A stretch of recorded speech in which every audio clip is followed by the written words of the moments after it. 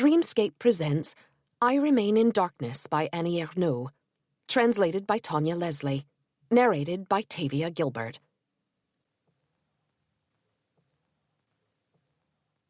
My mother began losing her memory and acting strangely 2 years after a serious road accident from which she had fully recovered. She was knocked down by a car that had run a red light. For several months, she was able to continue living on her own in the old people's residence of Yvetot, Normandy, where she was renting a small apartment. In summer 1983, in the grueling heat, she fainted and was taken to the hospital. It was discovered that she hadn't eaten or drunk anything for several days. Her refrigerator was empty except for a packet of cube sugar. Clearly, she could no longer be left on her own. I decided to let her come and stay with me in Cergy. I was convinced that the familiar surroundings and the company of my 2 teenage sons, Eric and David, whom she had helped me to bring up, would cause her symptoms to disappear, and that she would soon become the energetic, independent woman she had been for most of her life. This was not the case. Her lapses of memory got worse, and the doctor mentioned the possibility of Alzheimer's disease. She could no longer recognize the places or people she knew, like my children, my ex-husband, myself. She became a confused woman and would nervously roam the house, or would spend hours slumped on the stairs in the corridor. In February 1984, seeing her state of prostration and her refusal to eat anything, the doctor had her taken to Pontoise Hospital. She remained there for 2 months, then spent some time in a private nursing home before being sent back to Pontoise and placed in the long-term geriatric ward, where she died of heart failure in April 1986, aged 79. While she was still living with me, I began jotting down on small, undated scraps of paper the things she said or did that filled me with terror. I could not bear to see my own mother slip into such a state of decline. One day I dreamt that I screamed out at her in anger, "Stop being crazy!" Subsequently, when I got back from the hospital, I would feel this strong urge to write about her, the things she said and her body, which I was feeling closer to every day. I would write hastily, in the turmoil of my emotions, without thinking or trying to marshal my thoughts. Wherever I went, I was haunted by the sight of my mother in that place. Toward the end of 1985, I began writing the story of her life, with guilty feelings. I felt that I was projecting myself into a time when she would no longer be. Also, I was torn between my writing, which portrayed her as a young woman moving toward the world, and the reality of hospital visits, which reminded me of her inexorable decline. When my mother died, I tore up this first draft and started work on another book, a woman's story, which came out in 1988. While I was writing the book, I could not bring myself to read through the notes I had taken during my mother's illness. Somehow I felt I hadn't the right. I had committed to paper her last months and days, including the day preceding her death, without realizing it. This disregard for consequences, which may characterize all forms of writing, it certainly applies to mine, was horrifying. In a strange way, the diary of those hospital visits was leading me to my mother's death. For a long time, I believed that I would never have this text published, maybe because I wanted to offer only one image, one side of the truth portraying my mother and my relationship with her, a truth which I sought to convey in a woman's story. However, I have come round to thinking that the consistency and coherence achieved in any written work, even when its innermost contradictions are laid bare, must be questioned whenever possible. Publishing these pages gave me that opportunity. I have delivered these pages in their original form, echoing the bewilderment and distress that I experienced at the time.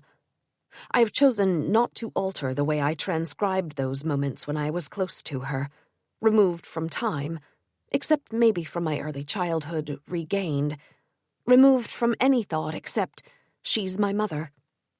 She had ceased to be the woman who had always ruled my life, and yet, despite her misshapen features, because of her voice, her mannerisms, and her laugh, she remained my mother, more so than ever.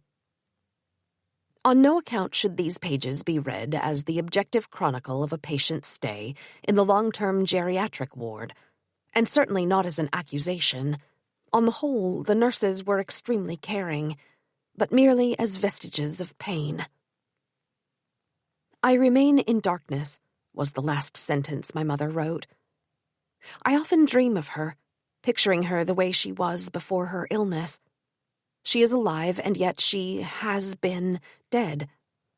When I wake up for a few moments, I am certain that she is still living out there under this dual identity, at once dead and alive, reminding me of those characters in Greek mythology whose souls have been ferried twice across the river Styx.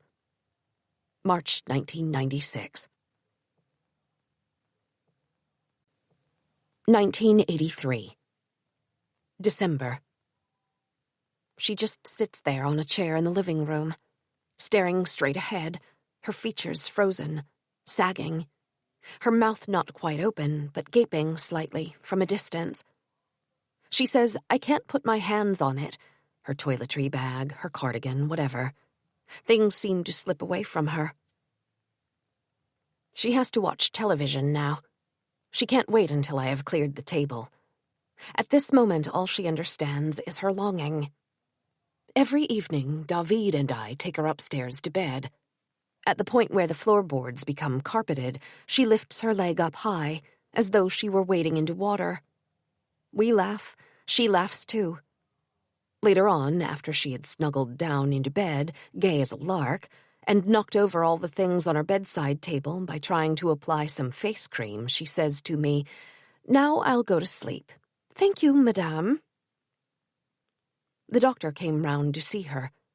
She wasn't able to say how old she was. She clearly recalled having had 2 children, 2 girls, she added. She'd slipped on 2 bras, one on top of the other.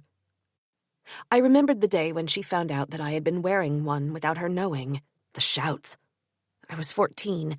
It was one morning in June. I was wearing a slip, washing my face. My stomach pains have started again. I no longer feel anger at her and her loss of memory. A wave of indifference. We went to the shopping mall. She wanted to get the most expensive handbag in La Bagagerie, black, made of leather. She kept saying, "I want the best one. It's my last handbag." After that, I drove her to the department store La Samaritaine. This time, it was a dress and a cardigan. She walks slowly. I need to help her along. She chuckles to herself. The salesgirls give us strange looks. They seem embarrassed. Not me. I stare at them defiantly. She asked Philippe anxiously, "Who are you to my daughter?" He snorts, "I'm her husband." She laughs. 1984. January. Invariably, she mistakes my study for her bedroom. She opens the study door just a crack, realizes it's the wrong room, and gently closes the door. I see the latch spring up as if there were no one on the other side. Mounting panic. In 1 hour, the same thing will happen again. She has no idea where she is. She hides her soiled underwear beneath her pillow. Last night I thought of the blood-stained panties she would stuff at the bottom of the dirty laundry pile in the attic, leaving them there until washing day. I must have been 7 years old. I would stare at them, fascinated. Now they are filled with shit. Tonight I was marking essays. Her voice rang out from the adjoining living room, loud and clear, like an actor on stage. She was speaking to an imaginary child. "It's getting late, sweetie. You better run off home." She was in a merry frame of mind, giggling away to herself. I put my hands over my ears. I felt that I was losing touch with humanity. We are not on stage. This is my mother talking to herself. I came across a letter she had begun writing. "Dear Paulette, I remain in darkness." She can't write any more now. The words seem to belong to another woman. That was 1 month ago. February. At mealtimes, her conversation suggests she's employed on a farm where my sons are hired workers, and I'm the manager. She won't eat anything except cream cheese and sweet foods. My niece Isabel came to have lunch last Sunday. She burst into laughter every time my mother made some incongruous remark. Only we have the right to laugh at my mother's insanity. We being myself and the boys, not her. Not outside people. Eric and David say Granny's really too much, as if she were still extraordinary in her condition.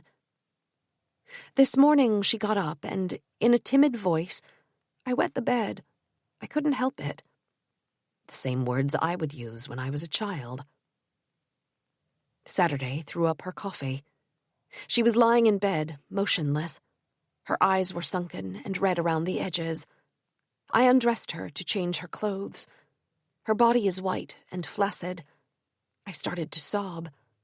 Because of time passing, because of the past, and because the body which I see is also mine. I don't want her to die. I'd rather she were crazy. Monday, the 25th. We waited in the emergency room for 2 hours with my mother lying on a stretcher. She wet herself. A young man had tried to commit suicide by taking pills. We went into the examination room, and they laid my mother down on a table. The intern rolled up her chemise to reveal her stomach, the thighs, the white vagina, a few stretch marks. Suddenly I felt I was the one who was being exposed in public. I thought back to the cat who had died when I was 15. She had urinated on my pillow before dying, and the blood and bodily fluids I had lost just before my abortion 20 years ago. March, Thursday the 15th. In the corridor of the hospital, or rather I should say the nursing home attached to the hospital, second floor, I suddenly hear, Annie! She's calling my name. She has been moved to a different room. How could she have made out my figure from a distance she can barely see, because of her cataract? As I walk into the room, she says, I'm saved. She probably means, now that you're here. She tells me a whole bunch of stories, giving me all the details, the work she is forced to do without being paid, without being given anything to drink. A lurid imagination. At least now she always recognizes me, which wasn't the case when she was staying at home. Saturday the 17th. Greets me frostily, scowls. I don't enjoy your visits. How can you behave like that? Aren't you ashamed? I'm stunned. I have just spent all night with A making love. How could she know? Once again, that sinking feeling, that childhood belief that her eagle eye can see everything like God in Cain's grave. She adds, I don't believe it. You must have been drugged. Later on, well, seems to me the world is going crazy. I laugh, slightly relieved. No woman will ever be this close to me. It's like she's inside me. Sunday the 18th. 7 o'clock in the evening. She was already asleep. I woke her up. She thinks that the woman sharing her room is a little boy who was drowned in a water tank. The gendarme just sat there on a bench. They made no attempt to save him. Suddenly, she remarks, So the wedding's in a fortnight, right? Ironically, I'm seeing my lawyer tomorrow to file divorce proceedings. Tuesday, the 28th. Her gnarled hands. The forefinger sticks out at the knuckle. It resembles a bird's claw. She crosses her fingers, rubs them together. I can't take my eyes off her hands. Without a word, she takes leave of me to go and have dinner.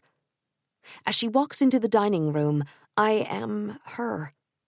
Such pain to see her life end this way. April, Wednesday the 4th. I have settled in her armchair. She is sitting on a chair. A chilling impression of dual personality. I am both myself and her. She has filled her pockets with bread. Her long-standing obsession with food, her fear of being deprived, of going hungry. She used to store sugar lumps in her pockets and handbag. She complains that there is no one to talk to, that men are interested only in chasing women. things that have haunted her all her life. Sunday, the 8th. Last Friday, I was interviewed on the television show Apostrophe. Today, she was in a different room with two bedridden ladies, both silent. She had been tied to her armchair. Her eyes were hurting, and she kept applying saliva to her eyelids. She told me that there had been a hold-up that night, but they spared our lives. That's all that matters. I untied her to walk her along the corridor and show the nurse her eyes. I so hate seeing her naked flesh when I lift her up, and the hospital gown parts at the back. In the corridor, through a half-open door, I glimpsed a woman with her legs in the air. In the next bed, another woman was moaning, just like one does during orgasm. Tonight, everything was surreal, and the sun was beating down. Saturday, the 14th. She is eating the strawberry tart I have brought her, picking the fruit out from the custard. They have no regard for me here. They make me work like a slave. We're not even fed properly. Her perennial obsessions, her fear of poverty, which I have long forgotten. Opposite us, an emaciated woman, a phantom from Buchenwald, is sitting on her bed, her back straight, a fearful expression in her eyes. She lifts up her chemise, and you can see the diaper sheathing her vagina. Such scenes inspire horror on television. Here it's different. There is no horror. These are women. Easter Sunday. When I get there, she is lying in bed. I shave her face. The two other women remain silent. The place reeks of urine and shit. It's very warm. I can hear shouts from the adjoining room. It's Madame Plessier, who used to share my mother's room at the hospital. Then suddenly you realize it's Easter. Cars are zooming along the highway, heading back home after a sunny weekend. The woman closest to my mother is lying on her bed, with one hand resting on her belly. It's beyond sadness. Thursday, the 26th. Painful moments. She thinks that I have come to take her away and that she is going to leave this place. She is bitterly disappointed. She can't swallow anything. I am overcome with remorse. Yet occasionally I feel serene. She's my mother, and somehow she's not quite my mother anymore. Heard the stand-up comedian Zook, you have to wait until people die to make sure they have lost their hold over you. Sunday, the 29th. I shave her face and cut her fingernails. Her hands were dirty. She's perfectly lucid. I'll stay here until I die. And then, I did everything I could to make you happy, but you weren't any happier for it. May, Tuesday, the 8th. My mother was lying on the bed, a tiny figure, her head thrown back like on the Sunday afternoons of my childhood. Did I really hate that? Her legs up in the air. Did I hate that too? She was wearing a diaper. Ashamed. I put it on to avoid making a mess. Angry, too, with no regard for the Christian virtues she once praised. To have worked all one's life and end up like this. Those mad, glassy eyes. The features are definitely hers. The nose and the lips with their pretty, even contours. My mind went back to May 8th, 1958, 26 years ago. I had gone into town in the pouring rain to meet Guy D. He never turned up. I was wearing a thick woolen coat and carrying a red umbrella. When I got into the elevator to leave, she was standing in front of it. When the doors snapped shut, she was still talking. An unbearable moment. Sunday, the 13th.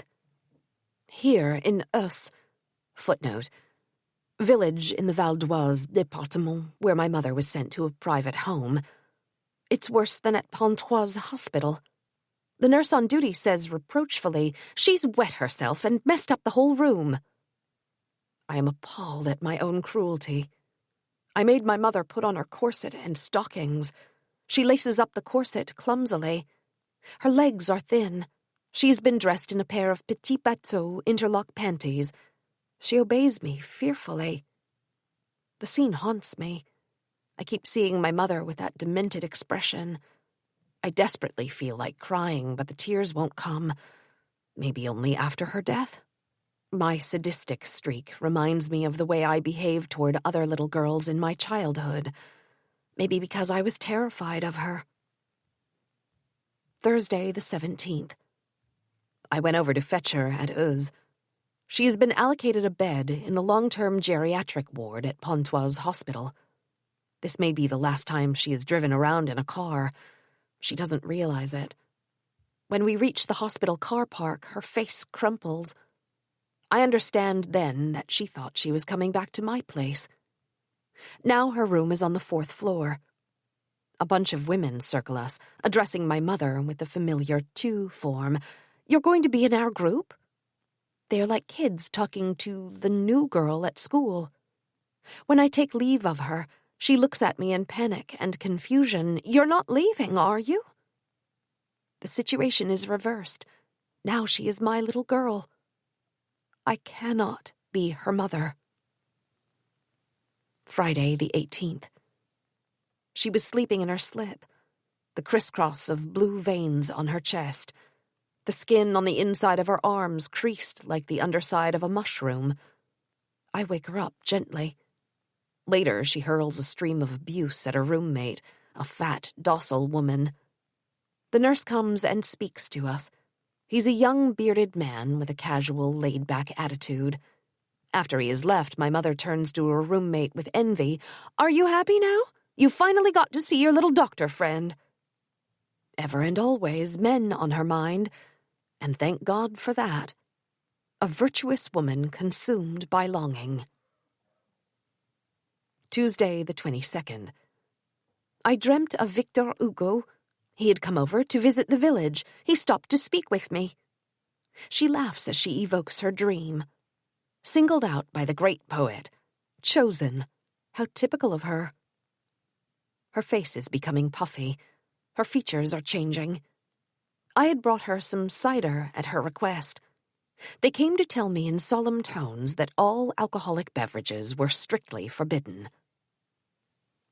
Friday, the 25th. Her second pair of glasses has gone missing. I ask her what she has done with them. She falls asleep. For the first time, I touch her like a child who is sleeping. Outdoors, the month of May. The May dew, which she would collect on a flannel and rub onto my face to soften my complexion. At my first communion, in May, she had taken the collection in a black suit, a wide-brimmed hat and high-heeled shoes with straps, a fine figure of a woman. She was 45 years old. I'm 1 year younger. She was sleeping with her eyes open, her alabaster legs uncovered, her vagina exposed.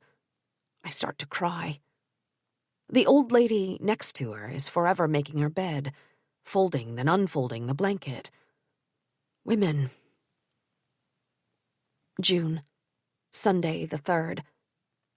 She is in the dining room, seated opposite another woman whom she is observing with a sinister smile, a cross between curiosity and sadism. When and where have I seen her smile that way? The woman's eyes are misty with tears. She seems mesmerized by my mother and her perverse, inquisitorial expression. Today all the women are crazy. The one now sharing my mother's room kept shouting, "Please give me some buttered bread." Another one was muttering to herself in the corridor. A frenzy of activity, strange and mysterious. Thursday, the 7th. Having to end my days here, every time I come. Still fiercely envious of my mother-in-law. If it had been Raymond's mother, she probably means Philippe, my husband. Sure they would have found room for her at home. The old lady sharing my mother's room terrifies me. As soon as I walked in, she screamed, "I want to go to the toilet." I took her to the bathroom. When she comes out, she starts shouting again, waving her diaper, and insists that I help her on with her panties. I do what she asks. She also needs to have her nose blown. My mother looks on and says, "She's impossible. She's had 3 children already." Friday, the 15th. When I arrived, she was sitting near the elevator, looking frantic. She spoke so quietly I could barely hear her. In the corridor leading to her room, she walked with hunched shoulders. She crumbled her cookie onto the floor. I feel like crying when I see how badly she needs my love, because I cannot satisfy her demand. I loved her so desperately as a child. I think of how badly I want A to love me now, just when he is drifting away from me. When I take the elevator to go downstairs, I catch sight of her face, framed between the two doors that slam shut, seemingly blotting her out with a bang. The same visits over and over again. We sit facing each other, exchanging a few sentences in a semi-coherent way. I know all the other patients. One of them, a youngish woman with a proud bearing, constantly paces the corridor with quick, short steps. She reminds me of the broken clock in Ravel's opera, The Child and the Enchantments. Today I discovered that she has a husband, 60-something, with reddish eyes, dressed in a navy suit. A nurse yells into the phone, "Is anyone dying?" Saturday, the 23rd. In the hall downstairs, an old man in pajamas is always busy making phone calls. The other day, he showed me a piece of paper with a telephone number. I dialed it for him. It was the wrong number. He spends all day trying to get hold of someone, maybe one of his children or an organization, hoping every morning. The little old lady next to my mother had snot running onto her blouse.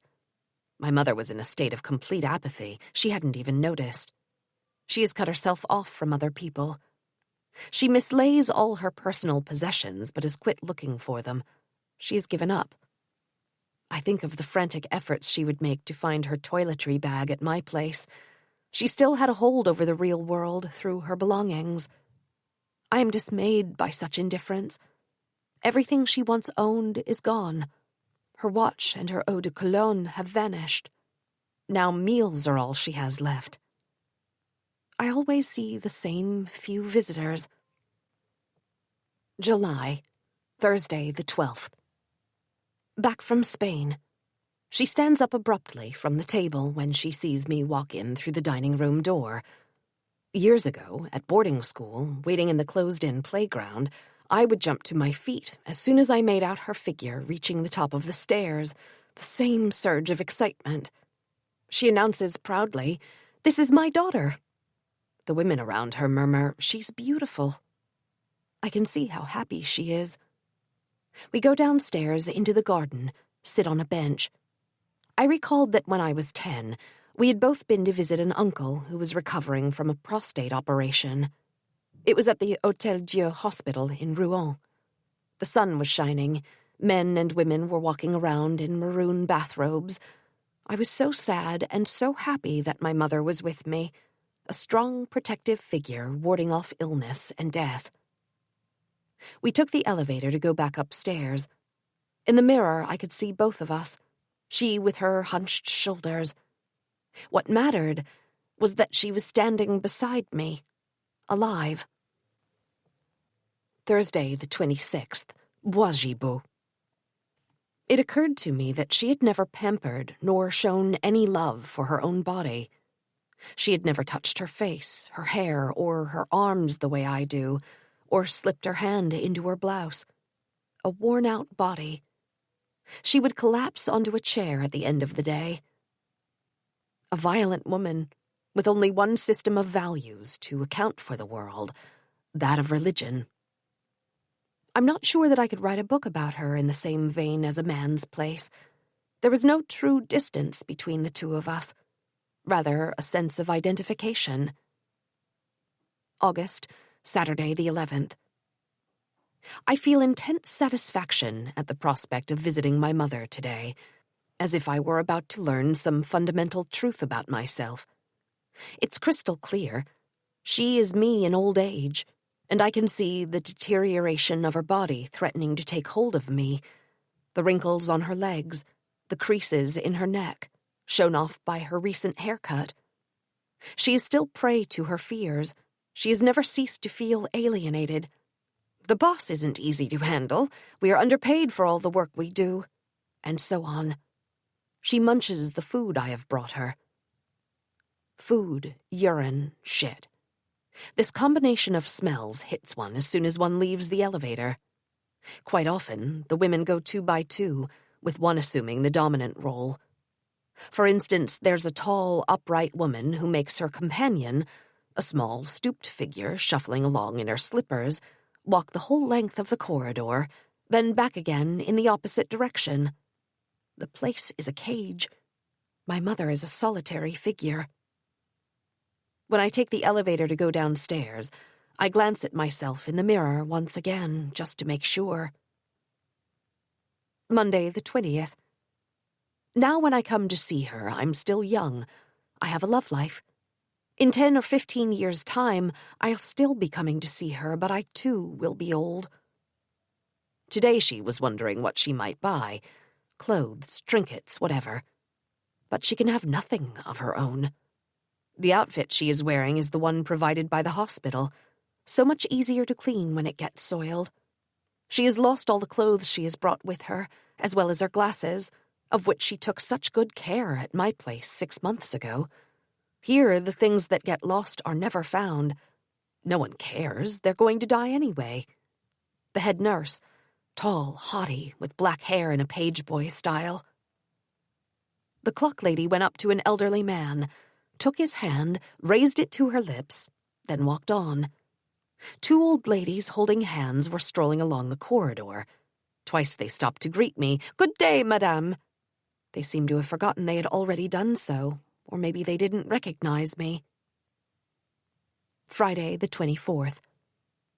I intend to give the clothes my mother left behind at home to Le Secours Catholique, a charitable organization, or to sell them at the flea market in Pontoise. Guilty feelings.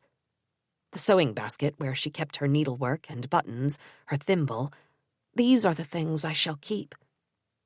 I must not give in to emotion as I write about her.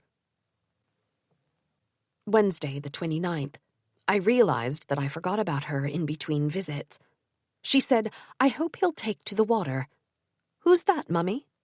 "The goldfish I hope to have one day." Later on, she remarked, "I'm afraid my condition may be irreversible." Her hands and body were cold as marble. And that crazy expression. September, Monday the 3rd. I read through Cleaned Out, which is shortly coming out in paperback. At the end of the book, a portrait of her by me, aged 5. In those days, I used to call her Cubby. Wednesday the 5th. Indoors, the same warm temperature all year round. There are no more seasons. All the women in their striped or flowered aprons are metamorphosed into maids. One of them, a tall, imposing figure with a queenly bearing and a shawl, reminded me of Proust's Françoise. My mother inquires, "Don't you get bored at home?" When she talks about me, she really means herself. God, she must be so bored. Or has the word lost all significance for her? What does she actually remember about her life? What does life mean to her now? Tuesday the 11th. I dreamt of her. She had wet her panties. The first time it happened in real life, it was a tremendous shock. Every time I visit her, her face needs shaving. At the fete of the Communist Party, I was standing next to a transsexual with bluish skin. Subconsciously, I thought of my mother. Today, she couldn't understand any of my questions. "Are you getting enough sleep?" Yes, it's perfectly clean." Giving a detailed account of everything she has done that day. I went shopping downtown, the streets were crowded, and so on, as though she were leading a normal existence. Such a vivid imagination to make up for her condition. Before I left, she snapped, "It'll be ages before I get to leave this fucking place." Monday the 17th. Shaving her face, cold but alive, and seeing her blank expression, I wondered, where are the eyes of my childhood? Those fearful eyes she had 30 years ago. The eyes that made me. When I entered the dining room, she was feverishly wiping the table with the palm of her hand. In her flowered apron, she looks like Lucie, the woman who came to clean for us in Lillebonne and who had lost all her teeth. My mother, too, has lost all her teeth. Her dentures have gone missing. In the mail this week, there was a letter addressed to my mother. France Million, when luck comes your way. Beside a photograph of Anne-Marie Pesson, all smiles, you could read, "Is Madame Blanche Duchesne the lucky person to whom Anne-Marie Pesson will hand over a 250,000-franc check?" At the bottom of the page, there was a facsimile of a check made out to my mother, and the words, "The exceptional digital portrait of Madame Blanche Duchesne, a portrait that comes to life when seen from a distance of 1 meter." At that distance, one could make out the contours of a young face with pouting lips. My mother's name was mentioned dozens of times to convince her that she had been chosen, that she would be the winner if she replied before October 5th. Assholes. Someone should grab Anne-Marie Pesson by the scruff of her neck and drag her to the geriatric unit of Pontoise Hospital. Sunday, the 23rd. On the train a few days ago, a nun with shiny, bulging eyes was staring at the other passengers. The face of the Inquisition. I thought about my mother uneasily. The nurse told me that she was always talking about me, and only about me. Guilty feelings. I have also noticed that she often thinks she is me. I was born because my sister died. I replaced her. Therefore, I have no real self. Saturday, the 29th.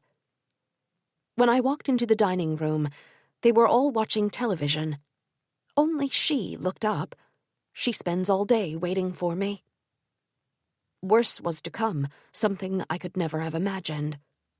I opened the drawer of her bedside table to make sure she still had some biscuits. I saw what I believed to be a cookie and took it. It was a human turd. I slammed the drawer shut in utter confusion.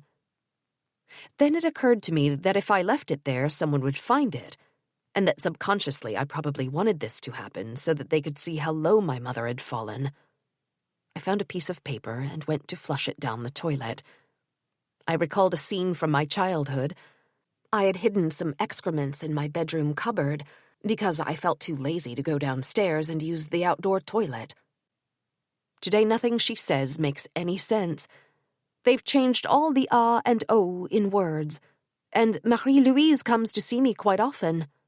Marie-Louise, her sister, has been dead for 20 years. October, Sunday the 7th. Now I come and see her on Sundays. The television is broadcasting Jacques Martin's show L'École des Fans.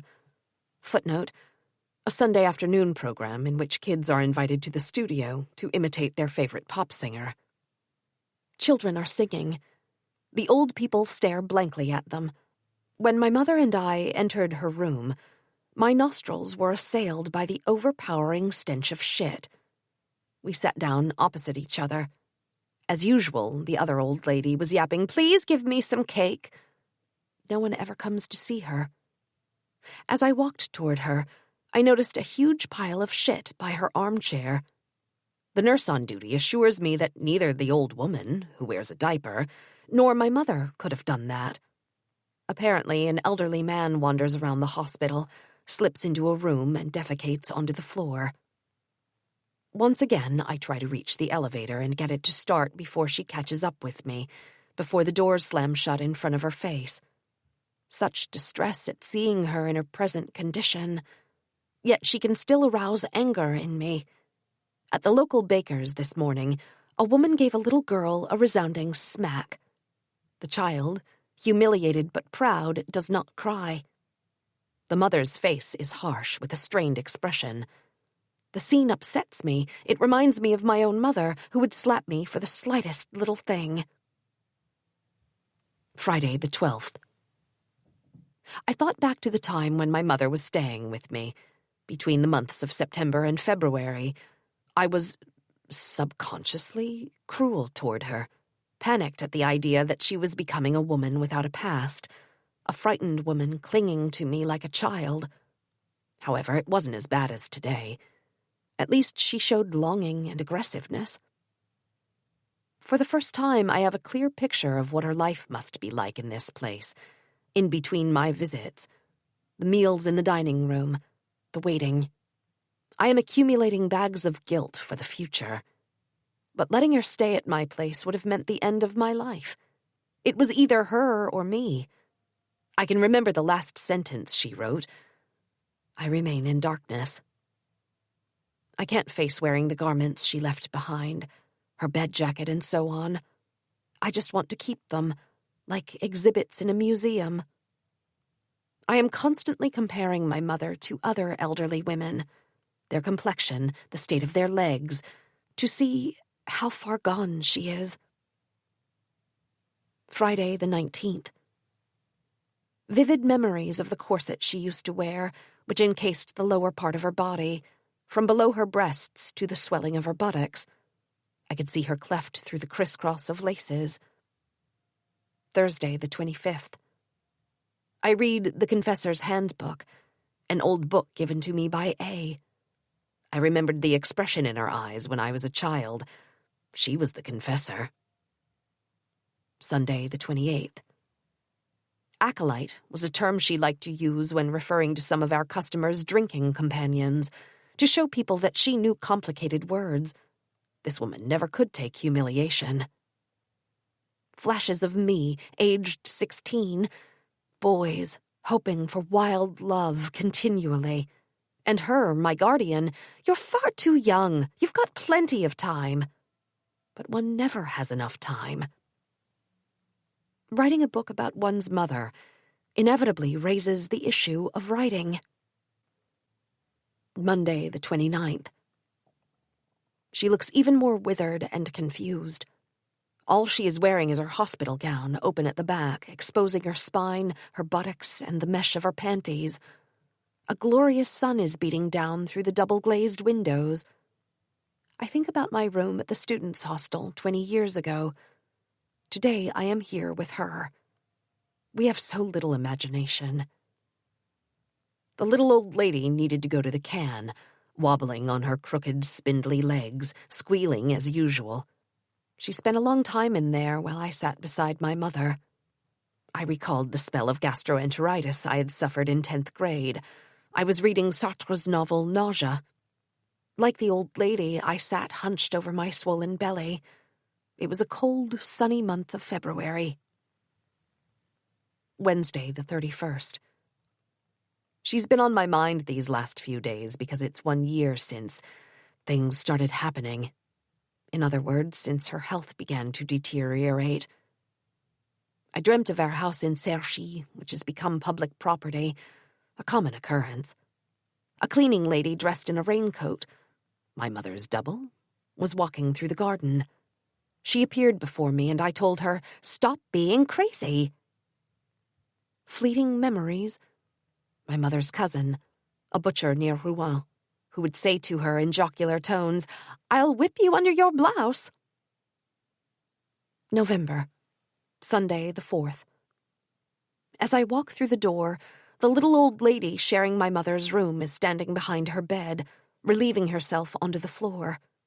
Then she bursts into tears. "I've wet my panties." In the dining room, one of the women is always singing, describing what she does in the third-person singular. "She's putting away the laundry, la la la."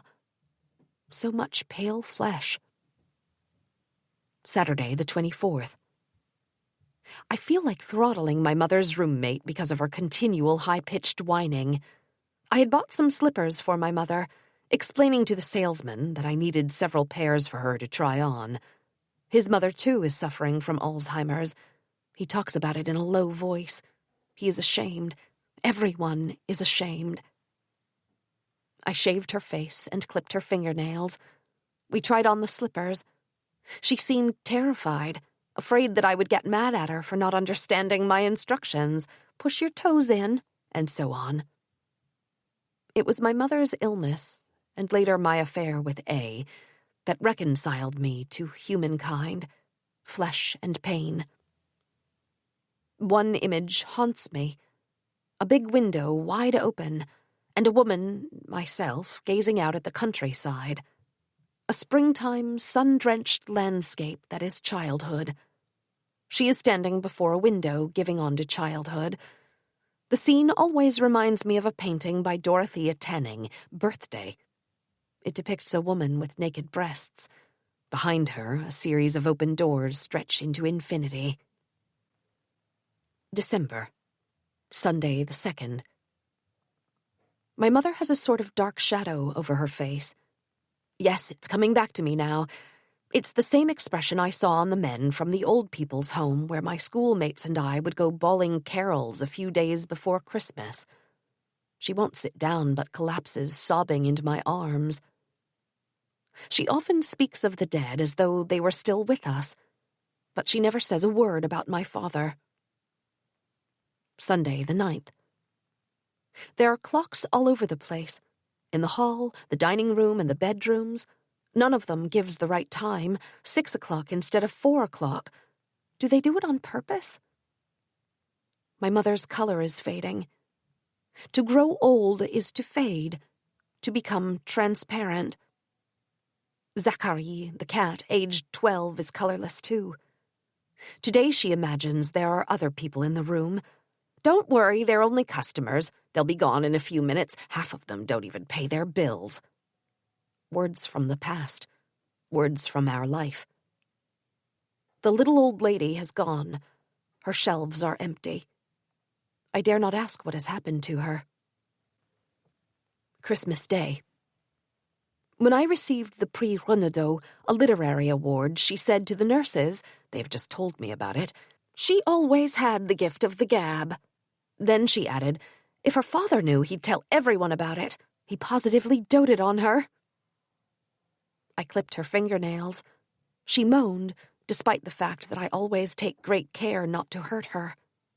I can feel the sadistic streak in me, echoing her behavior toward me a long time ago. She still loathes me. I remember she used to say, I never asked anyone for anything in life. Monday the 31st. She remarked, they haven't said anything about discharging me. I wonder if I shall ever leave this place. Maybe I'll stay here? She paused and didn't say, until I die. But that was the meaning. It breaks my heart. She is alive. She still has desires, plans for the future. All she wants is to live. I too need her to be alive. At one point, Claude never goes to see his mother. She doesn't live far, though. She's only at Sainte-Marie. After a short pause, she reflects, she must be out of her mind. The equation fills me with guilt. Claude equals me. Claude, Marie-Louise's only son, both alcoholic, both dead. This morning I read an article on motherhood and infertility in the newspaper Le Monde. The maternal instinct is tantamount to a death wish. 1985. January, Sunday the 6th. On New Year's Day, my mother and the other patients had been dressed in their former clothes, a skirt and blouse. They were given a glass of champagne, a parody of real life. Just imagine that morning. The nurses whipping out slips and dresses from drawers and clothing the weary bodies, shouting, Happy New Year, let's celebrate, come on, Granny. All day long they pretended to be having fun. The women seemed to be vaguely waiting. There's nothing to wait for. Come evening, off go the skirt and blouse. Like when you're a child and you dress up in costume to go to a make-believe party. Here it's all in the past. There are no more real parties to look forward to. She used to say, you must fight to survive. And also, if you're not strong, then you've got to be smart. Everything in life was seen as a struggle. I speak of her in the past tense. Yet the woman who stands before me today is the same one I knew in the past. That's what is so terrible. Saturday the 19th. All her energy is channeled into eating. Passionately, voraciously. In early January, I had that dream in which I am lying in a stream, caught between two currents, with long tapering plants floating beneath me. My loins are white. I have the impression that they are also my mother's. It's the same body. Shall I ever dare to analyze that? "Who's that singing?" one of the women asks time and again. Yet she probably hears her every day. Only one of them sings. Always the same one, singing away her life. February. Friday the 1st. As I enter the department store Les Galeries Lafayette, I catch sight of a woman talking to herself, maybe asking me for something. I hurry past, but glance at her. She glances back. Blue-gray eyes. Afterward, I think, that's my mother. That's the way she used to look at me before. Stirrings of guilt. Saturday the 2nd. It's 1 year, day for day, since I met A, and I find my mother tied to her armchair. "I thought you'd never come." I untie her. We walk up and down the corridor. I tie her up again before leaving. We have no alternative. The nurses insist. Just like I used to strap my kids into the stroller. One of her favorite sentences, "After all, you only live once." To eat, to laugh, to buy things. And to me, you expect too much from life. Saturday the 16th. She was at the far end of the corridor, feeling the rail running along the wall, unaware of my presence. Later, in the bedroom, she searches through her neighbor's belongings. Yet another woman, the 4th since she was moved here. The bathroom floor is sticky with dried urine. Urine is everywhere. Impossible to get rid of that sweet, cloying smell. Before leaving, I take her back to the dining room. I was about to write refectory, like at boarding school. A nurse with a cheery smile hands her a sweet. "Go on, have one. It'll give you something to do." Sheer compassion. Museum of Fine Arts, Lille, a few days ago. A contemplative atmosphere, empty rooms guarded by an attendant. We tend to think of attendants as crazy people. They spend all day cooped up there on their own with no one to talk to. Saw Time and the Old Women by Goya. But that's definitely not my mother. Neither is the main character in Lollet Bellon's play Tender Relations, which I went to see the other night. My mother went through menopause the same year in which her own mother, my grandmother, died, 1 month or 2 weeks before that fearful Sunday, the Sunday when it happened, June 15th, 1952. Around June 25th, she gets back from the doctor's. My father alluded to a possible pregnancy, so maybe it's not the last time we're celebrating communion? But she knew. No, I've gotten the dates mixed up. It was in late May, after the renewal of the vows, that she went to see the doctor. So she had stopped menstruating for at least 2 months. She was 45 years old. What happened that Sunday occurred afterward, and may be ascribed to the fact that she had stopped having her period. I can still see my father's smile and contentment at the thought that my mother might be expecting. A huge disappointment, to be sure. In those days, people would talk about a change of life. They would say, "I'm through with that," or "That's all over now." It seemed that everything had come to an end. After my grandmother's death in July 1952, she invariably dressed in black or gray. It was only 18 years later, in Annecy, that she took to wearing colors again, red suits and so on. Saturday the 23rd. She has lost the lower half of her dentures. The nurse on duty remarks it doesn't matter, she only eats blended stuff. Today she was in high spirits. It's worse. We walked up and down the 2 corridors. In one of the rooms, an old lady was holding up her skirts. You could see the garter and stockings. Later on, when I walked past the same room, she was standing in profile. Her buttocks were all shriveled. Another old lady called me over and asked me to pick up her mentholated drops, which she had scattered all over the floor. March, Saturday the 2nd. The elevator door slides open. She is standing right in front next to an old lady. They are all the same, forever seeking out each other's company. In such circumstances, how could she possibly find her dentures? Every time I leave the hospital, I need to listen to music at full blast as I drive along the highway. Today, amid exhilaration and despair, I chose Léo Ferré's hit C'est Extra. I need to feel sexy because of my mother's body and her life in the hospital. She would often say, "Caught you," doing this or that, watching me all the time. Sunday the 24th, Paris Book Fair. I went to see her before going up to Paris. I feel absolutely nothing when I am with her. As soon as the elevator door snaps shut, I want to cry. Her skin is getting more and more cracked. It badly needs cream. Now she has lost the upper half of her dentures. Without her teeth, she looks like the elderly nurse from the old people's home in Yvetot, old Father Roy in his blue coat. So weak she can hardly walk. Yet she still shows an interest in my clothes. She always feels the fabric. It's lovely. Pointing to my black swallowtail coat. "When you're through with it, have a thought for me." Words she used to say. Words from the past. Sunday the 31st. She loves and hates the same way as before, fiercely. Has made friends and enemies. All the patients here recreate a civilized world. A woman is seated at the entrance, greeting people who go by with a chirpy "good day," as though she were sitting on her doorstep in the street. Another old lady says to my mother, "You're far prettier than me. You've got youth on your side." April, Monday the 15th.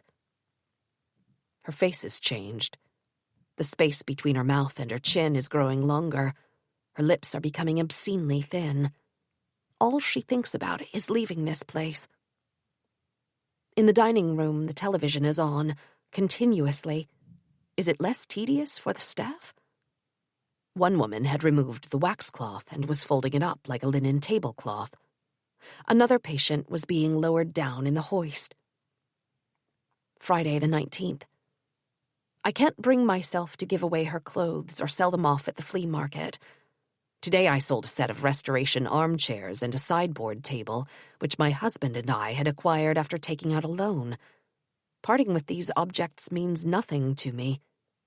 Like my mother, I am letting go of things. The people who bought this antique furniture are young executives, like we were at the time. Sunday the 21st. Confined to her wheelchair once more. She vainly tries to eat her dessert, an apricot mousse. Her hand can't find her mouth. Her tongue keeps darting toward the inaccessible treat. I fed it to her like I used to feed my own children. I think she realized this. Her fingers are stiff. Are they over-prescribing Haldol? She began tearing up the cake box, trying to eat the cardboard. She tore up everything. Her napkin, a slip, struggling to twist things, oblivious of her own strength. I look at her sagging chin, her gaping mouth. I have never felt so guilty. I felt that I was the one to have induced her present condition. Saturday, the 27th. She is looking much better, although she can walk only short distances. She doesn't need any help with her cake. Afterward, she wants to wash her hands. I take her to the bathroom. I might as well use the toilet, too. She has difficulty removing the stretch panties, encumbered by diapers. They put on too many of them. I help to take off her panties and to put them back on. A child, period. She says, "You'll have to bring some old rags for me to wipe my bottom with." Adds, "I went to see Dad's grave, but I never made it. They were driving in the wrong direction." Naturally, she wants to live. She doesn't want to be reunited with him. There wasn't a speck of dust on his tombstone. It's a marble slab. Shouts from the adjoining rooms. An old man keeps repeating, "Hello, hello." It might well be the same guy who was always trying to call people from the phone in the hall downstairs. A woman gives a curious squawk, mimicking an exotic bird. "Taka-taka-ta!" Today it was like a concert. life fighting to go on, breathing more fiercely than usual. I remember the first days of my affair with A last year, when my mother's health began to slip. Back then, her face was not puffy like it is today. One evening I watched her fall asleep. It was early evening. The sun was still out. I cried, but somehow I felt I wasn't unhappy. May, Saturday the 4th. She hadn't been able to walk for days. I had a hard time lifting her out of the wheelchair. After that, she had no problems making her way along the corridor. Guilty feelings. She starts walking again as soon as I'm with her. I gave her some donuts and a bar of chocolate. She still snaps the pieces into two, so that they last longer, she would say. At one point, "How long will I be staying here? I'll be dead before then." Her neighbor, who is suffering from the same condition but in the early stages, walks around with her toiletry bag all day. She lays it down on her bedside table, carefully puts it away into a drawer, then takes it out again. That's exactly what my mother used to do at my place. Having something to connect one to the real world, something of one's own. When I was 12, I would spend hours lovingly admiring and touching a manicure set made of black patent leather. We had so few possessions. Every one of them was a dream. She never wanted me to spend the school holidays with friends of hers. Was she afraid they might find fault with me? Or might not like me? Or, this has never occurred to me before, might she have been jealous? I would be furiously jealous when she addressed my cousin Colette or my friend Nicole as my lollipop or my sweetie. Those girls weren't her daughters. She had no right to speak to them like that. It's almost 1 year since she lost her glasses. Saturday, the 18th. Today she was in a state of total apathy, refusing to see me. It was a lovely day. We went downstairs into the garden, with me clumsily pushing her wheelchair. I realize that I have come to accept her degradation and her new distorted features. I recollect that terrible moment when she began going downhill. She kept going round in circles, searching the house for imaginary objects. Later on, I was reminded of the tortoise we had in our garden at Annecy, who would scuttle along the gravel paths and barbed wire fence in early fall. It was then that she wrote, "I remain in darkness." Pentecost. As I park the car, I notice quite a few patients sitting outside in wheelchairs, and some other people whom I assume are visitors. I go upstairs. My mother is standing in the corridor. She recognizes me. I wheel her downstairs into the garden.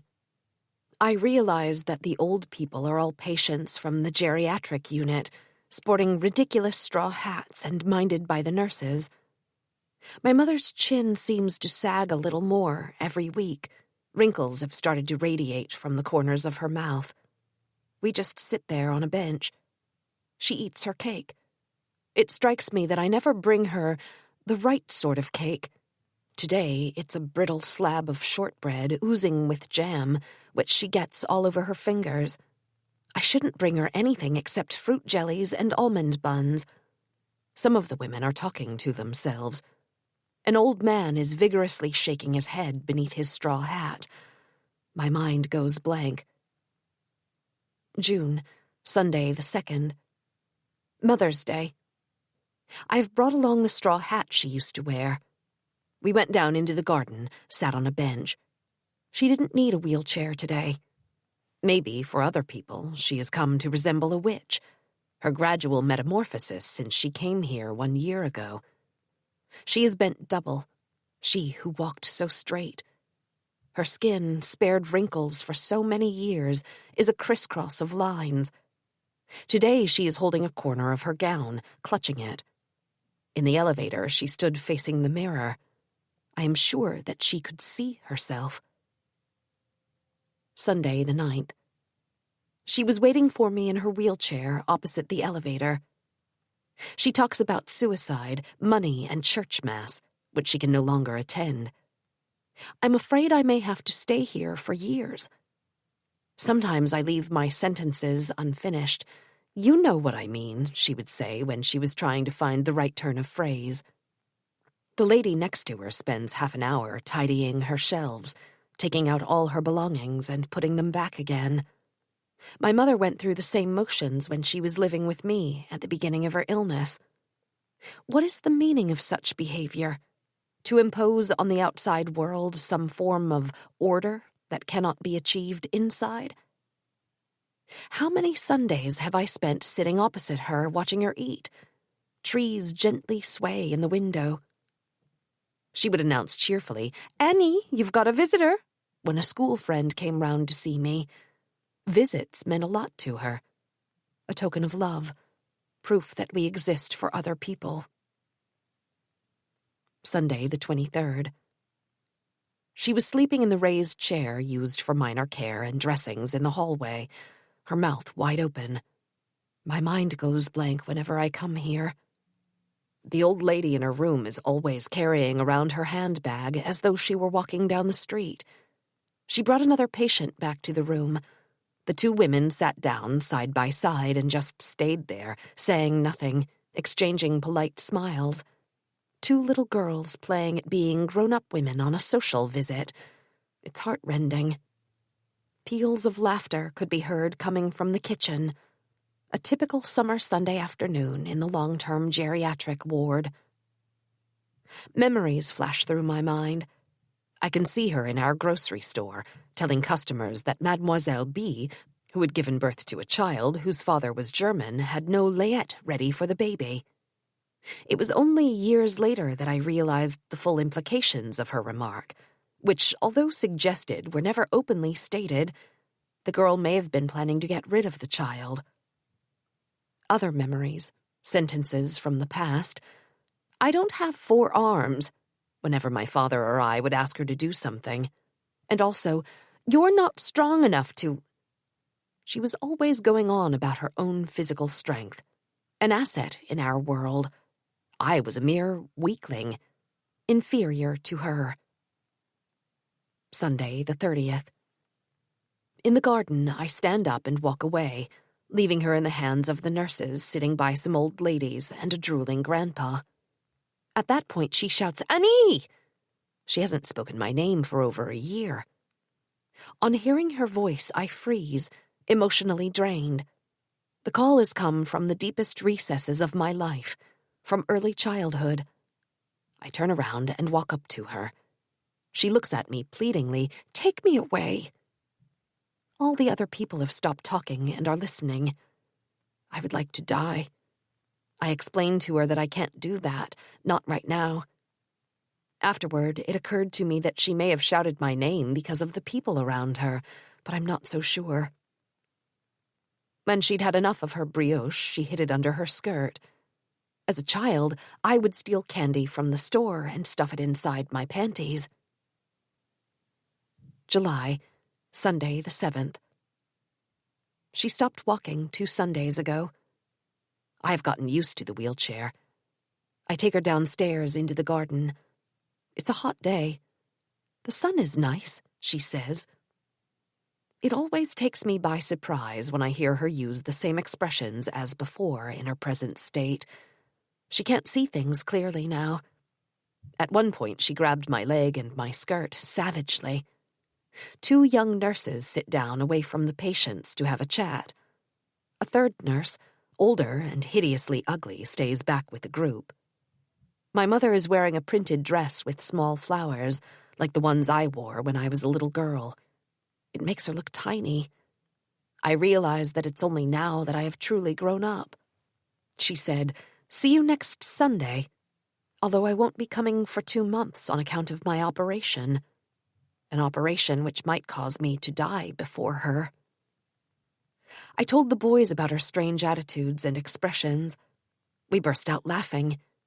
Pain cannot be kept intact. It needs to be processed, converted into humor. Today I was feeling guilty, yet again, so I tried to alleviate her condition by clipping her nails, which were filthy, and by washing her hands and shaving her face. I wonder if she's become incontinent now that she moves around in a wheelchair. I didn't dare ask her. August, Saturday the 17th. I haven't been back to see my mother, although I am perfectly able to walk with crutches. I won't go to this temple of old age, hobbling like an old lady. My mother, her energy, her constant anxiety, too. I feel the same tenseness, only in my writing. My father used to say of her admiringly, "You'll never have the last word with her." Monday, the 26th. I went over to see her with David, who is obviously very upset. The familiar smells, her bedroom with the chimney sweep from Annecy, the statuette of Sainte Therese, everything in its place. Such permanence almost brings me comfort. Seeing her, touching her, she's so different from what she used to be, and yet she's definitely herself. The dining room was full of old ladies, the same ones, rock music blaring from the television set. When I come here, I feel that I should be writing about these things instead. September, Thursday the 5th. Tomorrow it'll be 2 years since I collected my mother from the old people's home in Yvetot. I remember dropping by her flat in the Béguinage area, a woman to whom she proudly announced, "I'm going to stay with my daughter." Conversations in the car. Today I came to see her with Eric. She was in the hall downstairs, groping her way along a pipe running across the wall. I recognized her slippers. Her roommate was strutting around in the heat of a fur coat, dangling her handbag. She looked just like an old whore. Her fingernails are too long, and so is her hair, giving her an unkempt appearance. I don't have the energy to cut either. When I reflect on her gradual decline, I no longer feel anything, and I have almost given up wondering whether it is because of me. She had already started losing her faculties in 1982 before she came to my place, but I failed to give her the support she needed. She remained in darkness, alone. In Le Monde, Claude Serrault wrote, "One was worth 1,000,000. This was one of my mother's expressions, as was "one was worth 12." I hated these locutions, which I saw as old-fashioned. Showing consideration, choosing one's words so as not to hurt people's feelings, were alien to her. For me, she is the personification of time. She is also pushing me toward death. Saturday the 7th. I used to dress up wearing her clothes. I'll tell my mother. She was the avenger, the one who might pick a fight with the other girl's mother. I can remember the cup of tea at the dentist's surgery in Rouen.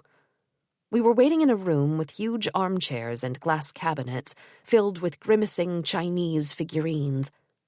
The waiting rooms of my childhood are strange, terrifying places where I am transported to the other world, the world of rich, important people, a window display that I am not allowed to touch. My mother was talking in a low voice. After an unusually painful visit, the dentist announced, "I think this calls for a cup of tea." I am amazed that such a vile beverage should be seen as a reward, and naturally expect my mother to reply, "She doesn't like tea." Instead, she says nothing and smiles. She knew that in high society, drinking tea was the thing to do. Friday the 13th. My mother has fractured her hip bone. Panic. Last night, seagulls were continually circling above the house. Then the terrible screech of a bird rang out, a barn owl or maybe a seagull.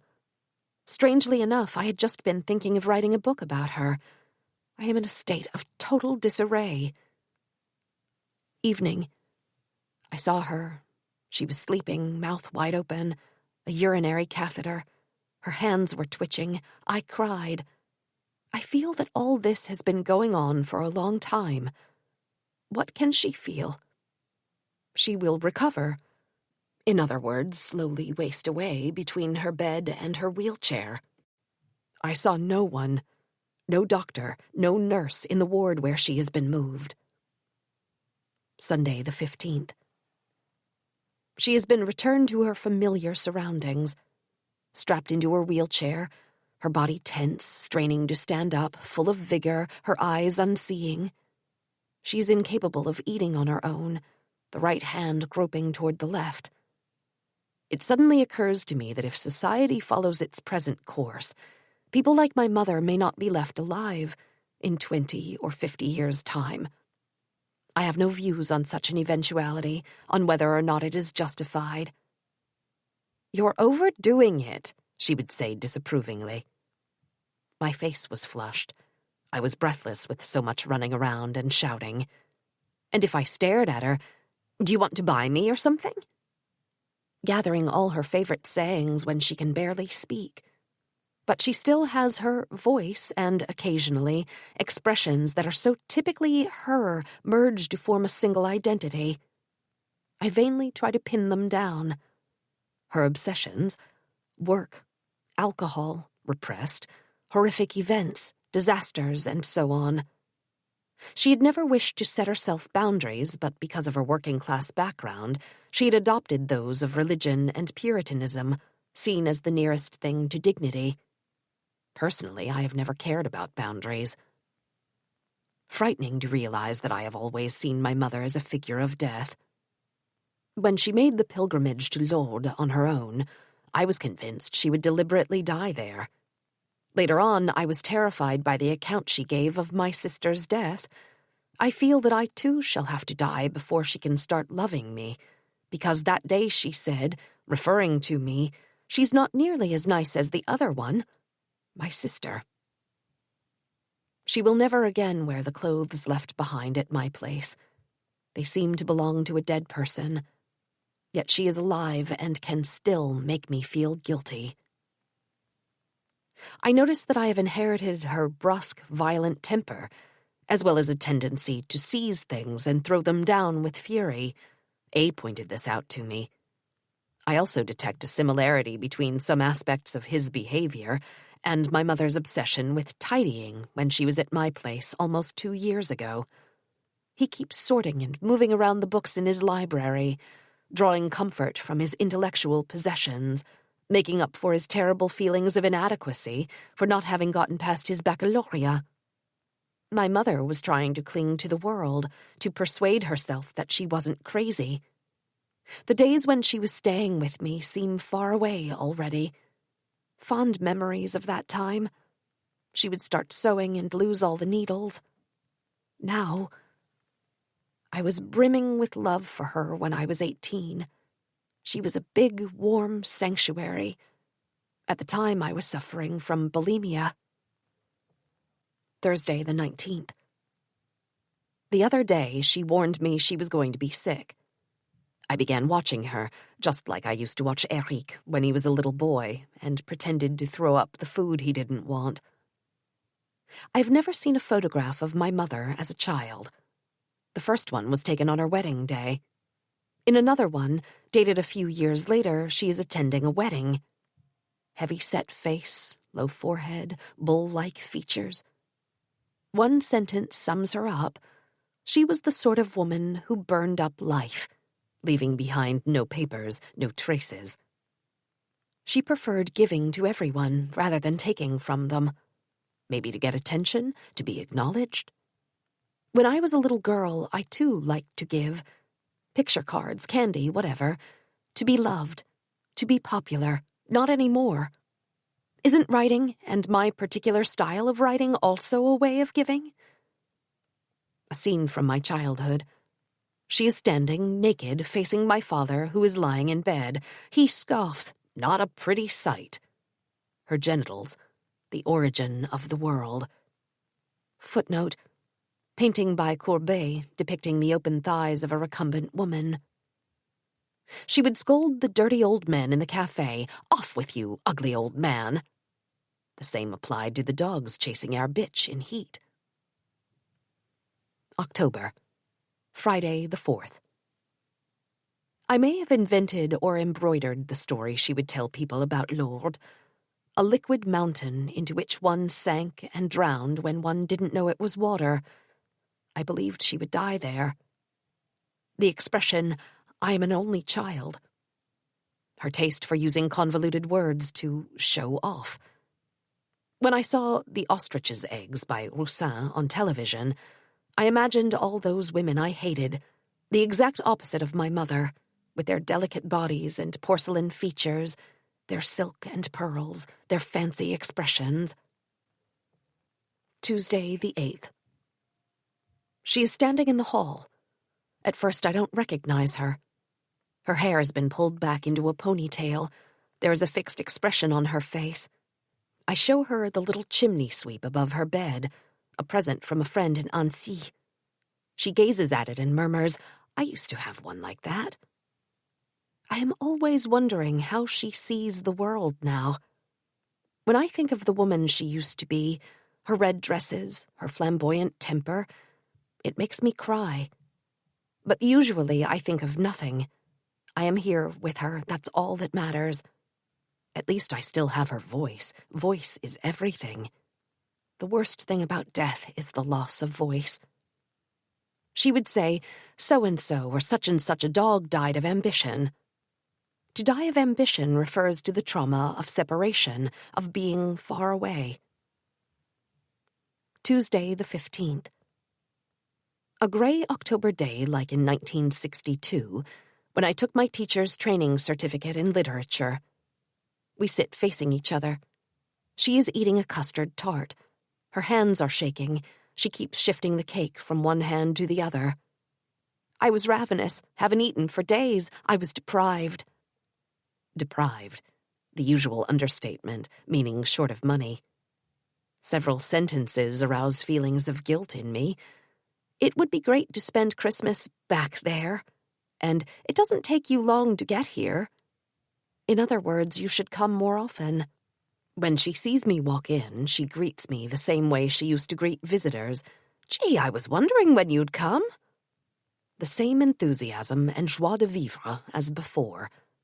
An old lady inquires anxiously of her, "You're not leaving, are you?" "No, I'm not leaving," she is quick to reply, to avoid upsetting her, if only slightly. Friday, the 18th. I gave a coin to the blind beggar on the market square like she used to. She would say, "She made that man stray from his duty," or "One must do one's duty in life." I shudder at hearing such things, and that word in particular, and have since adolescence. My fantastic vision of her, a glimpse of her white coat, her shopkeeper's coat hovering behind me. Monday, the 21st. With other people, she was always afraid to let silence set in, have a word or two for each customer. I have no idea what she thought of sex or how she made love. On the face of it, sex was the ultimate evil. In real life? Wednesday, the 23rd. Today she says to me, "I'm sure I'd be happier with you rather than outside of you." Her polite remarks said out of habit, "Wouldn't you like to sit down?" to one of the nurses who is standing nearby. I began reading a newspaper. Her hands reached out for the cake wrapping, and I gave it to her, like to a child. 1 minute later, I glanced up and saw that she was eating it. She wouldn't let me pull it away from her, fiercely clenching her fist. An agonizing reversal of roles between mother and child. November, Sunday the 3rd. The disheveled hair, the hands searching for each other, the right grasping the left like an unknown object. She can't find her own mouth. Every time she tries, the cake ends up to one side.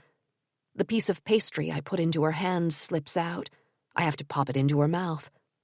I am dismayed at such degradation and bestiality. A glazed expression, the tongue and lips protruding, sucking like those of a newborn baby. I began combing her hair and then stopped because I didn't have an elastic band to tie it back. She said, "I like it when you do my hair." Everything was forgotten. With her hair combed and her face shaved, she became a human being. It gives her such pleasure when I brush her hair and arrange her clothes. I remembered that when I walked in, the woman next to my mother was stroking her neck and legs. Being alive is being caressed, being touched. Monday the 11th. She is in a state of extreme agitation. She keeps trying to wrench away the bar of her wheelchair. She clutches it and pulls with all her might, her body straining with the effort. This violence reminds me of the aggressiveness she showed toward everything around her, including me. Suddenly I hate her. Once again, she is the bad mother, brutal and inflexible. There's a suffocating smell of shit. I don't know when I'll be able to change her myself. I fed her small pieces of cake. She didn't even glance at me.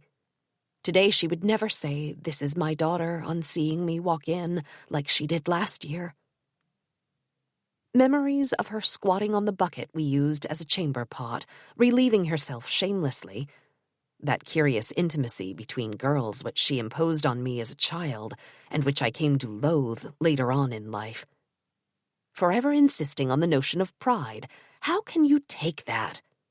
In other words, how can you accept being treated that way? By my husband. Wednesday the 13th. Yesterday in Ernaux, my aunt and cousin said, "You really take after your mother, don't you? You look just like your mother." Speaking of her, my aunt remarks, "She worked hard all her life. She would scrub the floors, saying to your father, 'Leave that, I'll do it.'" She always took such pride in her sheer physical strength and her contempt for ill health, which she dismissed as a failing. A working beast. I hated it when she said, "You're such a weakling." Sunday the 17th. My mother and the little old lady sharing her room were sitting side by side. A sweet picture illustrating a secret, magic bond between the two of them. A biblical scene basking in an extraordinary light, reminiscent of an Italian Renaissance painting. A moment of pure, indescribable bliss. My mother points to me and asks her companion, "Do you recognize her?" As usual, the other woman stammers. She hasn't said anything intelligible for months. It doesn't really matter whether or not they communicate by language. I sat down opposite them and fed my mother an eclair. The other woman didn't want any. Then a second one. From time to time, I nibbled a small piece. Sounds from the television filtered through, Viennese waltzes. I thought about all those Sunday afternoons spent in Ernaux. It's not just the notion of time passing. It's something else, something linked to death. Now I belong in a chain. My life is part of a process that will outlive me. I wipe her mouth with a face cloth. She looks at me and asks, "Are you happy?" I go to the bathroom. The floor is sticky with urine. I automatically associate it with that morning scene at A's place. I know absolutely nothing about her sex life. She used to say, "If people knew that, we'd be mortified." Sunday, the 24th. The way she sometimes looks me up and down, haughtily, as though I were a perfect stranger. She manages to eat the eclair on her own, getting it all over her fingers. Yet it's probably the pastry which she finds the easiest to eat. A song from the 60s on television, "Since you're getting married tomorrow," something like that. My life since those days. And my mother, who has been so much a part of my life, always. She smells bad. I can't change her. I sprinkle her with eau de cologne. December. Sunday the 1st. She couldn't find the way to her mouth. Her hand kept wandering off to the right. I helped her to eat her cake. When her fingers were empty, she continued to raise them to her lips. I wonder if a child does that. I can't remember. When I write down all these things, I scribble away as fast as I can, as if I felt guilty, without choosing my words. Today she was wearing an old flowered bathrobe with all the threads pulled out. For a split second, my mother appeared to me wearing the pelt of a wild beast. She has finished the fruit jellies. If I leave the box on her bedside table, she won't touch it or try to pick out one of the squares. Now all she wants is to grab things or tear them apart. The woman with glasses was in tears, sobbing, "I want to die." By her side, her husband, the one with reddish eyes, replied softly, "But you're making me die." He may be right. In one of the rooms, a woman was squawking like a duck being chased round a farmyard. Before leaving, I made her drink some water. She says, "You'll have your reward." The word kills me. Driving back home along the highway, I can still smell her eau de cologne on my fingers. Suddenly, for no particular reason, memories cross my mind. The Yvetot Fair and outings with her. Could it be the smell of her face powder? Now I often catch sight of that black shadow on her face. When I was a little girl, for me, she was a white shadow. How could I have forgotten that she used to call me her white doll up to the age of 16? All that I have standing between me and death is my demented mother. Sunday, the 8th. She turns to face me, her mouth wide open, her hair tied back, a flowered gown, and still that smell. I can't change her, and I dare not disturb the nurses and paramedics who are chatting in the office. I can hear them talking. One of them keeps saying, "That's the problem," and going through all that for nothing. I think she means saving money. She has trouble finding her mouth with the first cake. The second one she can eat on her own. So there is still room for improvement. The long-haired male nurse with liberal views, he calls himself an idealist, came to look at the beauty spot on her head at my request. It had been bleeding. Sunday, the 15th. She's in the dining room, in her wheelchair, the only woman to be turned toward the wall. The ceiling has been decked out with tinsel. She points to the decorations and says to me, "That's Annie's dress." I am always on her mind. The wallpaper here suddenly reminds me of the kind we had in the cafe at Yvetot before 1950. I feel that nothing has really changed since my early childhood, and that life is simply a series of scenes interspersed with songs. I settle in front of the television set with the rest of them. Behind my mother, an old lady is chuckling to herself. Another one, slightly less deranged, shouts out to her, "Quit laughing! You're crazy!"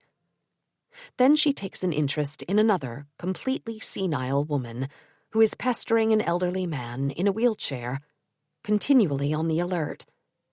By the window, I make out the old guy who was always trying to call people who never answered. Then I hear a deep voice belonging to a man. Which one? A wild voice coming from his guts.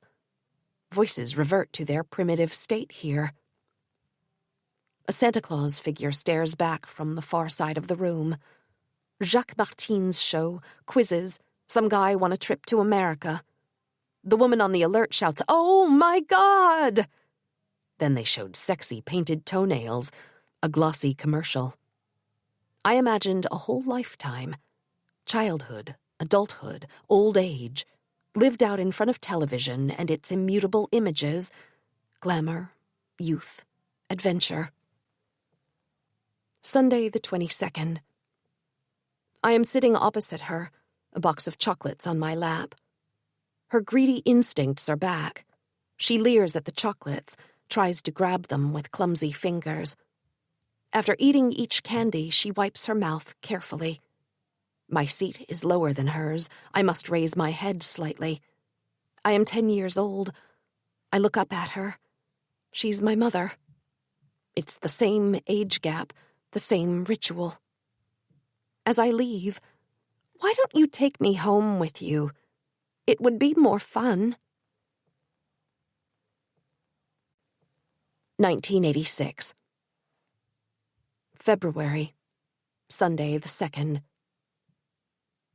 Since I decided to tell her story, I have been unable to write anything after returning from the hospital. Maybe now I don't need to. But it's mostly because I am caught up in her past, her history. However, I am seized with panic whenever I think of her. I am afraid she is going to die. Sometimes I even think of moving her back home. The same mad impulse which led me to take her to my place in 1970 and then in 1983, only to realize that living with her was impossible. Wednesday, the 12th. When I entered the room, she was hunched over her wheelchair, staring into space, with one hand stretched out in front of her. Reaching out, touching. So typical of her, that urge to carry on exploring the outside world. Today she could eat on her own with either hand. Gets thinner and thinner every day. Each time I visit her, I notice some small detail that upsets me and highlights the agony of the situation. Today it was those long brown socks they have to wear, the ones which reach up to their knees and which are always falling down because they are too baggy. I did a curious thing. Lifted her gown to see her naked thighs. They are painfully thin. As soon as she laughs, she's her usual self. It was a cold, sunny day. I can't get away from that landmark, the beginning of her illness. 2 years ago. Back then, she would go out walking with our dog, Maya, ask to see a lawyer, go upstairs to bed with the boys at night. Thursday, the 20th. I am finding it more and more difficult to cope. Because I am writing about my mother's childhood and adolescence, I can picture her in my mind, radiating energy, beauty, and warmth. And then I go and visit her, like today, and catch her in her sleep, mouth gaping, all skin and bone. I need to shout, "Mummy, it's me!" The two images are incompatible. In my writing, I am heading toward the moment when she will be confined to her wheelchair in her present state. Suppose she were no longer there. Suppose life were to outpace fiction. I don't know whether I am engaged in giving the kiss of life or the kiss of death. Cake day. "The Thursday ladies are here," chants one of the nurses. Cakes are handed round by volunteer workers, 2 for each patient. Now I remain calm when she spits out the pieces of custard tart that are too big for her. I cut them up into smaller pieces. Her skinny body scares me. Maybe they have lost patience trying to feed her. She says, "With you, I'm in safe hands." March, Sunday the 2nd. I have the impression that she has been the same for some time now, that her condition has remained stable. I am getting used to it. She can never find her mouth and is covered with bruises, probably because she rams into the bars across her bed. I think of the silly expressions we use for children, like, "You have a boo-boo?" or "Baby wants to go Betty buys?" Sunday the 16th. I hand her an almond bun. She can't eat it on her own. Her lips suck wildly at thin air. Right now, I would like her to be dead and free of such degradation. Her body stiffens. She strains to stand up, and a foul stench fills the atmosphere. She has just relieved herself like a newborn baby after being fed. Such horror and helplessness. Her right fist is clenched, her fingers digging deep into me. She also possesses the strength of a newborn baby. Easter Sunday. It's her 3rd Easter in this place. When I arrive, I always have trouble recognizing her, because her face never looks the same. Today her mouth is twisted to the right. I have brought her a chocolate hen.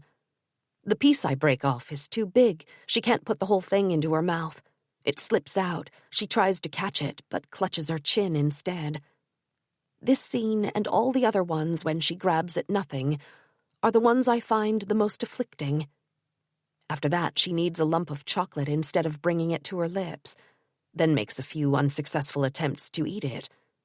By now, she is smothered in chocolate. At this point, everything gets out of hand. Horror has ceased to matter. It has even become necessary. Go on, spread it all over yourself. Make a real mess of it. I can feel anger swelling up inside me. Anger that comes straight from my childhood. An impulse to break everything, dirty everything, and roll in the mud. Now this rage is directed against her.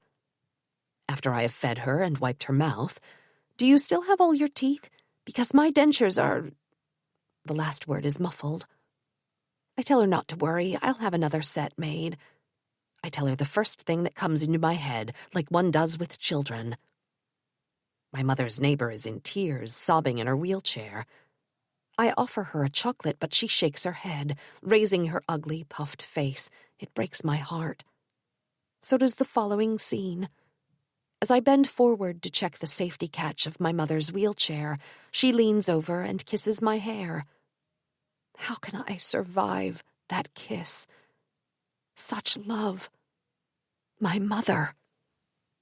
My mother. April, Sunday the 6th. Her face exudes sweetness. There is no sign of the contracted jaws and haunted expression she's had in recent weeks. She had been dressed in long woolen socks that came up to her thighs. She raised her gown. Her groin was covered in mercurochrome, probably because, steeped in urine, the skin had become inflamed. Now she has caught up with the woman I saw here at Easter 2 years ago, who exposed her vagina shamelessly. Monday the 7th. She is dead. I am overcome with grief. I haven't stopped crying since this morning. I don't grasp what's going on. That's it. Yes, time has stopped. One just can't imagine the pain. I long to see her again. This moment was something I had never imagined or foreseen. I preferred it when she was crazy. I want to throw up. My head is aching. I had all that time to get closer to her, and I didn't make the most of it. Not to have realized yesterday that I might be seeing her for the last time. The bunch of forsythia I brought her yesterday was still on the table in a jam jar. I had also brought her a bar of chocolate flavored with forest fruits, and she had eaten the whole thing. I had shaved her face and sprinkled her body with eau de cologne. Now it's all over. She was life itself. She would stretch out her hands to seize life. She looks like a sad little doll. I gave the nurse the nightgown she wanted to be buried in, white cotton edged with lace. They won't let one do anything. I wanted to slip it on her myself. I shall never hear the sound of her voice again. I can't remember any of the words she said yesterday. Yes, I can. She said to some visitors, "Take a seat, make yourself comfortable," something like that. Tuesday the 8th. A new day, one which will never dawn for her. She was life. Nothing but life, and violence, too. The weather is gray. I think of that new town that she never liked, where she died. Shall I ever recover from such pain? Everything I do reminds me of her. Maybe I could consume my grief and wear it out by telling her story. I can't look at my notes, it's too painful. What I find most distressing is the gulf separating her 2.5 years of decline, when she had grown so close to me from her death. She'd become a child again, one who would never grow up. Every time I went there, I wanted to feed her, clip her fingernails and comb her hair. Her clean, soft hair on Easter Sunday. One can't imagine that it will all be over one day. Even today, it's not over yet. Tomorrow I might throw a flower into her coffin or place a rosary between her hands, but no written text, no way. I shudder at the thought of a book about her. Literature is so powerless. I remembered Le Louvre, that bleak district that she never took to, the Paris region where she led an unhappy life.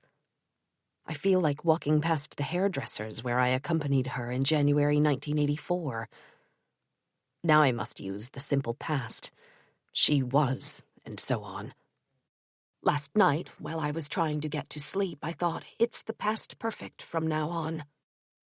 I keep recalling that last Sunday, the very last day. Thursday the 10th. I feel panic-stricken, as if something were about to happen. I realize nothing can ever happen now. They're together now. My father and mother. She's better off where she is. Meaningless sentences that fail to move me. Maybe one needs to say them anyway. At the butcher's this morning, the last time I went was Before it happened, I was horrified by the meticulous care with which people chose their meat. I saw myself sitting next to her last Sunday, reading about Roger Vadim's affair with Brigitte Bardot. At one point, she had reached out for the newspaper. The other lady wanted us to shut the door. I went downstairs to the cellar. There was her suitcase, along with her purse, a white summer handbag, and several scarves. I just stand there before the gaping suitcase and these scarce belongings. I don't know what I'm waiting for. I don't want to open my mail. I am incapable of reading anything. I know that I have experienced this condition only 2 or 3 times before in my life, after an unhappy love affair and after my abortion. Also one Thursday afternoon when I had missed her in Rouen, and when I had to leave her in Calais before taking the ferry for England in 1960. I had accepted the fact that she was a little girl who would never grow up. For the first time, I understood a verse from a poem by Paul Éluard. Time is overflowing. Everything people ask me to do, write articles, attend conferences, seems impossible and irrelevant. The worst thing is to have written about her over the last 2 years in her condition. A text for Le Figaro newspaper, a short story for the magazine L'Autre Journal, the diary of my hospital visits. Not to have thought that she might die. I received a batch of essays to be corrected and graded. It doesn't annoy me like it usually does. I tell myself that I might just as well not look at them, and that it doesn't really matter whether or not the corrections get done. I believed she was going to die when I was 5 years old, when she made the pilgrimage to Lourdes. I have searched for my mother's love in all corners of the world. This is not literature that I am writing. I can see the difference with my other books. Or rather, no, I can't, for I am incapable of producing books that are not precisely that, an attempt to salvage part of our lives. To understand, but first to salvage. Over the phone, Annie M. told me that it was impossible to express emotion directly. We need to resort to stratagems. I'm not so sure. Love and hate. I wasn't able to tell her about my abortion, but that doesn't matter now. I have to read the newspaper several times before grasping the meaning of an article. There is no book that I could face reading right now. Some would be unbearable because they chronicle what I have just experienced. Others are perfectly useless, mere fabrications. I feel the urge to go back to the hairdresser's salon in the Cordelier quarter, where I took her in January 1984. I could also just sit here and wait, doing nothing, but somehow I can't. In my present state, I could sink even lower. I know that. All the hardships I've endured were merely rehearsals to prepare me for this devastating pain. Over the phone, I made an appointment to have the piano tuned.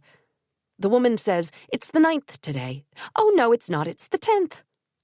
She laughs. There are plenty of people in the world who don't care whether it's the 9th or the 10th day of the month. I dread reading through the diary of my visits to Pontoise Hospital. I roam the house, telling myself that I should make the bed or cook a meal. Everything seems pointless. When I sit down at my desk, it's the only thing I can write about. I did some gardening. It helped me to take my mind off things. I raked the earth and pulled out the weeds in the driveway. The weather is the same as when she was still alive, cold and misty. Of course, I could wait before writing about my mother. I could wait until I have escaped from these days, but they are the truth, whatever that is. When I used to write about her after getting back from the hospital, wasn't it a way of holding on to life? Friday the 11th. I know that something is wrong because I need to read my students' papers several times before understanding them. I'll have to tell her story in order to distance myself from it. I remembered there was a file with documents belonging to my mother in one of the drawers of my desk. I couldn't throw away all the papers, only a few of them. There was a slip confirming her application for a change of address when she moved to Cergy in September 1983. My stomach suddenly starts acting up, like when I came across the slip of paper. I am incapable of doing anything, although I know there is nothing to wait for. The newspaper is the only thing I can read. Maybe one day I'll read the notes I took after visiting her in the hospital, and they will form a continuous sequence of events running from life to death. But for the moment, time has been severed. It stopped on Monday morning. Saturday the 12th. In a letter of condolence from one of her friends in Annecy, I read, "That's life." The expression means absolutely nothing to me. Last week, while I was driving around, I decided that something nice would happen to me if I reached my destination before a certain time. Now I expect nothing. I understand why a woman from our neighborhood who had lost her 10-month-old baby had spent the afternoon at the hairdresser's. I am terrified to reread what I have written about her, and afraid to begin writing about the burial ceremony or the last day when I saw her alive. There are 2 days which I find it impossible to reconcile. A day like any other Sunday, when I went to see her, and the following day, Monday, the last day, the day of her death. Life and death remain separate, divided by some invisible barrier. Right now I am experiencing this split notion of time. Hopefully, one day that feeling will end and everything will be reunited like in a story. Before writing, I should probably wait until these 2 days have merged together in my own life. I am going through this phase because for the past 2.5 years, since the day I found her sleeping, I have desperately wanted her to live. I accepted her the way she was in her state of decline. Now the full meaning of that day is becoming clear to me. It was one evening in May. The sun was out. She was lying in bed, asleep. I thought back to my childhood and the Sunday afternoons when we would share the same bed. Then, in C, in 1958, when I was shivering on my bed, obsessed with Claude G, and later with A in 1984. One and only love. As soon as I wake up, I immediately know that my mother is dead. Every morning I emerge from her death. Yesterday I thought of the undertaker's assistant with his side parting, his head tilted to one side out of professional sympathy. Sunday the 13th. The weather is still cold. Yesterday there was snow. The same thoughts when I wake up. In the days following her death, all I could do was sob uncontrollably. Now the tears swell up unexpectedly when I catch sight of some object or notice some small detail. Today it's Sunday. For the first time, I won't be going to the hospital between 2 and 3 o'clock this afternoon. I had bought a bunch of forsythia for her in the village. I feel more upset outdoors than indoors, as though I were searching for her outside. Outside, the world exists. Before, she too existed somewhere in the world. September 1983. We are in her small apartment, sorting and throwing away papers before she moves into my place at Cergy. So it was already the beginning of the end. I can't read through the pages I have just written. Neither can I write a real book about her. I tried to recollect every single detail about that last visit, as if something could be saved from oblivion. Monday the 14th. This morning I had the impression she was still alive. In the baker's, standing before the rows of cakes, I thought, I don't need to buy those anymore. And I don't need to go to the hospital. I recalled the popular melody Les Roses Blanches, footnote, a 1925 song with strong sentimental overtones. A little boy steals a bunch of white roses to take to his mother in the hospital, but when he gets there he learns she has just died, which always moved me to tears as a child. I start crying again because of that song and its lyrics. Wednesday the 16th. As soon as I settle at my desk, alone, I am overwhelmed by grief. I can speak only of her.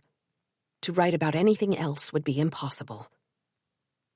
The first time I wrote, "Mummy is dead," was agony.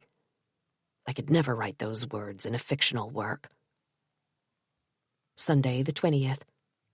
I looked at some pictures of her, aged 50. I feel certain she is still alive, bursting with health, with her reddish blonde hair. It's a black and white photograph, but I see it in color, with the sun shining. Between 3 and 4 o'clock, I felt like writing about the last time I saw her alive, exactly 2 weeks ago. Monday, the 28th.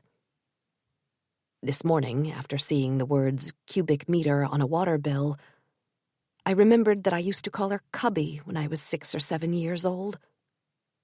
Tears come to my eyes, thinking of time.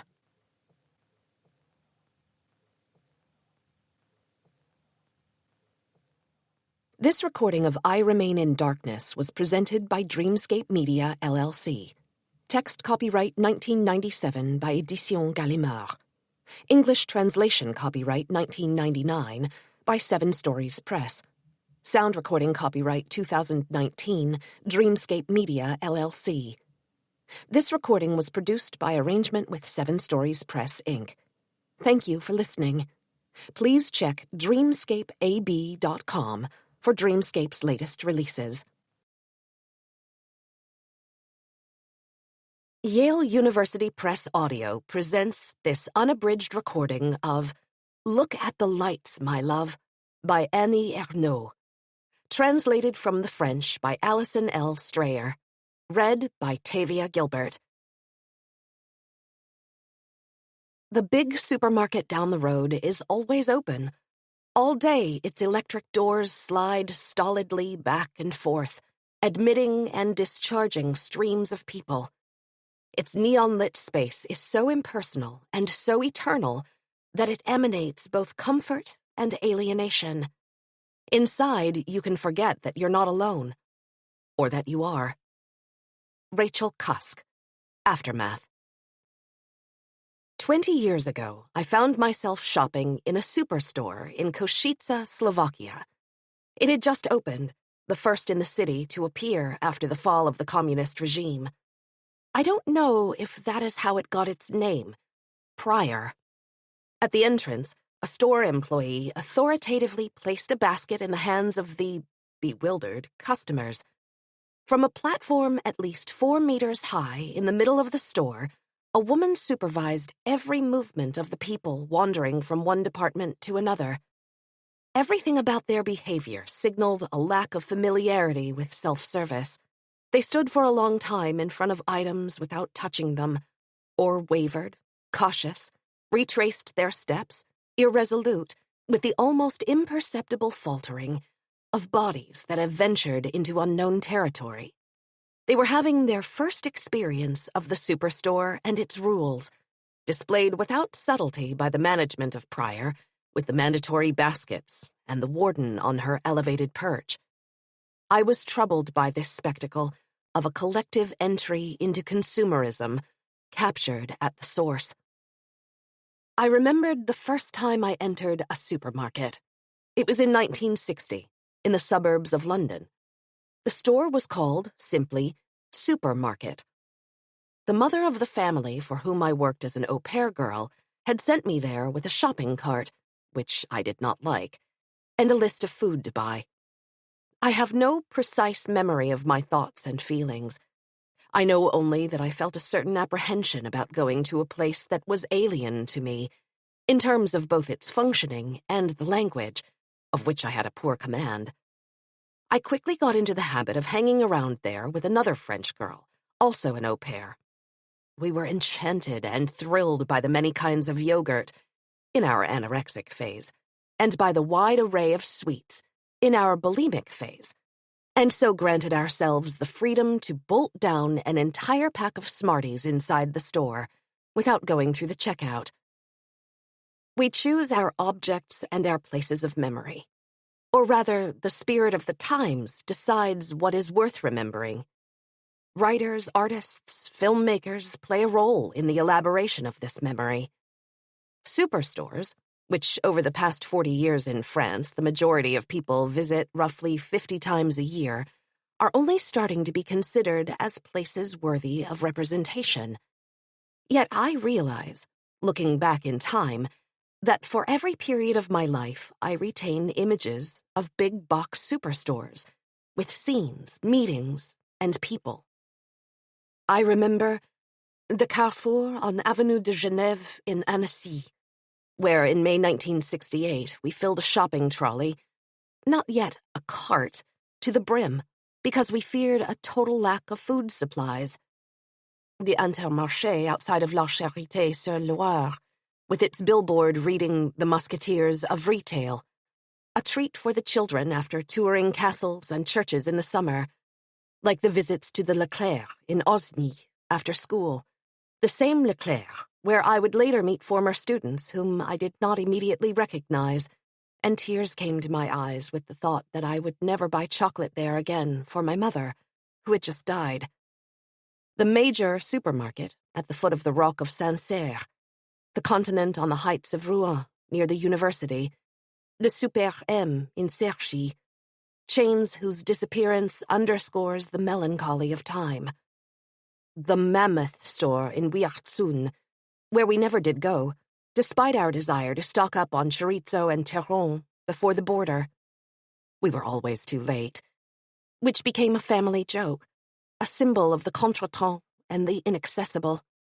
The superstore and supercenter cannot be reduced to their function in terms of home economics, to the chore of grocery shopping. They provoke thought, anchor sensation and emotion in memory. We could definitely write life narratives from the perspective of superstores visited on a regular basis. They are part of the landscape of childhood for everyone under 50. Apart from a limited segment of the population, those who live in the center of Paris and the old historical cities, the superstore is a familiar space for all, whose regular use is part of daily life, but whose impact on our communities and our way of building society with our contemporaries in the 21st century we do not fully grasp. Yet when you think of it, there is no other space, public or private, where so many individuals so different in terms of age, income, education, geographic and ethnic background, and personal style move about and rub shoulders with each other. No enclosed space where people are brought into greater contact with their fellow humans dozens of times a year, and where each has a chance to catch a glimpse of others' ways of living and being. Politicians, journalists, experts, all those who have never set foot in a superstore, do not know the social reality of France today. I have, on numerous occasions, experienced the superstore as a great human meeting place, a spectacle, the first time acutely and with a certain sense of shame. In order to write, I had isolated myself off-season in a village in the Nièvre, but I was unable to write. Going to Leclerc, 5 kilometers away, brought relief. By being among strangers, seeing people, I was back in the world again. Back in the necessary presence of people. And so discovering that I was the same as everyone who drops by the shopping center for entertainment or escape from loneliness, very spontaneously, I began to describe things seen in these supercenters. Therefore, in order to relate life, ours today, I had no hesitation about choosing superstores as my subject. I saw an opportunity to provide an account of the real practice of their routine use, far removed from conventional discourses, often tinged with aversion, that these so-called non-places arouse, and which in no way correspond to my experience of them. So from November 2012 to October 2013, I made a record of most of my visits to the Auchan superstore in Cerchy, where I usually go, for reasons of convenience and pleasure, essentially linked to its location inside the Trois Fontaines shopping center, the largest in Val d'Oise. Accessible by foot from the RER train station, and by car directly from the A15 expressway, Trois Fontaines is located at the heart of the Cergy Préfecture district. All the public institutions are concentrated there. The Préfecture, main post office, family allowance office, tax office, commuter train and bus terminals, credit union, police station, theater, media library, music conservatory, swimming pool, skating rink, etc., as well as several establishments of higher education, a faculty of literature, business school, a school of computer science, the National School of Art, and banks, such that I would readily define this space, which incidentally is called the Grand Centre, as a cluster, or even a web of concentrated masses that together create considerable animation during the day and a desert landscape at night. The shopping center occupies the greater part of this area. Imagine an enormous rectangular fortress of red-brown brick whose broad facade, the one facing the highway, is made of mirrored glass that reflects the clouds. The opposite facade, overlooking office buildings and a residential tower, is made entirely of brick, like an old factory in the north. Since its construction in 1972, a perpendicular wing has been added at one end, now primarily occupied by the Fnac store. It is surrounded on three sides by huge multi-level parking garages, half of which are covered.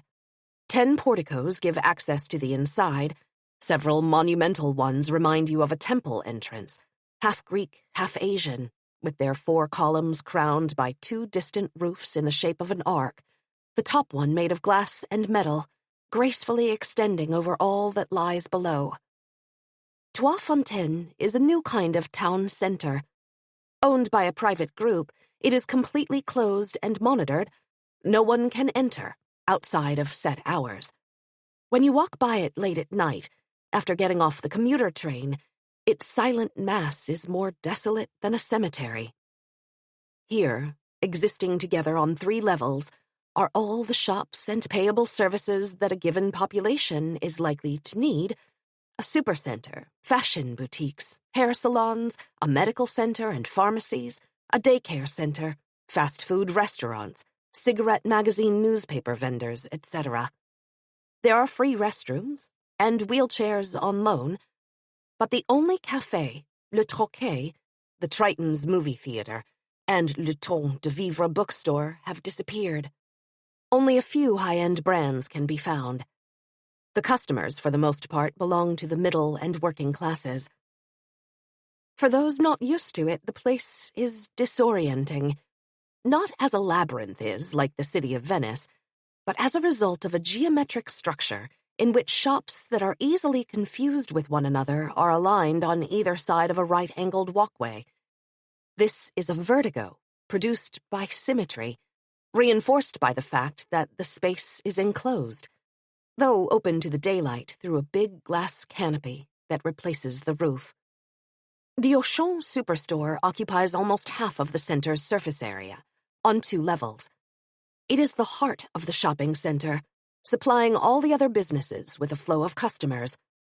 Its supremacy is plain to see on the pediment over the center's main entrance, where its name is written in huge, sprawling letters, eclipsing the ones in smaller print for Fnac and Darty. The covered shopping cart corrals in the parking garages bear the same logo, red with a bird. It is the store with the longest opening hours, from 8:30 a.m. to 10 p.m., while the others are open only from 10 a.m. to 8 p.m. Inside the center, the Auchan superstore is a self-contained enclave that, in addition to food, sells household appliances, clothing, books, and newspapers, and offers services such as ticketing, travel, photo processing, etc. In a sense, it replicates the goods and services that may be obtained from other businesses, such as Darty. That is, when it is not driven them out of the center, where there are no more bakeries, butcher shops, wine merchants, etc. Level 1, non-food items, is in the shape of a long rectangle. It is linked by escalator to level 2, whose surface is divided into 2 spaces, connected but set at right angles to each other. which, by reducing the infinite horizon of merchandise, mitigates the impression of immensity. All entrances are patrolled by security guards. That's it for the physiognomy of the premises, through which I roamed as usual, shopping list in hand, but trying to pay closer attention than I ordinarily would to all its actors, the employees and customers, as well as the business strategies. Therefore, not a systematic investigation or exploration, but a journal, the form most in keeping with my temperament, which is partial to the impressionistic recording of things, people, and atmospheres. A free statement of observations and sensations, aimed at capturing something of the life of the place. 2012. Thursday, November 8th. It is cold and gray. Felt a sort of rush of pleasure earlier at the idea of going to Trois Fontaines and doing some necessary shopping at Auchan. As a way of breaking up the writing day, an effortless distraction in a familiar place. Once you have gone through the boom gates giving access, for a fee, to the car park, you may be faced with a series of pitfalls that make the shopping trip frustrating from the get-go, having to drive around a long time before finding a spot that is not to hell and gone, far from an entrance, realizing that you don't have a euro coin with which to unlock a cart, or that the cart that you've taken not only veers to one side irrepressibly, but also contains rubbish from the previous user. Yet to come upon an empty spot right away, or a spot that someone is just leaving and is very close to your favorite entrance, is a good omen. Another is to find yourself a clean and easily maneuvered shopping cart. I'm lucky on both counts today. Lots of people in the concourse of the center. It is still the All Saints holiday period, but fewer in Auchan. Halloween having come and gone, the scene is set for Christmas. At the entrance is a huge scaffolding made of decorated bottles. Champagne at €6.31 per bottle, 20% off with the Auchan card. No mention of the brand. Boxes of chocolates, decorations for the table and the tree. Yellow signs as far as the eye can see, with promo in huge black letters. But there are few shoppers on this level, as if people were resisting commercial time, waiting for the right moment or, more likely, their paycheck at the end of the month. The toys occupy several rows of shelves, rigorously separated into boys and girls. For the former, there are feats of daring. Spider-Man, outer space, sound and fury, cars, planes, tanks, robots, punching bags, all in different shades of violent red, green, and yellow. For the others, there is the indoor world, house cleaning, seduction, and playing mother and baby. My mini-mart, my housekeeping supplies, my mini cooking set, my iron, my baby care starter kit. A transparent food bag is hideously filled with what looks to be a mixture of turds and vomit, croissants and other plastic foods. Seeing a doctor's kit in the midst of all the domestic paraphernalia is a relief, almost. Gender role conditioning does not bother with subtlety or imagination. It's all just like Mom in miniature. Across the aisle, the candy colors of cosmetic bags, dressing tables with a mirror and seat for putting on one's face, Snow White and princess costumes. Further on, shelves 30 feet high, covered with dolls from top to bottom. An ad for a Barbie driving a Volkswagen, €29.90. I am shaken with anger and a feeling of powerlessness. I think of famine. This is where you have to come, to places where our unconscious minds are shaped, and slash and burn all these objects of transmission. I'll be there. A little further still, in the bookstore area, a lone customer, an older lady, wanders from one table to another. Every time I venture in there, I leave sad and discouraged. It's not because they don't have my books. They do, a few in the pocket section. But with only a few exceptions, the selection obeys a single criterion, that of sales. The best sellers are displayed over an area about 10 feet wide, numbered from 1 to 10 in huge figures, as at the horse races at Longchamp. Anything that can be designated literature occupies the smallest part of this space, dedicated to practical topics, games, travel, religion, etc. I notice a sign overhead. Out of respect for our customers, it is forbidden to read the magazines in the store. Thank you for your understanding. What irritates me the most about this prohibition is the use of the possessive our instead of the one would expect. Neither I nor the others are the property of Auchan, and we are even less its partners. Its customers are not mine, not ours. This our is phony and ingratiating. Upstairs, on the food level, there are lots of people. The school holiday atmosphere is palpable. There's a carefree, out-for-a-stroll feeling in the air. Many have no shopping cart or basket. Teenagers roam back and forth across the central aisle of circulation, perpendicular to the rows of shelves. They hang about, flit between the shopping carts of elderly couples and of women besieged by children who amuse themselves by running away, coming back, and running away again. A girl removes the headphones paired with her cell phone to answer her mother. Another girl, in the mineral water zone at the very back, talks on the phone, resting her head against a pack of Evian. Did you get permission to take photos or not? It is possible to isolate oneself and carry on a conversation in a superstore as serenely as in a garden. The floor cleaning machine, driven by a blonde woman, 50-ish, wearing a blue uniform, is having trouble making its way through all the people. This delicate job of driver, which has something majestic about it, she looms over the customers from her elevated seat, seems to me, perhaps wrongly, more rewarding than that of an employee assigned to stock shelves. Other store employees, salespeople, department managers, pallet handlers, etc., all wear the same uniform, a sleeveless black jacket, vaguely Mao style, with Auchan printed on it in big white letters.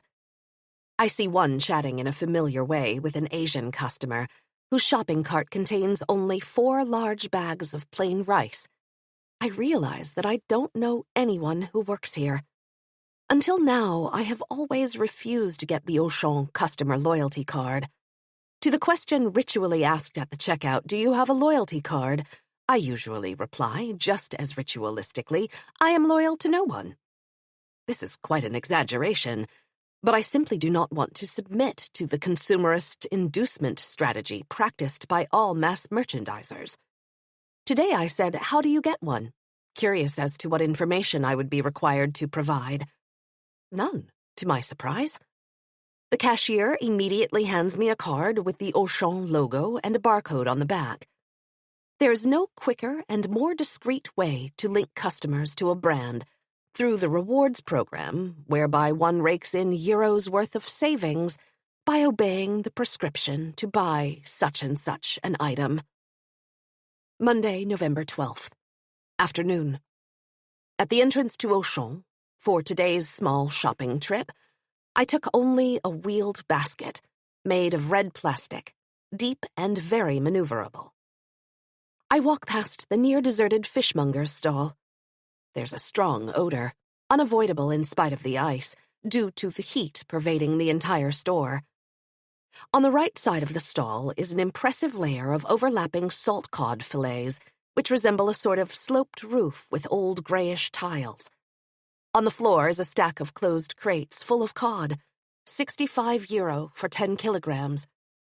A black woman in a long floral print dress stops in front of them, hesitates, walks away. Dilemma. Am I going to write a black woman or an African woman, though I'm not sure she is African, or simply a woman? I am faced with a choice, which will influence the way in which this journal will be read, especially today. To write a woman is to erase a physical characteristic I can't not have immediately seen.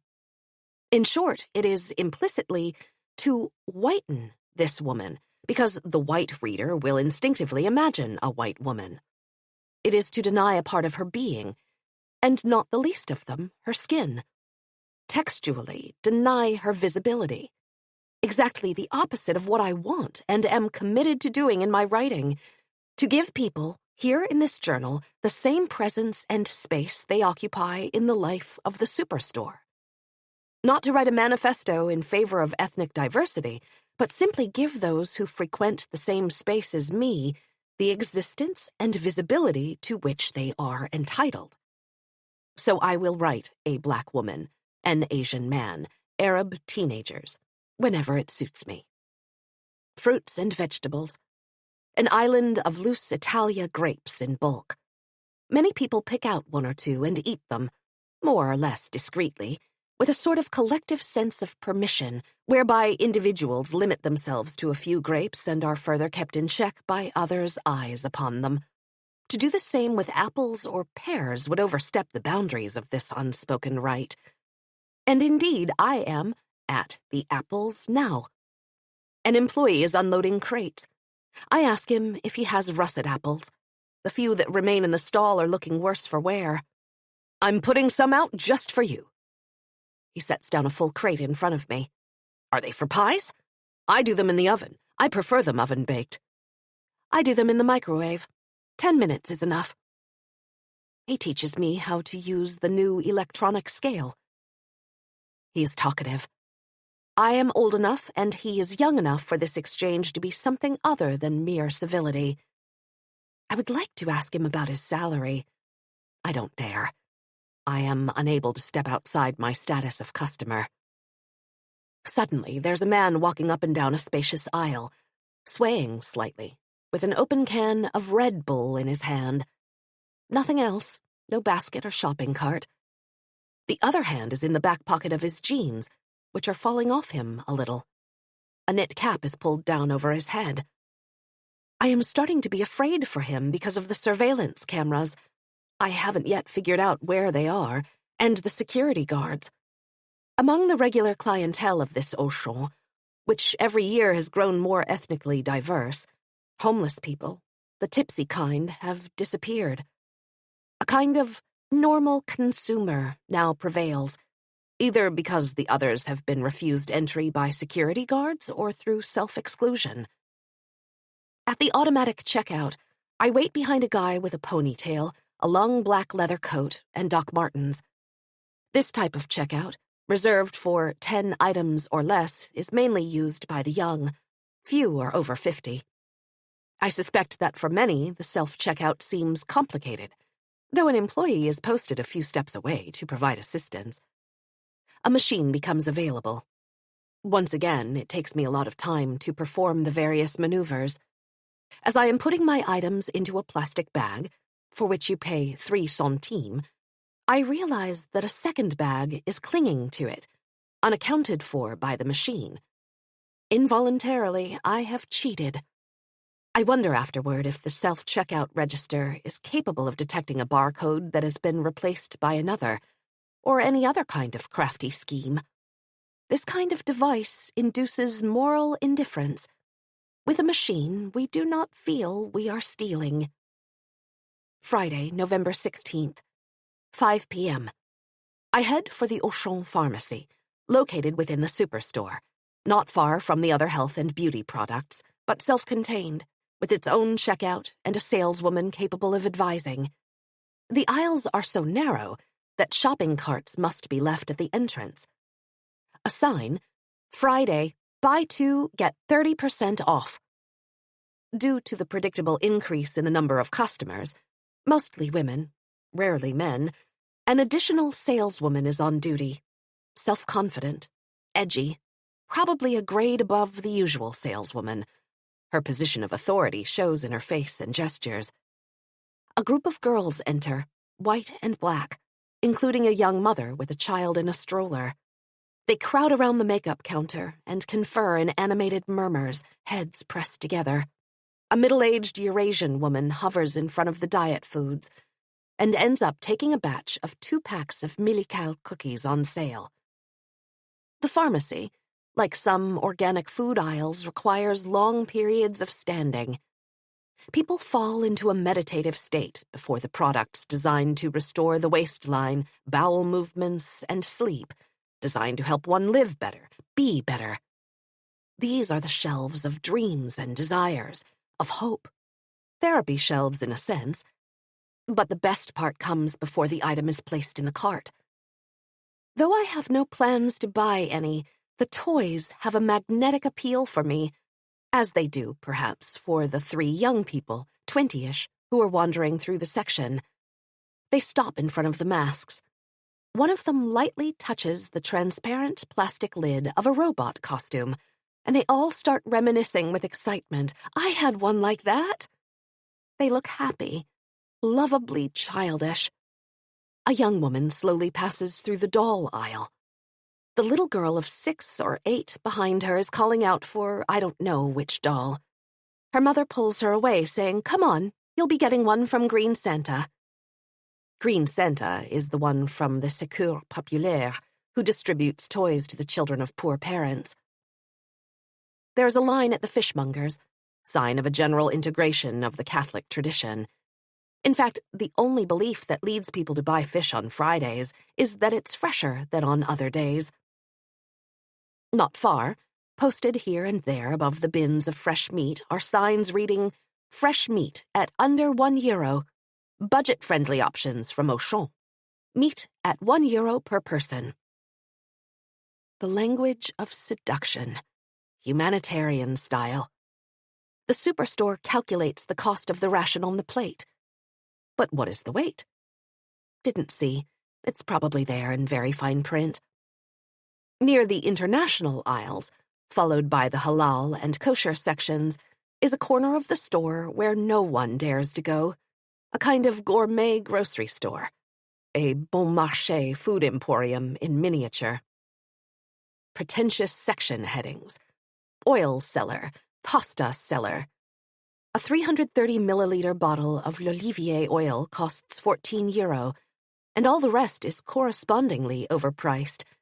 Spices, biscuits, and canned goods with brand names such as Albert Menet, Table de Mathilde. Does this special reserve, always deserted, enhance Auchan's status?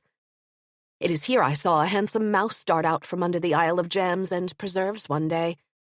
Rodents evade the surveillance cameras far more easily than we do. As there are many more very poor than very rich people, the everyday deals section occupies an area 5 times larger than the one for gourmet foods. Until 2007, it was located near the organic section, small at the time, where the 2 wings of Level 2 intersect, so that people crossed it on their way from one wing to the other. Management probably judged it more cost-effective to extend and multiply the shelves of expensive organic products in this strategic space, and moved the everyday deals section to an enclave at the very back of the 2nd floor, which it shares with pet supplies. That way it is less of a blot on the landscape than if it were located right in the middle of the store. If you don't have a dog or cat, you can very easily ignore its existence. It is the provisioning site for cheap eaters, an expression coined by Thomas Bernard, and everything about the place confirms it. To the same degree as cat and dog food, with its colorful packaging, is presented as delicious and joy-inducing, the discount food for people, in the section just beside it, could not be less attractive, with items stacked on pallets on the floor or in wooden crates on shelving. Even the refrigerated displays look bad. Everything is in large quantities.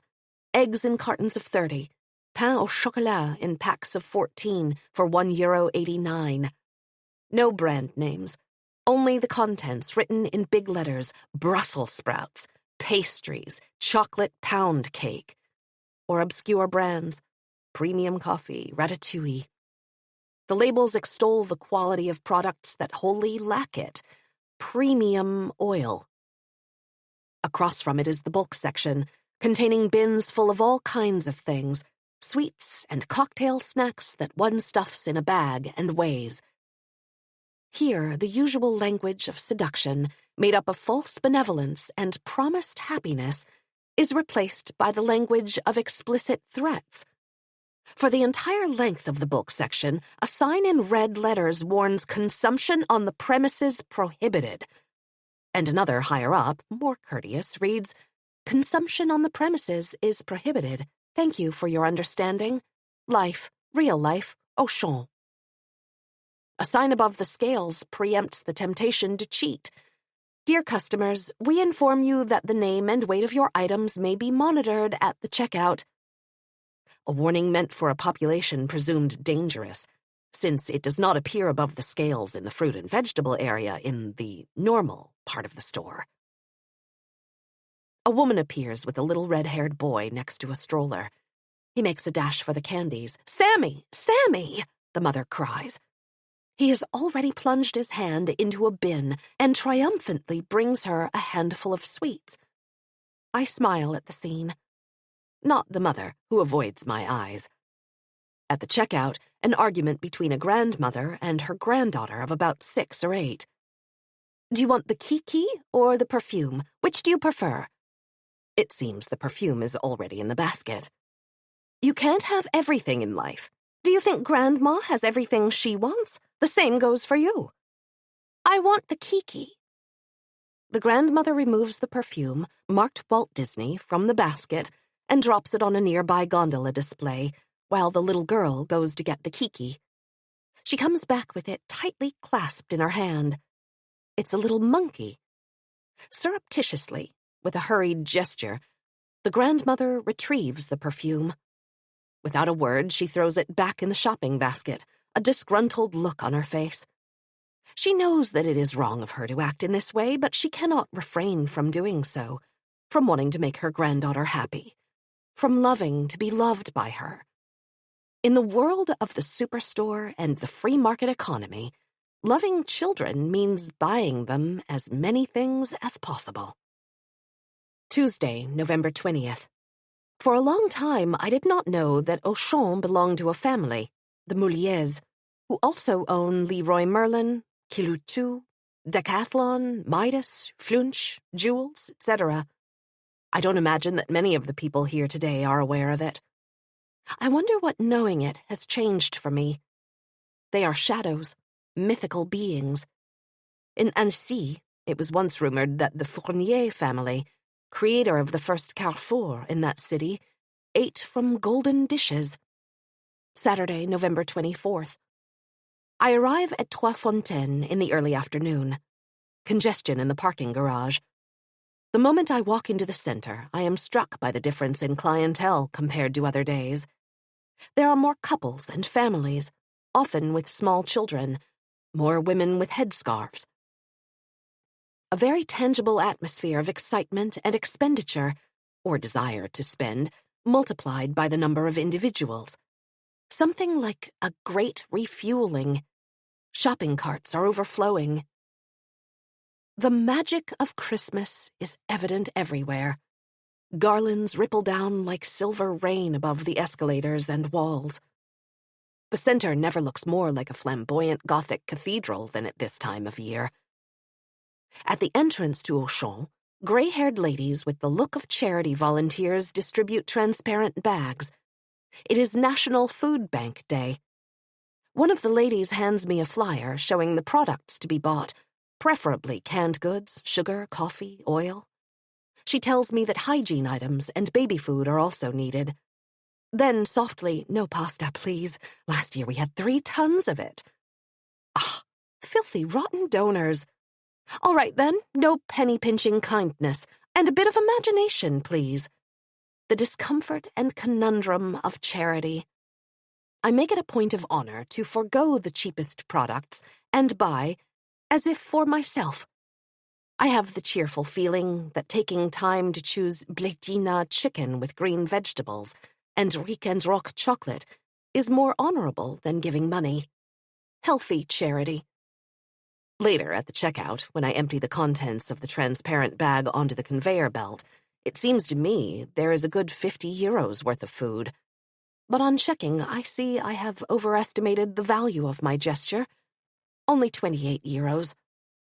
In the cheese department, I notice a young couple. They waver. as if they were in an unfamiliar situation, as if this were new to them. Buying groceries as a couple for the first time confirms that a shared life is truly beginning. It means making adjustments for budgets and tastes, united around the basic need to eat. Proposing that a man or woman accompany you to the superstore is a world away from inviting them to the movies or to the cafe for a drink. There is no seductive swagger, no possibility of cheating. Do you like Roquefort? Reblochon? That one is straight from the farm. Why don't we make roast chicken? The toy section is less crowded than expected. A couple of grandparents gaze anxiously at a large doll, as if her red lips and fixed stare were about to emit a sign that it is she and not another they must choose. A man drags his kid away from the remote-controlled cars. Come on, let's go find Mama. I heard and said Mama throughout my childhood, not Mom. The man who just reminded me of this is from Africa or the West Indies. People constantly refer to weekend grocery shopping as a chore.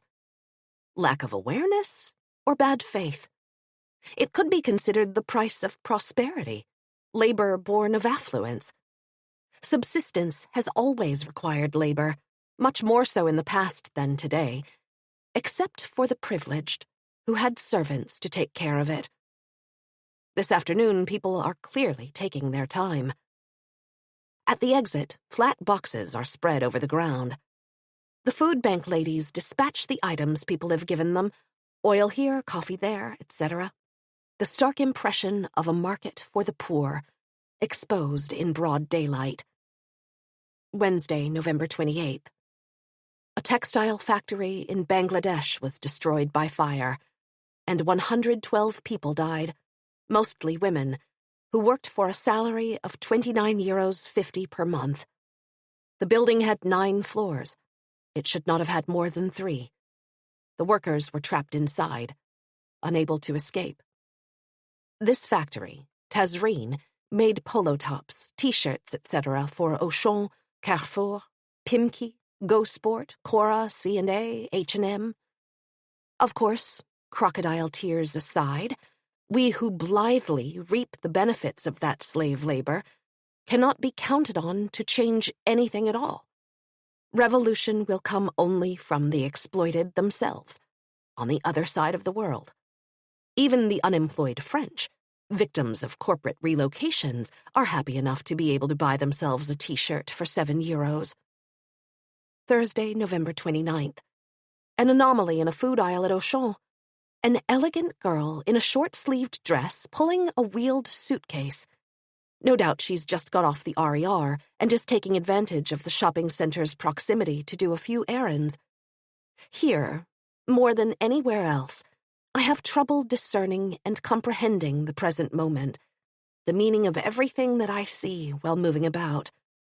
All I see of people is their bodies, their appearance, their gestures, and what they put in their basket or cart, from which I deduce their standard of living, more or less. But I cannot see the essential, which remains concealed even by the overflowing carts of weekend shopping, the incessant calculations most people are forced to do back and forth between the need to eat and the price of food. The less money one has, the more carefully one must shop, making no mistakes. More time is needed. A list must be made. The best deals in the sales flyer must be selected. This is a form of economic labor, uncounted and obsessive, that fully occupies thousands of women and men. The beginning of wealth, of the levity of wealth, is discernible in the act of taking an item from a shelf of food without first checking the price. The humiliation inflicted by commercial goods. They are too expensive, so I'm worth nothing. On level 2, if one wants to sit down, there is a grand total of 2 small plastic chairs in the corridor between the 2 wings, next to a water fountain. The superstore is designed for efficient circulation. Seating would hamper this and encourage rest. Clearly, consumer venues are designed like workplaces, fewer breaks for optimal return. The chairs are very often occupied by middle-aged women holding a grocery cart in front of them by the handle, or by mothers with children to whom they are giving food or drink. In the bookshop area, there is just one man, leafing through The Secret Lives of Great Historical Figures. Displayed side by side are the Holy Quran, the Quran for Dummies, the Bible for Dummies.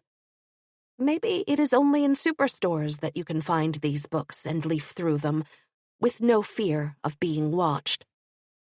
People take photos everywhere, all the time. But inside Auchan, I've never seen anyone taking photos with a cell phone. Is it allowed?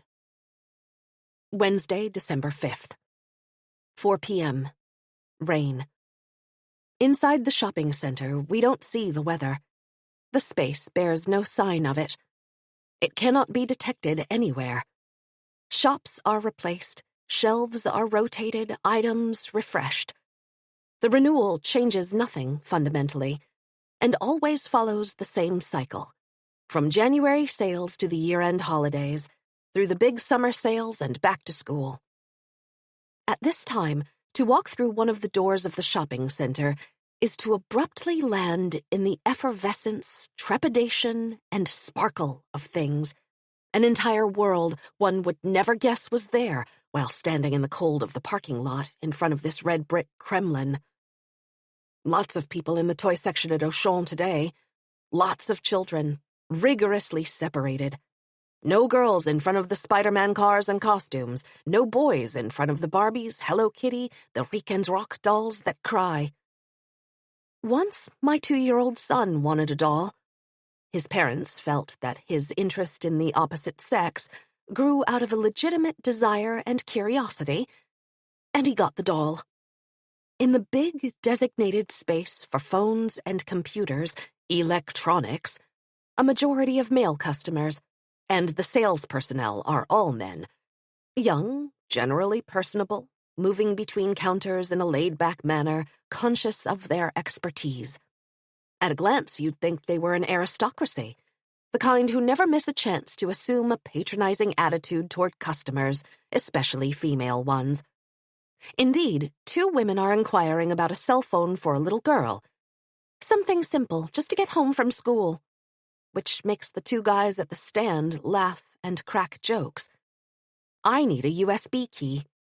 I am acutely aware that to ask the salesman to rouse himself and explain how many gigabytes I need manifests gross ignorance, a fact to which his faint smile attests.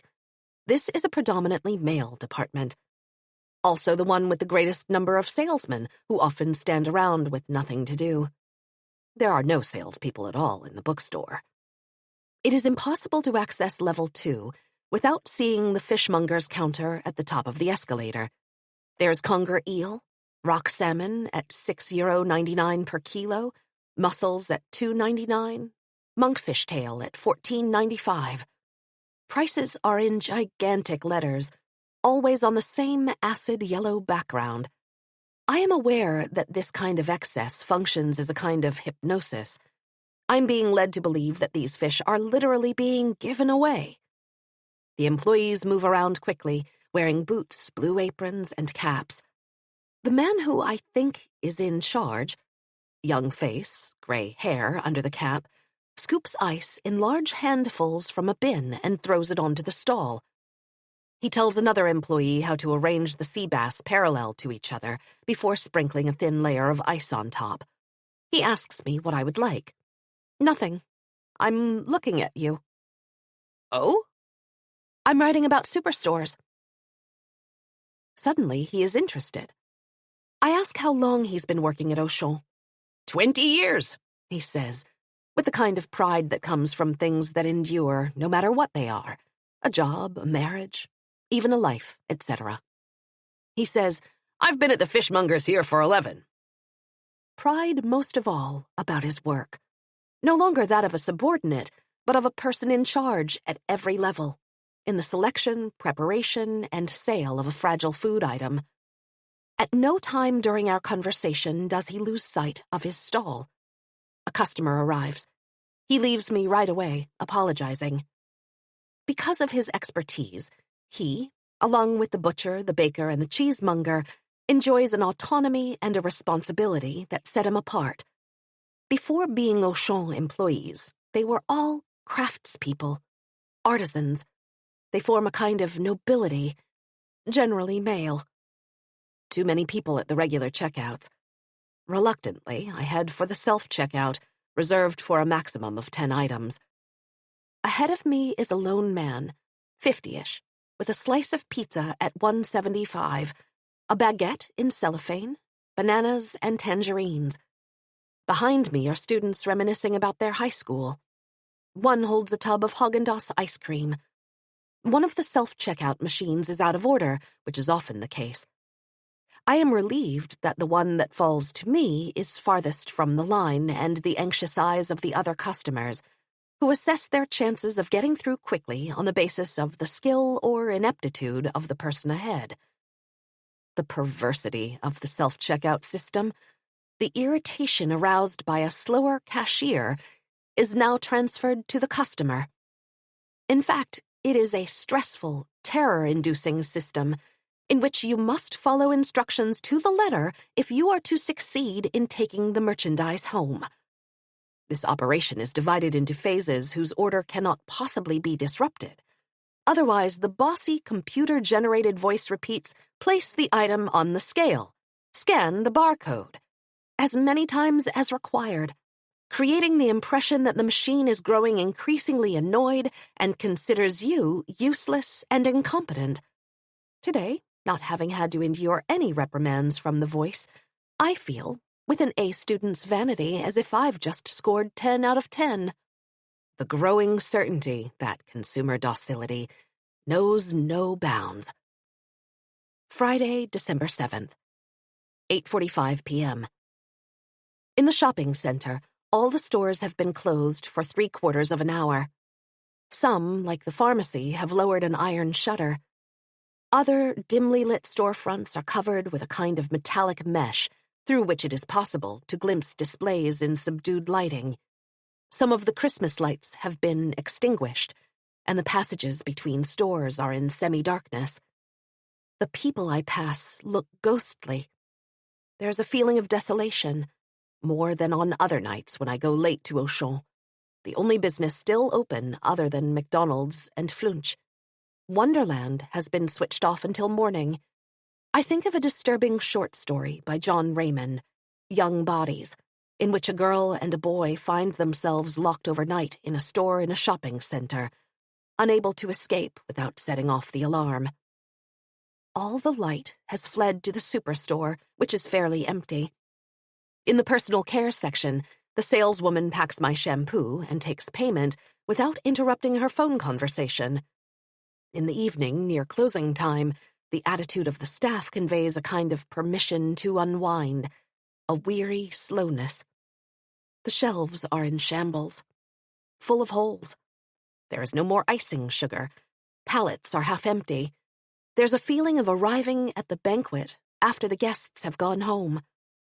As usual, I notice a contrast between the nighttime customers, younger and more ethnically diverse, and those of daytime. Whole segments of the clientele are segregated from each other by the hours during which they do their shopping. Early morning is the time for retired couples, unhurried and well-organized with their own shopping bags and their checkbooks, from which they will carefully detach a check at the cash register, remembering to record the amount on the stub. In the mid-afternoon, there are many women on their own, middle-aged or young with children, who shop with their own grocery carts made of wipe-clean fabric, a sign that they came on foot or by bus, because they don't know how to drive or because they don't own a car. At 5 p.m., the after-work crowd starts pouring in. The pace grows brisker, more jarring. School children with mothers, high school students. Between 8 and 10 p.m., university students. And, more rare at other times of day, women in long dresses and headscarves, always accompanied by a man. Do these couples choose the evening for reasons of convenience, or because at this later off-peak hour they feel less as if they're being stared at? There are people, entire segments of the clientele, who will never meet. The local newspaper informs me that the Cergy region is home to 130 different nationalities. There is no place where they are more often in each other's company than at Trois Fontaines at Auchan. It is there that we get used to being in close proximity to each other, driven by the same essential need to feed and clothe ourselves. Whether we like it or not, here we form a community of desires. Over the past 15 years, it has not been the presence of visible minorities that I notice in a given place, but their absence. Wednesday, December 12th. The parking garage at the center started charging a fee 15 years ago because train commuters were leaving their vehicles there all day, preventing customers from parking. Still, as one is reminded at every turn, the first 2.5 hours are free. Entry is generally uneventful. Press a button and the machine delivers a ticket, but departure is sometimes more difficult because the free parking limit has been exceeded or the system has unexpectedly shut down, for which we readily blame the first motorist caught overstaying his free time. To avoid paying, some freeloaders pull up close to the car ahead when the gate lifts. The same goes for some truckers at toll booths on the highway. Late at night, it is not unusual to find the exit barriers open, perhaps to prevent them from being deliberately rammed. The men and women who approached me earlier in the parking garage to ask me for €1 have disappeared. There are more and more homeless people in society as a whole, but fewer and fewer around the shopping center, except in 2 areas that are not part of the center's private territory. Near the shady entrance, in a recess between the blind wall, behind which Auchan is located, and the Caisse d'Épargne building, partially transformed into a university library. And indeed, the low wall by the library is where they sit when the sun comes out, watching people pass. And many do go by at this part of the concrete slab that connects the Préfecture, RER station, bus depot, post office, etc., to the shopping center. In front of the entrance that leads to a busy pedestrian street, lined with independent shops and partly covered by arcades that offer good shelter. This is the zone for panhandling, and also for gathering signatures for more or less credible causes, inevitably accompanied by a request for a donation. In the center, there are several flights of escalators going up and down between levels, including an inclined moving walkway that allows for access with a shopping cart. There are more inside the superstore, connecting the 2 levels, 2 going up, but only 1 going down. In these moments when we are forced to stand still, one behind the other, glances are exchanged between the people going up and those going down. We can peer at one another with frank curiosity, like the passengers of 2 trains moving slowly through a station in opposite directions. In what way are we present to each other? At times here, I feel like a smooth surface reflecting other people, and the signs hanging over their heads. Tuesday, December 18th. Afternoon. A dense crowd as soon as one enters the shopping center. A very loud buzzing noise through which the music can barely be heard. On the inclined moving walkway under the glass roof, we ascend toward the lights and garlands hanging down like necklaces of precious stones. The young woman in front of me with a little girl in a stroller looks up and smiles. She leans down toward the child. "Look at the lights, my love." Coming out of Auchan is a very old man, very stooped in a baggy overcoat. He moves along slowly with a cane, shuffling in his ragged shoes. His head droops over his chest, and I see only his neck. In his free hand, he carries an ancient shopping bag. I am moved. He is like an admirable sort of beetle, come to brave the dangers of an unknown territory, to bring home food. 2013. Monday, January 7th. Dolls and toys piled pell-mell in a large fabric bin, 50% off. There could be no clearer demonstration of their function, pure symbols of the festive season. The season having ended, Barbies and Hello Kitties have remained exactly the same, but simply lost their festive value. No one is rooting around in this rubbish bin of new toys. Yet one could find a doll or a costume in there at a lower price for a birthday gift or even next year's Christmas. The downgrading of a toy to a piece of scrap is repugnant. Mass retail rules our desires. On today's program of longed-for items are traditional galettes des rois and household linens, from duvet covers to tea towels. There are people, often none too young, who talk to themselves in front of the shelves, conversing out loud with the merchandise, expressing their opinion or dissatisfaction, knowing they can be heard by customers nearby. It is better to be heard. A little woman gazing at the tins of sardines turns to me and laughs. "Sardines with hot peppers are not for me." I smile back at her. A vague way of signaling agreement with her reasons for caution, but also my intention to leave it at that. Called as witness to her life, I hide. Yet these yearnings for communication expressed by strangers inexplicably move me. I take advantage of the dearth of customers in the everyday deals section to photograph the prohibition signs with my mobile phone. I've barely had time to take one when a man appears at my side. According to his badge, he's from security. "You're not allowed to take photos in the store. It is forbidden." "Why?" "It's forbidden. Those are the rules." "I'm doing a reportage." "Then you have to ask for permission from management." I won't do anything. I want to stay in my usual role, that of a customer, and not draw attention to my presence. Tuesday, January 22nd. In the deserted automotive accessories department, a small black child played with a large cardboard box in the aisle. I wanted to photograph him.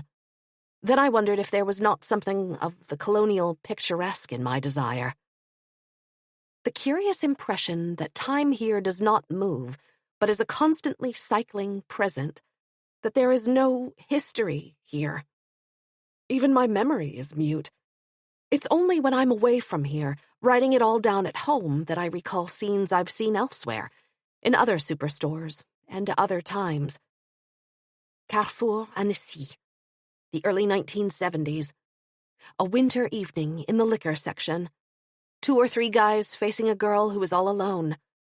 One sneers, "I'm telling you, it can't be mine." And the others laugh. Not her, red-faced and serious, confronted with this bold public denial of paternity to her great misfortune, since legal abortion did not exist then. That day, for the first time, it occurred to me that the graceless hangar was full of stories, lives. I wondered why superstores never appeared in the novels that were published, and how much time was required for a new reality to achieve literary dignity. Today's hypotheses: 1. The supermarket is linked to subsistence, the business of women, who have long been its main users. And that which falls within the domain of activities more or less specific to women is traditionally invisible, does not count, like the domestic work they perform, moreover. That which has no value in life has none in literature. 2. Until the 1970s, writers, women and men combined, were mostly from bourgeois backgrounds and lived in Paris, where superstores did not yet exist. I don't see Alain Robbe-Grillet, Nathalie Serrault, or Françoise Sagan doing their shopping in a superstore. Georges Perec? Yes, but I may be wrong about that. Monday, February 4th. In June 1978, I spent a month alone in the country. The day of my return to Cergy, upon seeing that the cupboards and fridge were empty, I rushed out to Trois Fontaines. The moment I passed through Gate 6, I thought with astonishment that I'd missed the place, and to be back there gave me a strange feeling of satisfaction. It was like an extension of my private universe of which I'd been deprived without my knowing. I've often fled to the shopping center to forget the dissatisfactions of writing, losing myself in the crowd of shoppers and idlers. Today it was the opposite. I went to Auchan in the middle of the afternoon, having worked since morning on my book, and feeling contented with it. I went to fill the void. The rest of the day, in this case. Or as a reward, to put myself in idle mode, pure distraction. Maybe this is how I can come closest to feeling the pleasure others do in this place. That of young people wandering about with no goal other than to buy a pack of chips, or mothers who come by bus to spend the afternoon until it's time to pick the children up from school, or anyone who comes here in the same way people used to go into town and take a walk around to see what's going on. On the second floor, a woman in her 50s approaches me with a smile and a sort of timidity. "Are you Annie Ernaux?" I can't get used to the question. It's as if I needed to assume a false identity while betraying nothing of the deception. She has read a few of my books and wrote to me 15 years ago. She has just published an autobiographical novel, and La Gazette du Val d'Oise wrote an article about her. She's surprised to see me here. She hates Auchan and almost never comes here. I tell her that I come often and don't mind it. We part company on her promise to send me a copy of her book. I have to go down to level 1 before I can recover my tranquility as an anonymous customer. I cross the bookstore area. On a little bench, barely visible behind a wall that separates it from a deserted information counter, a fashionably dressed young woman is immersed in a book whose title I cannot see. Next to her, a child is reading a comic book. I see to my delight that they are sitting just below the "Reading Prohibited" sign. The prohibition is violated with complete serenity in the newspaper area, very well stocked. But Le Monde isn't sold there in the evening, as it is at newsagents everywhere in Ile-de-France, and will be available only in the morning. I leaf through various weeklies. A woman reads Ouh la la, a young man tends sport, another La Gazette des Transferts, and a young woman reads People. A man standing a little apart is absorbed in a science periodical. The rack of daily papers, Le Parisien, Libé, Le Figaro, L'Équipe, is almost empty at this time of day. Some magazine covers are creased. The Sans Photo pour la Liberté de la Presse brochure shows signs of repeated handling. Auchan is more concerned with unpaid candy at the super discount store than with damaged reading material. It is a pleasant place, very quiet, almost secret, so hidden at the very back of the store next to a scant gardening section, gathering a community of readers. Thursday, February 7th, 4:30. Near the entrance to Auchan, 2 girls blew past me, one chubby, all dressed in gray, including her headscarf, the other slender with a black headscarf and black boots. I see them again in the health and beauty section, talking animatedly by the nail polish. Up until a certain age, girls never go by themselves to buy cosmetics or go to the bathroom. At the checkout, a woman gathers her scanned items and puts them in plastic Auchan bags with a slow pace that one suspects is deliberate. She shows the cashier the one bag has just torn and asks for a replacement. The cashier tells her to go get another.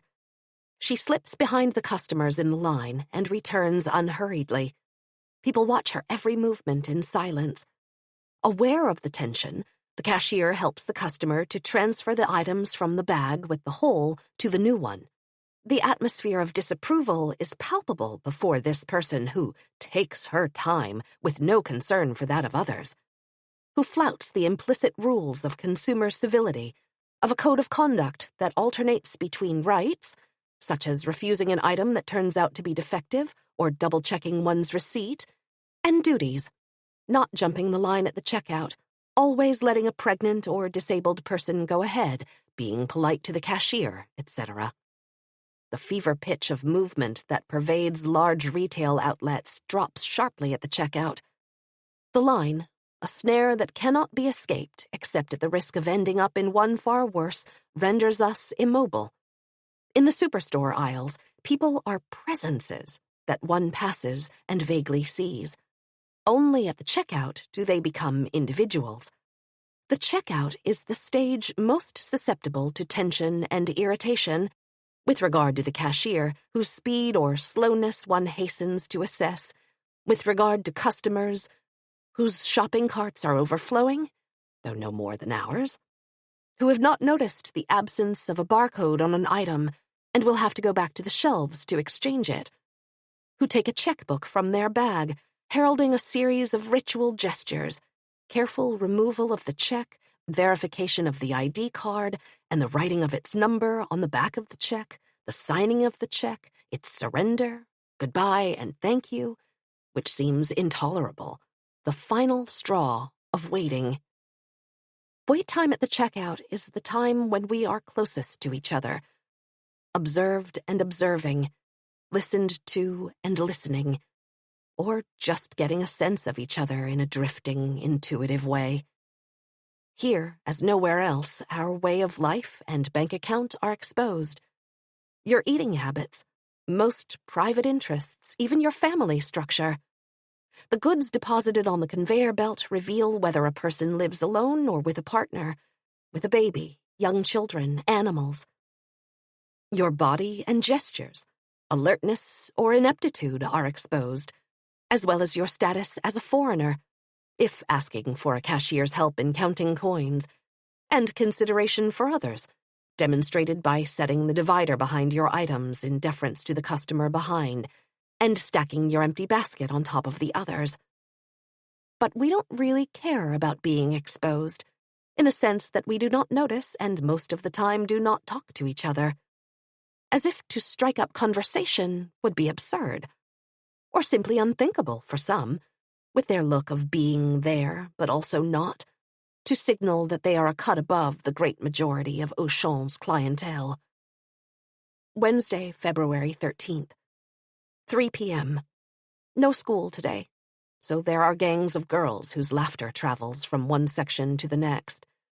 I notice that one girl, heavily made up, wears bright pink lipstick that matches her shoelaces. In the seasonal promotions area, tables have been set up and children are drawing. The Year of the Snake began last Sunday, and Auchan has not missed the event, offering a Chinese week with special activities, the ideogram, writing, etc. As I am choosing bags of food for my cats, a white-haired man addresses me. "I have a 6-month-old dog. Can I give him canned food?" "I don't have a dog, but I think so." "No, not those." The man is pointing to the boxes for senior dogs. "He'll need the food for juniors." I pull a package of 4 boxes from the shelf. He watches, puts the other ones back. "Thanks very much. It's my grandchildren who wanted the dog. You get attached, eh?" He smiles, walks next to me for a few steps, out of a simple desire to tell an unknown woman that he has a 6-month-old dog. Nothing more. I've noticed that, of all the departments, it is the one for animals that inspires the greatest yearning to talk. In the checkout line, a woman with 2 children recognizes another who also has 2 children and calls to her. The other exclaims, "Then we'll stay here. We won't go any further," meaning they won't go to another cashier. The 4 children play together. The mothers chat and reminisce with excitement about Chinese New Year. They are not Asian. At school, they ate Chinese food. Is it the school that educates? Or is it the superstore? Maybe both. A list in black ballpoint found in a shopping cart: curly lettuce, flour, ham, lardon, grated cheese, yogurt, Nescafe, vinegar. I compared it with mine: Ricore coffee, ladyfingers, mascarpone, milk, cream, sandwich bread, cat, canned food and kibble for, Post-it notes. The superstore contains approximately 50,000 food products. Considering that I must use 100 of them, there remain 49,900 with which I am not familiar. Wednesday, February 20th. Inside Auchan, traffic flows smoothly, with no congestion or collisions between shopping carts. I've noted that their drivers, like those of cars, do not look at each other. Children pull wheeled baskets almost as big as they are. In the frozen foods section, the Buitoni Meat Supreme Pizza is on sale at €3.99. So the old 1-cent list trick that lowers the price to the unit below still works. It is possible that the superstore is selling off meat-based dishes in view of a recent case of horse meat that was labeled beef, which is stirring public opinion. The line I'm in ends up at 2 different checkouts. At some point, it's not a bad idea to choose between the 2 cashiers toiling away back to back, to make a subtle calculation based on the presumed speed of each cashier and the number of items in the cart of the customer ahead. Today, seeing the cashier on the left turning an item this way and that in her fingers and looking over the top of her glasses to type in the code, I place my bet on the other one, a young black woman with a black headband that nicely frames her forehead, though the cart of the customer ahead of me in that line is quite full. The lady, in her 60s, seems determined to arrange her shopping in a methodical fashion. She sets a packet of noodles on the conveyor belt, moves it, rummages around to place certain items in front of others. She blows out her breath several times, as if overcome by the difficulty of her task. Which fails. Her articles are strewn over the entire length of the conveyor belt, making it impossible for me to put mine down. She takes out a big, sturdy red plastic bag, shakes it vigorously to open it, and moves to the other side of the cashier to collect her purchases. She stuffs them into the bag with sudden dexterity and pays by card. In her expression, I discern relief at a mission accomplished. This is not the shopping cart of a woman who lives alone. Superstores and supercenters continue to be extensions of the domain of women, of a domestic world that women keep in good working order by pacing through the aisles with mental lists of everything missing from the cupboards and the fridge, everything they need to buy to be able to answer the question, what are we going to eat tonight, or tomorrow, or all week? Women more than men possess the culinary skills that enable them to choose, without hesitation, grocery items according to the dish to be made, whereas a man, lost and defeated before a row of goods, will call for help, cell phone pressed to his ear. Say, what kind of flour should I get? A dialogue heard on France Inter Radio a few years ago between 2 male journalists in their 30s. My fridge is always full. My mom fills it for me. Haha, yeah, isn't that always the way? They laughed with satisfaction at having remained, in some way, infants. Thursday, February 28th. The dashboard of my car shows 3 degrees outside. The pleasure of being enveloped by heat the moment you enter door 2 of the shopping center. Walking around in a warm atmosphere wherever you go is almost like stepping off a plane in Cairo on arrival from Paris. Forget the mud, the cold, dreary weather, and the traffic. Slow down.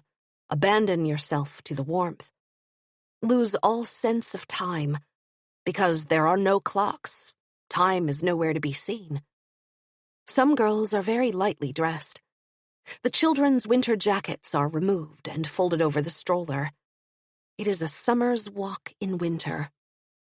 A memory of my astonishment upon first entering the shopping center in the mid-1970s, wandering about, sheltered from the rain and cars in clean, well-lit aisles where sound was muted, back then by wall-to-wall carpet, going in and out of doorless boutiques, browsing at the Temps de Vivre bookshop, letting the children run around without fear. I felt a secret thrill to be at the very heart of hyper-modernity, which for me, the place symbolized in a fascinating way. It was like an existential promotion. Today I watched people stroll by shop windows with barely a glance. 2 women were sitting on the bench across from the escalator between C and A and an expensive boutique that sells Karl Lagerfeld. Isn't coming to the shopping center a way of being admitted to the spectacle of a party? Immersed, truly, not through a TV screen, in light and wealth, and worth as much as things. one may, in this place, feel disoriented and uneasy, but never devalued. Thursday, March 14th. Ahead of me in line at the Auchan checkout is a woman whose face seems to be fixedly turned in the direction of the cashier. All I can see is the green and silver headscarf that descends from her hairline to her lower back. She does remove the items from her basket, but waits for those of the customer ahead to be scanned before placing hers on the conveyor belt. Only a bag of 10 baguettes and several packets of panzani pasta. Her gestures are not slow, but almost imperceptibly delayed, hesitant.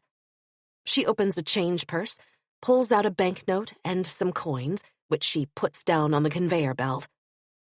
The cashier counts the coins, asks for another, then one more. This takes some time. The woman leaves, carrying the heavy bag of baguettes. She hasn't said a word during the transaction. I thought for her to go to Auchan alone, what an ordeal it must have been, one that even all her veils could not make bearable. My turn comes. As usual, the cashier leans over to check if I have emptied the entire contents of my shopping cart onto the conveyor belt. Inside, I've left Le Monde, which I did not buy at Auchan, but at the news and tobacco shop in the shopping center. The cashier takes me to task. I tell her that I didn't buy the newspaper at Auchan, and to justify myself, I add, not realizing how presumptuous it is of me to do so, that the issue is not yet available at Auchan and won't be until tomorrow morning, as if it were part of her job as cashier to check the date on Le Monde. She repeats that everything purchased outside the store must be wrapped in plastic at the entrance. You understand, if your bags get checked, I'm the one who gets an earful. We get told off more and more. It's getting worse and worse. I have just been put in my place for not having considered hers. Her worse and worse haunts me. Among the 7 million working poor in France, many are cashiers. In the language of mass distribution, the prod of a cashier is the number of items scanned per minute. 3,000 per hour is considered a good number. Monday, March 25th, 10 a.m. When the superstore is almost empty, as it is this morning, in the face of all the merchandise, one is overcome by a hallucinatory feeling of excess. The dead silence of goods as far as the eye can see. The customers seem to move slowly, as if overcome by lethargy, the kind exuded by the almost unreal vision of the cluttered heap of food and objects. Or they're just people with time on their hands on Mondays, workers on their day off, or who have time all the time, retirees. The shopping cart that I took at the entrance to level 2 doesn't roll well. I realize that it is dented on one side. The chain used to attach it to other carts has been torn off. It is a cart that must have traveled out of the parking lot to help someone move house, or to play bumper cars, etc. It's amazing, all the things you can probably do with a shopping cart. I don't understand why they aren't borrowed more often. At €1, it's a bargain. I try more or less adeptly to get this one to work. Surprise! The newspaper stand has migrated to level 2, after household linens, near an entrance and a line of cash registers, a more visible location than before, also more exposed. It is now a kind of concourse, wide, brightly lit, with newspapers and magazines neatly arranged along 2 partitions facing each other. Nowhere to sit, not even on the piles of papers. Not a single nook or cranny. Everything seems designed to make the place inhospitable, to dissuade people from lingering, browsing, reading. And as a matter of fact, there is no one there. Easter eggs galore, already. I'd forgotten. Big retail stores don't forget anything. They are probably swimming in boxes waiting to be unpacked, like the gifts for Mother's Day. Commercial authorities abbreviate the future and consign last week's past to oblivion. A guy in a coat, balding with glasses, is humming to himself, his little plastic bag in hand. I realize that there is never any music inside of Auchan, perhaps so as not to clash with that of the shopping center, barely noticeable. I find myself regretting the absence of music, songs that suddenly strike the memory and stir inexplicable joy, just as one is taking a pack of mineral water from a shelf. One time at Leclerc, it was Dalida, Come Prima. Wednesday, April 3rd. On level 1 of Auchan, in the seasonal promotions area, the spring wine fair is on, mostly single men. Behind the wines, another sales promotion, 2 perpendicular walls of women's shoes in flashy colors, green, red, pink, and, as in a living room, poofs scattered here and there on which to sit and try on shoes at leisure. So far, the invitation, that must be the intention, has no takers. On level 2, the food level, it seems to me that the hanging yellow price signs have grown more and more glaring. Always the same equation, above the bins of meat, pork at less than €1 per person. After checking, it seems that the said person is supposed to eat 110 grams, which on the plate, after cooking and not including waste, probably corresponds to 80 grams. I quickly calculate a family of 4 who would eat this meager portion daily would still spend €120 per month. The superstore's art of making people believe in its benevolence. Dozens of bags of Easter eggs have been marked down and tossed into bargain bins, a vaguely repugnant mound that attracts no one. The party ended 3 days ago. A woman occupies the dairy aisle with a double stroller facing outward, cute twins whose bright eyes follow everyone. At the checkout, where quite a few people are waiting, a customer with a wheeled shopping basket offers me her spot. As I vigorously decline, do I look that tired? That old? She smiles and says she knows my writing. We converse about the store, about the children. Plentiful on Wednesdays. Placing my items on the conveyor belt, I think a little uneasily that she is going to look at what I've bought. Every item suddenly takes on loaded meaning, reveals my lifestyle. A bottle of champagne, 2 bottles of wine, fresh milk and organic Emmental, crustless sandwich bread, Sveltes yogurt, kibble for spayed and neutered cats, English ginger jam. It is my turn to be observed. I am an object. Friday, April 5th. Noon. Newsstand, Auchan. I cannot get used to places where magazines and newspapers are sold without a vendor to help you find what you're looking for. Unable to locate La Quinzaine Littéraire, I take the previous evening's edition of Le Monde. Nor is there anyone at the self-checkout, where a lost-looking girl is growing increasingly upset, not knowing where to put the items she takes from her basket, and driven to panic by the eyes that watch her every movement, while the robot voice intones over and over, "Place your items on the scale," as if it were dealing with a half-wit. Through a stunning reversal, it is the machines that look smart and humans stupid. I can't get used to this system either. Now you can enter and leave a superstore the way you do an F1 hotel, without a word or a glance at others. Nearly a third of checkouts are now automated, grouped by 4 or 6, and requiring no human presence except for that of one employee who supervises and makes sure the machines are functioning correctly. During the day, there are only half as many traditional checkouts in use as automated checkouts. The extinction of cashiers presses on. Friday, April 12th. In an aisle, I pass a woman whose hair is concealed by a black veil, from which a white band protrudes, similar to the wimple worn by the nuns of my youth, the good sisters who incurred our mockery, not so much because of their attire, as because of their vow of perpetual chastity, which seemed insane to us. Never to be with a man, how was it possible? Altogether different from the woman with the headscarf, who may well be devoted to God, but also to a man. There is one standing next to her, which changes everything. Unless God and man are one. But there again, on the scale of pleasure, the Muslim woman with her headscarf still wins. And on the scale of freedom?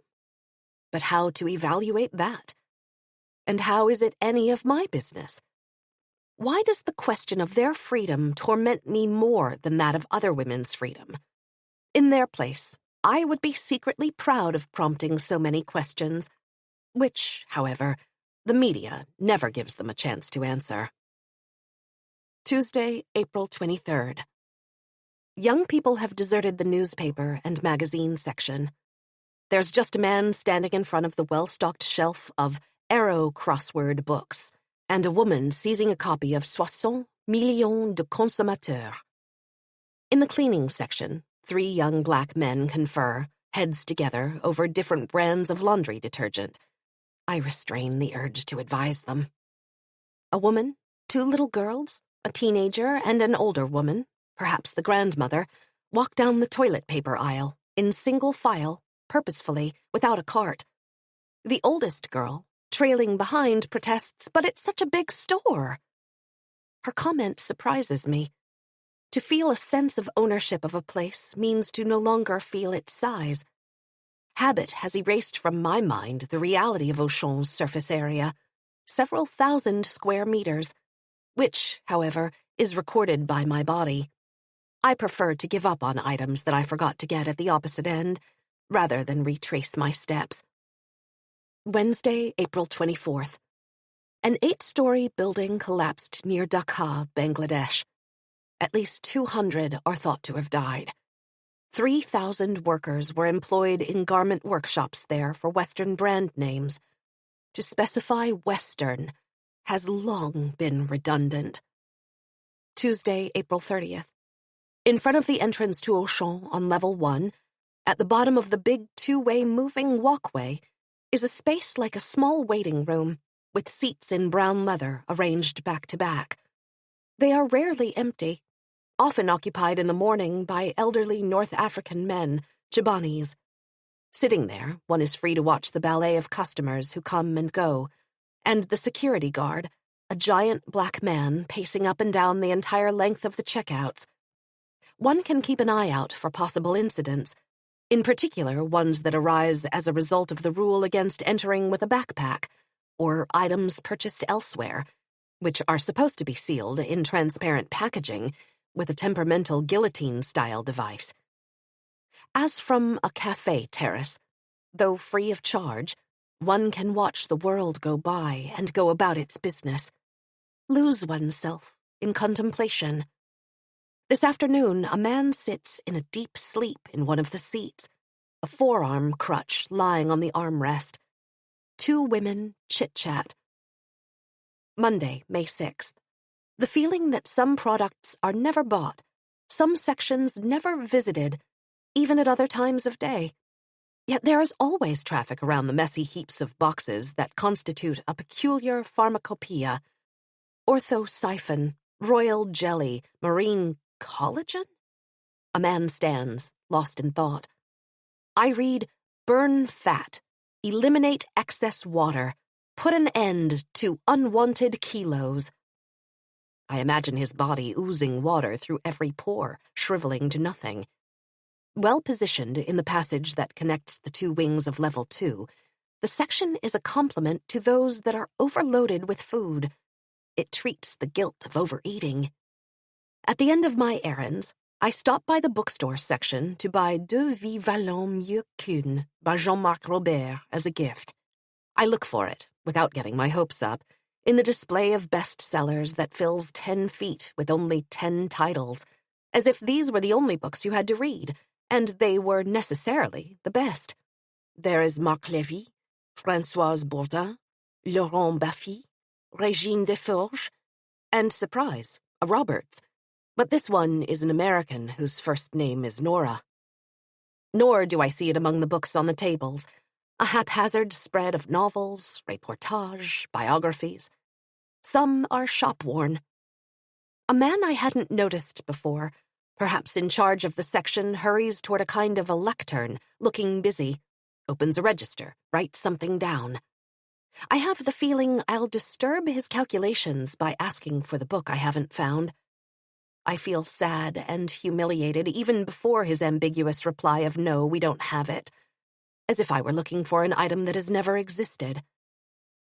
In any case, I always feel bad placing a book on the conveyor belt, as if it were a sacrilege. Though I'd be happy to see one of mine pulled from a shopping cart and slid onto the belt, between a pound of butter and a pair of tights. Friday, May 10th, 4:30 p.m. Mother's Day is everywhere in the shopping center. At Auchan, there's a dedicated space for it, filled with food processors, vacuum cleaners, coffee makers, apparently a must, perfume, etc. It is the May school holiday period, and the crowd is mostly women with shopping carts and children. I imagine the mighty line that all these mothers would form, scattered through the store with their carts and children, moored to subsistence and child-rearing. A prehistoric vision. Wednesday, May 15th. The death count from the collapse of Rana Plaza in Bangladesh is 1,127. Found in the rubble were brand labels for Carrefour, Camille, and Auchan. Thursday, June 27th. The long banner strung over door 2 of the shopping center reads sales. Underneath is the smiling face of a woman in her 30s, in close-up, and behind her, smaller, a man's face and a child's. Nothing has changed since Émile Zola's The Lady's Paradise. Women are always the primary, consenting targets of commerce. To avoid the crush, I've chosen to do my grocery shopping at Auchan after all the other stores have closed at 8 p.m. Still, traffic is heavy in the food and household maintenance aisles, where the sales consist of offering products in giant quantities. A woman pushes a full shopping cart with several big packages of toilet paper standing one on top of another, 50 rolls at least. It is the inexorable logic of accumulation. The slogan from a very old TV commercial went, "On a toujours besoin d'un petit pois chez soi." A home always needs green peas. And a home always needs TP, shampoo, cooking oil, UHT milk, etc. Stories and films about famine are unbearable. Surprise items for the next school year, and the superstore's goal is always to surprise, have popped up in the seasonal promotions area. A little girl sitting on the floor unfolds a map of the world. On level 2, it is Eastern Week, semolina, dates stuffed with almond paste, candied lemons, and sugar-powdered Turkish delight, irresistible. I am transported back to longings from childhood, and for a few seconds, filled with rapture that such a place of abundance can exist. Wednesday, July 3rd, 7:30 p.m.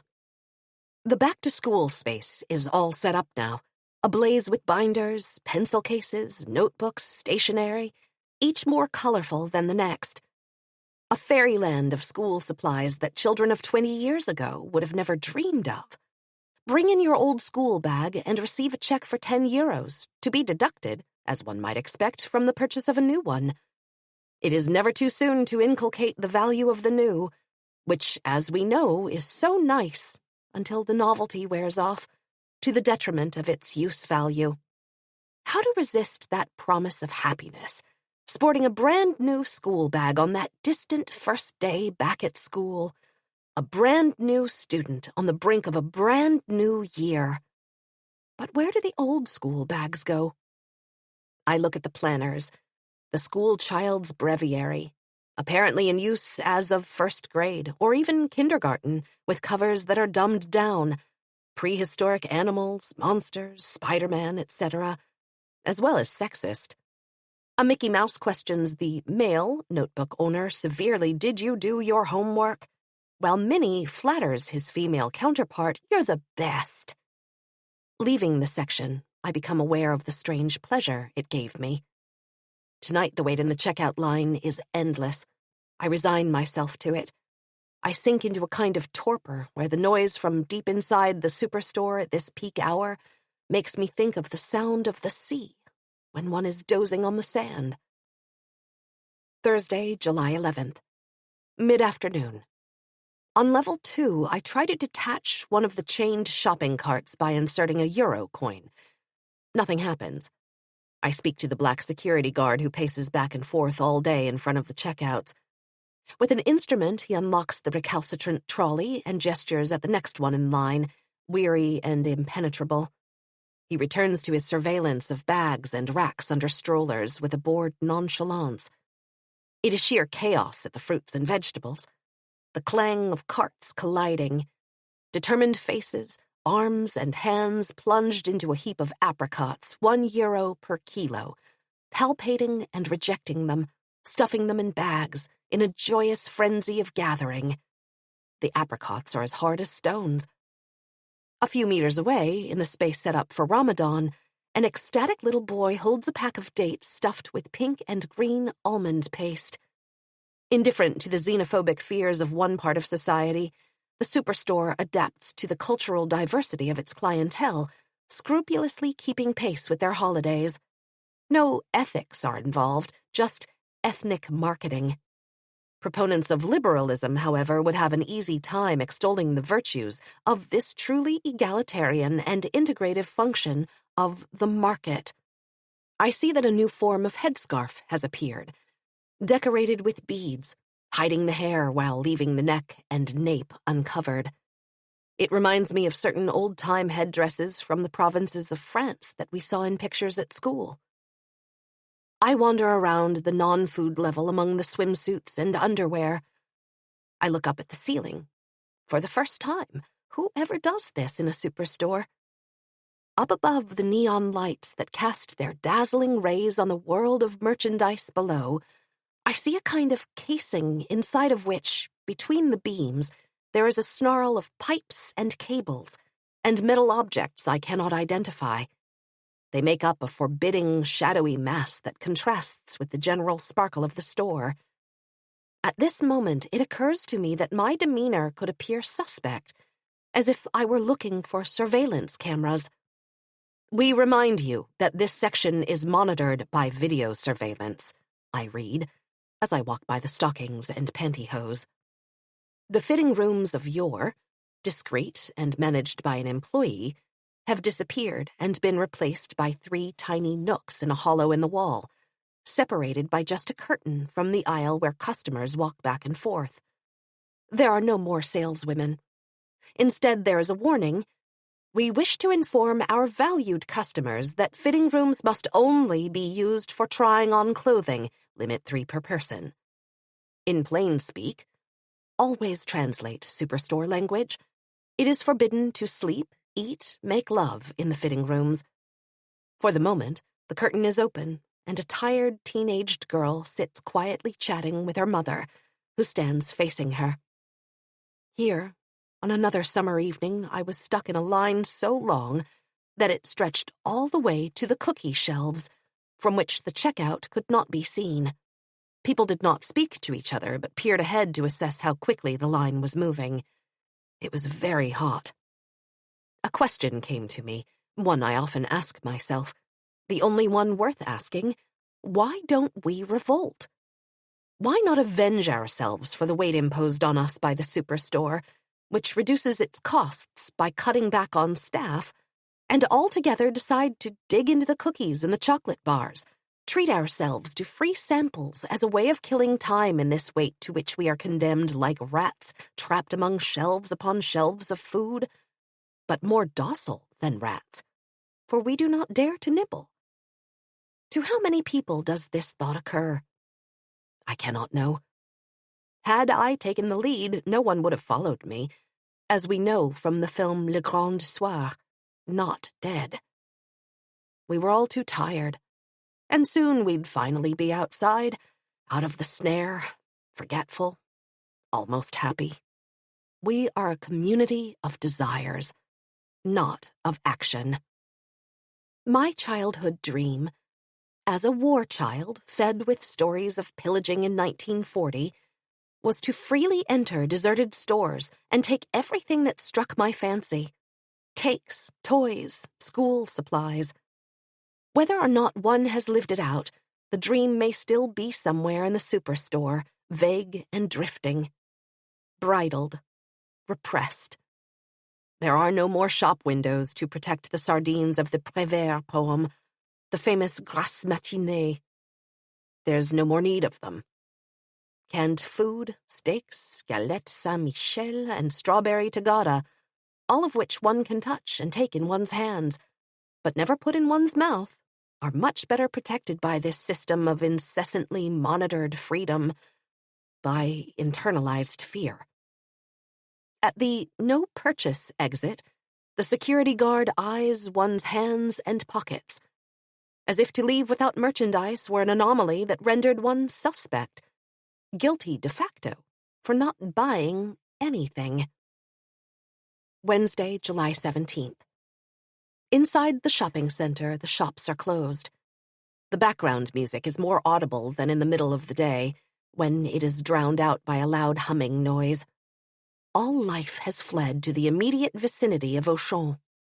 I realize I have never seen it closed, never seen the metal barriers pulled down or drawn in front of the checkouts. No one sees them, except for the security guards, since it is the first business in the center to open and the last to close.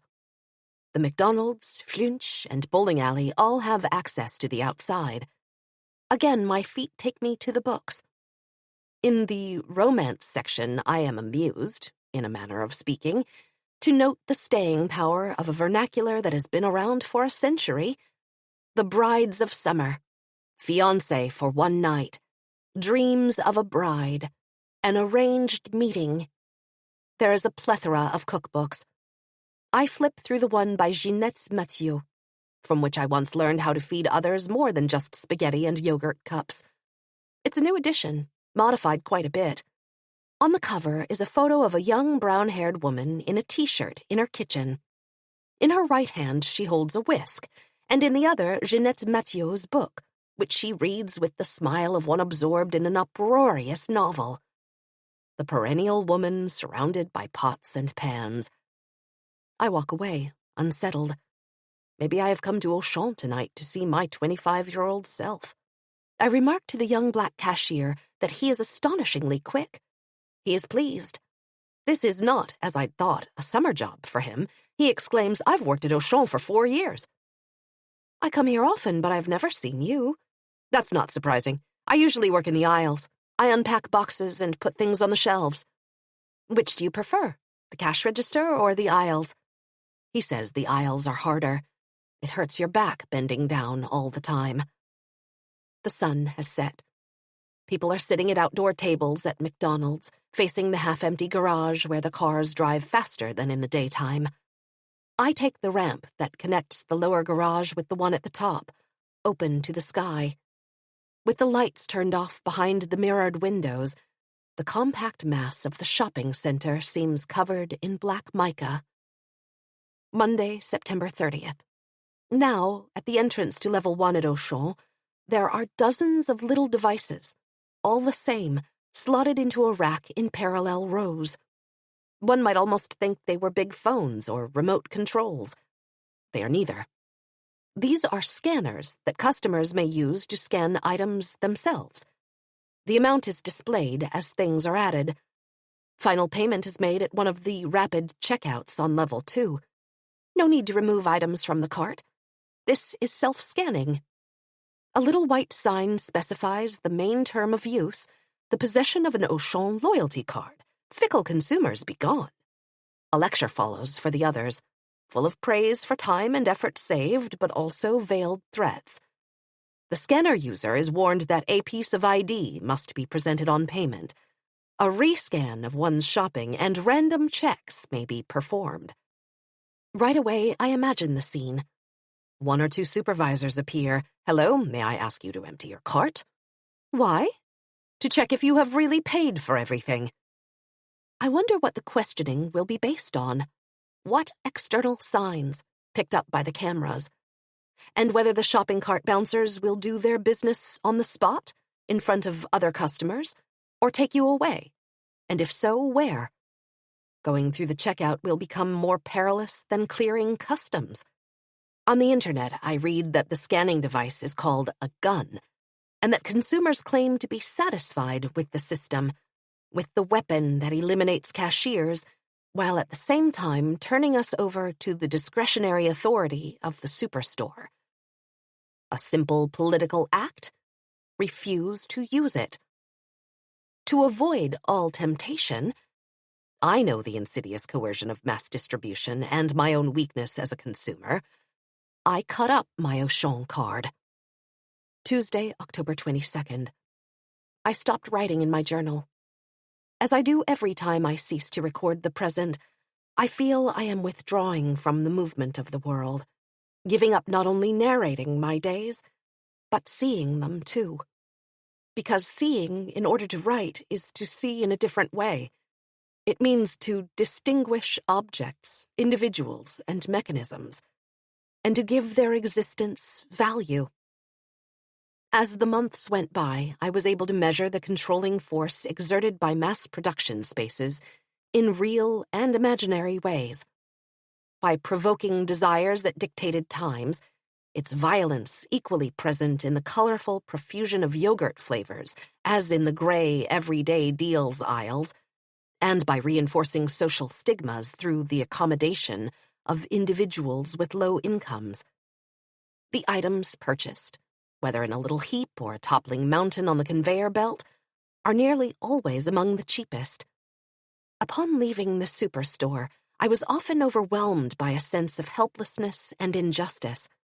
But for all that, I have not ceased to feel the appeal of the place and the community life, subtle and specific, that exists there. It may be that this life will disappear with the proliferation of individualist sales schemes such as online ordering and curbside pickup, apparently gaining ground each day among the middle and upper classes. So today's children in adulthood may remember with nostalgia Saturday shopping at the Hyper U, as those of us over 50 remember the pungent grocer's shops of the past, where they went with a metal pitcher to get fresh milk. We hope you have enjoyed this Yale University Press audiobook of Look at the Lights, My Love, by Annie Ernaux, translated from the French by Alison L. Strayer, read by Tavia Gilbert. It was produced for Yale University Press by Sound Understanding, originally published in France as Regarde les lumières, mon amour, by Éditions du Seuil. Copyright 2014 by Éditions du Seuil. English translation copyright 2023 by Yale University. The production copyright is Yale University Press 2023. All rights reserved. A full list of citations and notes can be referenced in the print and ebook editions. For more information about Yale University Press books, please visit yalebooks.yale.edu.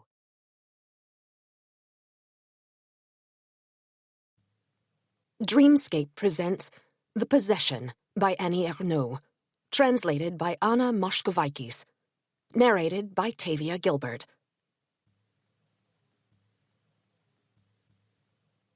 I have always wanted to write as if I would be gone when the book was published.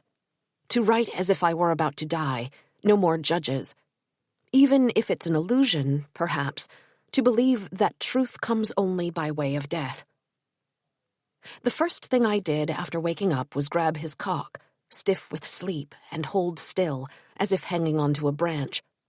I'd think, as long as I'm holding this, I am not lost in the world. Now, when I think about the significance of that sentence, it seems to me that what I meant was there is nothing to wish for but this, to have my hand wrapped around this man's cock. Now he's in the bed of another woman. Maybe she makes the same gesture, stretching out her hand and grabbing his cock. For months I have had a vision of this hand and have felt that it was mine. And yet I was the one who had left W several months earlier after 6 years together, as much out of boredom as from an inability to give up my freedom, reclaimed after 18 years of marriage, for the shared life he so strongly desired from the start. We continued to talk on the phone. We saw each other from time to time. He called me one evening, told me he was moving out of his studio, he was going to be living with a woman. From then on, there would be rules about calling each other, only on his cell phone, and about seeing each other, no nights or weekends. I was gripped by a sense of disaster, out of which something else emerged. At that moment, the existence of this other woman took hold of me. All of my thoughts passed through her. This woman filled my head, my chest, and my gut. She was always with me. She took control of my emotions. At the same time, her omnipresence gave my life a new intensity. It produced stirrings that I had never felt before, released a kind of energy, powers of imagination I didn't know I had. It held me in a state of constant, feverish activity. I was, in both senses of the word, possessed. This state kept my daily troubles and cares at bay. In a way, it placed me outside the grip of life's usual mediocrity. But any reflection that politics or current events would normally arouse in me was lost too. I've tried and tried. Apart from the Concorde crashing after takeoff into a certain Hotelissimo de Gonesse, nothing in the world from the summer of 2000 left behind a memory.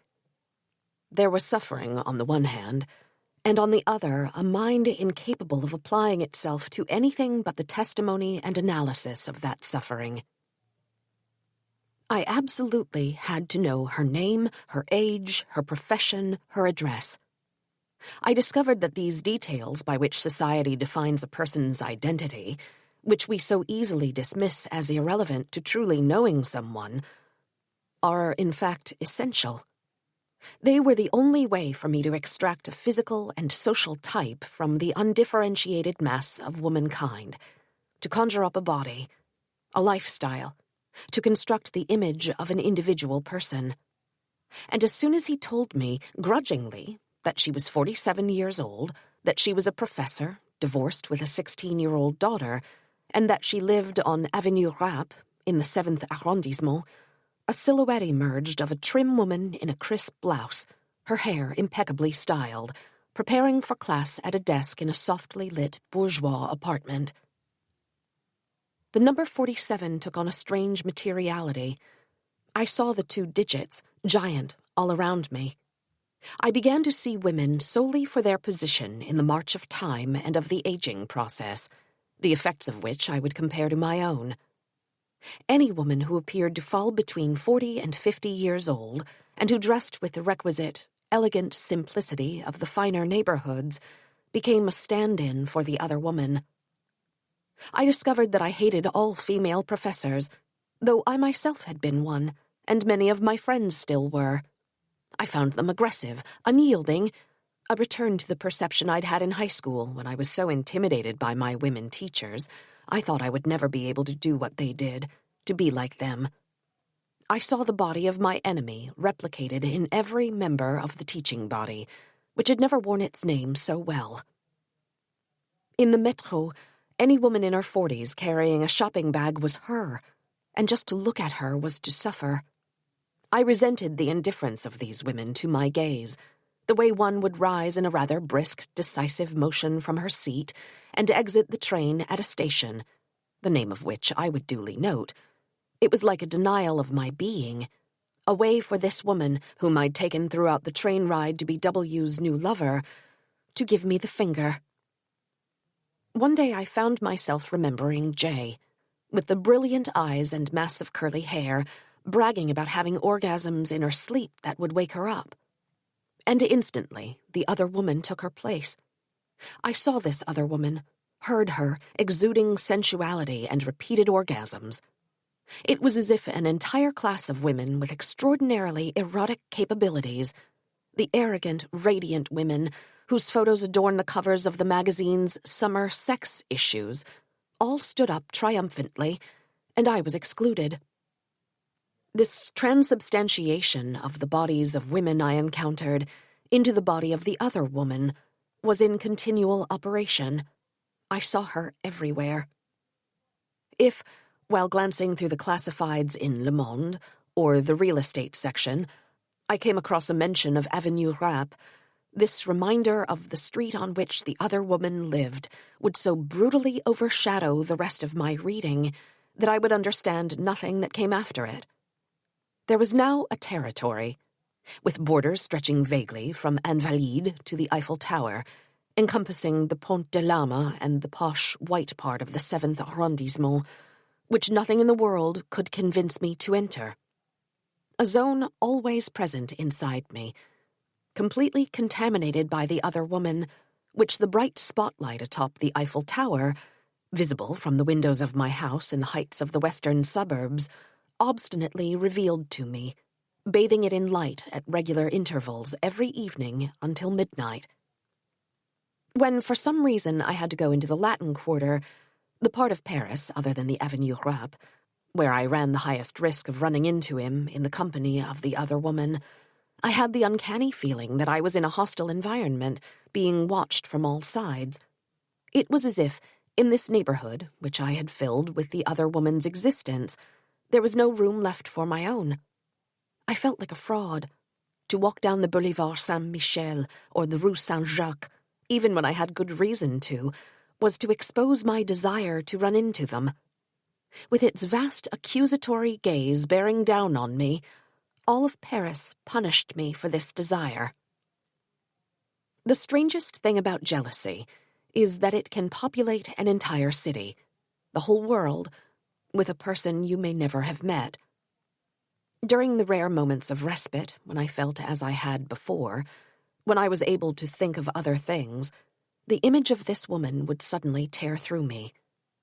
I had the feeling that it wasn't my brain producing this image, that it burst in from somewhere else. It was as if this woman could enter and exit my head at will.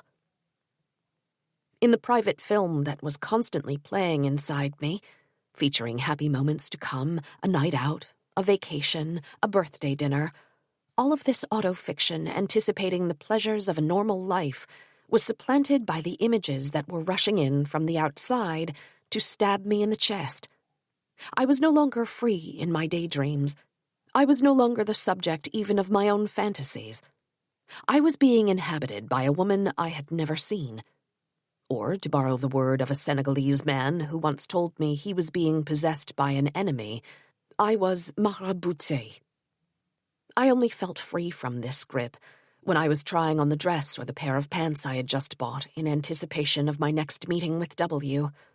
His imagined gaze returned me to myself. I began to suffer from our separation.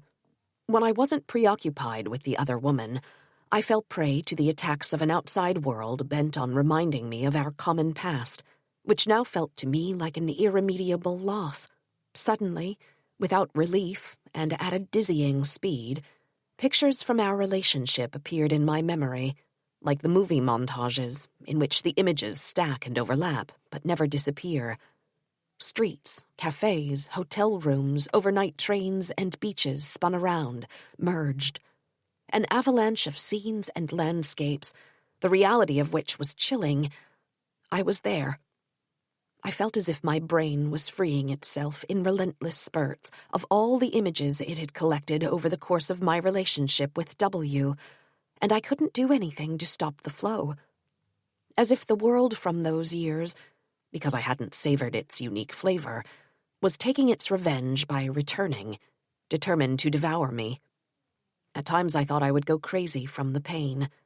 But the pain was actually a sign that I was not crazy. To make this monstrous carousel stop, I knew I could pour myself a stiff drink or swallow a tablet of Imovane. For the first time, I could clearly perceive the material nature of feelings and emotions. I physically felt their consistency, their form, but also their independence, their perfect freedom with respect to my consciousness. These interior states had their equivalent in nature: the surge of a wave, the crumbling of a cliff, sinkholes, algae blooms. I understood the necessity of comparisons and metaphors using water and fire. Even the most overused of them had first been lived, one day, by someone. Continually, songs or news reports on the radio, advertisements, would plunge me back into the time of my relationship with W. Hearing Happy Wedding, Juste quelqu'un de bien, or an interview with Ousmane Sow, whose colossal statues on the Pont des Arts we had seen together, put a catch in my throat, Any evocation of a separation or a departure. One Sunday, it was a host leaving FIP, the radio station where she had worked for 30 years, was enough to wreck me completely. Like people made fragile by disease or depression, I was an echo chamber for all pain everywhere. One night, on the RER platform, I thought of Anna Karenina at the moment when she was about to throw herself under the train with her little red bag. Above all, I remembered the first moments of our affair, the magnificence of his cock, as I had noted in my diary. It wasn't the other woman, in the end, whom I saw in my place. It was me, the way that I never would be again, in love and sure of his love, on the threshold of everything that hadn't yet taken place between us. I wanted him back. I absolutely had to see a certain film on TV, under the pretext that I had missed it in the theater, but then I had to admit that wasn't the reason at all. I had missed countless films, and remained indifferent to their subsequent showings on television several years later. If I wanted to watch L'École de la Chair, it was because of a similarity between what I knew of the film's story, a penniless young man with a well-heeled older woman, and the experience I'd had with W, which the other woman was now having with him. Whatever the script, if the heroine was in pain, it was my pain that was being portrayed, worn on the actress's body in a kind of doubling that oppressed me. So much so that I was almost relieved when the film was over. One evening I thought I had sunk to the depths of despair with a Japanese film in black and white, set in the post-war years in which it rained without stopping. I told myself that 6 months earlier I would have seen the same film with pleasure, deriving a deep satisfaction from the spectacle of a sorrow I was not experiencing. De facto, catharsis only benefits those who are untouched by passion. Hearing by chance I Will Survive, a song to which, long before it was belted out in the locker rooms of the World Cup, I would sometimes let loose dancing in W's apartment, I was petrified. Back when I was twirling around him, all that mattered were the rhythm of the music and the fierce voice of Gloria Gaynor, which felt to me like the victory of love over time. In the supermarket where I heard it between two commercials, the singer's refrain took on a new, desperate meaning. Me too. I will survive. He had not wanted to tell me her name. This absent name was a hole, a void around which I turned in circles. During the encounters we continued to have, in cafes or at my house, he would answer my reiterated questions, presented sometimes in the form of a game.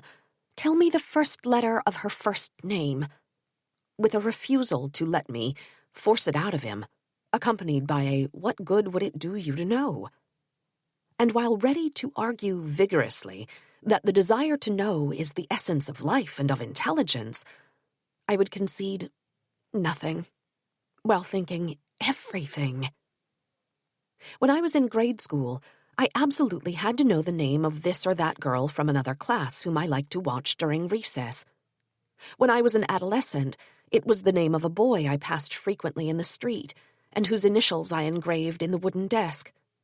It seemed to me that to put a name to this woman would allow me to construct, out of what is always awakened by a word and its sounds, a personality type, to hold an image of her, even if a completely false one, inside me. To know the name of the other woman was, in my own deficiency of being, to own a little part of her. I saw in his obstinate refusal to give me her name or to describe her even the slightest bit, a fear that I would become angry at her in a violent or twisted way, that I would cause a scandal, and thus a presumption that I was capable of the worst, a revolting idea that increased my distress. At certain moments I also suspected a kind of mawkish cunning, a will to maintain me in a state of frustration that would keep alive the newfound desire I had for him. At others I saw a desire to protect her, to remove her completely from my thoughts, as if they would be detrimental to her. Whereas realistically he was acting out of a habit, developed in childhood to hide the alcoholism of his father from his friends, to lie about everything, even the details least likely to provoke the judgment of others, in a sort of permanent, what you don't know can't hurt me, from which he drew his strength as a shy but proud person. The search for the name of the other woman became an obsession, a need to be satisfied by any means necessary. I managed to extort a few pieces of information from him. The day he told me she was a lecturer in history at Paris 3, I rushed to the internet to visit the university's website. When I saw among the sections one which listed the instructors classified by specialty, with phone numbers next to their names, I experienced a sensation of unbelievable happiness, immoderate, which no discovery of an intellectual nature could have provided me at that moment. I scrolled down the screen, slowly becoming disenchanted. Even though in history the women were far less numerous than the men, I had nothing specific to help me locate her in the list. Every new clue I extracted from him propelled me immediately into a tortuous and relentless search of the internet, the use of which suddenly became important to my life. So when he let on that she had written her doctoral dissertation on the Chaldeans, I launched the search engine, aptly named, I thought, on the word dissertation. After a number of clicks on different links, specialization, place of doctoral work, the name appeared of one of the instructors I had already found in the list of professors of ancient history at Paris 3. I sat there frozen before the letters inscribed on the screen. The existence of this woman had become a reality, indestructible and atrocious. It was like a statue emerging from the mud. Afterward, a kind of peacefulness came over me, accompanied by an empty feeling similar to the one that comes after taking an exam. A little later, I was assailed by doubt, and I consulted the Minitel directory. After multiple searches, I discovered that the teacher in question didn't live in Paris but in Versailles. It was therefore not her. Every time I was struck by a new hypothesis about the identity of the other woman, the violence of the thought's eruption, the hollow pit in my chest, the heat in my hands, seemed to be an indication of certainty as irrefutable as inspiration is, perhaps, for a poet or a scholar. One evening I felt this certainty with respect to another name from the list of professors, and searched immediately on the internet to see if the one with that name had published any books having anything to do with the Chaldeans. In the section about her, there was this, Translating the Relics of Saint Clement, article in progress. I was flooded with joy. I imagined myself saying to W with devastating irony, "The translation of the relics of Saint Clement, what a scintillating subject!" Or, "Here's the text the entire world has been waiting for, that will change the world," etc. Testing out all the variants of a sentence meant to ridicule the other woman's work to death, until other indications challenged the notion that she might be the author of this article, beginning with the glaring absence of any relationship between the Chaldeans and Saint Clement, Pope and Martyr.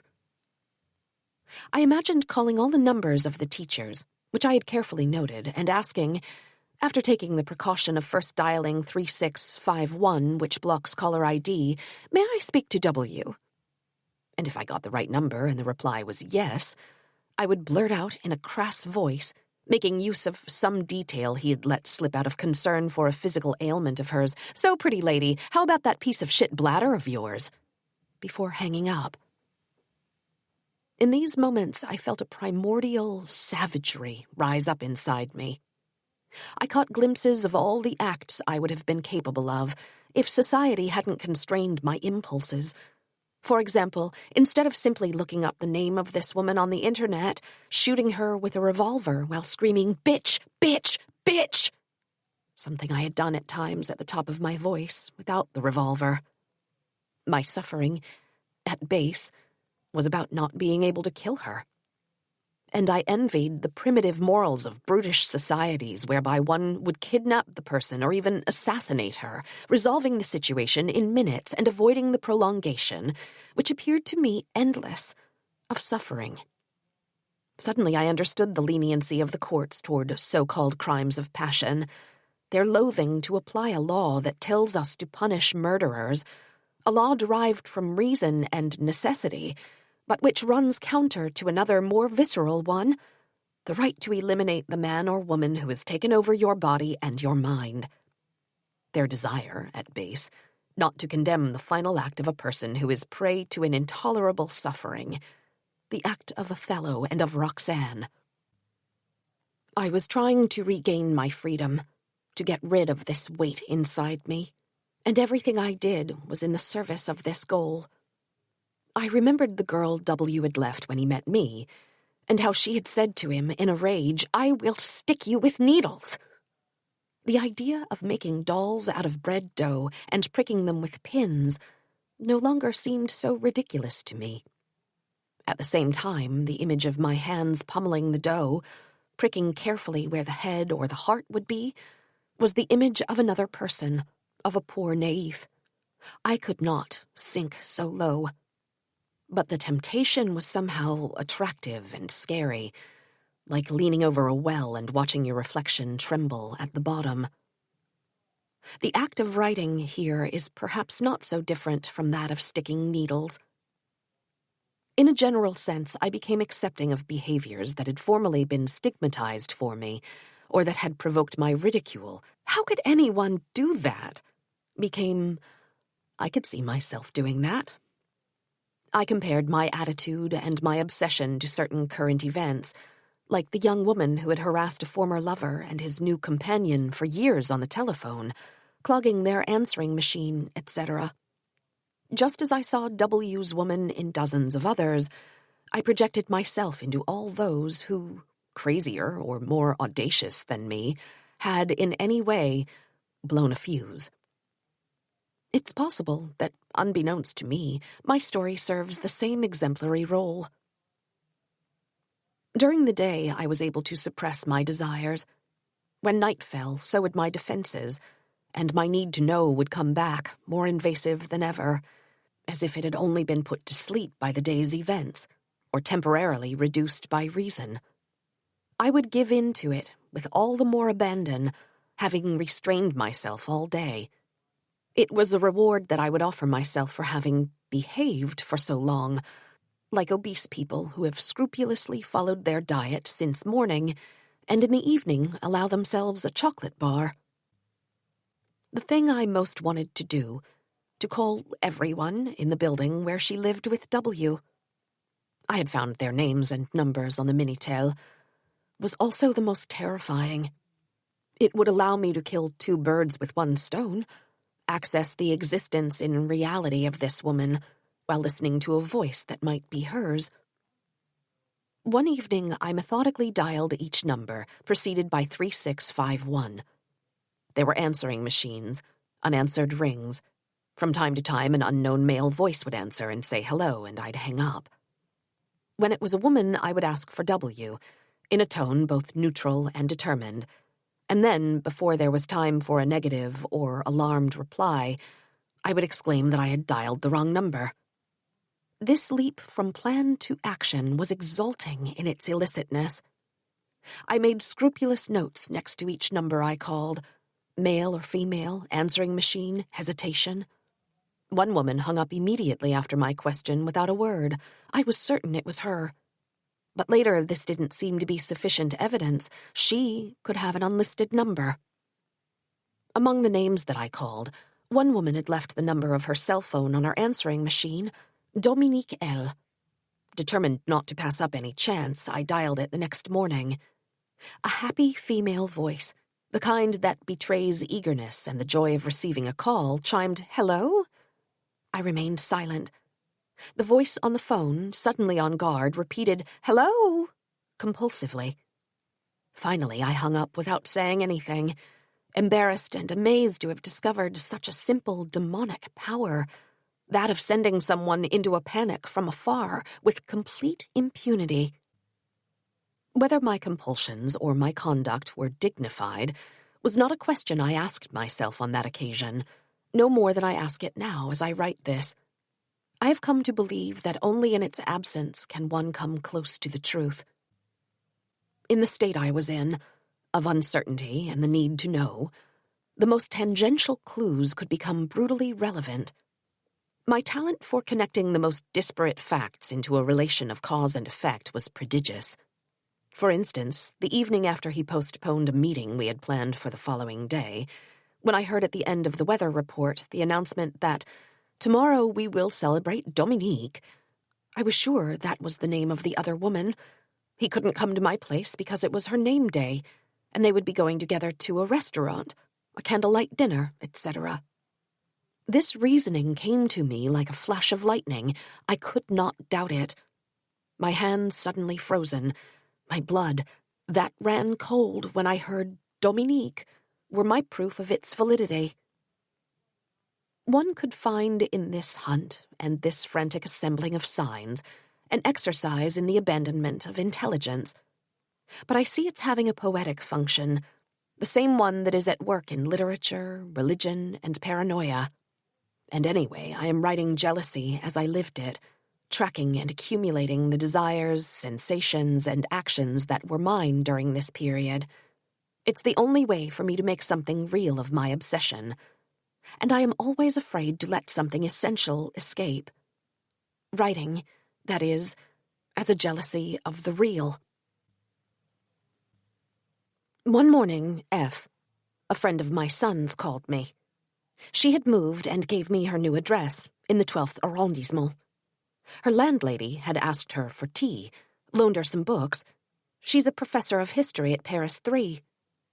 These words, arising in the middle of a casual conversation, had the effect on me of a blinding piece of luck.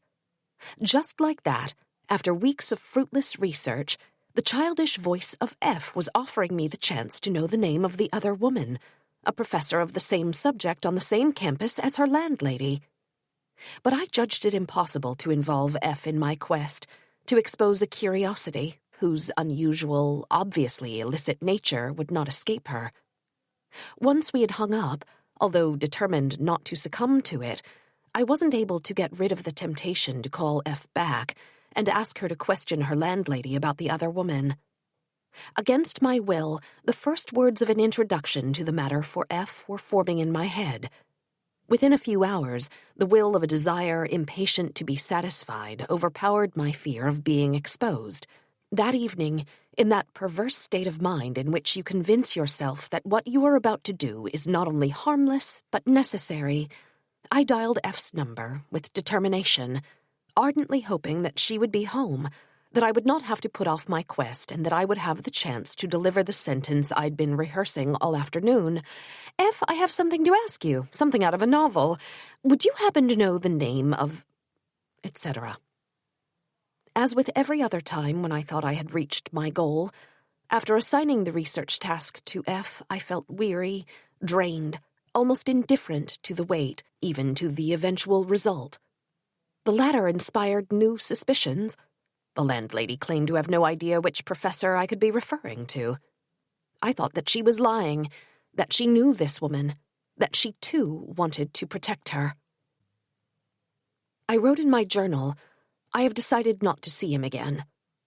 At the moment when I wrote these words, I was no longer suffering, and I confused the relief of my suffering through writing with the end of my feelings of loss and jealousy.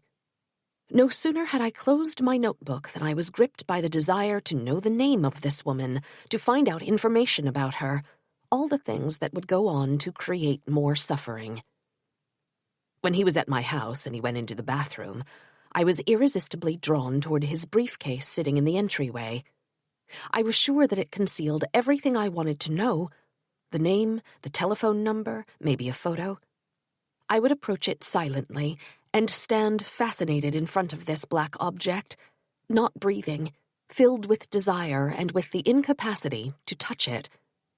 I saw myself fleeing with it to the back of the garden, opening it and extracting its contents one by one, throwing them all over until, like a purse snatcher, I found my treasure.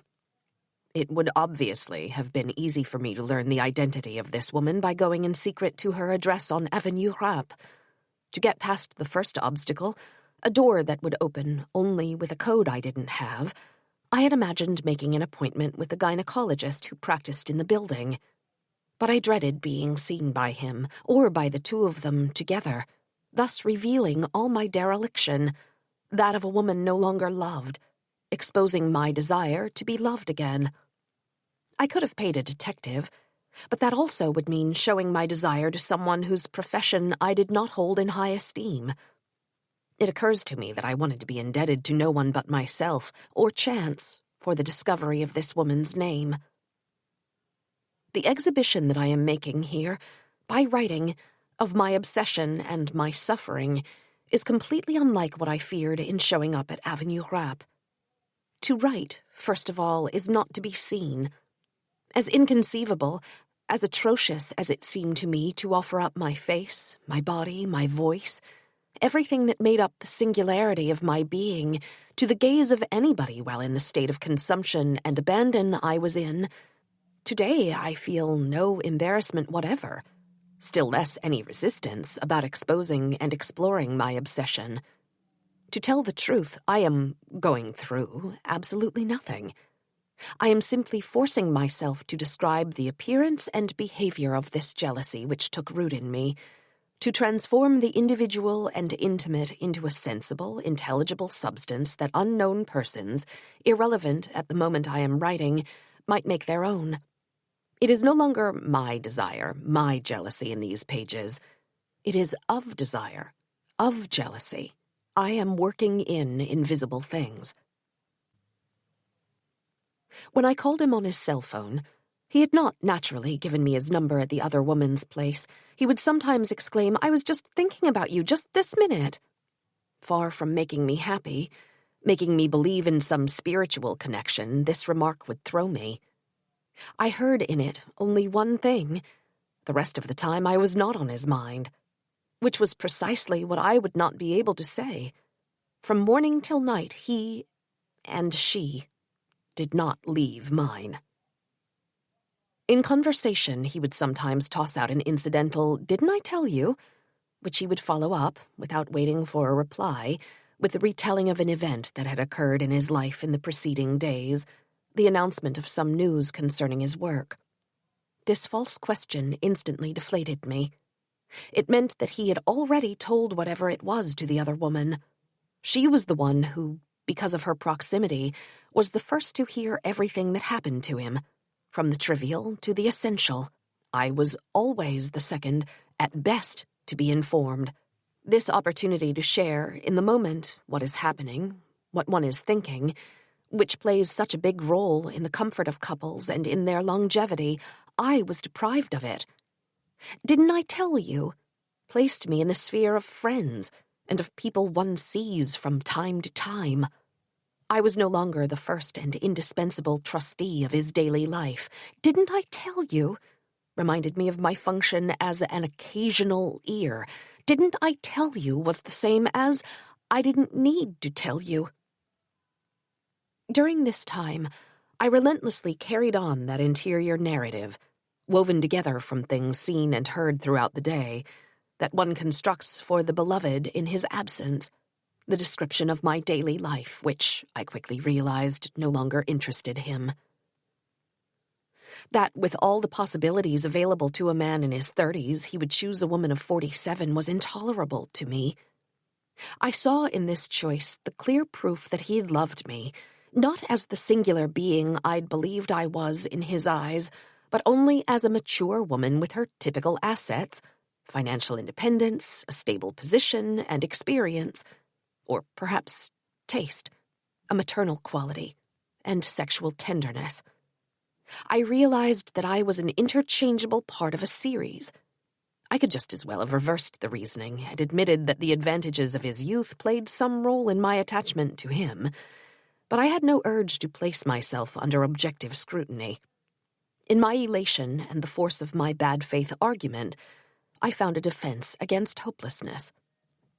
The superiority that I could have felt with respect to this woman, during certain social occasions, due to recognition for my work, I saw from the outside. This vision of others, their gaze, which it is so fortifying to perform for, to notice, which flatters one's vanity so well, was powerless against her existence. In the self-erasure that it is the state of jealousy which transforms every difference into a lack, it was not only my body, my face that were devalued, but also my occupation, my entire being. I went so far as to be mortified that at the other woman's house he was able to watch the TV channel Paris Première, which I could not receive. And I saw a sign of intellectual distinction, a mark of superior indifference to practical things, in the fact that she did not know how to drive and had never gotten her license, while I had been overjoyed to get mine at 20 to go sunbathe in Spain with the rest of the world. My one source of pleasure was to imagine the other woman finding out he still saw me, that he'd just, for example, given me a bra and G-string for my birthday. I experienced a physical release. I bathed in the bliss of truth being revealed. Finally, suffering had switched bodies. I temporarily relieved my own pain by imagining hers. One Saturday night on the Rue Saint-André-des-Arts, I remembered past weekends we had spent in that neighborhood, without particular joy, having resigned ourselves to a ritual without surprises. It must have been, then, that the image of the other, the desire that this other had for him, was equipped with a force great enough to sweep away the boredom and everything that had compelled me to break things off. At that moment I realized that ass, in this case the ass of the other woman, was the most important thing in the world. Today it makes me right. Without a doubt, the greatest suffering, like the greatest happiness, comes from the other. I understand that some people fear this and try hard to avoid it by loving with moderation, by favoring a match made of common interests, music, political engagement, a house with a garden, etc., or with multiple sexual partners who are seen as objects of pleasure separate from the rest of life. And yet, if my suffering seemed absurd to me, outrageous even when compared to others, both physical and social, if it seemed a luxury, I still preferred it to certain calm and productive periods in my life. It even seemed to me that having gone through the phases of school and of relentless work, marriage, and reproduction, having more or less paid my debt to society, I was finally devoting myself to what was essential and had been lost from view since adolescence. Nothing he said was insignificant. In I worked at the Sorbonne, I heard they worked together at the Sorbonne. All of his sentences were subject to an incessant decoding, to interpretations whose unverifiability made them agonizing. The ones to which I paid no attention at first would return at night to ravage me with meanings that were suddenly hopelessly clear. The functions of exchange and communication that are generally ascribed to language had receded into the background, replaced by a singular function capable of signifying only one of two things: his love for me or for the other woman. I made a list of grievances toward him. Every reproach I wrote down brought with it an intense and fleeting sense of satisfaction. When he called me a few days later, I gave up the idea of enumerating this overwhelming tally of wrongs, suspecting that one doesn't acknowledge such things without the hope that the acknowledgement will have some benefit. He didn't want anything more from me, except perhaps for me to leave him alone. With a remarkable ability of desire to use as evidence anything that serves it, I shamelessly appropriated the clichés and received ideas that idled in the magazines.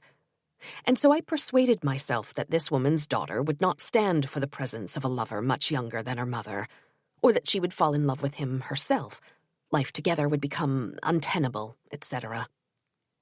While walking or doing some repetitive household chore, I constructed arguments to demonstrate how he had fallen into a trap, why he should return to me. Internal dissertations in which the chapters flowed without effort and without end, in a rhetorical fever that no other subject would have aroused. The erotic scenes I replayed interminably at the beginning of our relationship, and which I avoided thinking about now because they could not be realized, all the dreams of pleasure and happiness, had given way to a sterile and arid discourse of persuasion. Its artificial character became apparent to me when, after I'd managed to reach him on his cell phone, he reduced my logical construction to nothing, with a sober and clear-sighted, "I don't like it when people pressure me." The only thing that was true, and I never said it to him, was, "I want to fuck you and make you forget the other woman." All the rest was literally fiction. In my argumentative strategies, one sentence stood out which seemed dazzling in its truth. "You accept the subjection of this woman like you never would have accepted mine." This truth seemed all the more irrefutable, since it was fueled by the desire to hurt him, to force him to rebel against a dependence that I had made him see. I was satisfied with the choice of words, with the concise formulation, and I would have liked to drop my bomb of a sentence right then, to transport my well-crafted, perfect retort from the theater of the imagination to the theater of real life. To do something at all costs, and to do it right away, without enduring the slightest delay. I experienced this law of urgency, which typifies states of madness and of suffering constantly. To have to wait for the next call before clobbering him with the truth I had just discovered and formulated for myself was intolerable, as if this truth might gradually cease to be one as the days went by. At the same time, there was the hope of relieving my pain with a phone call, a letter, the return of pictures of us together, to put it definitively behind me. But possibly still, at base, the desire not to succeed, to hold on to this suffering which, after all, gave meaning to the world, because the true goal of these actions was to force him to react, and thereby maintain a painful bond. Often the urgency to act in one way or another was accompanied by feverish deliberations, to write or to telephone, today, tomorrow, in a week, to say this rather than that. In the end, perhaps suspecting the inefficacy of it all, I would resort to drawing lots with cards or little folded pieces of paper which I picked while closing my eyes. The satisfaction, or on the other hand the regret, that I felt upon reading the response served to inform me of my real desire. If I managed not to succumb to the urgency, and to defer for a day or two the phone call I was burning to make, my forced voice, the words that came out too slowly or aggressively, ruined the intended effect of the delay, which I noticed W saw for what it was, a transparent ploy. And when faced with his refusal to engage, with the inertia of a man caught between two women, a blast of rage blew away my powers of argument and my masterful use of language. On the verge of letting my pain flood out in insults, "Stay there, you big jerk with your fat cow!" I collapsed into tears. One Sunday afternoon, I went to the theater with Elle, who was visiting France, and whom I hadn't seen in 7 years. Afterward, we made love on the couch in his parents' living room, with a series of gestures that came back on their own. He told me I was beautiful, and that I gave excellent head.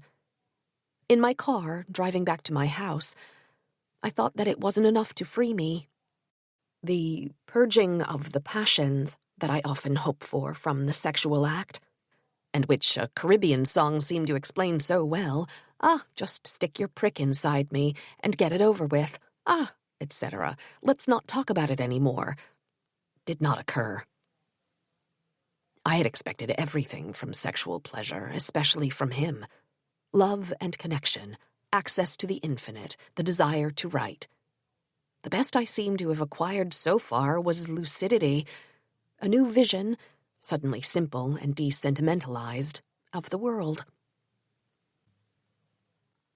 In the fall, during a multidisciplinary colloquium at which I was speaking, I noticed a woman in the second row of my audience, short brown hair, seemingly petite, a severe and elegant size 40, wearing a dark suit, whose eyes kept wandering in my direction.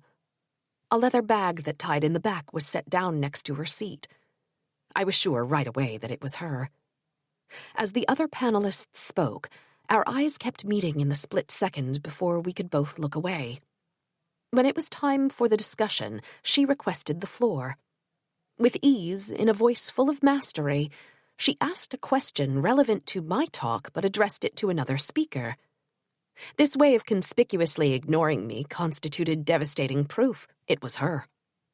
Having read my name on a flyer for the colloquium that would have been posted in the universities, she wanted to see what I looked like. In a low voice, I asked the panelists on my right and my left who this woman was. Neither one knew her. She did not return in the afternoon. From that moment on, I saw the other woman in the anonymous dark of the colloquium. It gave me some peace, even some pleasure. Then I began to think that the clues were insufficient.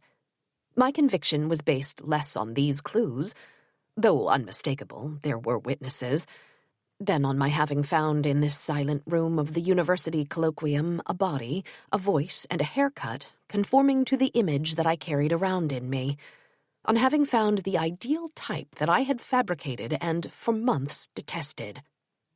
There was as good a chance that the other woman was shy, with blonde curly hair, a size 44 dressed in red, but I just could not believe it. That picture had never existed in my head. One Sunday I was walking through the empty streets of the center of P. The Portail du Carmel was open. I went through for the first time. A man was stretched out along the ground, face to the earth, his arms crossed, chanting loudly in front of a statue. Next to the pain that was wrenching this man, mine did not seem real. The thought occurred to me sometimes in a flash that if he were suddenly to say, "I'm leaving her and coming back to you," after a minute of absolute happiness, of almost unbearable elation, I would feel an exhaustion, a mental depletion comparable to that of the body after orgasm, and I would wonder why I had wanted this thing. The image of his cock on the other woman's belly came up less frequently than that of a daily life that he evoked carefully, in the singular, and I heard always in the plural. It was not the erotic gestures that would bind him most to her. These happened all the time and without consequence on the beach, in the corner of an office, in rooms rented by the hour.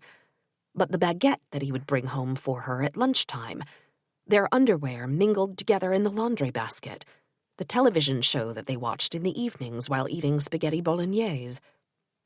Out of my sight, a process of domestication, slow and sure, had begun to grip him tightly, with the shared breakfasts and toothbrushes in the same glass, a mutual impregnation that he seemed to wear, physically in an impalpable way, an air of vague satiation that conjugal life sometimes gives to men.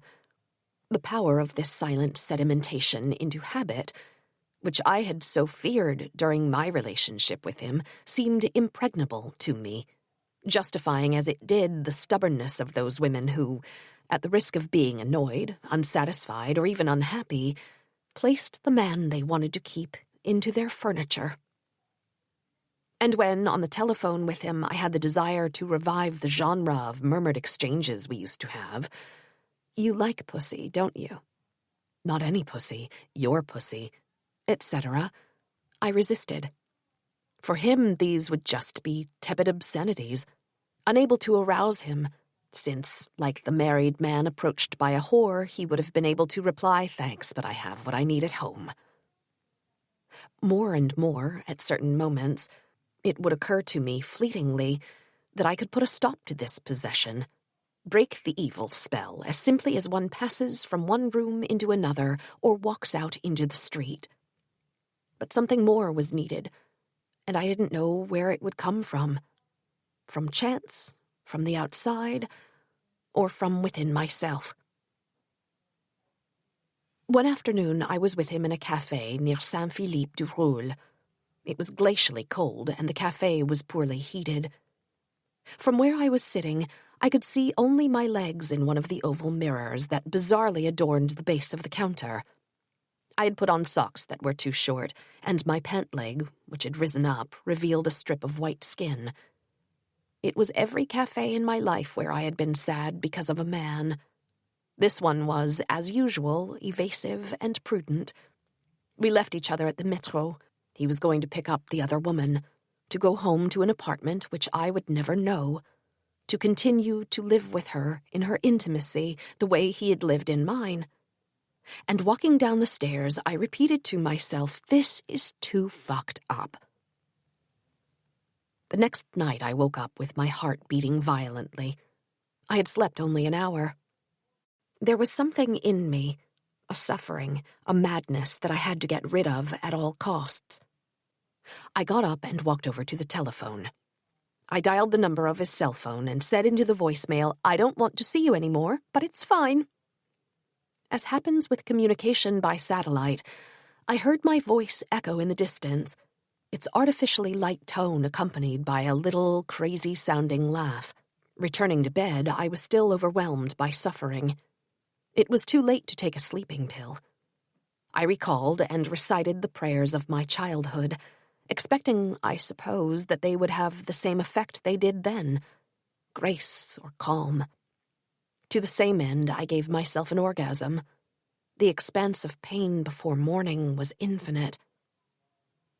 Lying on my stomach, I began to imagine words beneath me that had the consistency of stones, tablets of the law. But the letters were dancing and coming together, then breaking apart, like those that float in alphabet soup. I absolutely had to capture these words. They were the ones I needed to set myself free. There were no others. I was afraid they would escape me. As long as they were not written down, I would remain in my madness. I turned the light back on and scribbled them on the first page of the book on my bedside table, Jane Eyre. It was 5 o'clock. The question of sleep was immaterial. I had drafted my goodbye letter. I cleaned it up in the morning. Brief, concise, without any of the usual strategies and requesting no response. I thought to myself that I had just crossed the Nuit de Valpurgis classique, even though I don't know the exact meaning of this title of a poem by Verlaine, the rest of which I have forgotten. To give a title to the moments of one's life, the way one does at school for literary passages, is perhaps a way to master them? He did not reply to the letter. After that, we telephoned each other from time to time out of sheer habit. That too has ended. When I do think of his cock, I see it the way it appeared to me the first night, crossing his stomach at the height of my eyes, in the bed where I lay on my side, big and powerful, bulging like a club at the tip. It's like an unknown cock in a scene I might see in a film. I took an AIDS test. This had become a habit similar to the one I had as an adolescent, to go to confession, a sort of rite of purification. I no longer have any desire to find out the name of the other woman or anything else about her. Warning, I will decline up front the solicitude of any potential informers. Footnote, who may have, for example, decoded the system of substitutions I have used, for the sake of discretion or some basically conscientious reason for the initials and any precise locations. I have stopped seeing her in the body of every woman I encounter. I am no longer on my guard when I'm walking in Paris. I no longer change the radio station when Happy Wedding comes on. I sometimes have the feeling I've lost something, a little like someone who realizes he no longer has the need to smoke or to take drugs. Writing has been a way to save that which is no longer my reality, a sensation seizing me from head to foot in the street, but has become the possession, a period of time, circumscribed and completed. I am through with trotting out the figures of jealousy, to which I was both prey and spectator, with inventorying the shared spaces that proliferated, impossible to control in my mind, with describing all this spontaneous inner rhetoric, greedy and painful, determined to reach the truth whatever the cost, and through, because this is what it's really about, with happiness. I have succeeded in filling, with words, the absent image and name of the woman who for 6 months continued to put on her makeup, to go about her business, to talk and to enjoy herself, without suspecting that she was also living elsewhere, in the head and the skin of another woman. I went back to Venice this summer. I revisited the Campo San Stefan, the San Travaso Church, the Montain restaurant, and of course the Zatters, all the places I had gone with W. There were no longer any flowers on the balcony of the room I had occupied with him, in the annex of the Hotel La Cascina. The shutters were closed. Below, the iron grille of the Café Cucciolo was lowered and the sign had disappeared. At La Calcina, they told me that the annex had been closed for 2 years. It had probably been sold as apartments. I continued in the direction of the Douane de Mer, but it was inaccessible because of construction. I sat down along the wall of the Magasin du Sel, where the water overflows and stagnates in puddles on the embankment. Across the canal, on the Giudecca, the facades of San Giorgio and of Redentore were covered in canvas tarps. At the other end towered the black mass, intact, of the disused Mulino Stocchi. May to June and September to October, 2001.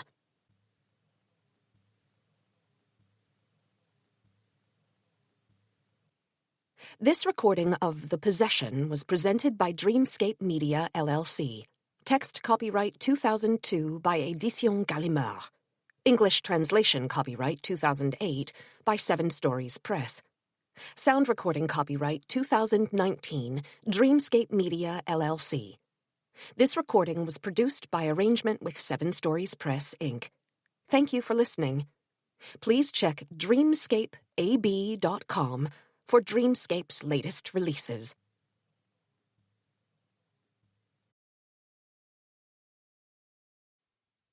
Dreamscape presents Getting Lost by Annie Ernaux.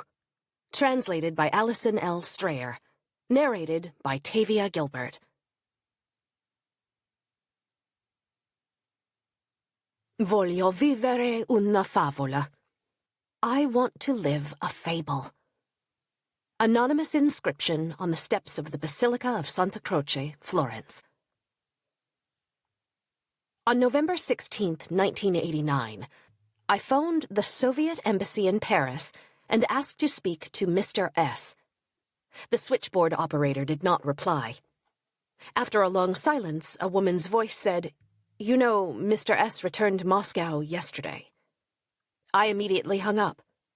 I felt as if I'd heard this sentence before over the phone. The words were not the same, but they had the same meaning, the same weight of horror, and were just as impossible to believe. Later, I remembered the announcement of my mother's death, 3.5 years earlier, how the nurse at the hospital had said, "Your mother passed away this morning after breakfast." The Berlin Wall had fallen several days before. The Soviet regimes established in Europe were toppling one after the other. The man who had just returned to Moscow was a faithful servant of the USSR, a Russian diplomat posted in Paris. I had met him the previous year on a writer's junket to Moscow, Tbilisi, and Leningrad, a voyage he had been assigned to accompany. We had spent the last night together in Leningrad. After returning to France, we continued to see each other. The ritual was invariable. He would ring to ask if he could come around to see me in the afternoon or evening, or, more rarely, a day or 2 later. He would arrive and stay just a few hours, which we spent making love. Then he left, and I would live and wait for his next call. He was 35. His wife worked as his secretary at the embassy. His trajectory, which I pieced together over the course of our meetings, was typical of a young apparatchik. Membership in the Komsomol, and then in the CPSU, Communist Party of the Soviet Union. Time spent in Cuba. He spoke French quickly, with a strong accent. Though outwardly a partisan of Gorbachev and Perestroika, when he'd had a drink, he mourned the time of Brezhnev, and made no secret of his veneration of Stalin. I never knew anything about his activities, which, officially, were related to culture. Today I am amazed that I did not ask more questions. Nor will I ever know what I meant to him. His desire for me was the only thing I was sure of. He was, in every sense of the word, the shadow lover. During this period, I wrote nothing but the articles which I was asked to do for magazines. The only place where I truly wrote was in the journal I had kept on and off since adolescence. It was a way of enduring the wait until we saw each other again, of heightening the pleasure by recording the words and acts of passion. Most of all, it was a way to save life, save from nothingness, the thing that most resembles it. After he left France, I started to write a book about this passion which had swept through me and continued to live inside me. I worked on the book sporadically, finished it in 1991, and published it in 1992 as Simple Passion. In the spring of 1999, I traveled to Russia again. I had not been back since my trip in 1988. I did not see S, but this made no difference to me. In Leningrad, which had become St. Petersburg again, I could not recall the name of the hotel where I had spent the night with him. During the visit, the only trace that remained of this passion was my knowledge of a few words of Russian. Exhaustingly, and in spite of myself, I continually tried to decipher the Cyrillic script on signs and billboards. It surprised me that I knew those words, that alphabet. The man for whom I had learned them had ceased to exist in me, and I no longer cared whether he was alive or dead. In January or February 2000, I started to reread my journals from the year of my passionate affair with S. It had been 5 years since I had opened them. For reasons that need not be specified here, they had been stored in a place that made them unavailable to me. I perceived there was a truth in those pages that differed from the one to be found in Simple Passion, something raw and dark, without salvation, a kind of oblation. I thought that this, too, should be brought to light. I neither altered nor removed any part of the original text while typing it into the computer. For me, words set down on paper to capture the thoughts and sensations of a given moment are as irreversible as time. Are time itself. I simply used initials when expressing a judgment that I felt could harm the person to whom they referred, and also to designate the object of my passion, S. Not that I believed that in doing so I could protect his identity, a vain illusion if there ever was one, but because the derealizing effect of the initial seemed consistent with what this man was to me, the embodiment of the absolute, of something which instills a nameless terror. The outside world is almost totally absent from these pages. To this day, I continue to feel it was more important to record daily thoughts and actions, the things which constitute the novel of life that a love affair is. Details from the socks he did not remove while making love, to his desire to die at the wheel of his car, rather than the current events of the period, which can always be checked in archives. I am conscious that I am publishing this journal because of an inner imperative, without concern for how S might feel.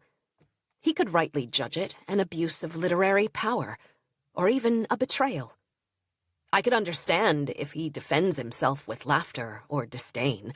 I only saw her to get my rocks off. But I would rather that he accept, even if he doesn't understand, that for months, without knowing it, he embodied the principle, wondrous and terrifying, of desire, of death, and writing. Autumn 2000. 1988. September. Tuesday the 27th. S. The beauty of it all. The very same desires, the same actions as at other times in the past, in 58 and 63, and with pay. The same drowsiness, even torpor. 3 scenes stand out. That evening, Sunday, in his room, as we sat close to each other, touching, saying nothing, willing and eager for what would follow, which still depended on me. His hand passed close to my legs, stretched out in front of me, and brushed them each time he put his cigarette ash in the container on the floor. In front of everyone. We talked as if nothing were going on. Then the others leave, Marie-Ère, Irène, Hervé P. But F hangs back, waiting to leave with me. I know that if I leave S's room now, I won't have the strength to return. Then everything's a blur. F is outside the room, or almost. The door is open, and it seems to me that S and I throw ourselves at each other. Then the door is closed. By whom? And we are just inside, in the entry hall. My back, pressed against the wall, switches the light off and on. I have to move aside. I drop my raincoat, handbag, suit jacket. S turns off the light. The night begins, which I experience with absolute intensity, along with the desire never to see him again, as with other men in the past. The second moment, Monday afternoon. When I've finished packing my case, he knocks at the door to my room. We caress each other in the doorway. He wants me so much that I kneel down and lingeringly make him come with my mouth. He is silent, then only murmurs my name like a litany with his Russian accent. My back pressed against the wall. Darkness. He doesn't want the lights on. Communion. The third moment is on the sleeper train for Moscow. We kiss at the back of the carriage, my head next to a fire extinguisher, which I only identify later. All this happened in Leningrad. I feel no sense of caution or restraint, nor do I have any doubts, finally. Something has come full circle. I commit the same errors as in the past, but they are no longer errors. There is only beauty, passion, desire.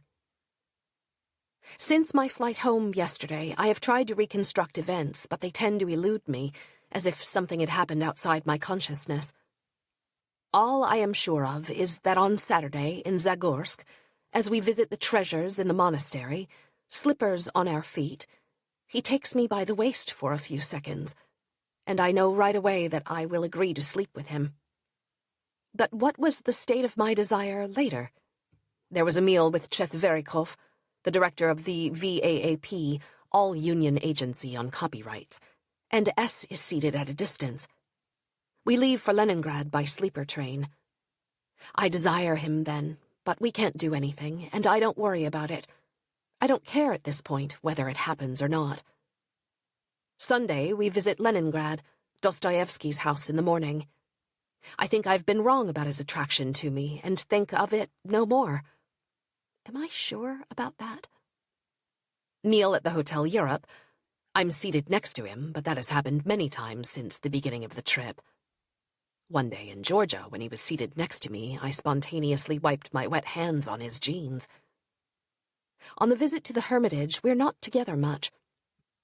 Crossing a bridge over the Neva on the way back, we're together, leaning on the parapet with our elbows. Dinner at the Hotel Karelia. I am seated apart from him. Hervé Pay eggs him on to get Marie to dance. It's a slow number, yet I know he has the same desire as me. I've just forgotten an episode, the ballet before dinner. Sitting beside him, I can think of nothing but my desire for him, especially during the second part of the performance, The Three Musketeers, Broadway style. I've still got the music in my head. I tell myself that if I can remember the name of Louis Ferdinand Céline's companion, a dancer, we'll sleep together. I remember. It's Lucette Almanzor. In his room, where he's invited us to come drink vodka, he visibly arranges things so as to be sitting next to me. Great difficulty in ousting F, who fancies me and wants to be near me too. And then I know, I feel it, I am sure. It's the perfect sequence of moments. Our connection, the strength of a desire that has had little need for words, the great beauty of it. The few seconds separation which ignites the fusion by the door. We clutch each other, kissing as if to die from it. He tears my mouth, my tongue from me, crushes me against him. 7 years after my first trip to the USSR, I have a revelation about my relation to men. That is, my relations with one particular man. With him, not another, as with Claude J. and then Philippe in the past. the immense fatigue. S is 36. He looks 30, is slim and tall. Next to him, in heels, I am petite, with green eyes and light brown hair. The last time I thought of Pei was in bed, after making love. Faint sorrow. Now all I think about is seeing S again, and living this passion to the limit. And like Philippe in 63, S will return to Paris on September 30th. Thursday, the 29th. Sometimes I can picture his face, but only fleetingly. There, now I've lost it again. I know his eyes, the shape of his lips, his teeth, but they do not form a whole. Only his body is identifiable. His hands, not yet. I am consumed with desire, to the point of tears. I want perfection in love, as I believe I attained a kind of perfection in writing with A Woman's Story. That can only happen through giving, while throwing all caution to the wind. I'm already well on my way. Friday, the 30th. He hasn't called yet. I don't know what time his plane gets in. He is part of that lineage of tall, blonde, and slightly shy men who marked the course of my youth, and whom I always sent packing in the end. But now I know that only they can put up with me and make me happy. How to explain the strange, silent accord of that Sunday in Leningrad, if it's all meant to end? Deep down, I don't believe it's possible for us not to see each other. The question is when. October, Saturday the 1st. It was 1:45. His flight was 3 hours late. Painful happiness. It really makes no difference if he calls or not. The excruciating tension is the same. I've known this since the age of 16, with J. de Vey, Claude J., Philippe, the three main ones, and then with Pei. Is this the beginning of a beautiful love story? I am afraid to die on the road between Lille and Paris tonight, afraid of anything that could keep me from seeing him again. Sunday the 2nd. Fatigue, torpor. Slept 4 hours after my return from Lille. Made love for 2 hours in David's studio. David and Eric are my 2 sons. Bruises, pleasure, and the constant awareness of making the most of these moments before the departure, before desire wanes, before the terrible threat of I'm too old. But at 35, I could have been jealous of a beautiful woman of 50. Parc du Sceau, the ponds and canal, cold, damp weather, the smell of earth.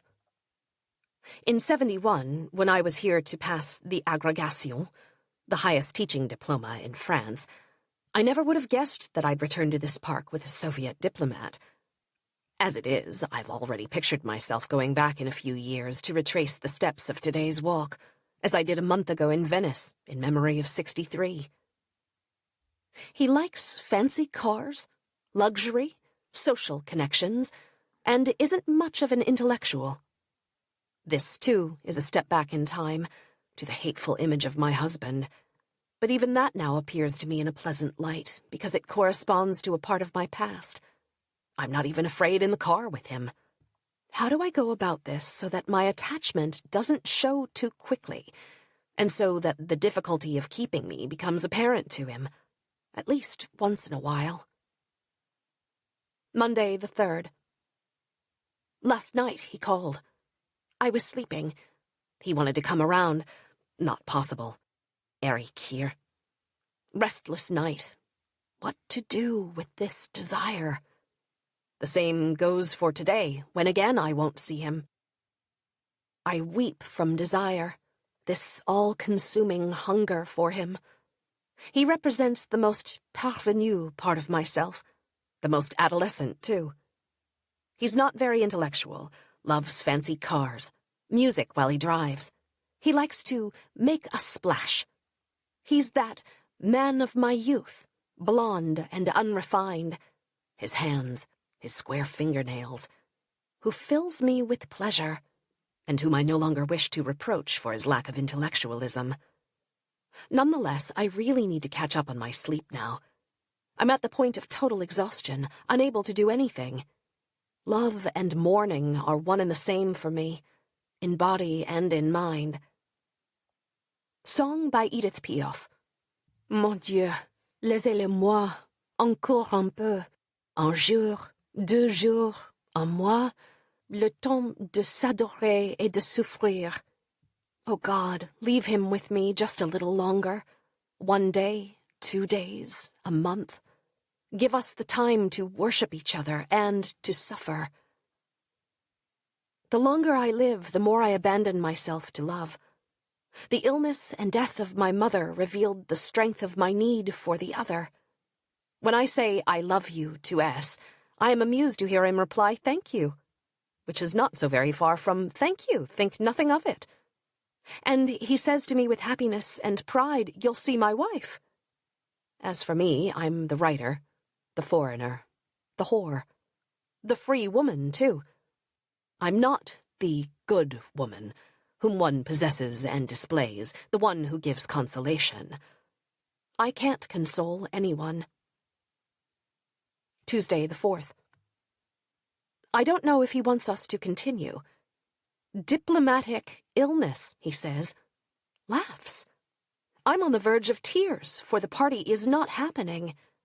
How often have I waited, got ready, made myself beautiful and welcoming, and then nothing. It did not happen. And for me, he's so impenetrable, mysterious by necessity, and probably full of deceit by nature. He's been with the party since '79. Proud, as if it were a step up in life, an exam he passed. He is among the finest servants of the Soviet Union. My only scrap of happiness all day, being hit on in the RAR by a young lout, and producing the right lingo, which came to my lips spontaneously, keep that up and I'll knock your lights out, etc. Oh, to be the heroine of a squalid little pick-up attempt in a deserted RAR, with 2 stooges looking on.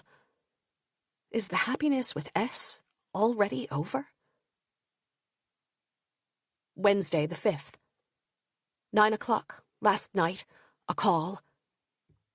I'm here, close by, in Cergy. He came around, and we spent 2 hours shut into my study, as David is here. This time there is no restraint on his part. Later I could not sleep, could not detach myself from his body, which remained inside me. That's my whole drama.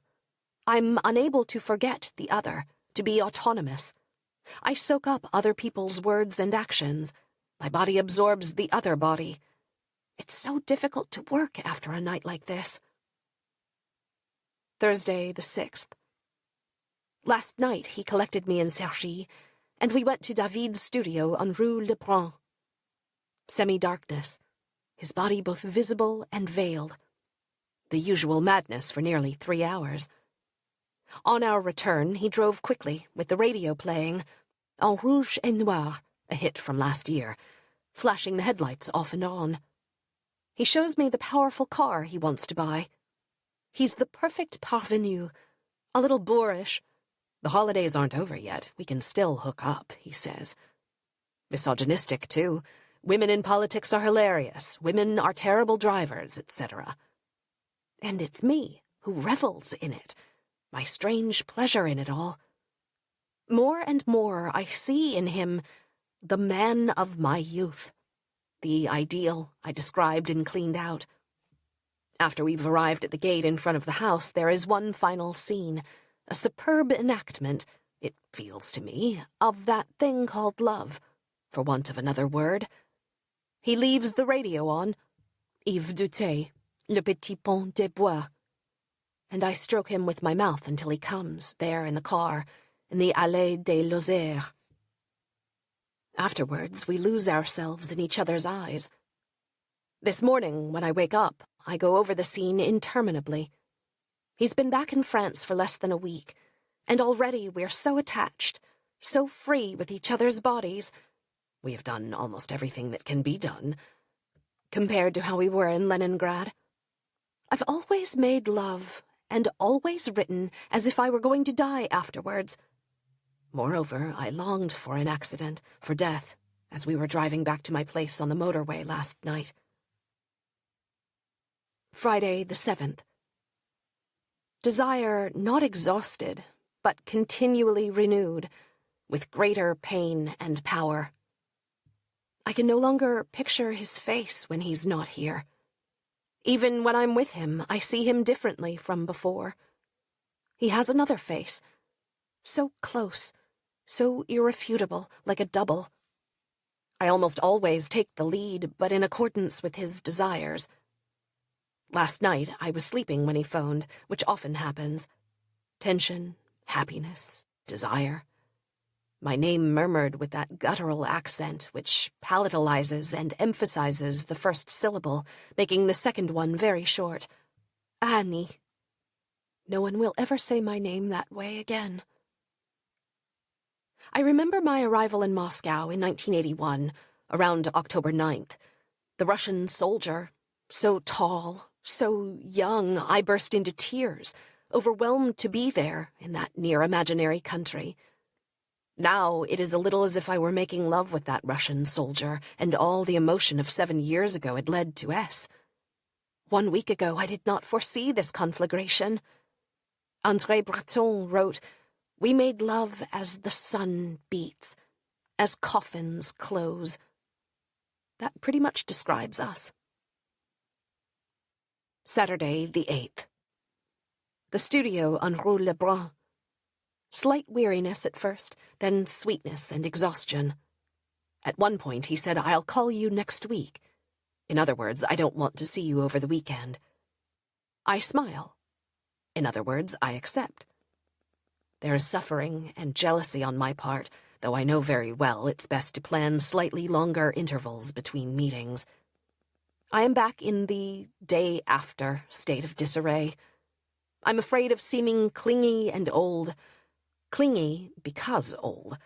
And wonder if I shouldn't play the separation card, double or nothing. Tuesday the 11th. He left at 11 p.m. It's the first time I've made love for so many hours in a row without a lull. At 10:30 he gets up. Me, would you like anything? Him, yes, you. Back to the bedroom. How difficult things will be at the end of October, which marks the end of our meetings with the arrival of his wife. But will he be able to give them up as easily as that? He seems to me quite attached to the pleasure we have together. To hear him excoriate sexual freedom and pornography, and the philandering habits of the Georgians. Now he dares to ask me, "Did you come?" He didn't in the beginning. Tonight, anal sex for the first time. Good that the first time was with him. It's true that a young man in one's bed takes the mind off time and age. This need for a man is so terrible, so close to a desire for death, an annihilation of self. How long can it go on? Wednesday the 12th. My mouth, face, and sex are ravaged.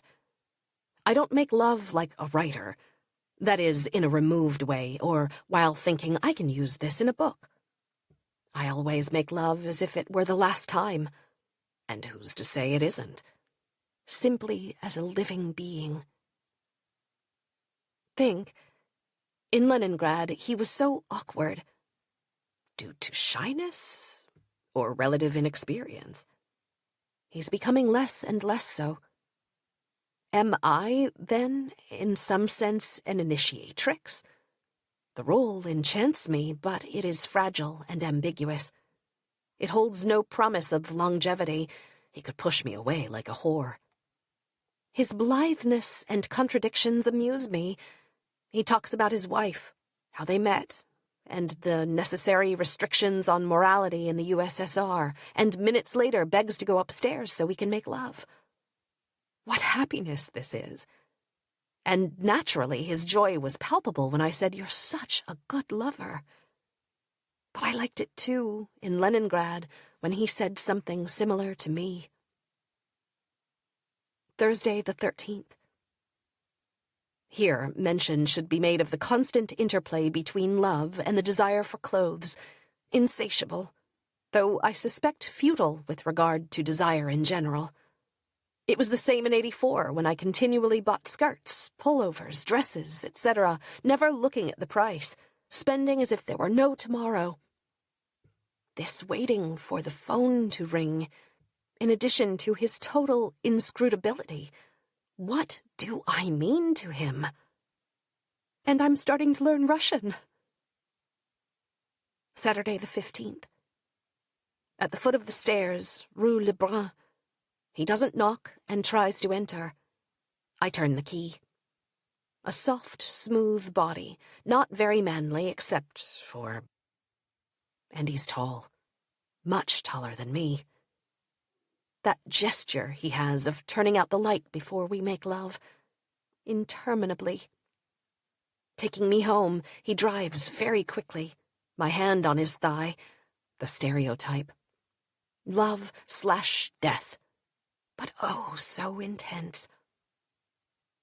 Last Tuesday, when I was near La Défense, I thought about how much I love the world of the city, this landscape of tower blocks, of lights, and even cars, faceless, crowded places, the site of meetings and passions, past and present. Le Mail in Yvetot, empty Sundays, quiet as the grave. Will I ever get out of this place? In any case, S is already a beautiful love story, and it's only been 3 weeks. Monday the 17th. Always presume indifference.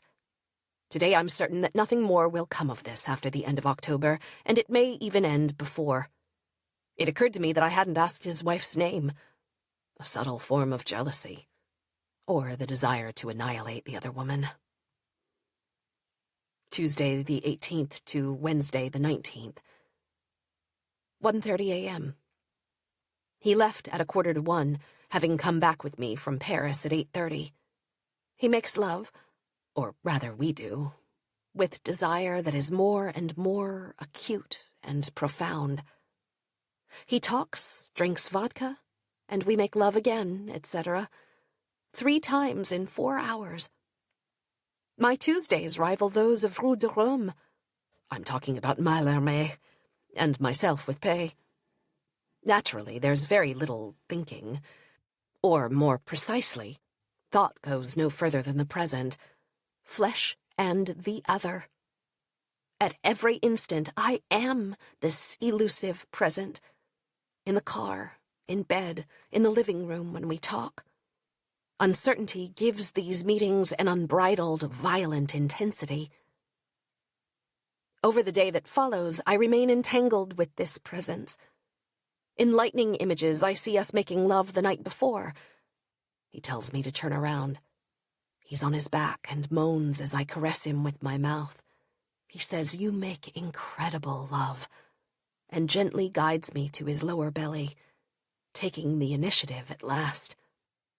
Then memory and numbness evaporate, and I need him again, but I'm alone. The waiting resumes. I don't see when I'm going to work, on my courses or a book, unless it ends. Friday the 21st. No word since Tuesday evening, never knowing why. Waiting. Feverishly working in the garden. A few hours more, and it will be too late for us to meet in Paris tonight. I haven't wept, not even once since the affair began. Maybe I will tonight, if we don't see each other. Saturday the 22nd. I'm leaving for Marseille with still no word from him. Tears last night, of course. I wake up at 2 a.m. in pain and not caring if I die, even wishing for death. Then my thoughts of death are replaced by thoughts of writing, the idea that I could write about this person and our meetings. And I understand that desire, writing, and death have always been interchangeable for me. And so yesterday a phrase from my book about my mother came back to me. The worst moments were when I left home. I could have said the same of that day when all love seemed lost. I know that Cleaned Out was written on a backdrop of pain and ruined union. I know that between Philippe and me there was death, the abortion. I write in lieu of love, to fill that empty space above death. I make love with the same desire for perfection that I feel in relation to writing. Dreamed that I stole, in order to drive, the Renault Alpine that we had 9 years ago. Such a clear symbol, that car. An object of seduction for S, who is wild about fast and classy rides. What misunderstanding. All that attracts him is my status as a writer, my glory, and all those things that are built on my suffering, my failure at living, the very forces at play in our relationship. Sunday the 23rd. This morning, I'm almost alone at the Deux Garçons Café in Aix-en-Provence, a memory of Bordeaux in 1963. My love of cafés, anonymity, chance encounters. The pain and unease are the same as in 63. No word from him since Tuesday night. No idea what's going on.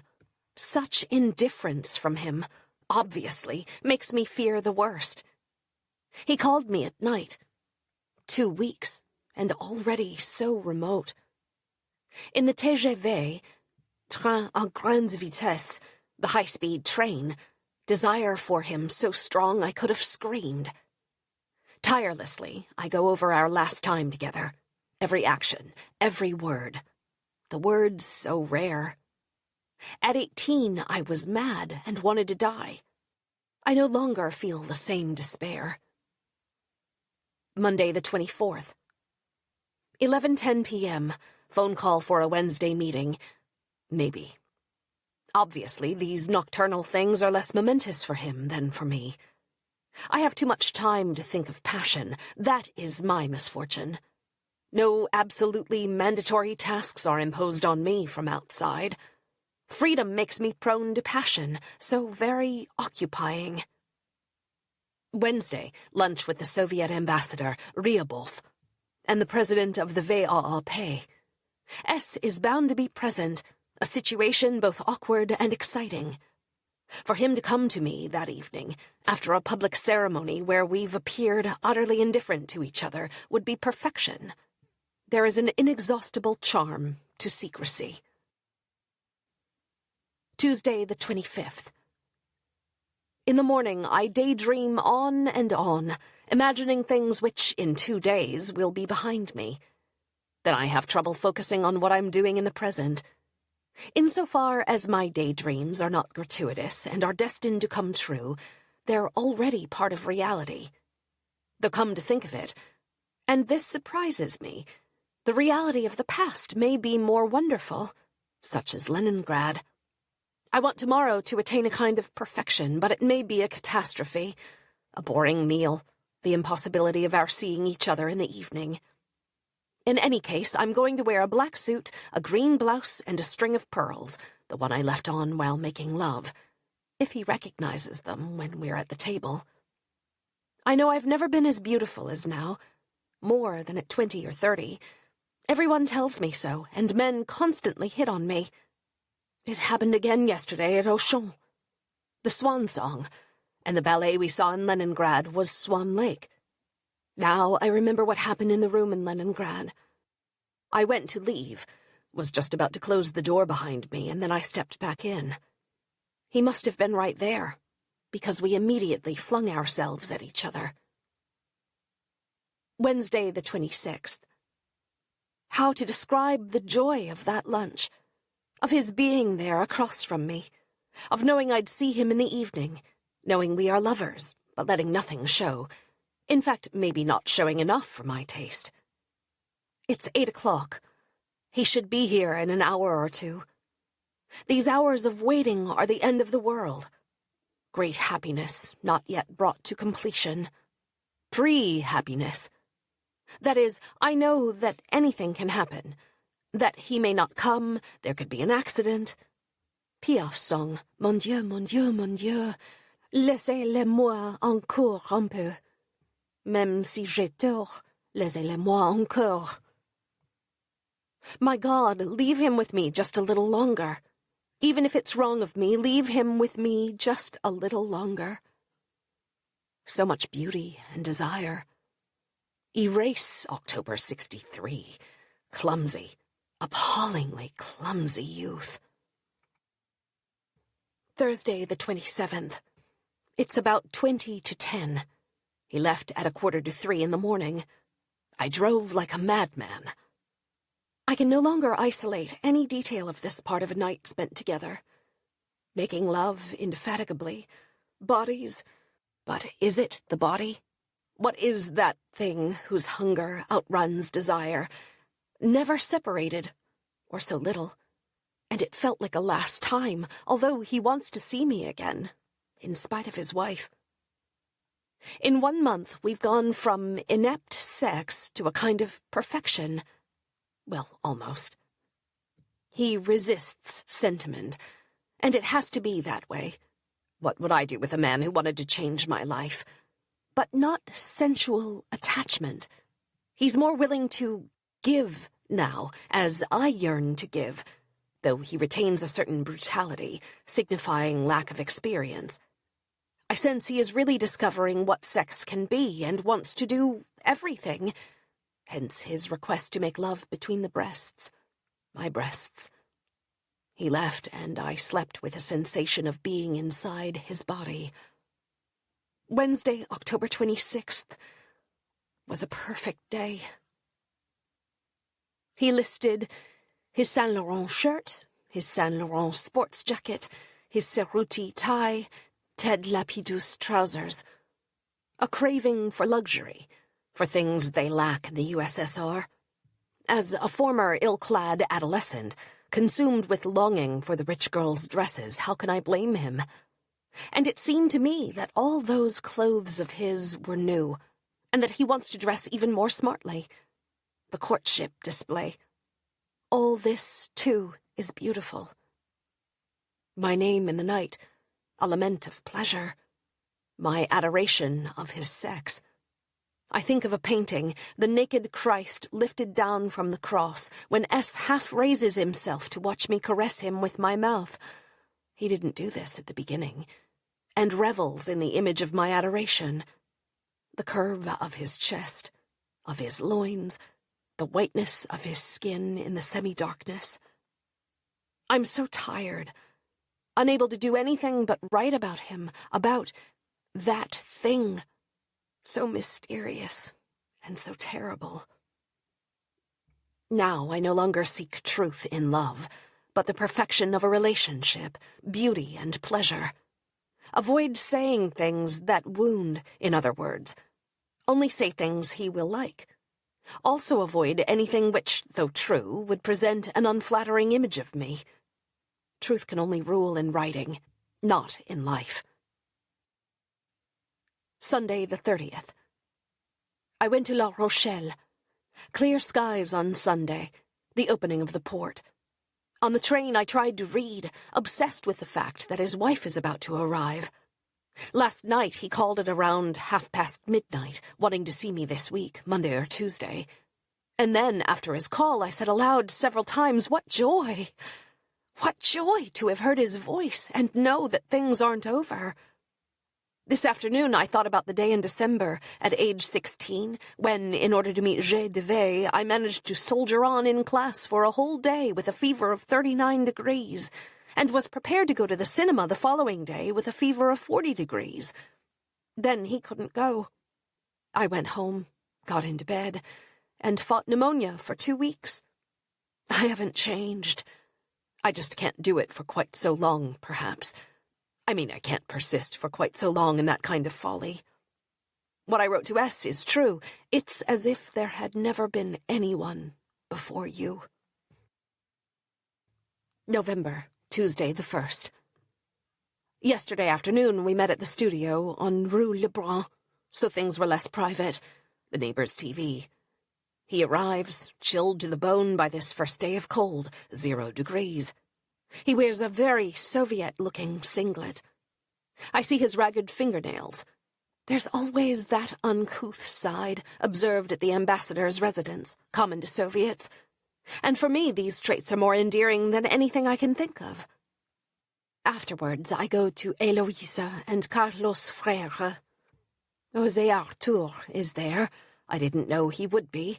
And I arrive exhausted, emanating a powerful odor of male, my face bruised and blotched with kisses. It is a fact. It shows. I have red patches on my chin. All my pain lies in this. No sooner have I seen him and recovered from our almost non-stop love-making than I am anxious to see him again. But November cannot repeat our shimmering October because his wife has arrived. Also because passion inexorably abates. Something I recalled last night. For several months, in my room in Yvetot, I kept the blood-stained underpants from the night in September 58. Insane. Basically, I am redeeming 58, the horror of those last 3 months of 58, on which my life is built. Transposed, not very well, in C'est qu'ils disent rien. Annie Ernaux's first novel, yet to be translated into English. The title translates as Whatever They Say Goes. Friday. Meeting his wife, a horrifying prospect. I have to be the most beautiful of all, the one who sparkles most. Desperately. Wednesday the 2nd.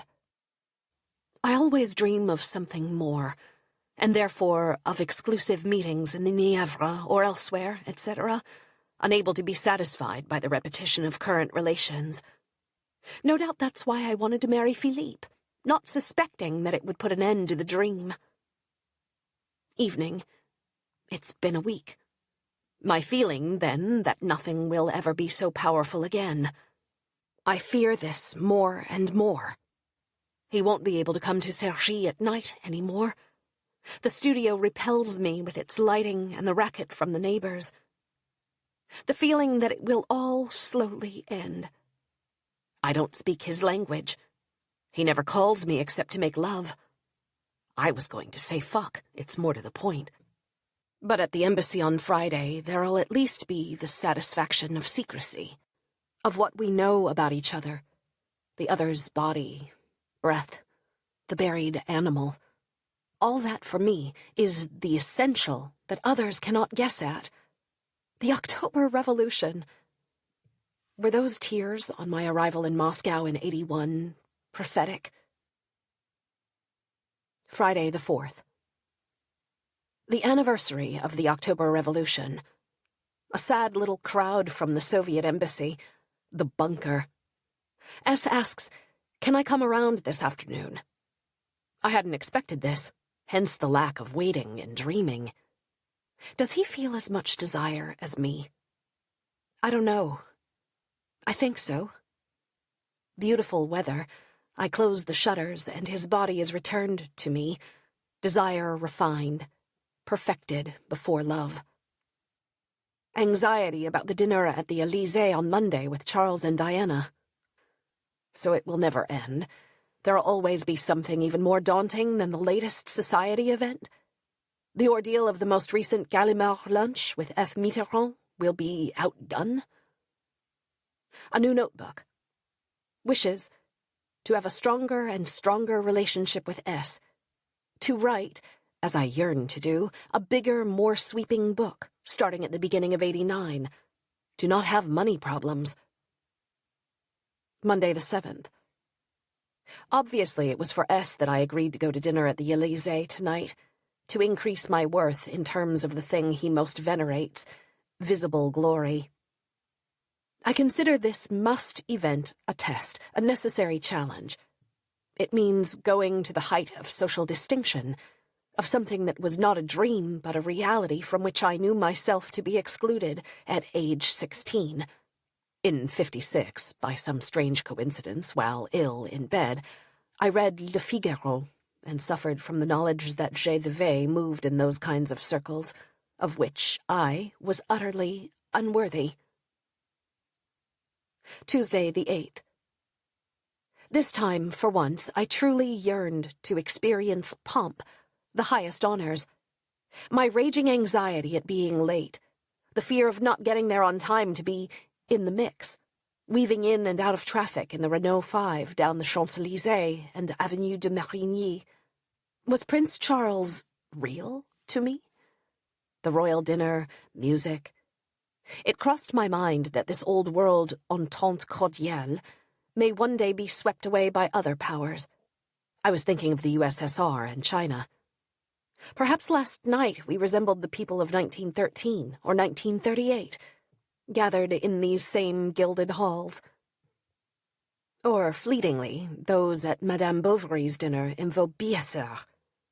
For me, none of it holds a candle to the desire for a man, or the night in Leningrad.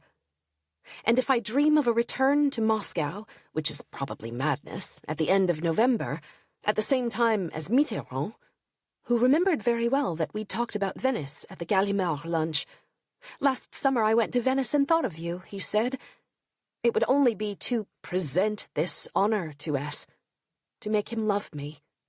Yet I know that often love has no use for all this, so the kind of honors which would so gratify S would only be a bore for me. S was born on April 6th, 53. My mother died on April 7th. Eric was conceived on April 2nd. Again, I long to see him. And yet what it all comes down to is this. He fucks, he drinks vodka, he talks about Stalin. I have a completely different relationship with time than in the old days, or when I was with Pei. Each time S and I meet, I know that something new and terribly intense has been added to our relationship that will necessarily drive us apart. The current lucidity, the absence of suffering, or rather stifled suffering, puts me face to face with time more squarely than before. I picture him as a middle-aged man with a bit of a paunch, grey at the temples. What will I have become in his memory? Thursday, the 10th. Yesterday, Yvetot. As soon as I get there, I cry. I wrote in a woman's story, she spent all day selling milk and potatoes so that I could sit in a lecture hall and learn about Plato. And yesterday I thought, they lived and died so that I could attend a reception at the Élysée. A story is never finished. I learned yesterday from my aunts that my mother had met a good man in Annecy and thought about remarrying. Now I know why she went to see a psychic. There was a future still at 65. Beyond that, even. This both disturbs and pleases me. I am the daughter of a woman who was full of desire she dared not take to its limit. But I do. I'm waiting for S now. Eric's presence is unbearable. He stays until the last minute, keeping me from dreaming and waiting. There's always the dread of seeing love fade. Evening. No, it's still as strong as ever. I regret having shown him the beginning of this journal.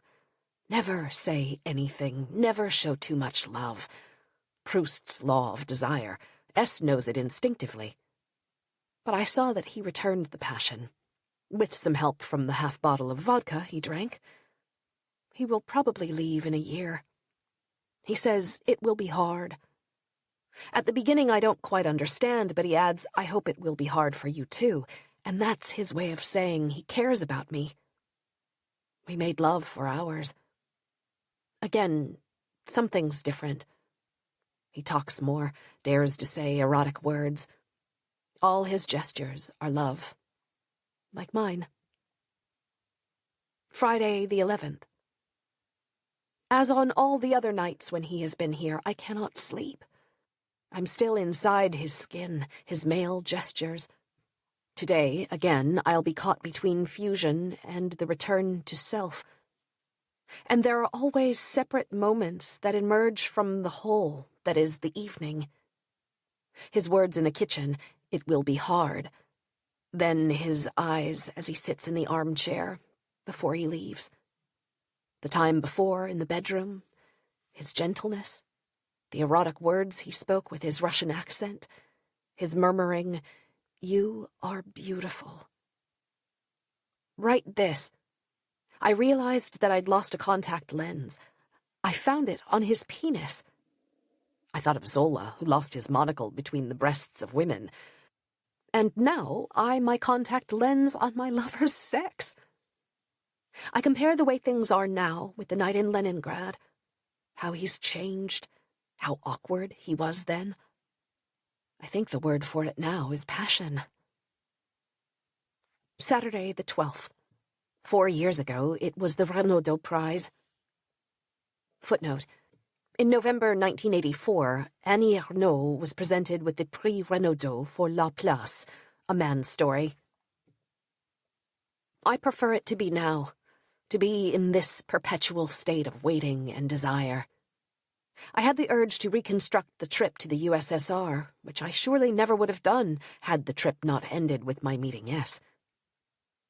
Sunday, September 18th, evening. The car whose windshield wipers didn't work. Rock music playing full blast in the car that takes us from the airport to the Hotel Rosia. The night is freezing cold. I can see the Moskva from my window. Monday, 19th, Narodna Kultura. Meeting at the Central House of Writers. Lunch. A walk around Red Square with Hervé Pay, Marie-Ère, Alain N., coming back through the gardens. I can see us all in those deserted places. Departure for Tbilisi.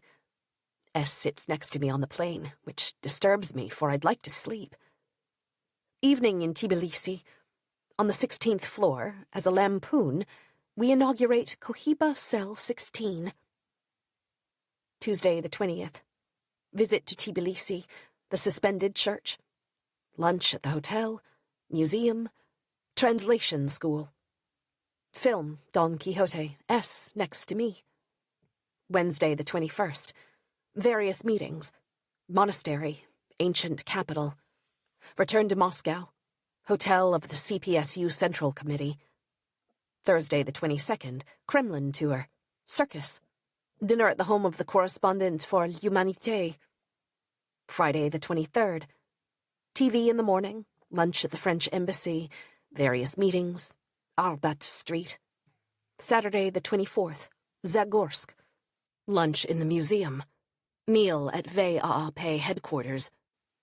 Departure for Leningrad by train. Sunday the 25th. Dostoevsky's house. Hotel lunch, S next to me. The Hermitage. Ballet. Dinner at the hotel with orchestra. Tuesday the 15th. The wait begins as soon as I wake up. There is never any after. Life stops from the moment he rings the doorbell and enters. I'm tormented by the fear that he won't be able to come. The beauty of this whole affair lies in its continual uncertainty. But I don't know the nature of his attachment. To say that it is sensual doesn't mean anything. Anyway, that would be the most beautiful, truest, and clearest kind of attachment. 4 p.m.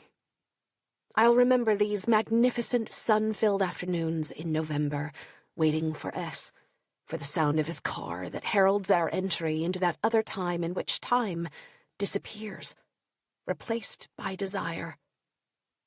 Midnight. A crazy night. He had too much to drink. At 10:30, the car wouldn't start. Stupid, dangerous maneuvers. I beg him to wait until the engine is no longer flooded. He cannot stand, or not very well. He wants to make love in the hallway, then the kitchen. Upside down, very interesting. The ludicrous acrobatics of man and woman meant to signify love, to enact it over and over again. Even more desire.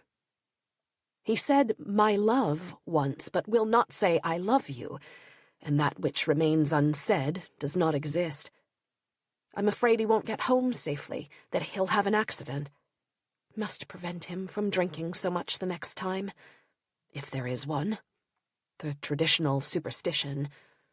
We are under the rule of passion. Wednesday the 16th. Yesterday, as usual, a slight taste of the abject. The last time we went upstairs, the acrid smell of beer, him saying, "Help me," to ejaculate.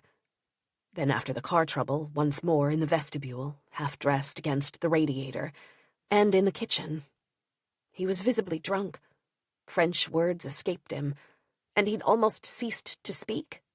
Simply wanted me. Earlier, he'd talked about his childhood and about Siberia, where he worked on log drives, about the bears roaming free. He is somewhat, not to say very, anti-Semitic. Isn't Mitterrand Jewish?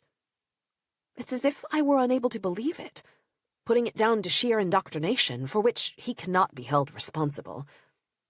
I am afraid that he'll waken from the hell of the senses, hitherto unknown to him, we are plummeting into. After yesterday, there isn't much left of the Kama Sutra for us to do. He knows ahead of time what I've imagined us doing. It's quite astonishing. Surely he must do research. In books or erotic films?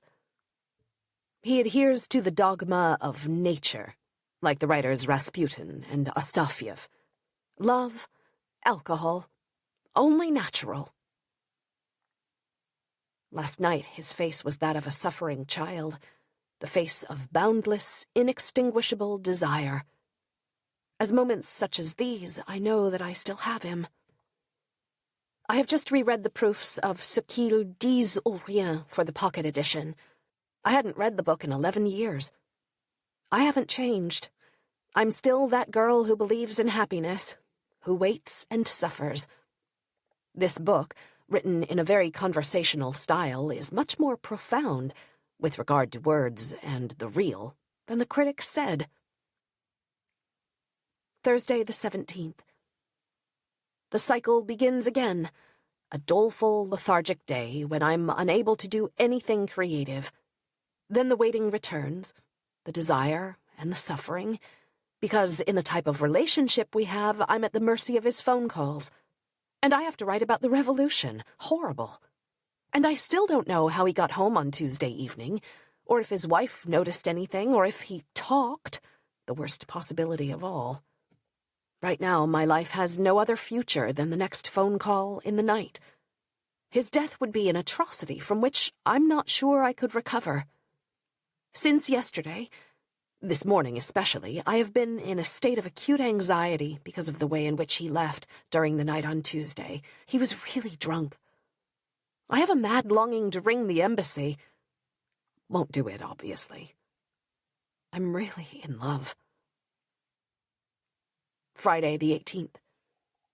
Woke at 4:30 and thought he didn't call. In the night, as he sometimes does. Time marches on.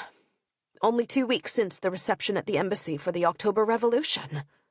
I was so anxious then about meeting his wife, who did not come in the end. The present is so powerful, so riveting, that the future and past seem light years away. He should call tonight. He usually does 3 days after our last meeting. But in this situation, routine and regularity are not really the norm. Saturday the 19th. I really ask myself, must I continue to live this way, between expectation and chagrin, apathy and desire? Complete similarity between my behavior at the time of my mother's death and now I'm always doing something for him, as I did then for her. I'm going out to buy vodka now, and maybe a short, tight-fitting, fashionable skirt, especially since I know his wife doesn't wear that kind of skirt. It is a lovely hell, but hell nonetheless. I wonder if he too, since Tuesday, has been afraid of what is happening between us. Sunday the 20th. A call last night at 7:30. Immediately there's a complete about-face, as usual. A kind of tranquility sets in, a calm happiness. And then the waiting begins for the next meeting. Desire, the planning of caresses. Naturally, I have very little urge to work. The piece on the revolution. Tuesday the 22nd. Tonight a party at Irène's. He'll be there with his wife. Ordeal. especially since we won't be able to be alone together later. Such obstacles heighten desire, their sole appeal as far as I can see. Last night he calls me, obviously drunk already, so this is becoming a frequent occurrence. I hadn't noticed it in Moscow, and groping for words. 20 minutes later, he calls back and starts with "me too," as if responding to something I said during the previous call, perhaps an "I love you." He is muddled, laughs too much. But he says "I love you" at the end, though only after I had said it. I am very much in love. It's a beautiful story. Evening. Difficult indeed. I looked for the source of the pain, the infinite sadness I felt on returning from the evening at Irène's. It isn't jealousy. Maria, S.'s wife, is not very attractive, definitely sturdy, as people say of fabric, with nothing else going for her. The sadness has to do with knowing, through unconscious memory, some of what she might be suffering. I was her in the old days, at parties where my husband showed interest in other women, and Jay, his mistress, was present. Several times S fixes me with an intense gaze. So I suddenly decide to talk to his wife. We converse at length. S, his wife, and others such as Marie R and Alain N, acting so congenial when we're really two-faced bastards, which explains my sadness. That and the fact of having to wait until Thursday to be alone with him. She wore a long, shapeless skirt with flesh-colored tights, and me a very short skirt with black stockings. One could not imagine two women more different in terms of height, hair, and eye color, body, she's a little dumpy, and clothing. The mother and the whore. Wednesday, the 23rd. It is difficult now to forget that presence next to S. The couple. That word. That thing I abhor. At the same time, it painfully increases desire. I am, for as long as it lasts, the preferred one, the true object of desire. I understand Tristan and Isolde, the passion that consumes and cannot be extinguished, because of the obstacles. Thursday, the 24th. Fog, gray and gloomy weather. Today I'm afraid he's bored, and that we won't even last through Christmas. Besides, this life divvied up by phone calls and meetings that are, all in all, quite rare, once a week, it was twice in October, is stupid and empty. I mean empty in relation to the outside world. Nothing really interests me anymore. But full in terms of feeling. Today's disappointments. 1, he still hasn't said the tender things I've been waiting for. 2, after the France-USSR Association event, he left with the girls from the embassy without driving me back to Cergy. And I realize that my article on the revolution is appallingly bad. Sleep. Yes. And I'm already wondering, but with revulsion, when will he call? Friday, the 25th. 2 amusing examples of behavior. I light candles in churches for success in love. And this afternoon I went to the sex section of the book department at the Printemps. I leaf through the pages. People come and go. A man who is browsing too. A woman who brushes against me, so I think might be a lesbian. Then to the cash desk, with Treatise on Caresses by Dr. Lilu, and The Couple and Love, Techniques of Lovemaking. 75 photographs, 800,000 copies sold. Women stand in line behind me. I remain poker-faced. The clerk wraps the books up. I do not pay with my bank card, so no one will know my name, and I won't read these books on the RER. I buy them for the perfection, the sublimation of the flesh. Sunday, the 27th. Is this a life? Yes, it is probably better than a vacuum. I wait by the phone for the call that may not come. I do not open the books on techniques of love-making, afraid to fall into the torture of desire without certainty of when we can be together, like the people in the books. Admit it, I've never wanted anything but love. And literature. I only wrote to fill the void, to give myself a way to tell and endure the memory of 58, the abortion, the parents' love, everything that was a story of flesh and love. If he doesn't call by tomorrow evening, that is, 4 days after our last meeting, I think I'll have to start imagining the end, and, if possible, make it come more quickly. This week, remember, coming into possession of his big new car will certainly occupy him more than any thought of me. Monday the 28th, 7:30 p.m. Perhaps what most keeps me attached to S is my failure to understand his behavior. Also my difficulty in deciphering his cultural codes, and even situating him socially, intellectually, which in the case of a Frenchman is quite easy to do. An excruciating wait. Feverishly, I correct essays to keep myself busy, waiting for the call, the voice that instantly tells me I exist and am desired. Why am I sure each time that it's over and he won't call again? Because of what old fear? 8:45 p.m. The call.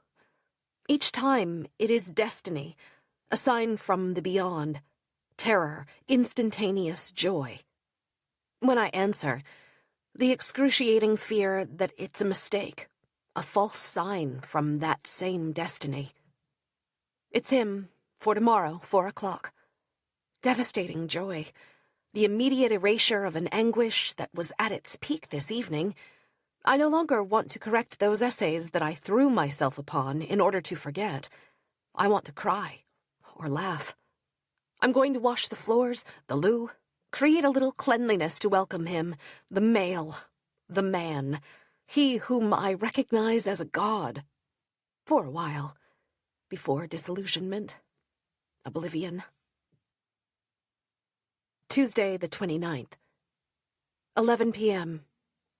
At around 4 o'clock, waiting for him, I felt a very deep fear of seeing him again, and therefore adding an afternoon which, by dint of accumulation, will surely lead us to the point of saturation and the absence of desire.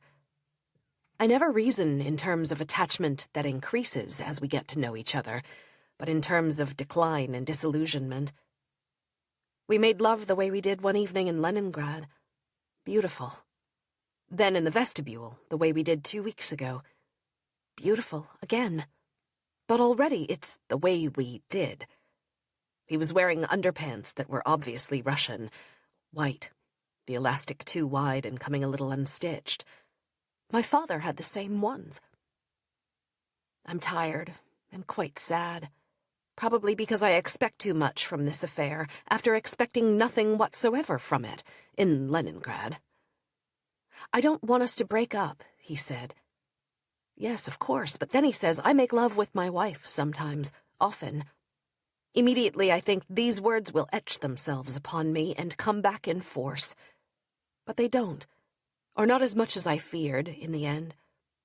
Is he lying when he says he's never had a French girlfriend? I sense that he doesn't often cheat on his wife. Maybe I'm the first in a long time.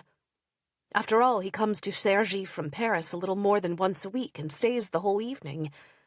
I may be underestimating his attachment, but now he only calls 4 days after our last meeting. December, Saturday the 3rd. More than 2 months already. I walked past Brumel this evening, at the corner of Rue d'Havre and Rue de Provence. A harrowing beggar, mouth hanging open, holds out some kind of blue wool cap. I retrace my steps and give him 10 francs, wishing for S to call me this evening. 4 days. 10 p.m. Why are the signs always there, ironic and astounding? He just called. I think of the beggar, tall, terrible, and full of pain, like Christ, of giving him money, of the phone call this evening. We'll see each other Thursday. I think of all the things I need to do before then. Lunch with Antoine Gallimard, a trip to Luxembourg especially, and feel exhausted. Anyway, what does this sign really mean, the phone call from the Latin Quarter? That he's thinking of me? But in what way? There's nothing more impossible to imagine than the desire, the emotion of the other. And yet only that is beautiful. All I dream of is this perfection, without yet being sure of attaining it, of being the last woman, the one who erases all the others with her attentiveness, her skilled knowledge of his body, the sublime affair. Tuesday the 6th. Today I could not see S because of the lunch with Antoine Gallimard and Pascal Quignard, and I had my period.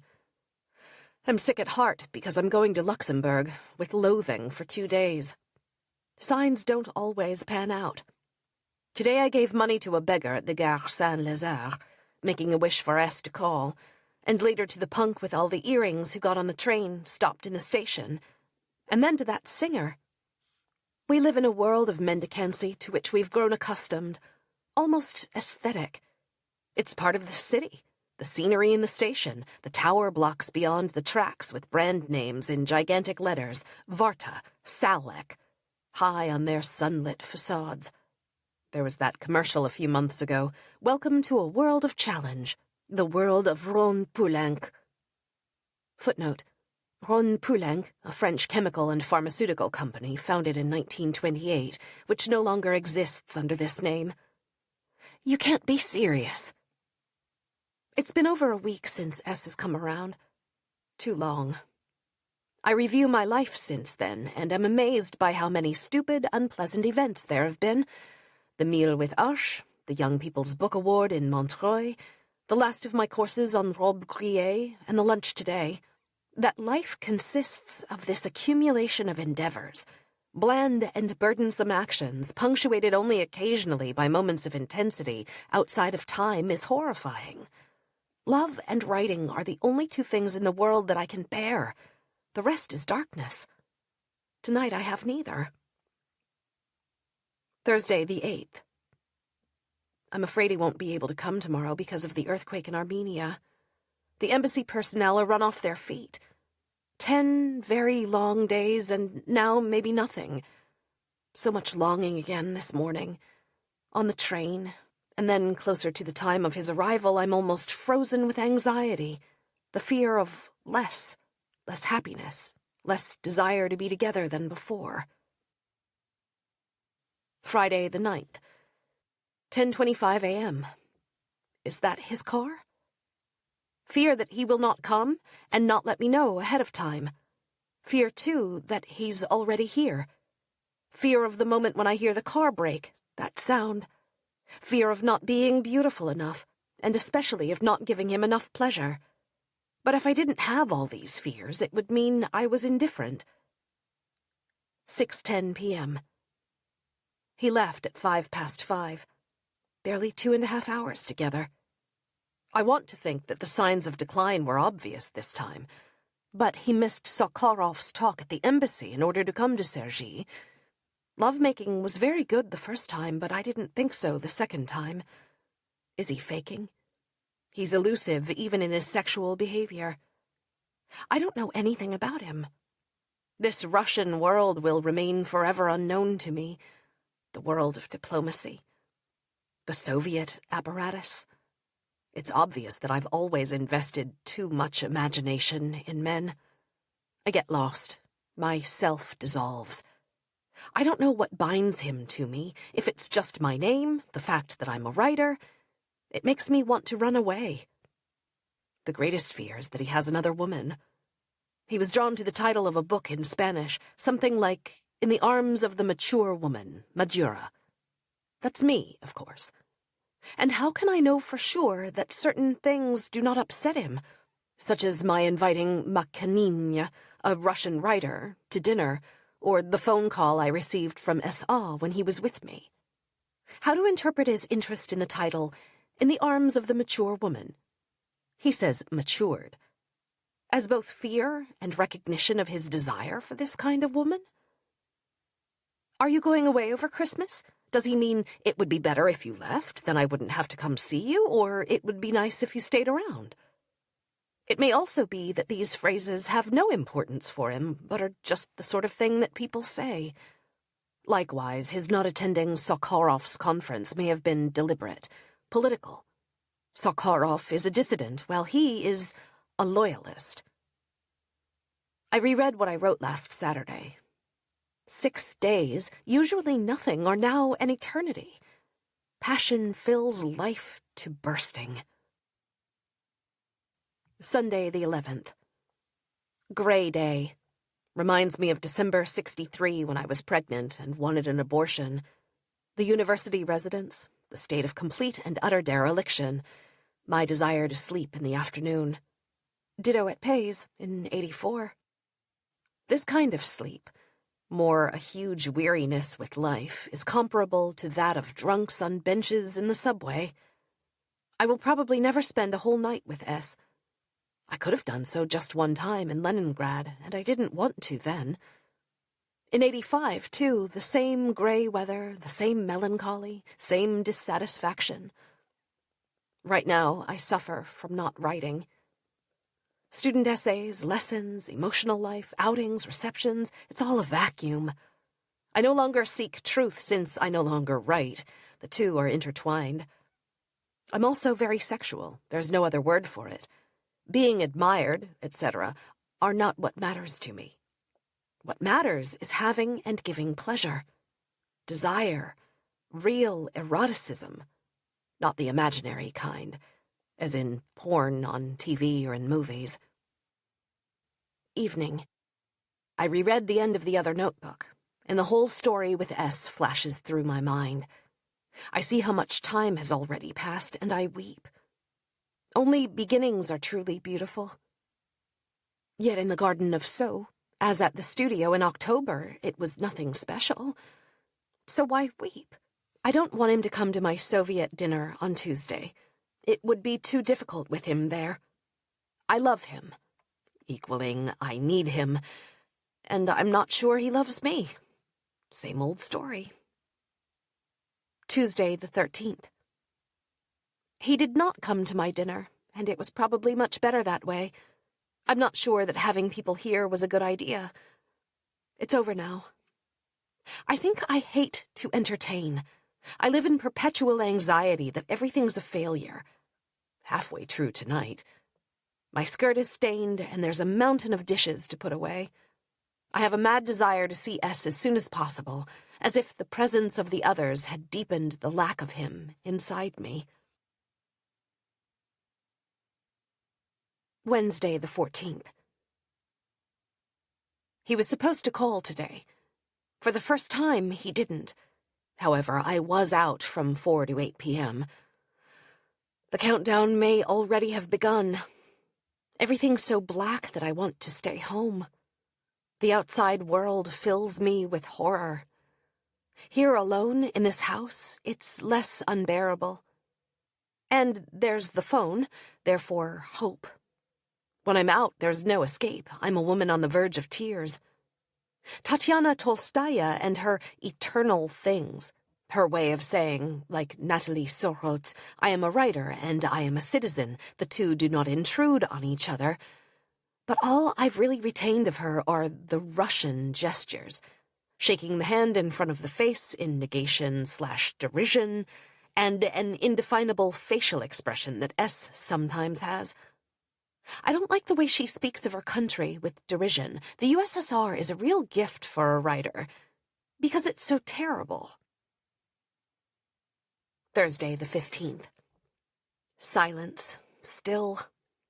I feel so low that I try to remember similar times. 58 and 63 return inexorably. I know that all it would take is a call. That word is so very apt to make me want to live again. If one day people read this journal, they'll see that there was indeed alienation in the work of Annie Ernaux, and not only in the work, but even more so in her life. My relationships with men follow this invincible course. A, initial indifference, even disgust. B, illumination, more or less physical. C, happy relations, fairly controlled, and even spells of boredom. D, suffering, infinite lack. And then comes the time, I'm there now, when the pain is so all-consuming that moments of happiness are nothing more than future pain. They increase the pain. E, the last step is separation, before arriving at the most perfect stage of all, indifference. 8:45 p.m. It's very hard. Much more, I think, than with Pei 4 years ago in the summer. It is clear that if he doesn't call me tonight, when he was supposed to call me yesterday, it's over, for reasons unknown to me. Of course, that's exactly what you never do know, or only find out later. To get through this evening without too many tears is all I ask. Writing doesn't make you suffer in the same way, though it's just as hard. What I feel now is a wrenching sensation, a sense of exclusion, the desire for death. At 18, I ate to compensate. At 48, I know there is no possible compensation. I imagine a book that would begin with I loved a man, or even I still love a man. When I think of him, I see him naked in my bedroom. I undress him. I think only of his erect penis, his desire. That is how I should tell it. 9:45 p.m. He did call, and I'm no happier for it, which means the cycle of pain has begun. We see each other Tuesday, so 5 days from now, which means that he doesn't need to see me more often, that he may have someone else, despite his preposterous underpants, that I'm an honorary woman, to be honored more and more remotely, but not let go. Anything but that. I know the routine. Still, I wait. Better than nothing? Friday the 16th. Black mornings. A day simply to be got through, nothing more. It is still night. There are hundreds and hundreds of mornings like this, behind and ahead of me. I masturbate while thinking of S, which makes it worse. Well, not quite. Tuesday the 20th. He never lets me know by phone ahead of time when exactly he'll arrive. Since Thursday evening, when the date was set, I could have died or fallen ill. No way of notifying him. The shadow lover. And there's always the fear, even terror. I have the runs each time of seeing him again, whereas for the entire night all I felt was desire, all-consuming desire. The car arriving. Each time it's as if I am going to lose my virginity all over again. 10:40 a.m. What if he doesn't come? Or if the decline that has begun were to continue? The weather is splendid, as it was in November. It's not November anymore, however. 3:30 p.m. He arrived just as I finished writing, however. Did the good weather bring him? A blissful encounter. He brings gifts and promises me a photo. And it occurs to me that he loves me a little, in his own way. An extramarital kind of way, like ticking a box. Though maybe not as much as I think. His attachment is sensual, too. A little wild. The impossibility of knowing what I mean to him, much greater than it was with Pei, is, at the same time, very exciting. He was driving his fancy car, something that, yes, he has in common with my ex-husband, socially. How tired I am. How happy it makes me to make him come, to make him happy. "What are you doing?" he says in his Russian accent when he is aroused, as I caress him with my mouth. Unforgettable. In other words, I don't stand a chance. It's the road to perdition. I spend my energy, my life, as if there were no tomorrow. Wednesday the 21st. Hard to say what he will think of my gift. Really the kind of gift an old mistress gives a gigolo, considering the price. Today I gave 10 francs to the dreadful apparition in the Opéra metro station, the woman with the twisted, half-formed hands and feet, who has been sitting doubled over against the wall for the past year at least. I check for signs, but why would he call me when he was here only yesterday? That was his tick in the box. So much for the desires I project onto the beggars I've assigned to intercede on my behalf with fate. Reality prevails over imagination.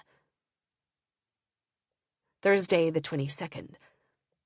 Tonight I had a kind of revelation about the lavishness of my gift to a man who may just see me as a piece of ass, only slightly more rewarding than another. But here I'm painting a picture that is exaggeratedly bleak. The whole problem remains as ever, what do I mean to him? What is Hecuba to him, or he to Hecuba, Hamlet? Evening. What if he wants to break up? The fact that he told me the opposite on November 29th, a month ago, an eternity, signifies nothing. Tonight I consider the possibility that he won't come at all next week. If that's the case, I must have the courage to face facts and break up with him, but do it with class by giving him his present. Every night is black, and I'm too dependent, at the mercy of the phone. He's supposed to call, at the latest, that is, according to past standards, on Saturday or Sunday evening. If it goes beyond a decision, must be made. Saturday the 24th.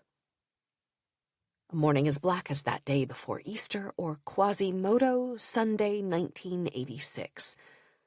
This is by far the most alienating relationship I've had since the one with Philippe 25 years ago. I write in this notebook tirelessly, as I wrote about my mother when she was in hospital near the end. If only it could at least serve a purpose. Last night I was sure he'd had enough of me and wouldn't call until January. This morning I still feel a little that way. At 1 o'clock, the chilly greeting card arrives, which I view as a sign, best wishes with his signature. On second thought, it doesn't mean anything. It's just a necessarily official card. Seen in another way, as a sign of breakup, a line of thinking in which I've been immersed for 2 weeks, it portends the cordial relations coming to replace the ones that preceded them. Sunday, the 25th. From 8 to 10 o'clock, utter darkness. He doesn't call, and I wait. End of story.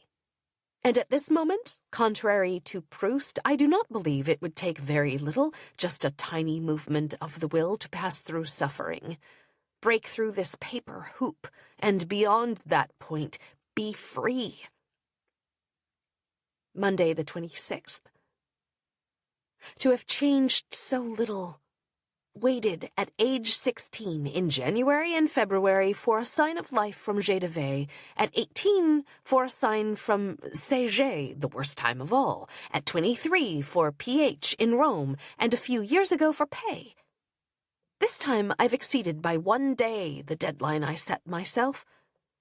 But a call tonight would still be acceptable because of the whole of the Christmas holiday. After that, to change so little, right down to the desire for pregnancy. But I haven't yet taken measures to make this outcome possible. However, I don't think I'll take the pill this month.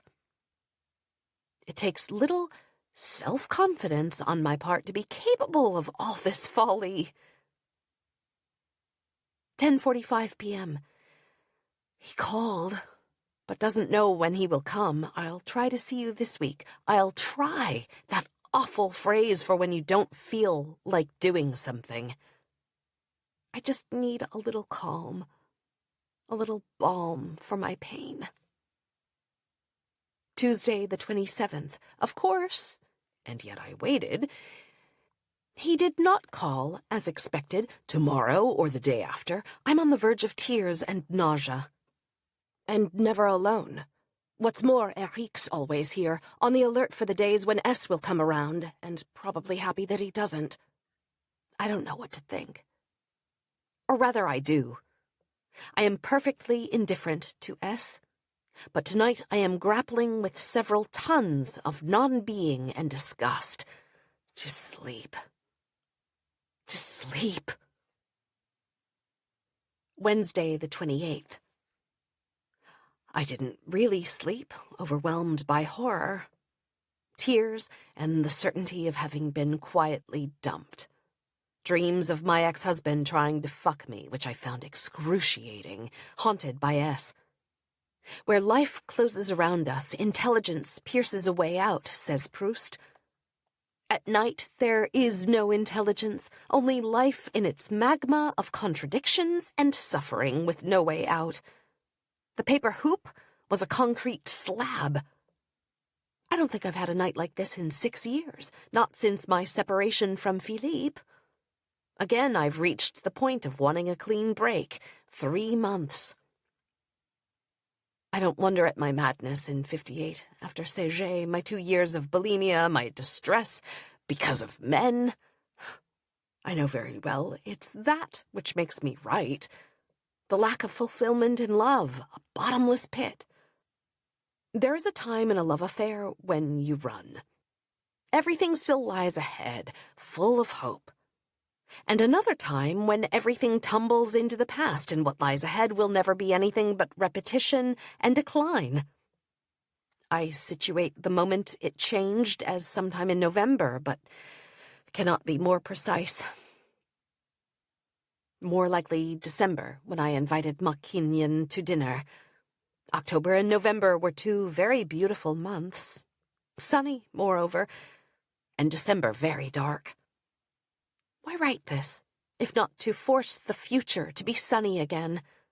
It's rarely with the same man. I slept for an hour this afternoon in the bedroom, generally a sign of great dereliction. I almost broke one of the bedside lamps as I was waking up. I am a voracious woman. Really, that is the only fairly accurate thing that can be said of me. Thursday, the 29th, 10:30 p.m. I turned off the light. 3 times the phone rings once, and there's no one on the line. 10 minutes later, Friday, 10 o'clock. For the first time in my life, I weep for joy. And then I know that nothing can be worse for me than this, to be caught up in this vicious cycle, as with Philippe in Rome, but with no official outcome, which is fortunate because naturally I would fall into the trap of marriage, etc. Friday the 30th. I'm in a hole. Still at the stage when he's not quite gone and I'm still certain that he likes to be with me, worrying about my gift, too lavish. A memory of sweetness. What is the meaning of those flowers, he asked of the primroses next to my bed. Obvious jealousy, since I taught him that in France flowers have meaning. The proof always lies in jealousy.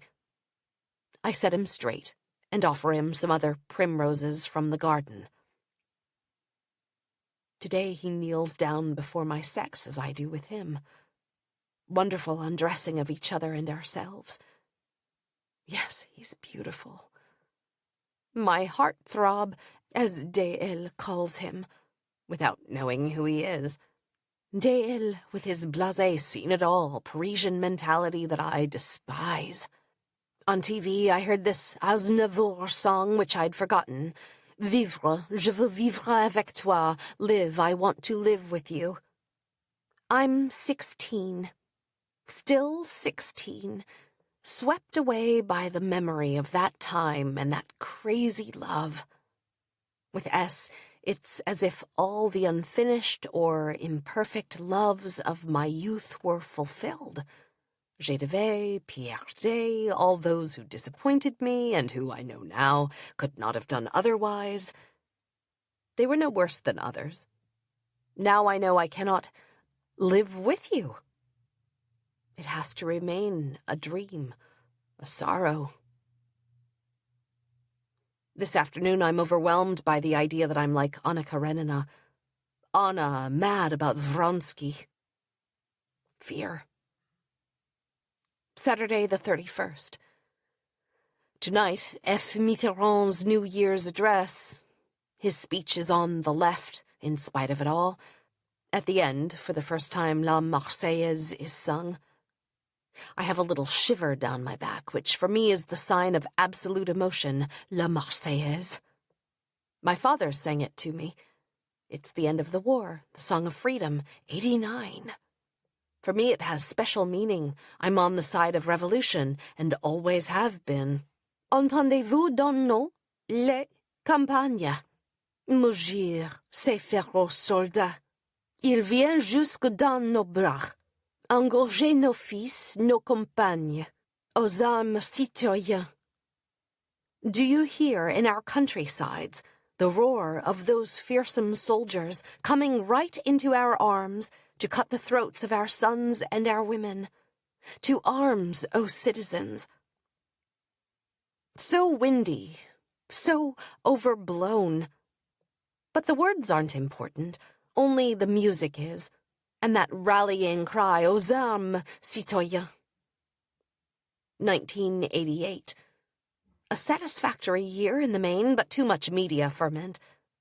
Strictly speaking, I accomplished nothing. The best moments? Venice, the USSR, and of course, the story I've been involved in since the end of September, the 25th, to be exact. The day the clocks changed to wintertime. We had an autumn together. What other seasons will there be? To state the obvious, objectively, when you go to bed with someone, the things you do are the same, whether or not you're in love. 1989. January, Sunday the 1st. I am alone, absolutely, on this January 1st. This has not happened to me for a long time.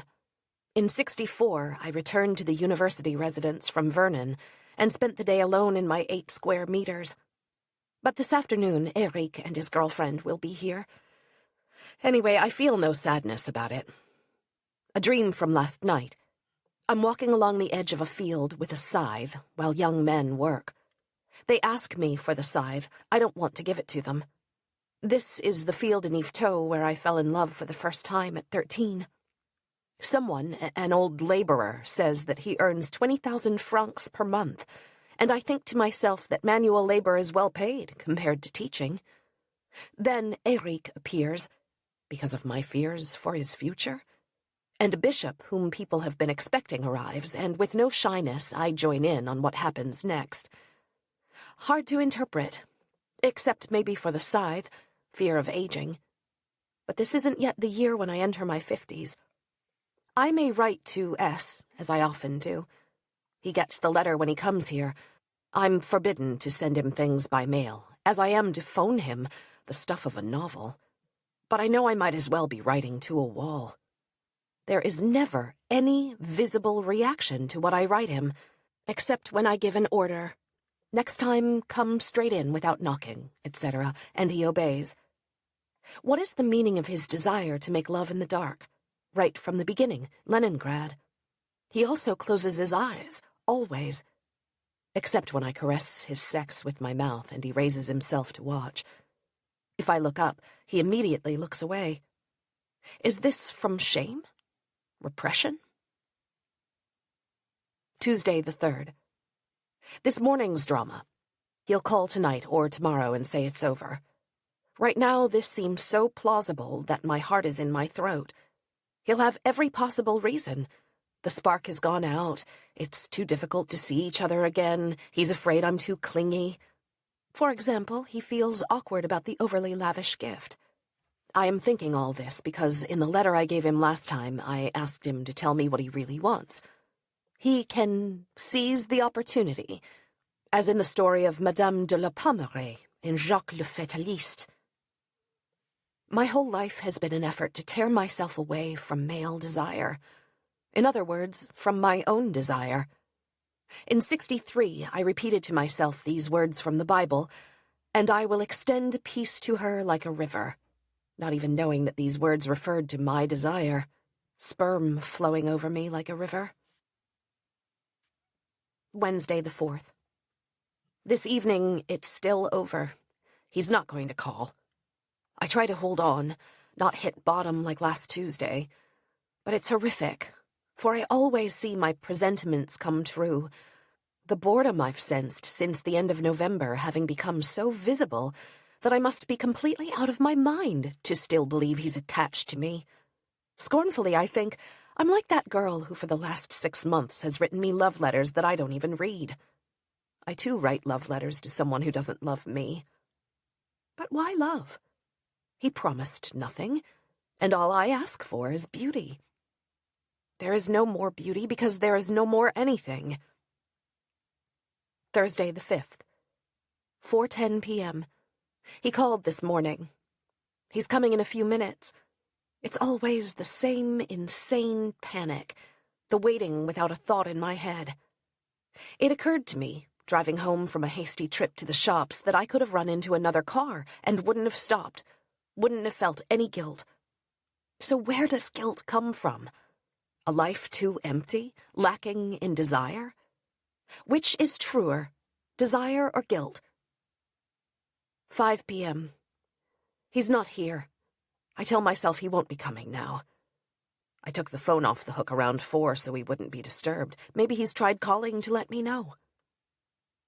10:30 p.m. I didn't hear him arrive. He entered quietly.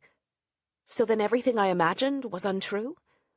He wants me, is happy to see me. We make love divinely. But again this time he'd had a lot to drink, whiskey late in the evening. He cried out with pleasure for the first time. Well, he moaned very loudly. When we're together, when we're making love, I'm sure he has no one else and cares about me, very much. Then days go by and I'm sure it's all over. I'm the same way with exams, which I feel less and less likely to have passed and more miserably failed the more time goes by since the day I took them. I will leave this state of fatigue, from which I'd like never to emerge. No thoughts, just the memory of caresses and his body. In the bathroom, anal sex, which he asked for expressly. In the bedroom and again the bathroom. He gets dressed. It takes a very long time. He's really had a lot to drink. He lists the brands of all his clothes, Rodier, Pierre Cardin, the belt that I undo so easily, even that of his shoes. So wonderfully parvenu, like me, but from the other side of Europe. He's very proud of his DuPont lighter, contrary to what I'd imagined, though I should have foreseen it. And anyway, I must have known it, otherwise I wouldn't have given it to him. Will his wife believe the lie he told her? He does not know how to unfasten garters. Friday the 6th. I understand this desire to shower gifts on a person we love to demonstrate possession. Proust, la prisonnière, while knowing that it does nothing to bind him to us but only makes him proud of arousing so much love, and heightens his narcissism. This works against the giver, who is short on narcissism. Well, anyway, I love him with all my emptiness. Sunday the 8th. How can desire be reborn and become this obsession? Spending an entire night with him is my only goal in life now, and I wonder what I would not willingly sacrifice in order to have it. I'm sick to death of that paper for the London conference. I have not yet been able to decide between two visions of S. The young and handsome womanizer with an intellectually superior, slightly jealous wife, equaling my husband and me, or the shy young man who is anxious not to hurt his wife and so has not had many affairs. His attitude in love, a certain lack of experience, leads me to believe that the second is the truer. But I'll never know, except through outside witnesses, who are more difficult to find here than elsewhere, the Russian milieu. Monday the 9th. So much waiting, and the feeling he won't find time to come this week. The president of the VAAP is arriving. I write these details to remember, to lock them in. But maybe that's not all. I've always talked about myself to someone right from the start. The best I can hope for is a call from him on Wednesday. 6 days from now. My first novel was initially entitled L'Arbre, the tree, an obvious phallic symbol, and also a reference to a song by Dario Moreno that I loved in '58, Histoire d'un amour. Un grand arbre qui se dresse, plein de force et de tendresse, vers le jour qui va venir. A great tree that stretches its branches, full of strength and tenderness, toward the breaking day. Only I can elucidate my life, not the critics. The tree, an obsession. The doubts begin again, the feeling that he has other women. Another thing, I don't give a damn about AIDS with him. In any case, other men don't exist for me right now. And I'm not taking the pill. To relive the catastrophe, death in my belly as in '64? But at 48, I'm unlikely to get pregnant. I wait for him with many scenarios in mind, where and how to make love, etc., without really knowing if he will come. This chasm between imagination, desire, and reality is unbearable. Tuesday the 10th, 10 p.m. There's little hope of his calling tonight. Heard Cécile, ma fille, by Nougaro, the song I listened to when I was pregnant with Eric 24 years ago. I am sickened by time, by the image of that vanished self, though I care nothing for her because I prefer myself now. But that self is contained in the present one, along with the others, like millions of Russian dolls. A wino insulted me at the hardware store, which he entered to ask for methylated spirits, to drink. Slut, whore. He ranted on in a frenzy, willing me to die, boiled alive with my throat cut. An unpleasant feeling. Whore. Naturally, I will not go to the L'Événement de Jeudi cocktail party tomorrow, because he could call while I'm out. Footnote. L'Événement de Jeudi was a French weekly publication that was created in 1984 and folded in 2001. 11 p.m. He called and may be able to come around. He doesn't know when. That voice. Deep. Even deeper tonight with his Russian intonations, his slow, expansive yeses. I'll go to the cocktail. Clearly I don't know how to write this word, which I have not often come across, because he called. Thursday the 12th. I'd have done better to work on my paper for the Barbican instead of going to the cocktail party. Abysmal. Parisian. More journalists than writers, and always the same writers, Soler, Bianchotti, etc. Dreamt last night of a church that I want to enter. But the crypt can only be reached by climbing a rope ladder, impossible for me. The nave and the chancel are being repaired, and I go in after a moment's hesitation. There's a chimpanzee, which then reveals itself to be a bear at the altar. I go out again. It follows me and grows more and more affectionate, but I find it threatening. In spite of my pleas, no one helps me to chase it away. Finally, I succeed. It seems that the bear is a symbol of Russia, but I was unaware of this. The dream is connected to S, who met bears in Siberia when he worked on the log drives. S is like a fair-haired version of Guy Day, who is also tall, with deep-set eyes, though his are blue-green, with the mouth of Louis F. I have to work, and am tormented by waiting. The disappointment of possibly not seeing him in the next 2 days devastates me. 6 p.m. The text for the conference is abhorrent to me, because there's less and less hope that S will come tomorrow. I work with no prospect of a reward, so for nothing. Explaining the mechanics of the struggle between cultures is exhausting in the extreme, and the glory it will bring does not hold a candle to an hour spent with S. It's been more than a week since we've seen each other. I have no future other than the date of our next meeting. And when none has been arranged, there is absolutely no future. Friday the 13th. If, as they say in the horoscopes, Venus is in my sign, you'd never guess it. Dreamt I had a child. I held him in my arms and showed him to all the physiotherapists at the Clinique La Chatanière. Then I left him on a table for a few seconds. A shriek. I discover that his neck is broken and he is smaller than a hand. I know that he will die. I am weeping as I write this. I know I am reliving my abortion. The unbearable again. 9 a.m. At what time will I have to break through the hoop of pain and finish the text for this nightmare lecture? At 10 o'clock, definitely. In other words, when there's no longer any possibility of his calling to say he'll come today. 3:30 p.m. I didn't know it would be so hard to live with this dead-end affair. I recopy the text for this dreadful lecture. I don't know when I'll see him again, but it is now, today, that I'd like to see him, and my desire for him is frightening, reduces me to tears. Why did he give me hope on Tuesday? A first lie. I understand people not wanting to go on living, sometimes. Today is Friday the 13th, as in the film. Next, 2 days in London. In other words, no possibility of a phone call. Basically, the hard part is not that he is going back to Moscow, but that he's still in Paris. Monday the 16th. London. Yesterday I returned to 21 Kenver Avenue. First, the tube at Tottenham Court Road. The seats are still covered in fabric, but everything is dirty and run down.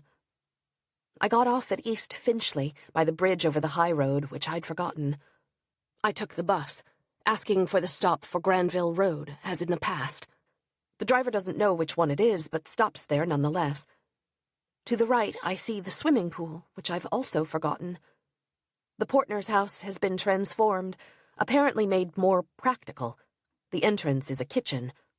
Something like a downgrading of the house and also the street, which seems to me less residential and less chic than before. I had just arrived from Yvetot, don't forget. But all that whiteness, uniformity, boredom, how horrible it must have been. Indescribable. Then the church. Christ Church, exactly the same with the bench in front. No shops I recognize, except for the Woolworths. No more movie theater. No tobacconists. It was called Rabbit. No little cafe where the youth of 1960 gathered round the jukebox and that bespectacled woman washed cups amid the noise and exclamations. She lives only in my book of 62-63, which is unpublished. Footnote. L'Arbre, a short work the author submitted to Le Seuil, and later, under the title Du Soleil à 5 heures, The 5 o'clock Sun, to Boucher-Chastel. Both publishers rejected it.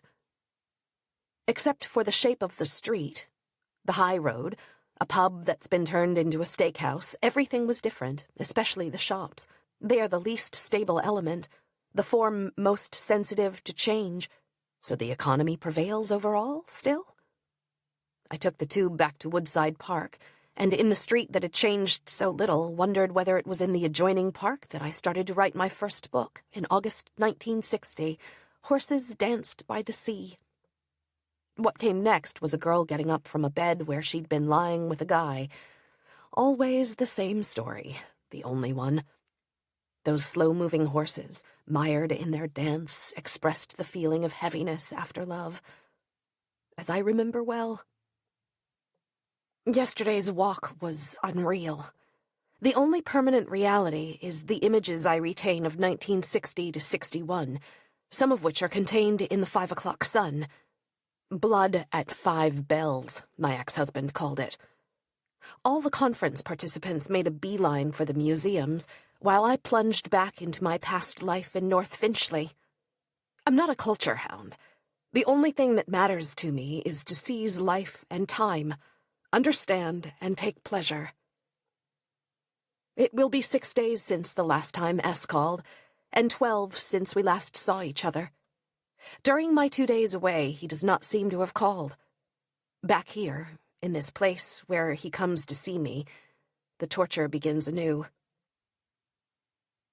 Tuesday the 17th, 10:20 a.m. He is going to come. During the night, I thought, the only happy time in this affair is the night before we meet. Who wrote La nuit qui précéda sa mort fut la plus belle de sa vie? Apollinaire? Éluard. Footnote. The lines by Éluard read La nuit qui précéda sa mort fut la plus courte de sa vie. The night before his death was the shortest of his life. I don't understand this desire I have for S. The panic when I hear his car. That feeling of being wonderfully lost. 2:30 p.m. He was more preoccupied, as if tired, but still full of desire. Impenetrable. Why did he leave so abruptly, closing the door behind him? Was it due to haste or emotion about leaving? No tender words, and yet what passionate tenderness in his gestures. He now knows how to unfasten garters. I'm writing this down because that's the detail that will matter to me most later.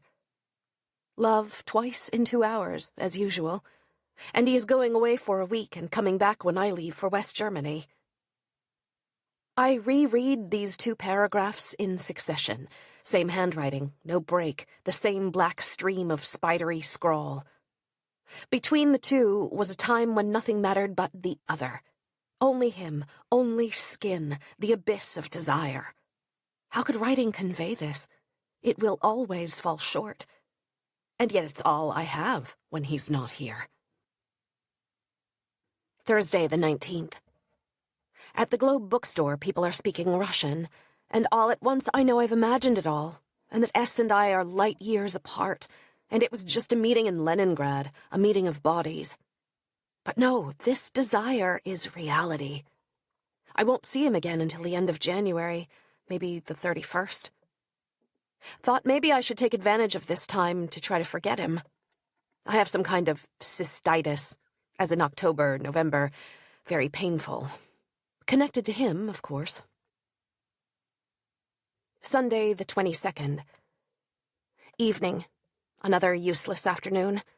In the RER, a guy stares at me, etc. Honestly, what's the attraction? No sign of S. He has no interest in phoning since he cannot come over and fuck. Keeping in touch is a concept unknown to him. Vronsky. And how? A Vronsky raised in Marxism, Leninism, the Komsomol, a party member, perfectly pragmatic. But I cannot think of his smooth body, his white skin, his face, without tears of desire. This morning, at the Aubert station on the Ballard side, a man sat, head in hands, on the stairs. All you could see was grey hair. In front of him, a jar lid with 10 and 20 centime coins in it. I give him 10 francs, wishing very hard for S to call me from the south. At this moment he must be at the home of Andreas.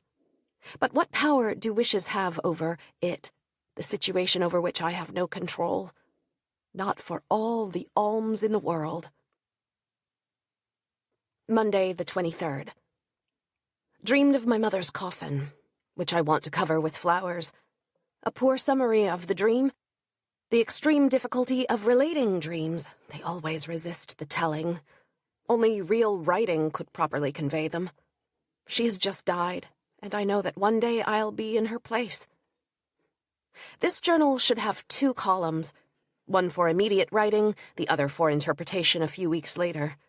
That would be a wide column, because I could write several interpretations.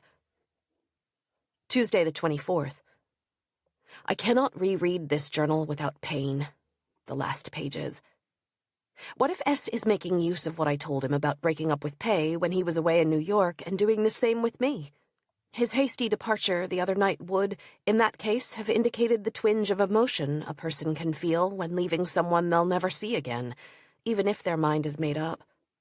I'm afraid that my return from West Germany and the Russian-American women writers' days will be grueling. If he doesn't call on Saturday night, it will be a very bad sign. Again, I have this strange, painful, false cystitis, which does not help matters any. Thursday the 26th. This room in Hanover, blue, across from the Neue Rathaus, reminds me of the room in Lille in '85. A background noise of cars. Like in Rome, too. What a strange impression. Of solitude. of being nowhere. All these rooms nestled inside each other. Saturday the 28th. Back from Germany. I felt no pain when I was there. As I got closer to Paris, the waiting and desire returned. Yet it's as if I've already accepted that, for example, he won't call tonight. Tomorrow, to my great dismay, he may be at Rennes. Dismay because of all those women writers, of whom I am, of course, jealous. Régine Deforges, Richois, Annie Cohen-Solal. Quite pretty women on the French side. On the Russian side, chubby or elderly as usual. As for the Americans, hard to say. The sudden odor of the house in Bois-Gibault, in a Hanover church, the Marktkirche. At the Pinakothek in Munich, a Malay country scene. A mother in a doorway getting a little half-naked boy ready to pee, a little girl watching intently. A scene from my childhood. Well, not quite, but the curiosity is the same. Also a scene from when I was 13, seeing my aunt through the small dormer window, getting a little boy ready to pee while a little girl watched, maybe my cousin Francette. That gesture used by women to lift a little boy's penis, the intense curiosity of little girls. In the Malay, it is all strikingly true to life, but flat. Some very over-the-top paintings by someone called von Kaug. In a huge Last Judgment, a man bound for hell claws at his chest, and we see the bloody trails of his fingernails on his skin. Has he forgotten me? What a lame expression. No, strictly speaking, obviously he hasn't forgotten me. He no longer needs me. Much more accurate. Sunday the 29th. 2:30 p.m. The prospect of going to Rennes without knowing if he'll be there. If he doesn't call, there's a greater and greater chance that he will be. Of seeing him without knowing what new feelings he may have about me. And all in front of these women who, of course, hate each other. Rennes has something of the Verdurins about her. There'll even be an orchestra, Russian music, a quartet or a septet, a sonata? To relive Proust would be very strange, with S as Albertine. 11:10 p.m. There was none of this, only the boredom of an almost exclusively female gathering. He was not invited. I'm discouraged. He knows I've been home since last night. No calls, not even while I was out tonight. Tuesday the 31st. Just as I was about to compile all the signs that proved he'd decided to break up with me, he called. He's coming at 5. I'm a little afraid he'll be reluctant to come inside if the painters are still here, which is possible. Intense desire keeps me from working. I can barely even mark student essays. 9 p.m. He just left. I feel even more dejected than usual, if that were possible. His laugh is almost childlike when I ask if he has another mistress. The scene in the armchair is the most beautiful, always, and I know he loves for me to caress him, slowly, from head to sex to knees, as he lies half-naked, and to kiss him. I also know it's because he's a Soviet that I love him. It's the absolute mystery. Exoticism, some might say. But why not?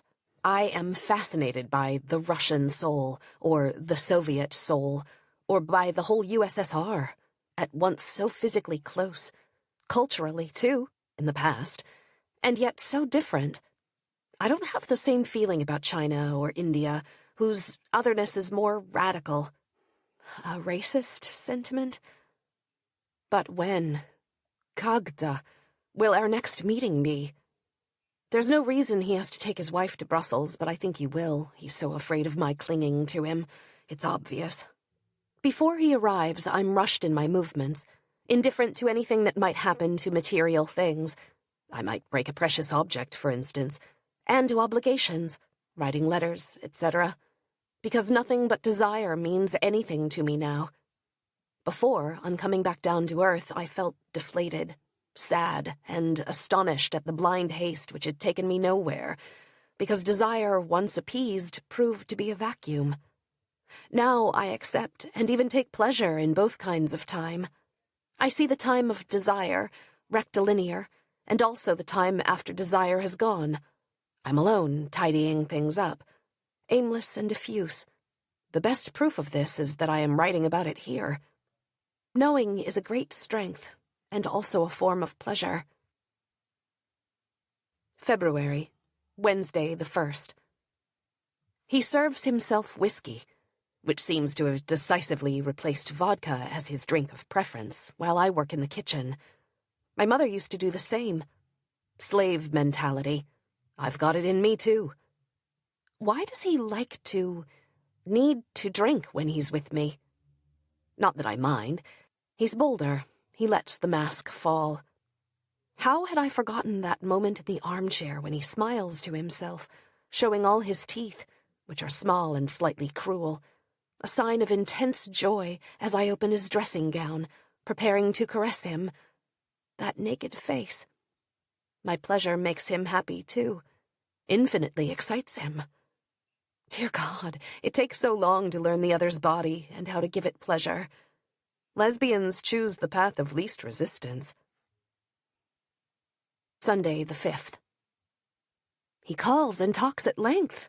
I'm amazed he doesn't hang up after 2 minutes. I tell him in passing that we don't have the same sense of beauty. There are differences between us. What drives me to widen the gap? He replies that we do have things in common, many. But what is he alluding to? Only sex, I suppose. The same violent desire to make love. Or does he mean ideas on politics, too? Or, more generally, points in common between the French and the Russians? Tomorrow he leaves for Brussels. I'd have so liked to go with him, and won't be back until Friday. Brussels, where I was exactly 3 years ago in numbing cold, and which I'd have loved to see again, with S. That woman, his wife, is exasperating. She must not like sex, so why does she latch on to him and follow him everywhere? Like my dog-in-the-manger attitude with Philippe. I want you, I tell him over the phone. Ugh, he says, embarrassed. A strange conversation, in which I make him listen to things that people are not supposed to say. Is it better for me to tell you or not? Yes, he says. Yes, I should tell you, or yes, I shouldn't? Yes, tell me. But it's obviously the first time he's heard these things over the phone. Maybe he's unconsciously waiting for me to initiate an erotic exchange. This remains to be seen. Having spoken to him is worse than silence. I realize just how much time there is to fill before I can be with him again. My life is hollowed out by desire and pain. Is that what passion is? I'm not sure about that. Because I not often, sometimes, see him the way I did at the beginning in the USSR. A very handsome young guy, quite lacking in character, and eager to please the party leaders. Monday the 6th. It's amazing, the constant errors of chronology I make in writing about this affair. In a certain chronology of my feelings, the reality of our relations, and external events. So when I recall Eloisa Frere's show opening, it seems to me the affair was already on the decline, and I was very unhappy that day. However, that was November 17th, 2 days after the wild night when his car did not start, and a few days before the evening at Irene's. Therefore, what matters is not the reality of our relations, but the way in which I perceived them. I was a little unhappy then, yet I remembered nothing but unhappiness. In Marseille, in Cognac, in La Rochelle. It was only in Lille, on October 1st, that I was truly unhappy, completely consumed by desire. Friday the 10th. Dreamt about him. That makes 3 times. Before that, never. Meaning, a form of detachment or of acute anxiety. He is becoming something already lost, and so I suffer less. From everything. His silence, for example, I'll call you as soon as I get home. But does he know the exact meaning of as soon as? He must have got back yesterday. That's time enough. Dominique L. talks to me about Havana, little nightclubs which are almost completely dark inside. You eat and don't know what you're eating. You embrace in the dark without seeing the other person's face. Later, all afternoon and evening, I wondered if S went to those clubs when he was in Cuba. And so his liking for darkness, which I thought was of a Freudian nature, may date back to Cuba in '75. I yearn to know.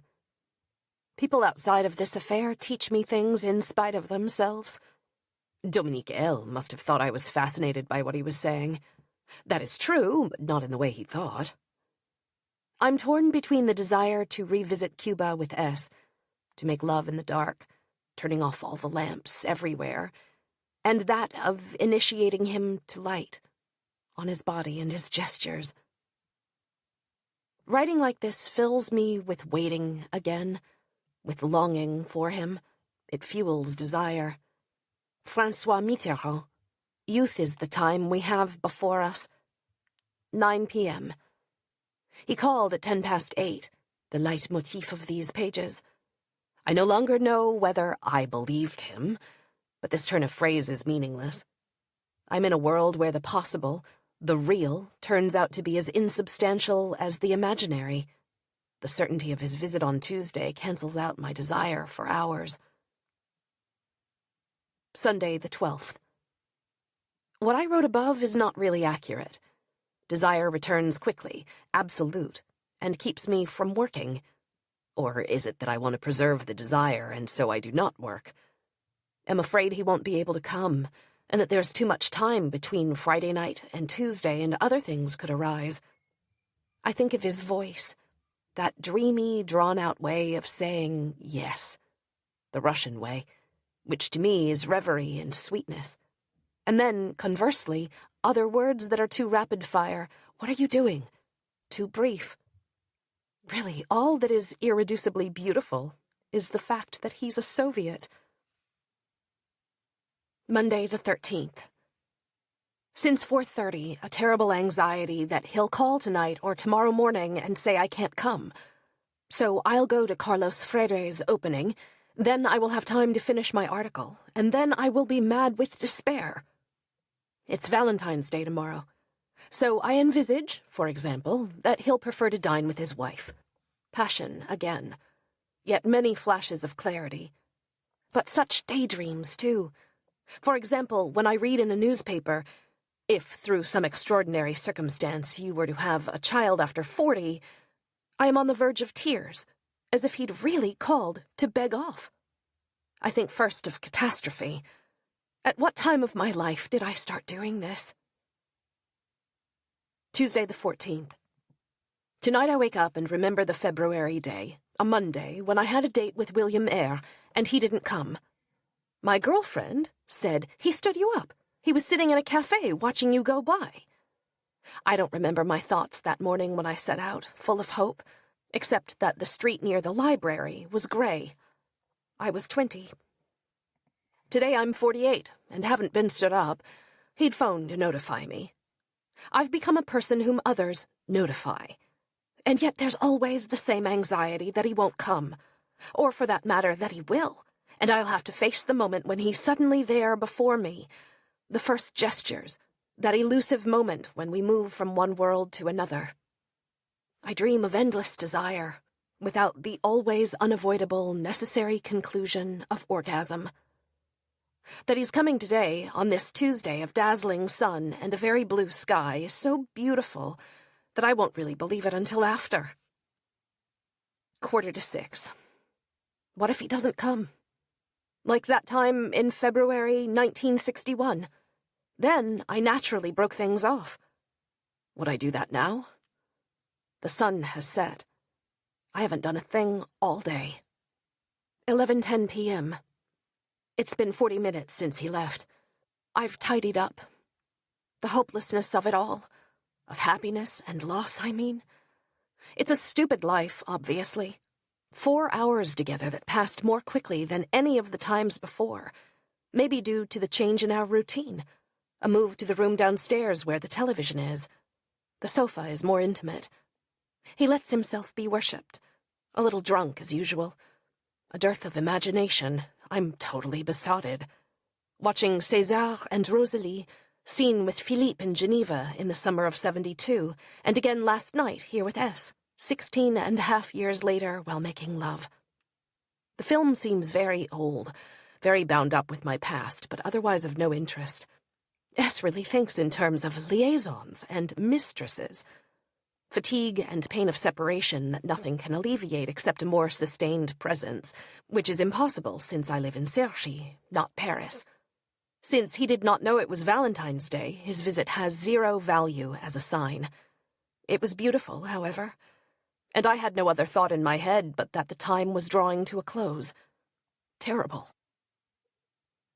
Wednesday the 15th. Dreams, nightmares. One in particular. I have to go into a little box. They will give me an injection, and it will all be over.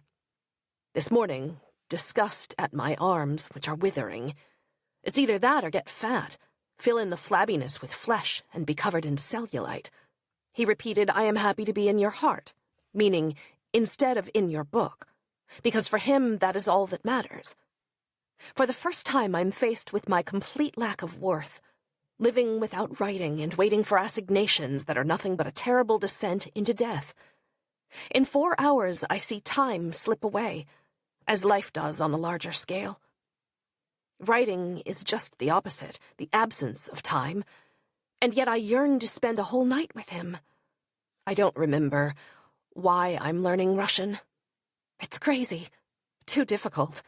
Or why I'm going to write about perestroika for Europe magazine, or why I'm even writing about this thing, my bond with him, which does not exist. Thursday the 16th. This morning the thermometer reads 37.2 degrees. I am stunned, my mind a blank. This very clearly means that I made love yesterday, or rather the day before in mid-ovulation. A fact also noted, again unconsciously, in the soreness of my breasts when he touched them. What is the meaning of last night's terrible fatigue? I read the description in the dictionary. Cervical permeability, the implacable advance of the spermatozoa, so intense. Overwhelmed once again by dismayed fascination in the face of this blind phenomenon. 9 or 10 days of terror to get through, just like 20 years ago. But did I not have it coming to some degree? Yet I'd resolved to take the pill again when my next period comes. If it comes now, obviously. Sunday the 19th. Friday in Paris. Twinges in my belly, and the absolute certainty that I've been caught out. Then, sensibly, I tell myself that the unconscious mind is not enough to influence the course of a nature disinclined to act when one is past the age of 40. Apparently, the chance of pregnancy is 1 in 45. Still, I think of S much less, and wonder if, obscurely, all I expect from a man is to be fertilized like a bitch and then show him my teeth. Monday the 20th. Nonetheless, as of tonight, it will be 6 days since he's been in touch with me. If 6 turns into 7, or 8 at most, and not because he's traveling, we'll have moved into a new stage of indifference. Last night was difficult again. I imagine his body, always. The dimple, discovered just the other day, the dimple on his chin. I did not see it. You sleep with a man and don't see that. But it's a good thing, fundamentally. It signals trust in the imagination. And what does a dimple or a scar matter? Not seeing means passion. I was thinking earlier about this trace I've tirelessly left behind me since age 16.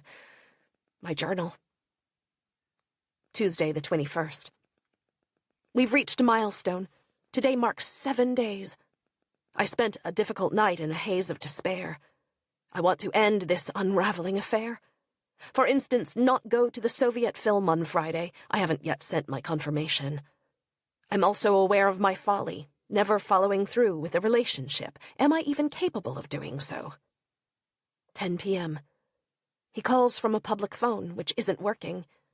Now I know because of the time of day that it's him. He can't come until next week.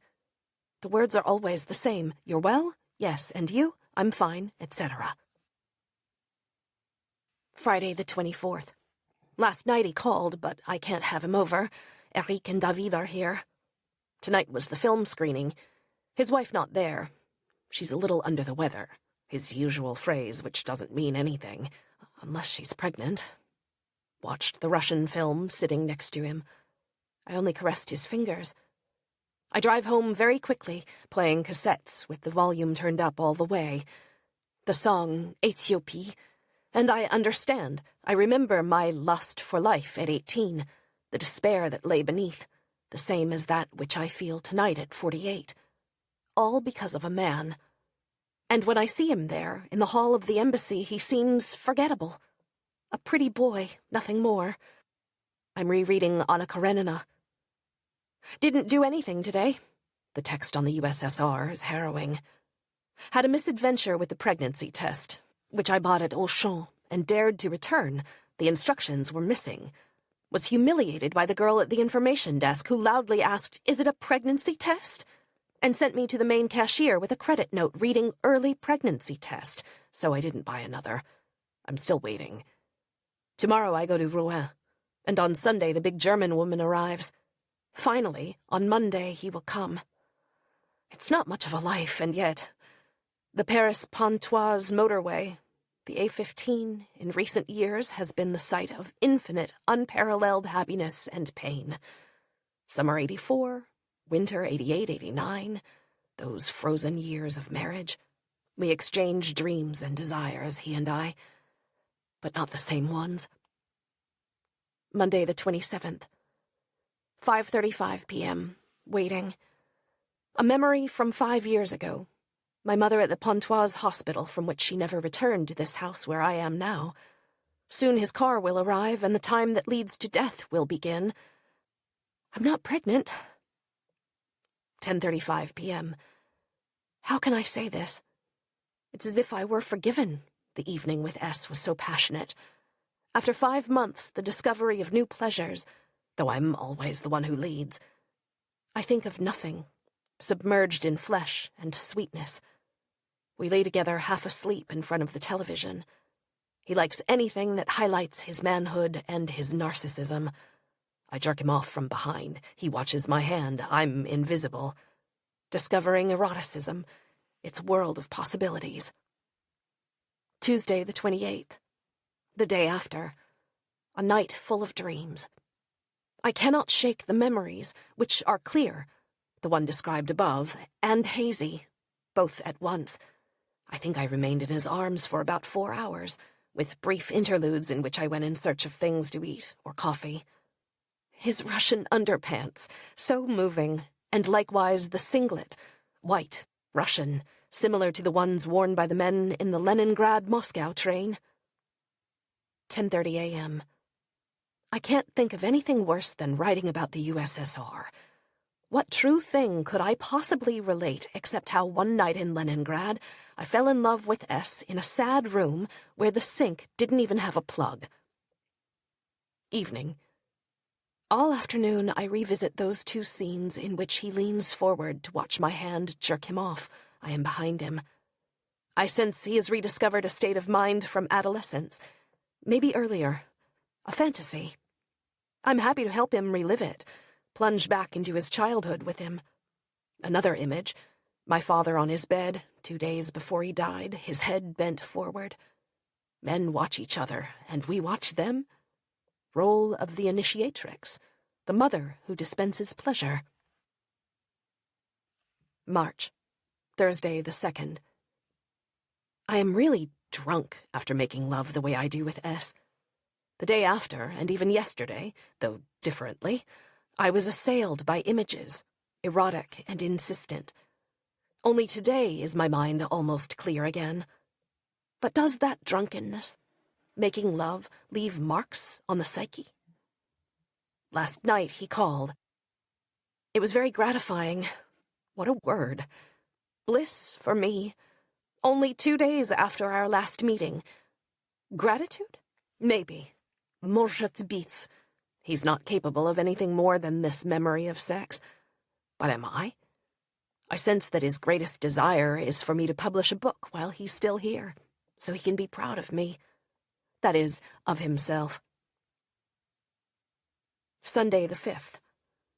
I'm in a bad way again, anxious about the writing of this article on the USSR, probably because I dread others' judgment and may not have anything to say about perestroika that has not already been said. Besides which, he hasn't called, but that's only to be expected. I am an erotic diversion in his life, nothing more. Can I say he is anything more in mine? But what beauty there is sometimes. And how can I experience, today, something that just happened on Monday, and pursued me all of Tuesday and Wednesday without nostalgia, without memories? About this article, I constantly struggle against the urge to do nothing because I see everything that needs to be done. I cannot imagine a timetable, a slow succession of words and sentences that fill up time. I have no patience. Monday the 6th. Everything is hard. Tonight I waited for his call in vain. It is 11 p.m. I'll read Anna Karenina. I've barely started the article on the USSR, and I see to what degree writing has another meaning, how much of it is transference. The first sentence is, so I'm back in Moscow again. This is a sentence I'd like to be writing now for real, not ascribing it to the past as I do in my text. This is writing as desire. It's not always that way. Of course, a week ago I was sure of his desire. For him, a few days have to go by for a new meeting to happen. This journal will have been a cry of passion and pain from start to finish. Wednesday the 8th. An excruciating night. And evening. Sleep impossible. I'm in a hole. That is, submerged in the awareness of not being loved at all, and of having been dropped, perhaps. Awareness of the pain which this will represent, and already does. And the horror of writing an article I agreed to do for a man who no longer even calls me. My situation is as crazy as it always is when it comes to men. He called at 8:30. How astonishing to observe the literal insubstantiality of a voice, and at the same time the importance it has acquired in my life, of which he has no clue. Maybe Tuesday. Me, if you can't before. Him, it's a little difficult. Equals it's impossible. I know how to translate the Soviet language. Thursday the 9th. Tuesday is impossible because of Eric's Cup. Footnote, the secondary teacher's training certificate. The morning is already black at 8 o'clock. Naturally, I can't contact him to let him know. Soon it will be 3 weeks since we've seen each other, which for me will have been nothing but unremitting pain, or a sense of indifference, like that which prevailed in my relations with Pei for 2 years, from 86 on. I can see myself then in the streets of Paris, with no desire for anything, half dead, heavy. This is a notebook full of sorrow, with a few glimmers of wild delight. Friday the 10th. Splendid weather. I am very alone. But my suffering, like my happiness, is linked to my condition of being a single woman. In a marriage or common-law union, it would all be boredom and jealousy, pretty much. All the Peugeot 405s or 505s that pass make me think that's S for you. A guy with a big car, social climbing, narcissistic, for whom I only matter as a writer he's had sex with. A beautiful woman, too, who makes him hard, who makes him come, when the spirit moves him to pay her a visit. Constant, latent suffering. If he doesn't call by Monday, it may be impossible for us to see each other all next week. Sunday the 12th. The elections. The last time I voted was October 20th. How different things are now in my private life. I am extremely pessimistic, that is, prepared to hear, equals sure to hear, a vague promise of reunion, the kind J. Brel refers to in I don't know which song. I'm suffering 1,000 deaths to write this article on the Soviet Union, but wouldn't it be worse to not have anything? The absolute freedom of the other is dreadful. The bond with him, too. Will he call tonight? 11 o'clock. No. Everything is infinitely difficult. Correcting essays, studying a few words of Russian, to what end? There's no point in telling myself that his intellect is unremarkable, his personality conformist, etc., since it's not these things that make me attached to him. It's that indefinable bond of flesh, the lack of which is killing me. Dreamt of my mother last night. We were on a train. She was no longer crazy, but had her face from before, from the late 70s. I don't know if the dream was consoling in relation to my life of now. Monday the 13th. Will I ever finish this piece for Europe? It's absurd because the only true thing I can say about the USSR is that it remains mysterious and fascinating to me. Other than that, it's just the things everyone talks about: free speech, struggle, the uncertainty of perestroika. I wake up in the morning with a sense of horror, thinking that I won't see S until I don't know when. It would be better if he didn't call tonight, so I wouldn't have to tell him he can't come tomorrow. Eric and his cap. I'm sick to my stomach and have the runs.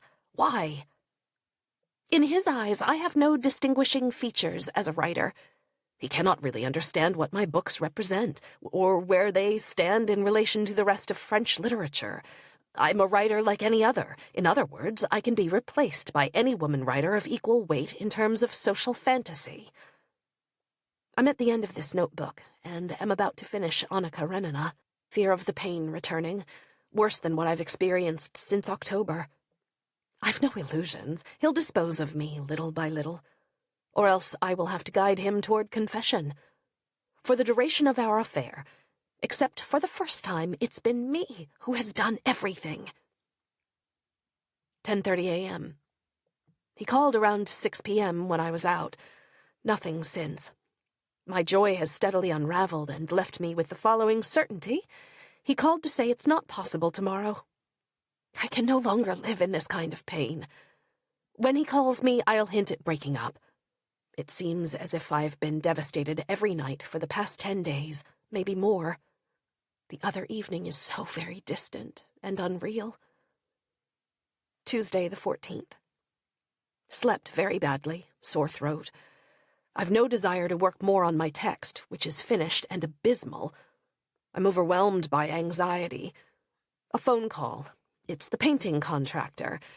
How am I to live this way? To survive after what seems to me an inescapable breakup, or rather a logical ending to this story that was so beautiful, so perfect at the start. 10:30 a.m. He called. His car is being serviced. All at once a kind of order is restored, which I know is false and illusory. He doesn't love me any more than he did before he called, and I have to type this awful piece about the USSR. But still I might sleep. Saturday the 18th. I finished Anna Karenina. The final pages, the walk toward death, are sublime, with a kind of interior monologue. No word from him. Last night in bed, sleepless and in tears, I too would have liked to die, but did nothing about it. A terrifying image. He was dancing with women from some kind of delegation, like us in the USSR. I was excluded, always the same story. And how I suffered from that on the evenings when Philippe didn't come home. So it was hell? Or anyway, not worse than now, just identical? I remembered the room in Bordeaux and discovering the blood on the sheets from that girl's deflowering. Annie who? I've forgotten. My pain. February 64.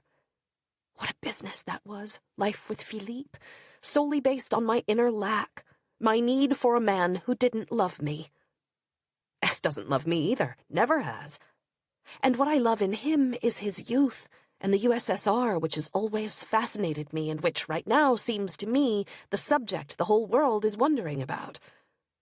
It's only been 4 days since he called. Forever.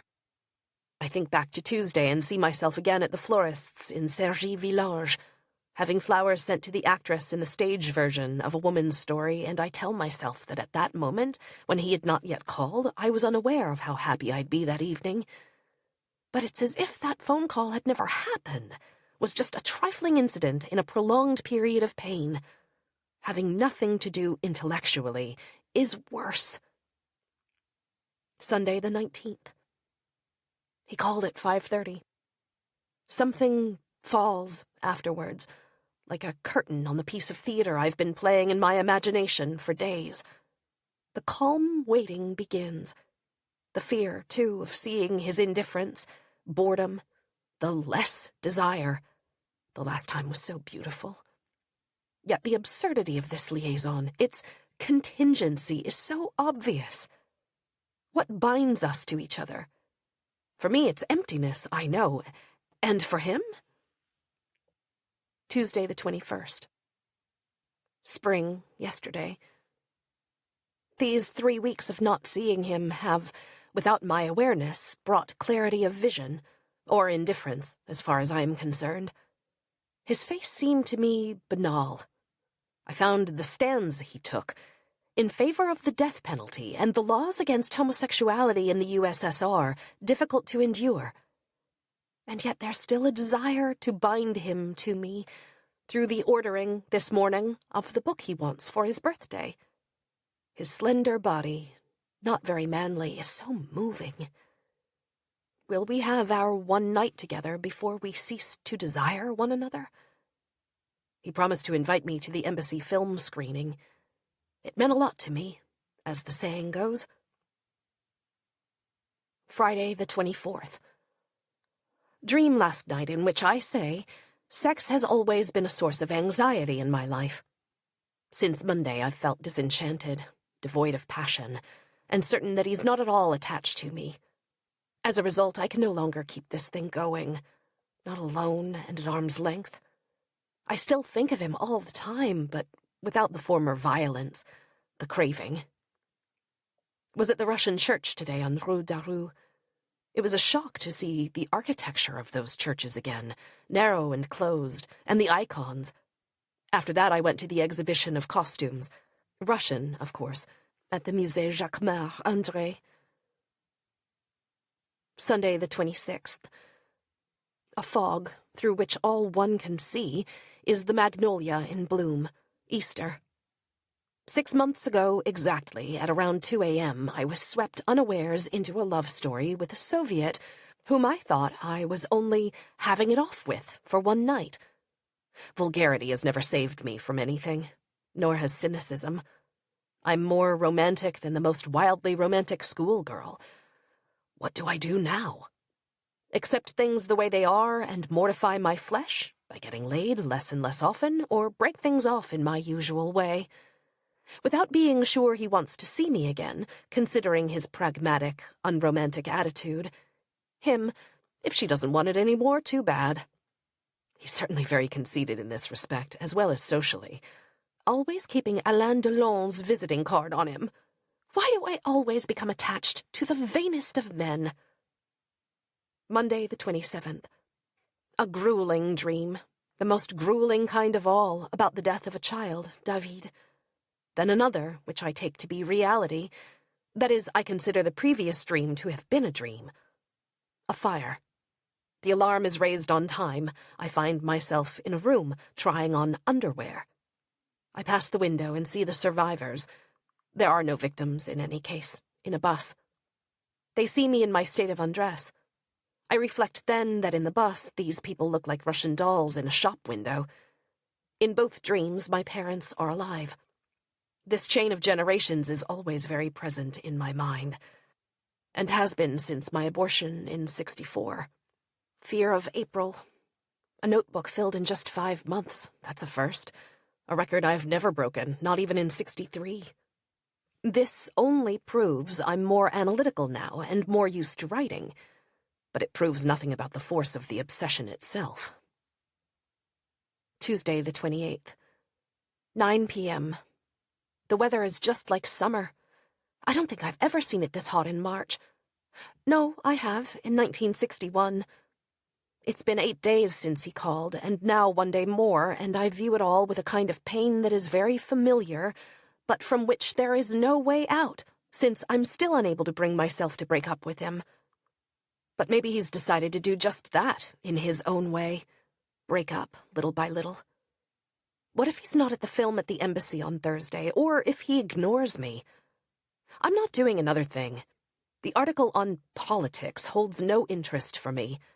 This morning, in front of Notre-Dame de Pontoise, I step on the exposed and twisted root of a tree, and in so doing make a little jump. In my mind, I see the summer palace of the Tsar near Leningrad, where there are buried water jets that soak you if you happen to walk over them. I've never given them a thought since the last time I was there. One day I'll return to Leningrad, as I've returned to Venice so many times, but by then I'll be an old woman, and I don't know how to say tempo fa in Russian. Footnote: tempo fa, long ago.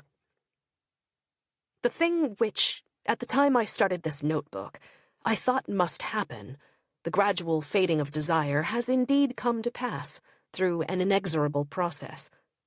What now? I'm still unable to extricate myself from this passion. Does this mean I require even more obvious, clear-cut signs that I'm clinging to him for dear life? Do I go for broke and write him a farewell letter?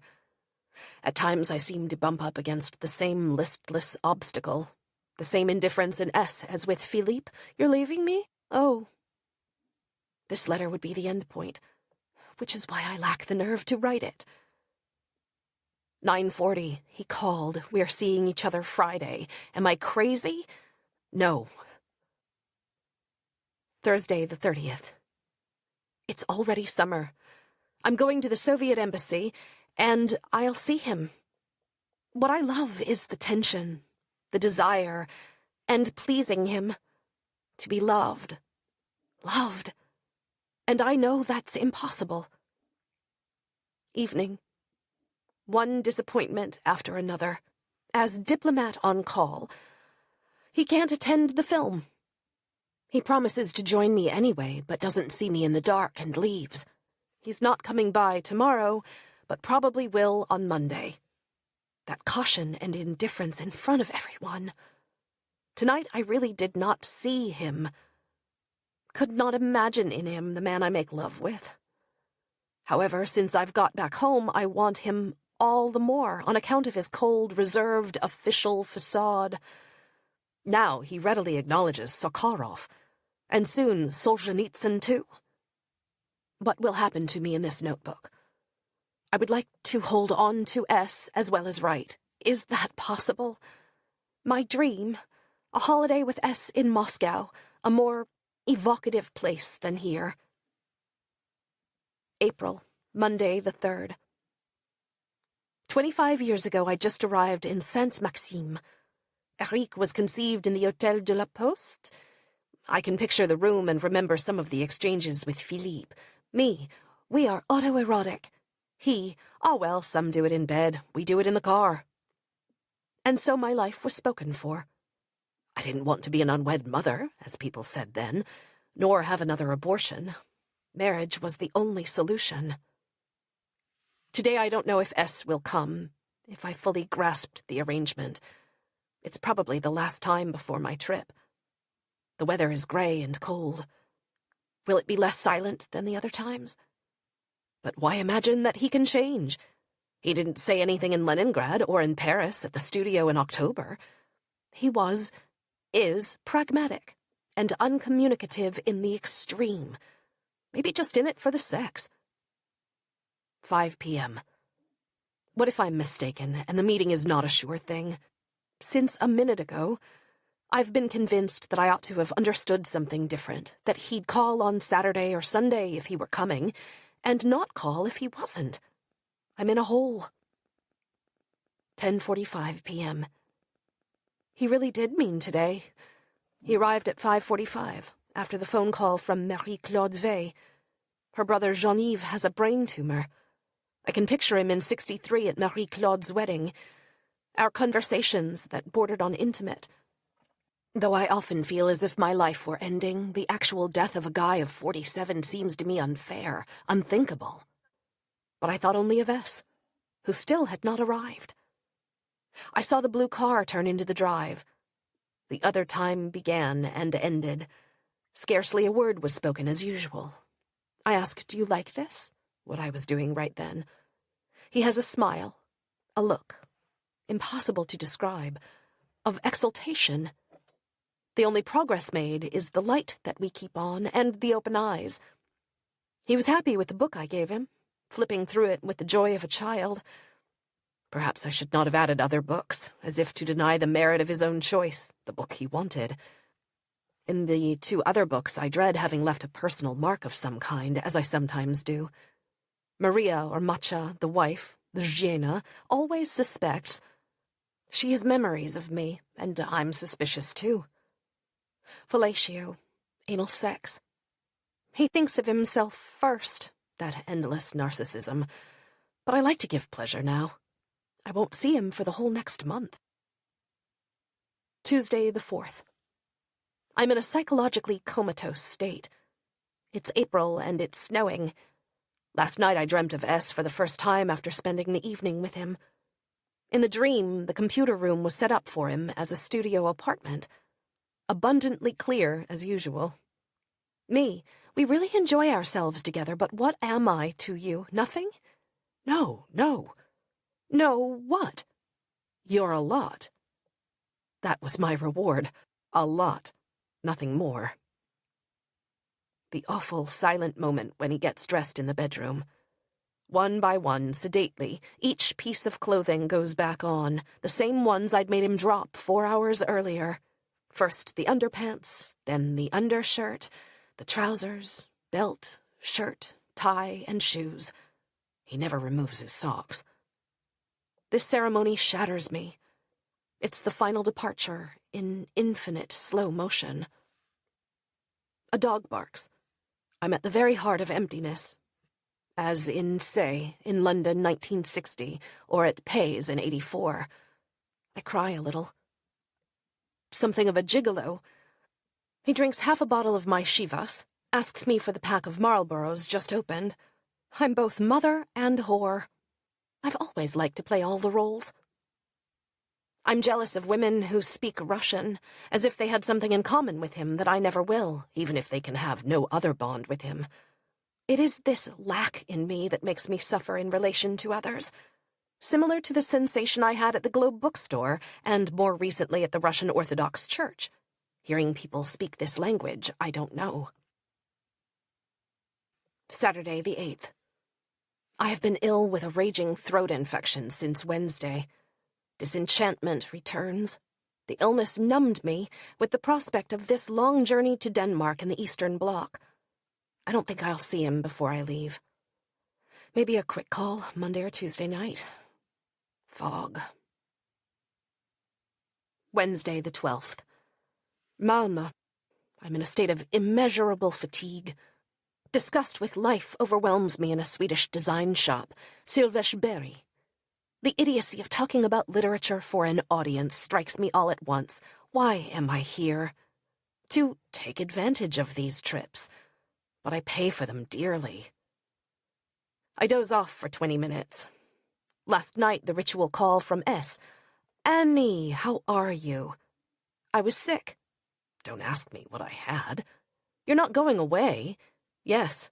When? When will you be back? I'll call you Saturday. Have a nice trip. I feel as if I'm seeing these words from a distance on the screen of a computer or a Minitel, and yet I never stop thinking about him and telling him everything I do as I'm doing it. 4 years ago, it was Pei whom I was thinking of when I was here. Who will it be 4 years from now? Thursday the 13th. In this room at the Neptune Hotel in Copenhagen, the same hotel as in 85, there's the New Testament in the bedside table drawer and cassettes of porn films on top of the TV set. I wonder when I will dare to play one, because it will be written on my hotel bill in full evidence, so I can finally see what it's like. It's not to compensate for lack, but to learn new things. Maybe tonight or tomorrow morning after the conference is over. The silence of this bright little room is absolute. Denmark, squeaky, clean, and dispiriting, is like cotton wool inside of which I can no longer feel anything at all. Yesterday, for the first time, I wanted to insult the people who came to hear me speak at the cultural center. I wanted to say, what are you waiting for? What have you come for? A cultural mass? Bloody imbeciles, there's nothing to see. And it's not you I write for, you old highbrow Swedish grannies. Saturday the 15th. Yesterday visited Horsens and Jelling, the graves of the first kings of Denmark. Describing for the sake of describing. Pointless. Francoise Au's exasperating attitude toward her boss, a woman with the simplicity of the bourgeoisie, hence the constant droning way in which F.A. calls her by her first name, Annie. I may not have been as sensitive to this were it not my name too. But the important thing is that S did not call as promised. All my hopes, frankly insane, given the state of our relations, of seeing him tomorrow are crushed. Perhaps he actually did it on purpose, precisely so I wouldn't ask for anything tomorrow.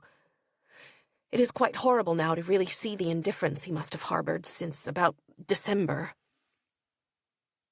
Monday the 17th. Cergy Station. Later, Prague. I was in Prague. Camus, Apollinaire. Footnote. Guillaume Apollinaire. En mars 1902, je fus à Prague. The opening of the short story Le Passant de Prague, from the collection Les Hercières et Compagnie. The sense of going to a country that is closer to S than Denmark, and it will be my first time there. Last night he phoned, a neutral call to fix an appointment for the morning of my return. It is always he who decides. Monolithic. I constantly revisit that first time in Leningrad, the gesture which set it all in motion, as the thrust of a knife unleashes horror. In this case it led to happiness, certainly, but also unhappiness. I also picture the erotic scenes that lie ahead. When I stop doing so, it will mean I don't need him anymore. Wednesday the 19th. A false start on Monday. I missed the plane. Yesterday, a detour via frozen Vienna. Prague, superb and black. The castle and the cathedral seen from the Charles Bridge look like something out of a tale from Hoffmann. The hotel is noisy. The Centrum, near the tram lines with a little lounge, like in Moscow at the hotel for the Central Committee of the CPSU. Last night, as I fell asleep, frozen beneath the quilts that kept slipping off, in the brown-yellow room with windows that did not properly close, I felt certain I could never live in an Eastern Bloc country. Yet people are happy there. Here, with the cultural advisors, I talk a great deal about the USSR, the Russians' pride at being the biggest, strongest country, along with the United States, and their contempt for those they crush. Also, conversely, their acceptance when they get walloped. In some elusive way, I understand the nature of S's relations with me. Verbally simplistic, conquering, and brutal. They cannot be otherwise. I hope the cultural advisor will not divulge what he has probably guessed, that I am having an affair with a Soviet. Secrecy is always better. The airport. I've lost my voice. Am voiceless in a way I haven't been since '69. 20 years. This morning, interview with the stuttering red-haired translator. Visited the Writers' Union with Brat, who was the official purifier after the Prague Spring. The atmosphere was very Eastern Bloc. The dark room, the coffee served, the impenetrable ideological divisions. Brat speaks out against Rabal. At the University of Prague, there were the usual attacks against the Nouveau Roman, and the mention of communist or assimilated writers. How could it be any other way? Evening, Budapest. Earlier, a state of dereliction. I sat on the toilet, sick to my stomach, bent over a towel spread on the floor trying to vomit. It was probably the goulash broth that wouldn't go down, too fatty. And I'm particularly fragile right now. What if I have AIDS? I could only have contracted it from S. Saturday the 22nd. Budapest is over.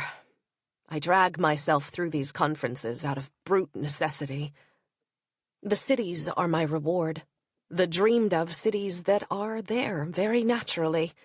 Budapest, the Castle District, the panoramic view from the Liberty Statue, Warsaw, reduced to a historic site.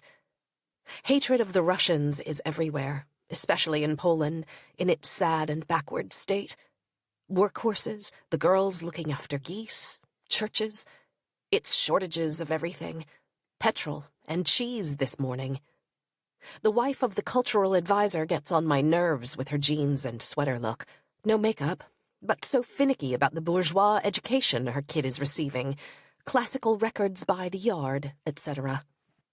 Dereliction, within limits, has ceased to make me panic. At Warsaw Airport, weighed down with packages, I fall and lose both shoes. But then, at least 3 men help me to understand the PA announcements in Polish. The plane is delayed for 2.5 hours, and in the end the luggage does not arrive. The conveyor belt is blocked. Finally, I go to eat canned ham with people I couldn't care less about, that cultural advisor couple. I am sick and tired of travel. I'm at the oldest hotel in Krakow, where Balzac went to meet Madame Hanska. 33-foot ceilings, false luxury, the smell of paint, Hotel Podróża, hotel under the rose. The later it gets this evening, the further I slip into a state of diffuse pain. The image of S and me in Leningrad is overpowering, the waiting to see him impossible to bear, and I weep. From loneliness, too. Monday, the 24th. My time here is almost done. I'll give no more lectures. This kind of self-display is horrible. On Sunday afternoon, I was irritated in the extreme by the behavior of the cultural advisors A and WC toward their daughter, whom they are rearing according to bourgeois principles to the point of caricature. There is something atrocious about that cajoling violence that never lets up. Don't pick up the olives with your fingers. Wait for our guest to start eating, etc. She is 4 years old. And their hateful blackmail involving the Smurfs. One day I'll have a beautiful car, and I won't let you get in it. The girl said playfully, "If you don't let me in your car, you won't be going to the Smurf film this afternoon." All said with terrifying calm. Class hatred? No, a struggle between vulgarity, me, and distinction, her, the cultural advisor's wife, which makes for irreducible divisions. How horrified she was to see me chatted up that evening by 2 Poles, who were indeed quite vulgar. Visited, with them, the abandoned Jewish quarter of Kazimierz. There were names on some of the doors. Today visited churches incessantly full of people for Monday Mass. Poles are in the churches and the shops. They go into all of them, looking for whatever might be interesting. A strange ant-like busyness. The search for things to bring home with them, indefatigable. The cues are slow and mute. Docility, silence. And the church. That way of gazing at the windows, tiny mounds of sweets, bottles of fruit juice in orderly displays. A kilo of tomatoes costs the same as a doll, and 4 times as much as a shampoo and blow-dry. Tuesday, the 25th. Warsaw, Paris flight.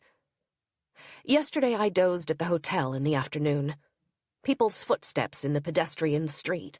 Strange, like a single step pounding the street over and over, going nowhere. Like the shuffling of horses in a stable at night. A silent step. The Poles do not speak anywhere. Silent queues. A stream of speechless tourists on Mariecki Square. Docile and mute. There was a nun at my lecture. The church was oppressive.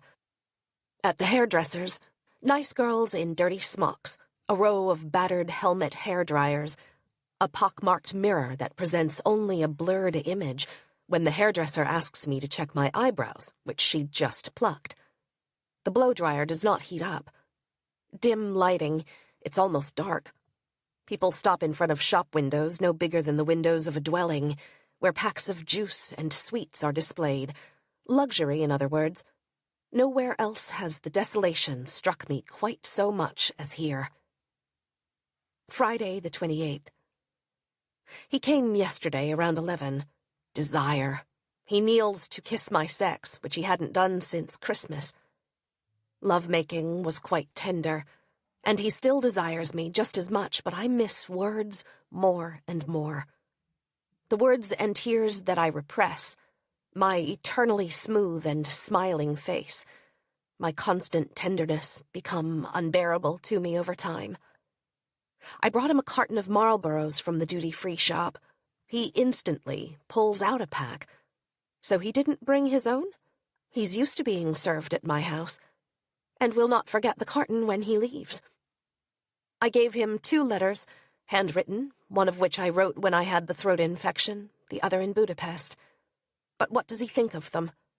I'll never know that either. In the evening there's a film on at the embassy. Ossa. I make a greater effort to understand the Russian than to follow the storyline. His wife is sitting next to me. I don't sense anything other than a sort of curiosity, but the few words they exchange relegate me to my condition of foreigner, twice over. She no longer seems to suspect anything. How does he make love to her? She is short and flat-chested with a big behind and hips. Does she have orgasms? Perhaps because of this vague jealousy, I had a harrowing dream. He tells me that he has spaced out our meetings several times over, so I'll grow detached from him, and this time is the last. Besides, he's leaving France. From behind the barrier where I stand, I try to see him pass, but the road remains empty. I won't see him again. Is this an expression of my desire? The imaginary solution that would be best for me? No sooner have I returned from my trip, freed from the obligations of self-representation and work, than I fall back into obsession and the desire to see him. May, Monday the 1st. I rewatched our home movies from 72, 73, and 75. For the first time, I see myself as other, very different from what I am now, undeniably younger and severe-looking. Nothing in my face speaks of happiness, especially in 75. A frozen woman, indeed. My books have always been the truest manifestation of my personality, without my knowing it. How oppressive that marriage was. 9 p.m. There was a phone call, but no one on the line. Am tempted to think it was S calling from a payphone that did not work, as is often the case. But wrong numbers do exist. Wednesday the 3rd. Thursday is in a long, long time, and he never calls. I'm going to have to break up with him. My life is just too stupid. Who am I working on this suntan for? And the letter I'm writing in my mind is intended more than anything to make him reject the breakup. I have reread the previous notebook and, curiously, am convinced he cared for me until about March, when 3 weeks went by without our seeing each other. Resolution. If he doesn't come to Cergy before I leave for Jersey, I'll see him once again and then break up. Friday the 5th. When I'm in Paris, as I was today, to meet with people, the Freres, the Swedish journalist, and I see cars go by, driven by men who have a city look, the tie, the light-colored suit, the beige haircut, I tell myself that this whole story is extremely dull and commonplace. A man and a woman meet from time to time just to sleep together. It's as if all the imaginary pageantry were falling away. I'm not sad about it, since it's me who sees, who feels things this way, on my own, and not, for example, through adopting his point of view. Then I come back here to Cergy, and I cannot bear this waiting for him to call. It's been 8 days. As of tonight, we've moved to the next level. I'm alive without living. When will I break through the paper hoop? Be ready to go through the pain. Saturday the 6th. A dream which wakes me up. I'm waiting. For whom? In a sort of covered courtyard. People are coming out of a theater, after a performance of a woman's story with Micheline Ouzon. I see my mother there, among the spectators. We talk, and she says, "Was that my story you told?" I protest, "Not really. It is my mother from before the dementia, with a grey suit and a coif, as she used to say, referring to her hats.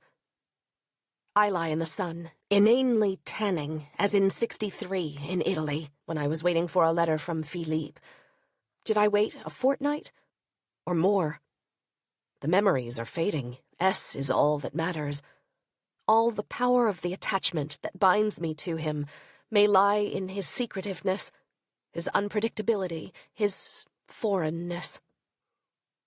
Review of the possible causes of his silence. 1. A scene with his wife about past film screenings at the embassy, when I was there and she was not, about whether he'd concealed from her the fact that I was attending. 2. His jealousy of Alain N., to whom I offered a lift home in my car. 3. He's tired of me. See my dream. And he has chosen to dispose of me by spacing out the meetings. 4. Work. Unknown occupations. Is he with the KGB? He didn't say he would call. In spite of myself, I think of my mother. The last time I saw her, in April '86, I said, "See you Sunday," and she did not reply. However, he did ask me if I was going to the Salon du Livre, meaning that we wouldn't see each other before then. And yet, what tenderness the last time. But that's just it. The last planned meetings have the beauty of things that are ending.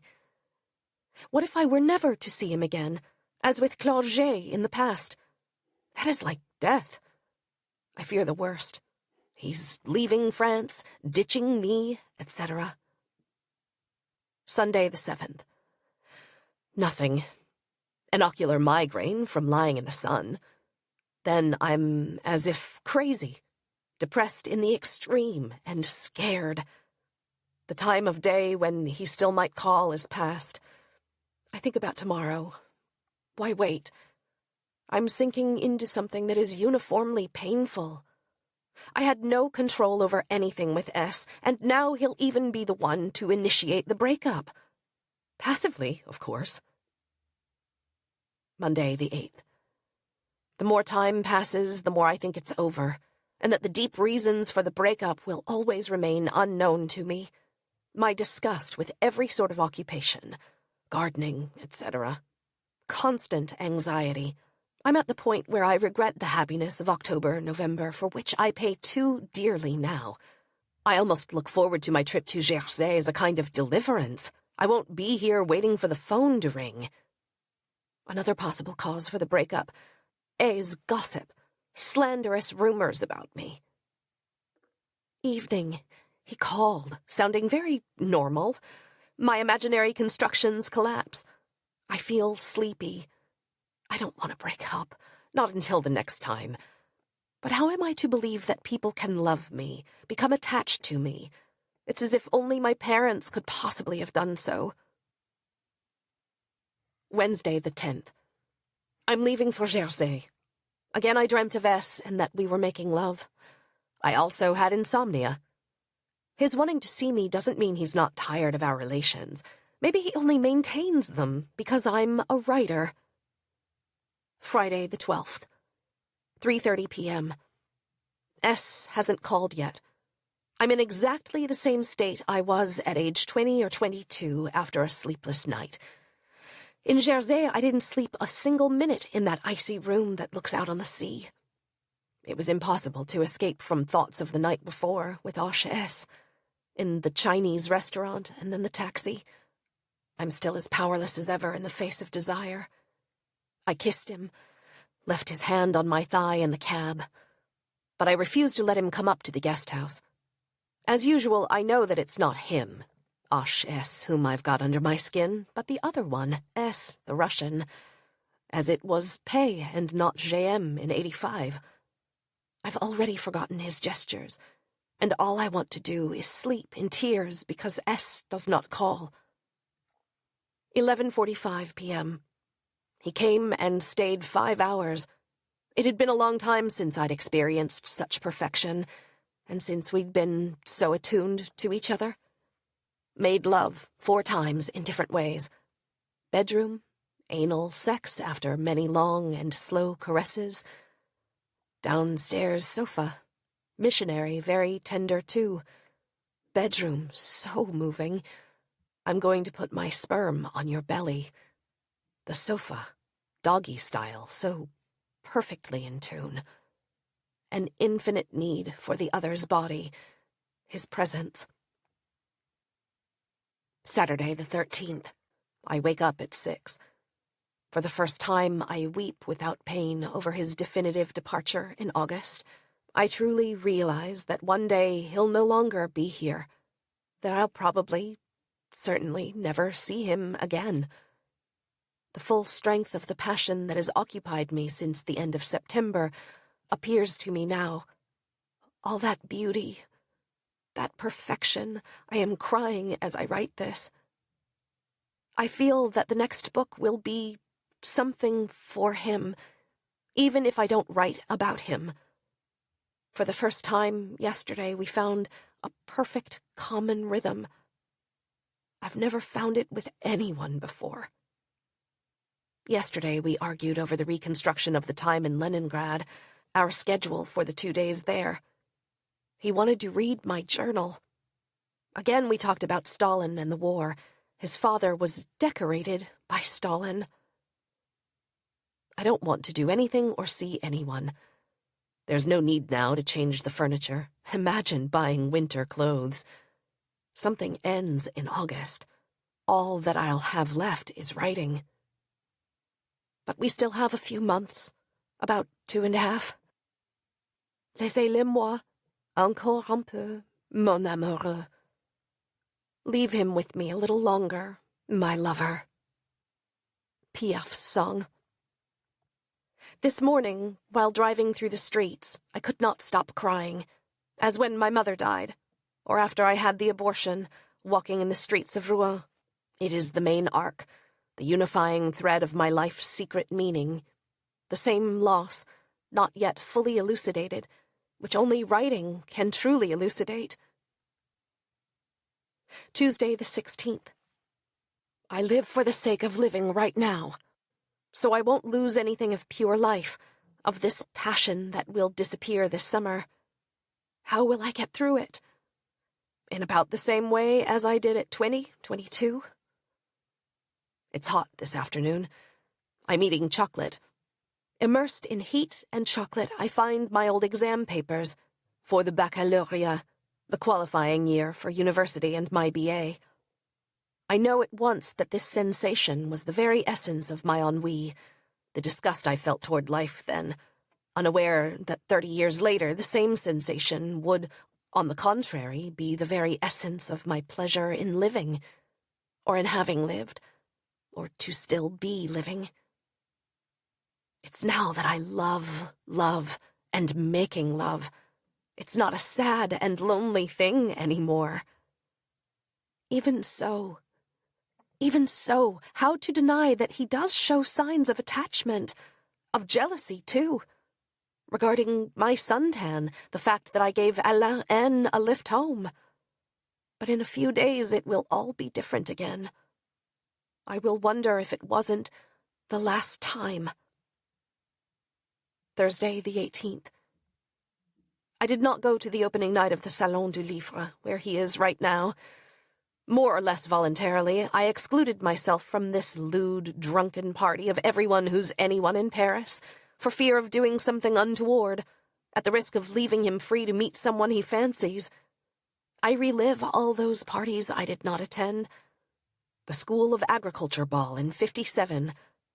As on that occasion, though this time I do not lack the dress, that all-important dress for dancing in, I'm home alone in a dressing gown, but a deluxe model.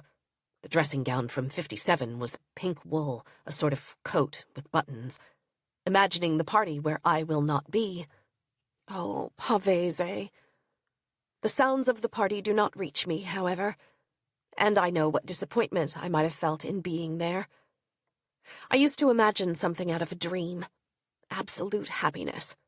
Today I've excluded myself, because I've known too many failed and painful parties. Still, all day I asked myself whether or not I would go. I have to get through this evening without suffering too much.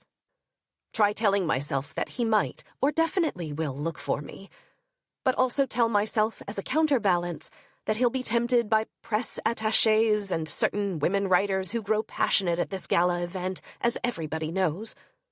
Last week, did I not let myself be kissed by H.S., and was I not quite attracted to him? It's poetic justice, then, which is of no consolation at all. Friday the 19th. The pain came in the night, waking me up.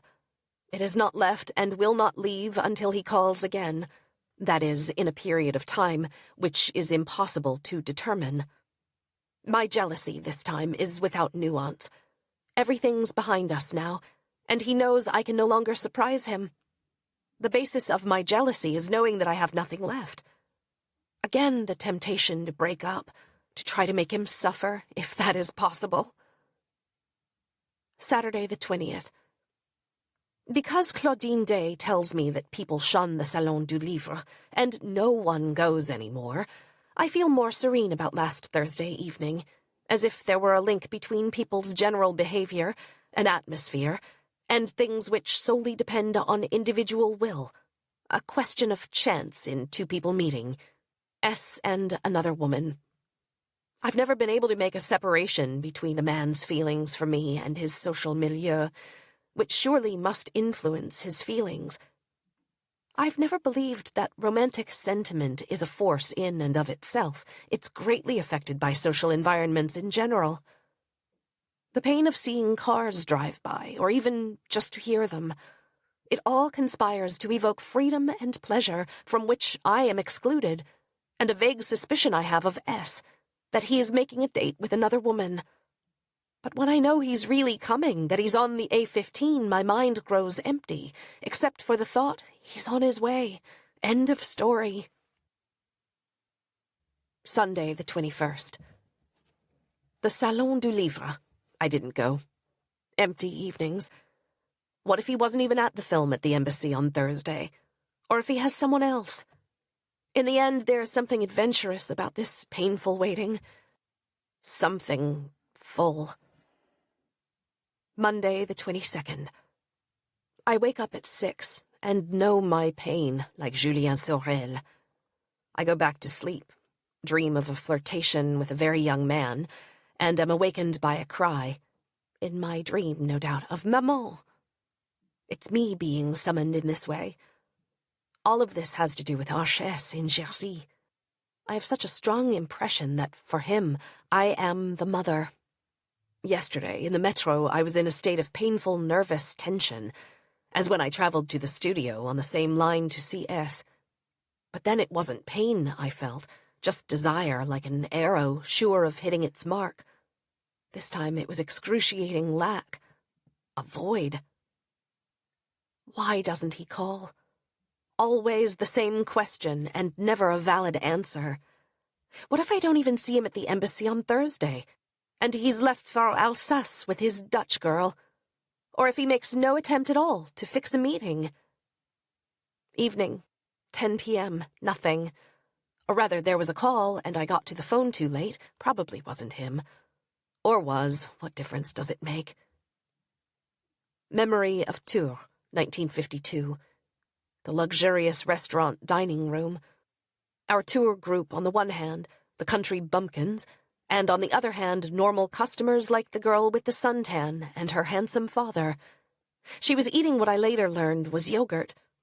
Bespectacled and pale, with my disheveled perm, sitting with my father and other people from our tour group that got off the bus, I discovered the reality of difference, the two separate worlds. Tuesday the 23rd. 10:40 a.m. No more waiting. It's been one day longer than last time, an infinite descent. 10 minutes ago I muttered aloud with horror, I've got to end this. I'll go to Reims, come back, and maybe, at worst, won't see him at the film on Thursday evening. Little by little, I'm overcome by the atrocious thought that he has returned to the USSR. Suddenly, or without wanting to tell me, which would explain the passion of our last meeting. Thursday the 25th. 6 p.m. I'm living in a stupor. My strongest premonition, he won't be at the embassy tonight. Because he's left France or is traveling, or because he doesn't want to come, but why wouldn't he? Another possibility? He'll show indifference and not fix a meeting with me. Or he will want to see me, but those 13 days with no word from him leave me little hope of that. Yet right now I don't know anything. In 2.5 hours it may all be over. My last letter will remain in my handbag. It always feels like a kind of death. 11. There was a bit of everything. Jealousy, the feeling of exclusion, and, for a few seconds, the end of the affair. A young woman, tall, blonde, flat-chested, between 25 and 30, next to her, as his wife looked withered, whom he clearly wanted to seduce.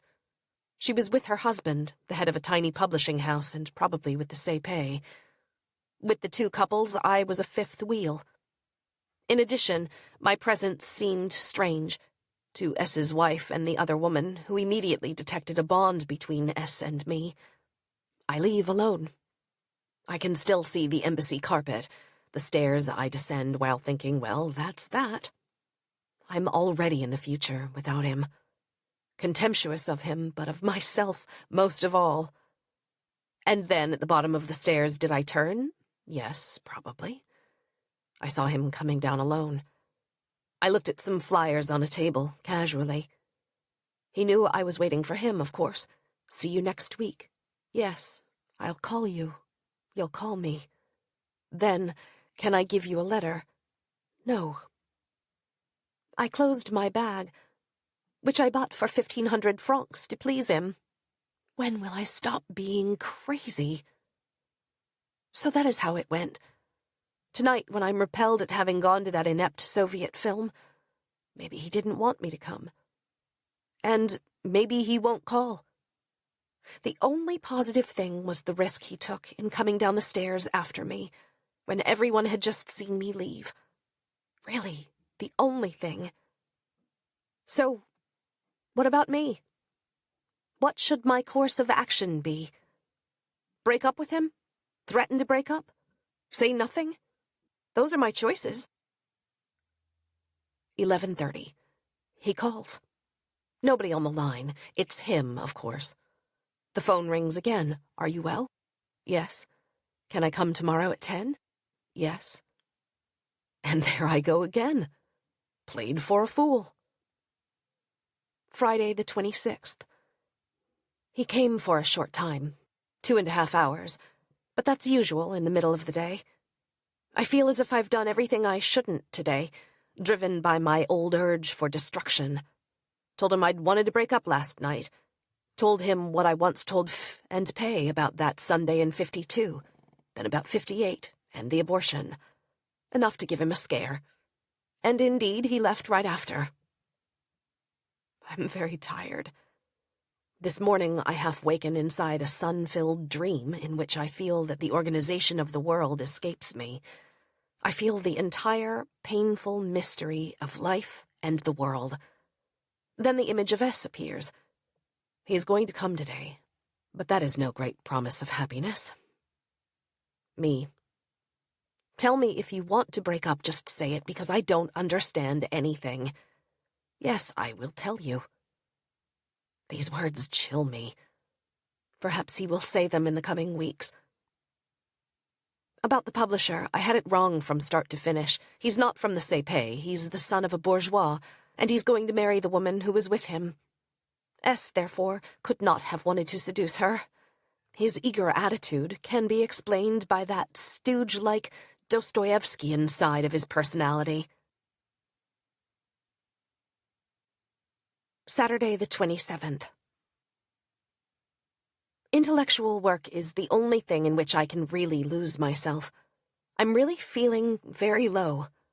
Everything casts me into despair.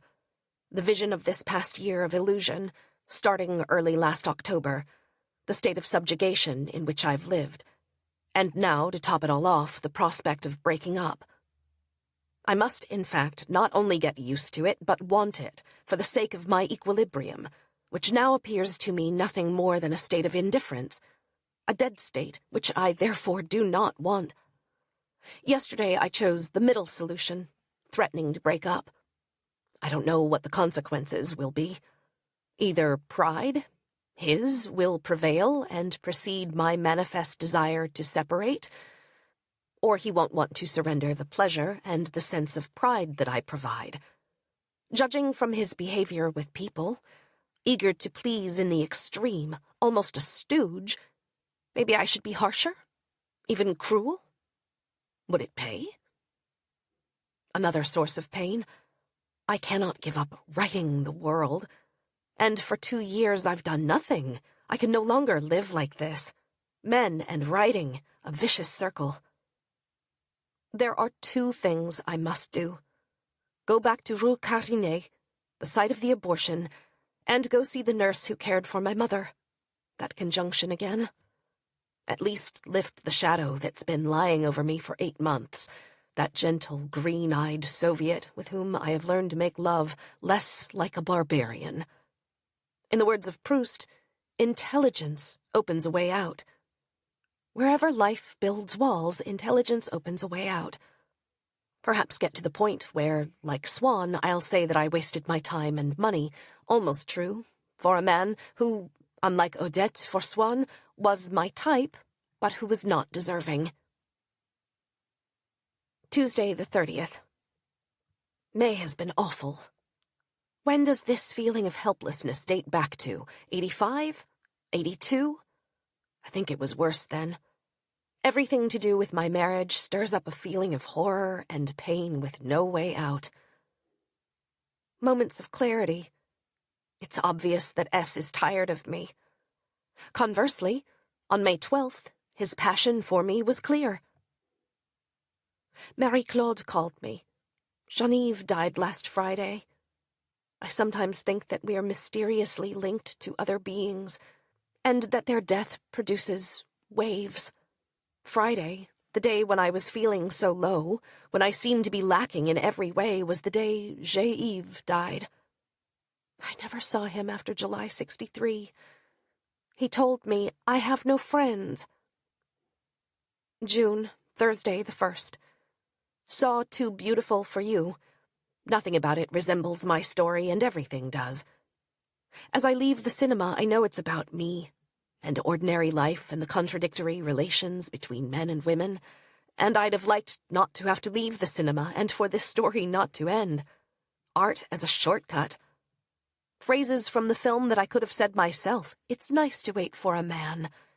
And about noontime meetings in motels, there are people who don't need to eat lunch.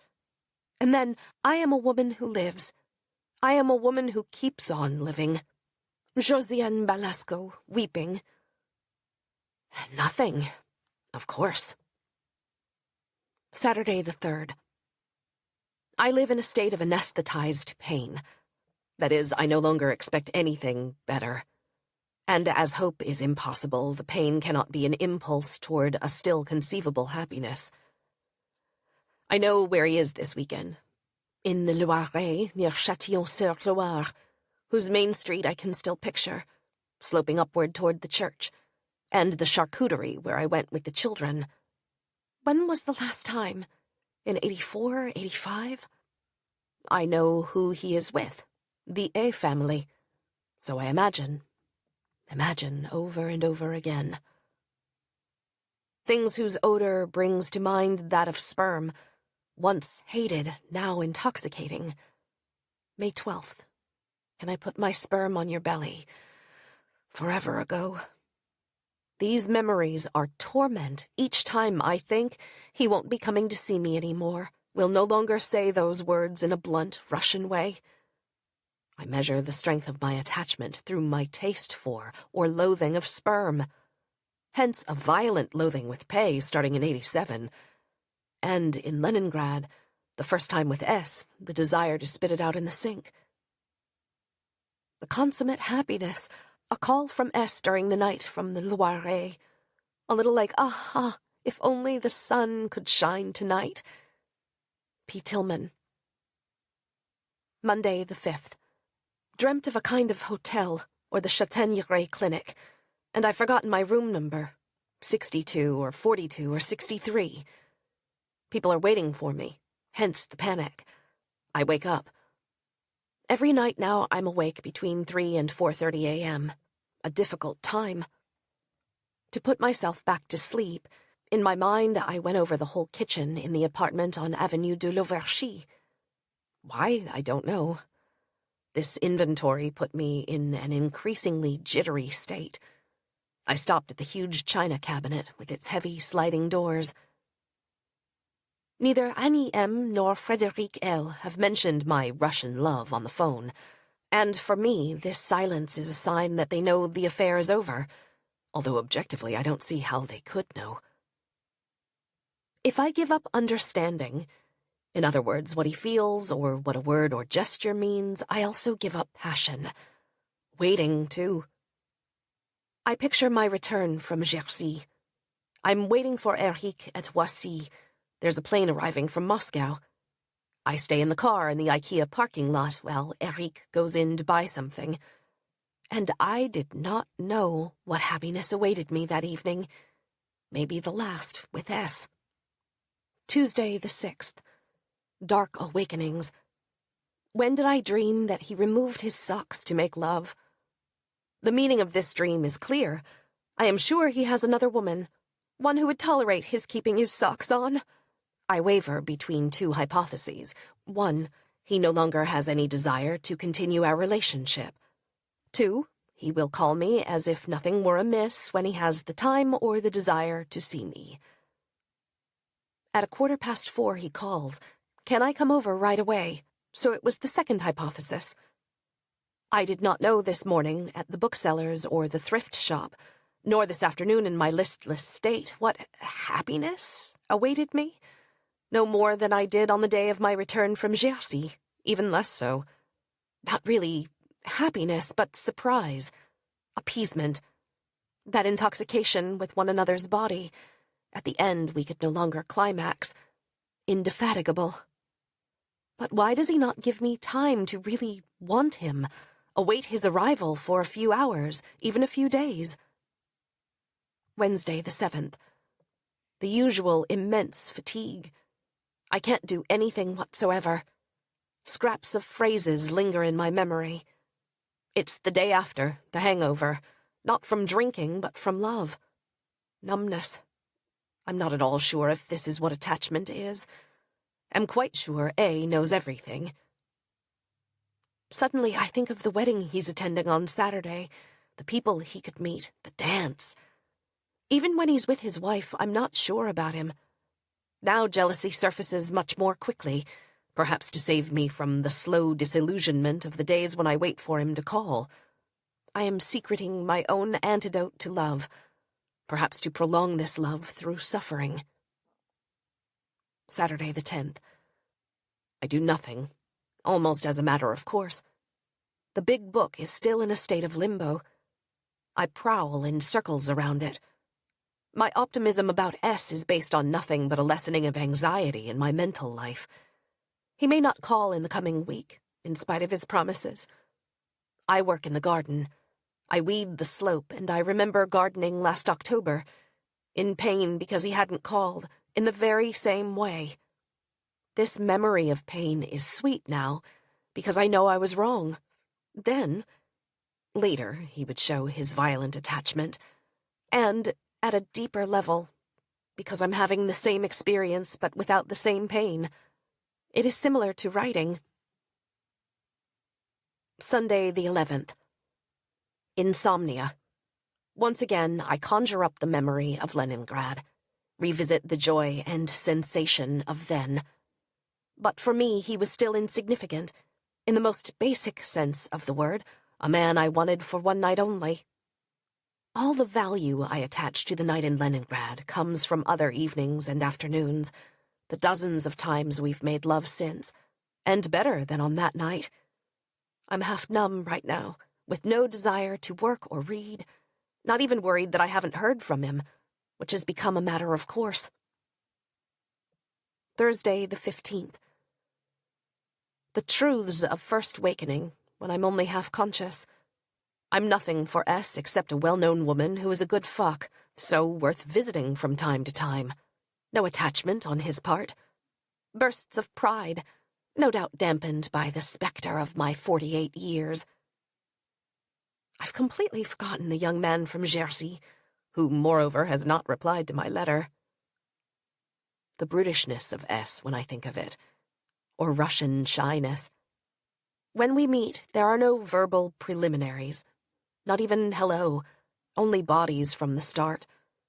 In October, he didn't say anything all the way to Cergy, smoked in silence, drove quickly. All this to say that I was prey, every time. Done for. Friday the 16th. Nighttime. Difficult awakenings. First, because of this cystitis, which is torture. Again, I've had it since October. Yesterday, an excruciating trip home on the RER because of the urge to urinate. The holding back brought on last night's pain, and S does not call. I try to work, to write, but am hounded by a devastating image. Sunday, the return from the wedding at Barbizon. S fucking his wife. I know she's not his first choice. Nor am I any longer. She's simply there, close at hand in the marriage bed. At least for me, he has to travel 40 kilometers and build an alibi, but still. It's as if I fall into a hole when this kind of vision takes hold of me. My only comfort is to read the preceding pages about pain that is equal or worse. My request that he call me more often fell on deaf ears. The suffering begins after about a week of silence. Saturday the 17th. Eyes closed, I think of nothing, while the beautician plucks my eyebrows. At one point, I feel breath on my face and lips. Regular, unsettling. It is the beautician who bends very close to me to pluck the hairs, unlike the other women who have performed the same treatment on me. I reflect that a body is breath. Life and desire have no gender. I knew it at 15 when I asked Colette if we could kiss on the mouth to see what it's like. It was a failure. Our knowledge of each other made it impossible. I open my eyes again. The beautician is a woman, like me. It was only the breath that made me think of love, not the face. And a woman cannot give pleasure greater than that of masturbation. Not like what I shared with S on that Friday, May 12th, when I returned from Jersey. The scent, the sweetness of sperm, that smell of bleach or privet blossom is secretly restorative, enough to make you swoon. Monday the 19th. I count the days, attaching an increasingly negative interpretation to each that goes by without a phone call. But he probably has another sense of time, which he does not even calculate. Still, this lack of calculation has a meaning. That is, how little he must need me in his life. The weather is still sunny, the sky imperturbably clear. Summer has arrived early. This morning I desperately wanted to see him, as I did Saget in 58. See him and make love, even if he doesn't give a damn about me. And too bad for the disillusionment that follows, the unhappiness. I did not at all think in Leningrad that S's relative youth would seem desirable. Then it was only clumsy and unsatisfying for one short night.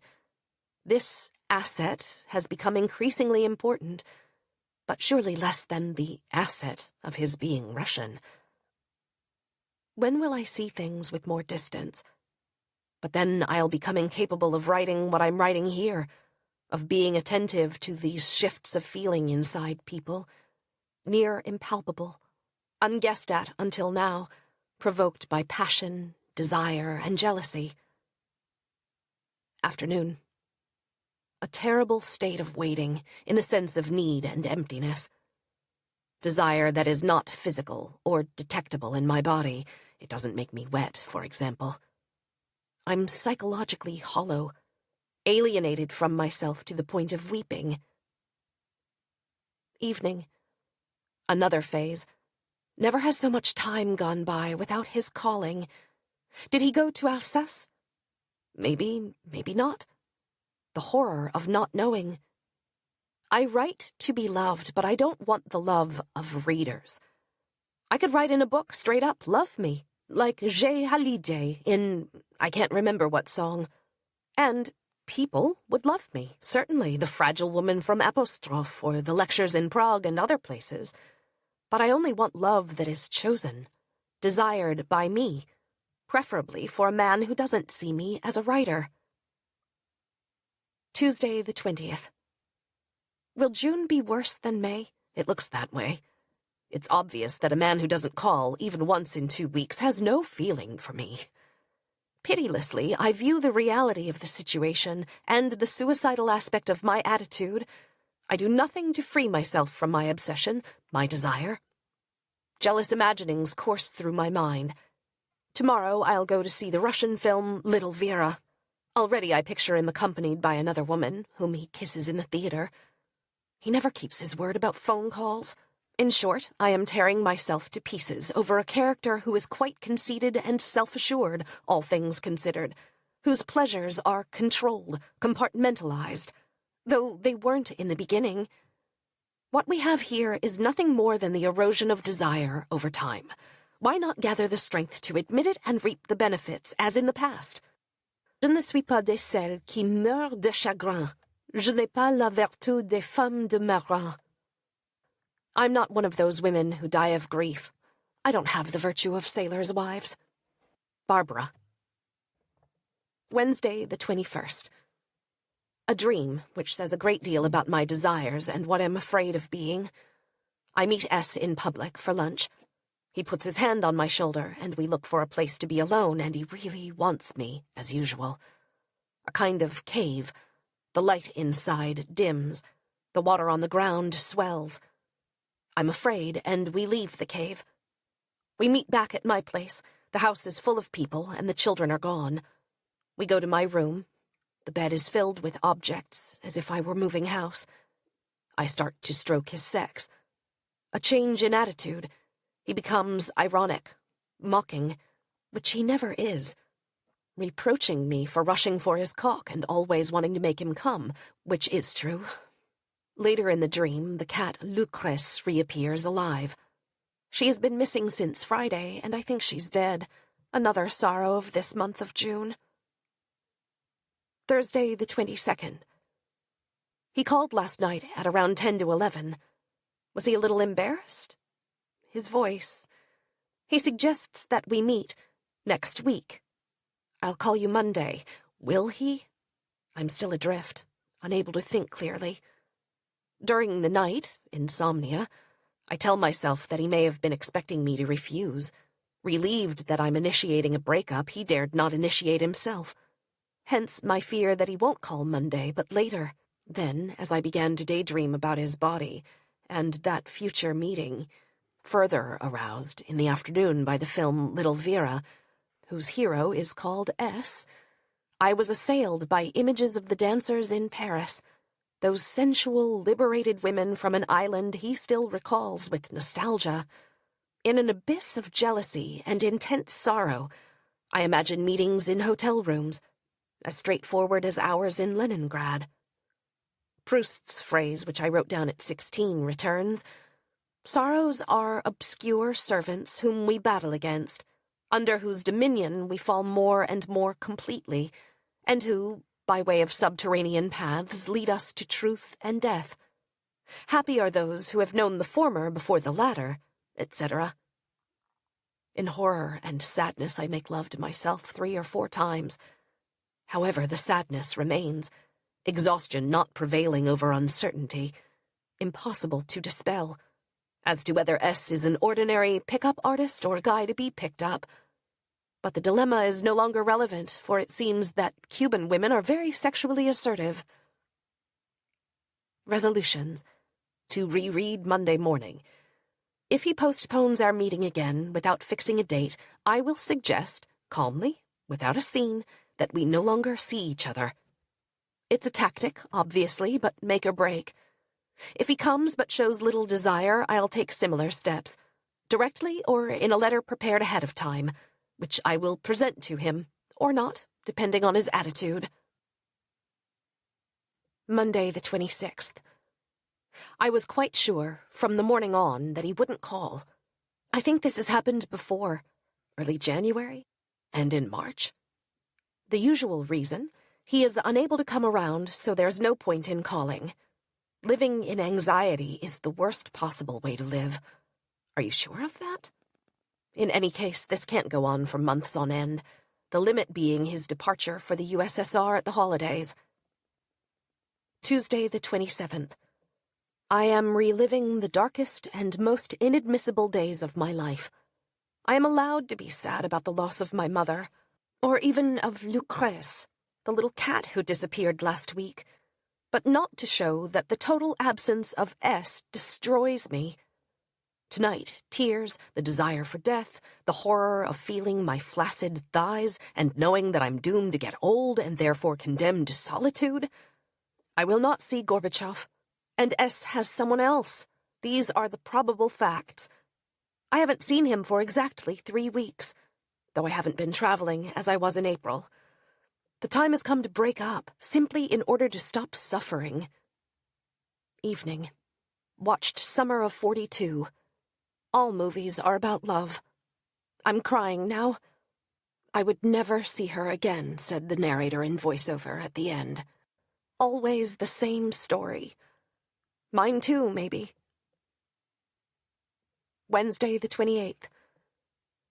It is 1 year ago today that I met S at Irene S's at around 5:30 p.m. He was late, but did not give him a second thought. Not until 2 months later. I always think I've reached the final limit of pain, and then it turns out not to be true. Twice during the night I wake up and weep with such anguish that I think my heart is going to explode. It is Italy in 63 all over again, perhaps worse, the not knowing. But what is there to know? His indifference is all there is. Whatever the cause, be it work or another woman.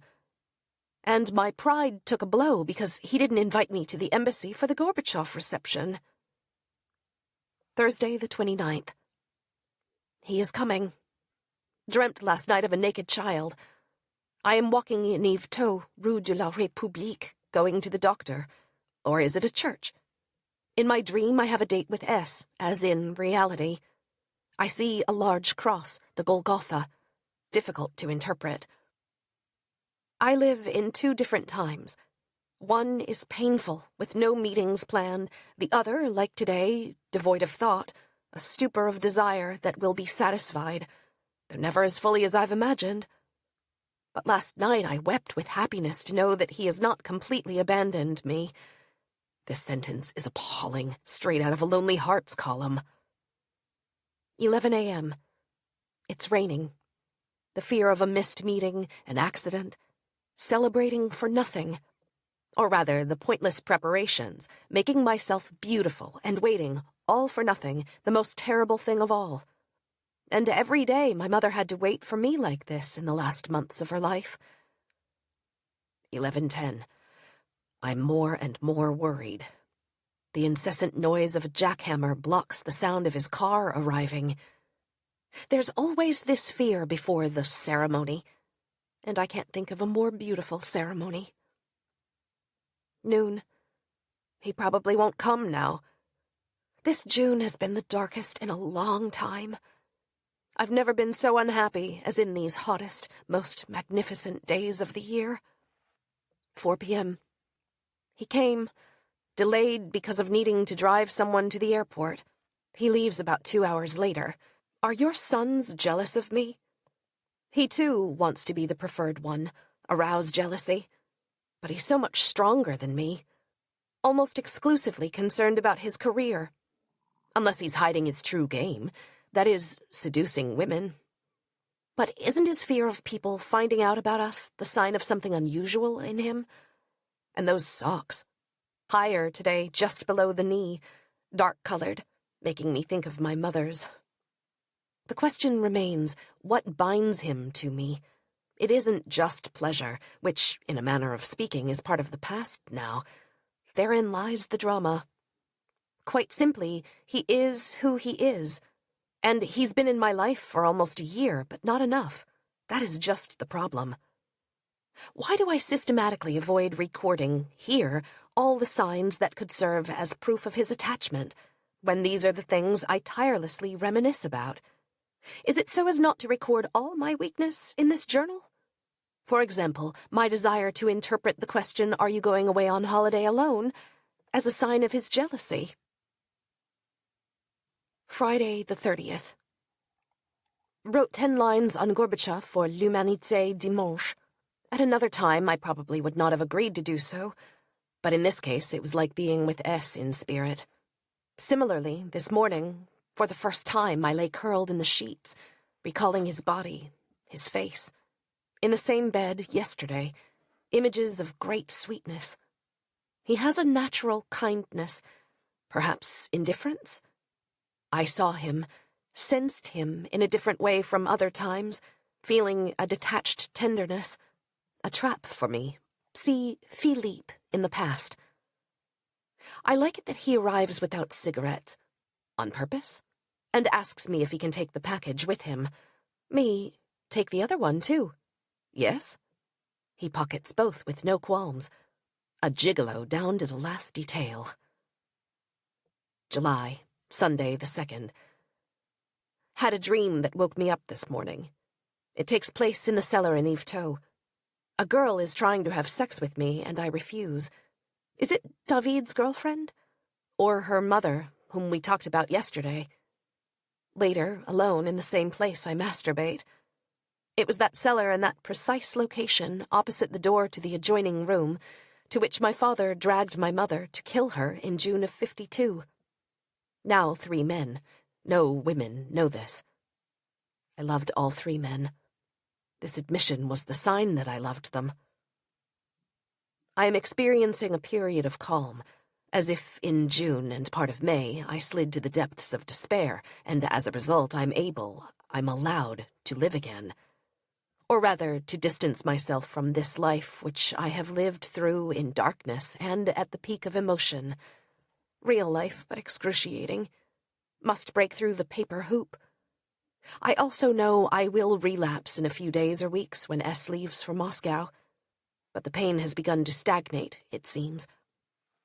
I think of '63, the ashen early days of July after breaking away from the hectic life I'd had for the 2 preceding months, and before the devastation I would experience in Italy. This time, the devastation is behind me. September '88 in Leningrad. Always compare inner states, not concrete situations. Wednesday the 5th. Probably because I didn't see him at Gorbachev's lecture at the Sorbonne, my return to Cergy was black. As I entered the Trois Fontaines shopping center, just in front of McDonald's, I had a sense of infinite despair, felt the flatness of everything. I no longer want to suffer from absence, from desire, from waiting, and I try to think of nothing. In spite of this limp, defeatist attitude, love does not exist. Everything is imaginary. Sadness closes in on me at times, like this evening. I feel I am weighing the pros and cons of my previous passion. Once again, the strength it gave me seems beneficial. Does that mean I'm about to slide back into my waiting? My love? What other word is there for it? But restrained this time? More disenchanted in advance? I'd like to forget the face, the pleasure, the body of S, and for him to turn back into the man who entered Irene's house last year, whom I didn't think about once over the summer. Friday the 7th. Overcome by emptiness, the lack of a will to live. In the morning when I wake up, I know that I'm in mourning for a passion. 2 dreams last night. Georges M. appeared in one, but nothing else remains. The other had to do with a meeting of people vaguely affiliated with the Franco-Russian milieu. There was Irene S., seen Wednesday at Gorbachev's conference and last night on TV. S. and his wife. A memory of shaking hands with them. Then everyone is walking. A young blonde woman, very tall and thin, joined the group. I think I'm jealous of her, especially when she goes to bed naked in some sort of sleeping bag or box. But we can see she has the genitals of a man. Androgynous, therefore. I have nothing to fear from her. Hard to interpret, unless this young woman is a double of S, who is tall, slim, and blonde, with smooth skin like a woman's. I find everything difficult, painful. I'm at the end of my tether, unable to say to S next time, no, don't come. And yet I expect nothing from our meeting. It's probably the last time before he leaves for Moscow. Saturday the 8th. I don't know what I'm going to start writing, or even if I'll write at all. Anyway, once again, I'll have paid dearly for what I write. During the night, the desire for death was so strong, the moral suffering so intense that I understood resorting to tranquilizers, dope, anything. Fortunately, all I had on hand was a pathetic Spasfon Lioc. The reason is not really S. I've become a little more clear-sighted about our relationship, but the absolute need to write, barely distinguishable from the pain of living I've felt since the end of April. In other words, I'm in that hollow place where death, writing, and sex merge, and I see the link between them, but am unable to surmount it, spin it out in a book. And there's the same old summer silence. It used to be the silence of waiting, for something to happen, to meet someone, obviously. Now I know that waiting never leads to anything but disaster. Saget, Philippe, S. And there is nothing I can count on but words to fill the void. Sunday the 9th. This pain, which I am tolerating a little better today, is caused by the conjunction of two things, the necessity of writing, and lucidity about the fact that S doesn't love me. The two are linked. The truth had to come to light before I could write. But there is no more truth than before, only a change of beliefs. I'm just giving up passion in order to write. But the transition from one to the other is excruciating, and very ambiguous, too. I'm still waiting for a call from S before he leaves for Moscow. Wednesday the 12th. Noon. Tomorrow it will be 2 weeks since I last saw S. He hasn't been in touch with me since. Maybe that's the way I should live. Take his calls and visits as they come, without waiting. Fuck lightheartedly, e basta. But I don't know how to live that way. I never will, even if it proves increasingly necessary. Does a woman have to be satisfied with that after 50? I have nothing but time until September, and I won't start to write, probably because starting means being lost to the world for months. Dreamt of my mother, alive and not insane. She was carrying a folded mattress which she unfolded. Then a dream about a train, in which I'm traveling next to a guy who's deranged. I change seats.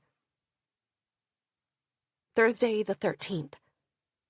Dreadful nights, especially the wakings. Not wanting to wake up, but to plunge back into sleep until the pain has been erased and the requisite time, therefore a part of my life, has passed. And that contradictory desire to stop getting older, and the dream of sex, unquenchable desire. Yes, that too, of course. Most of all, with S.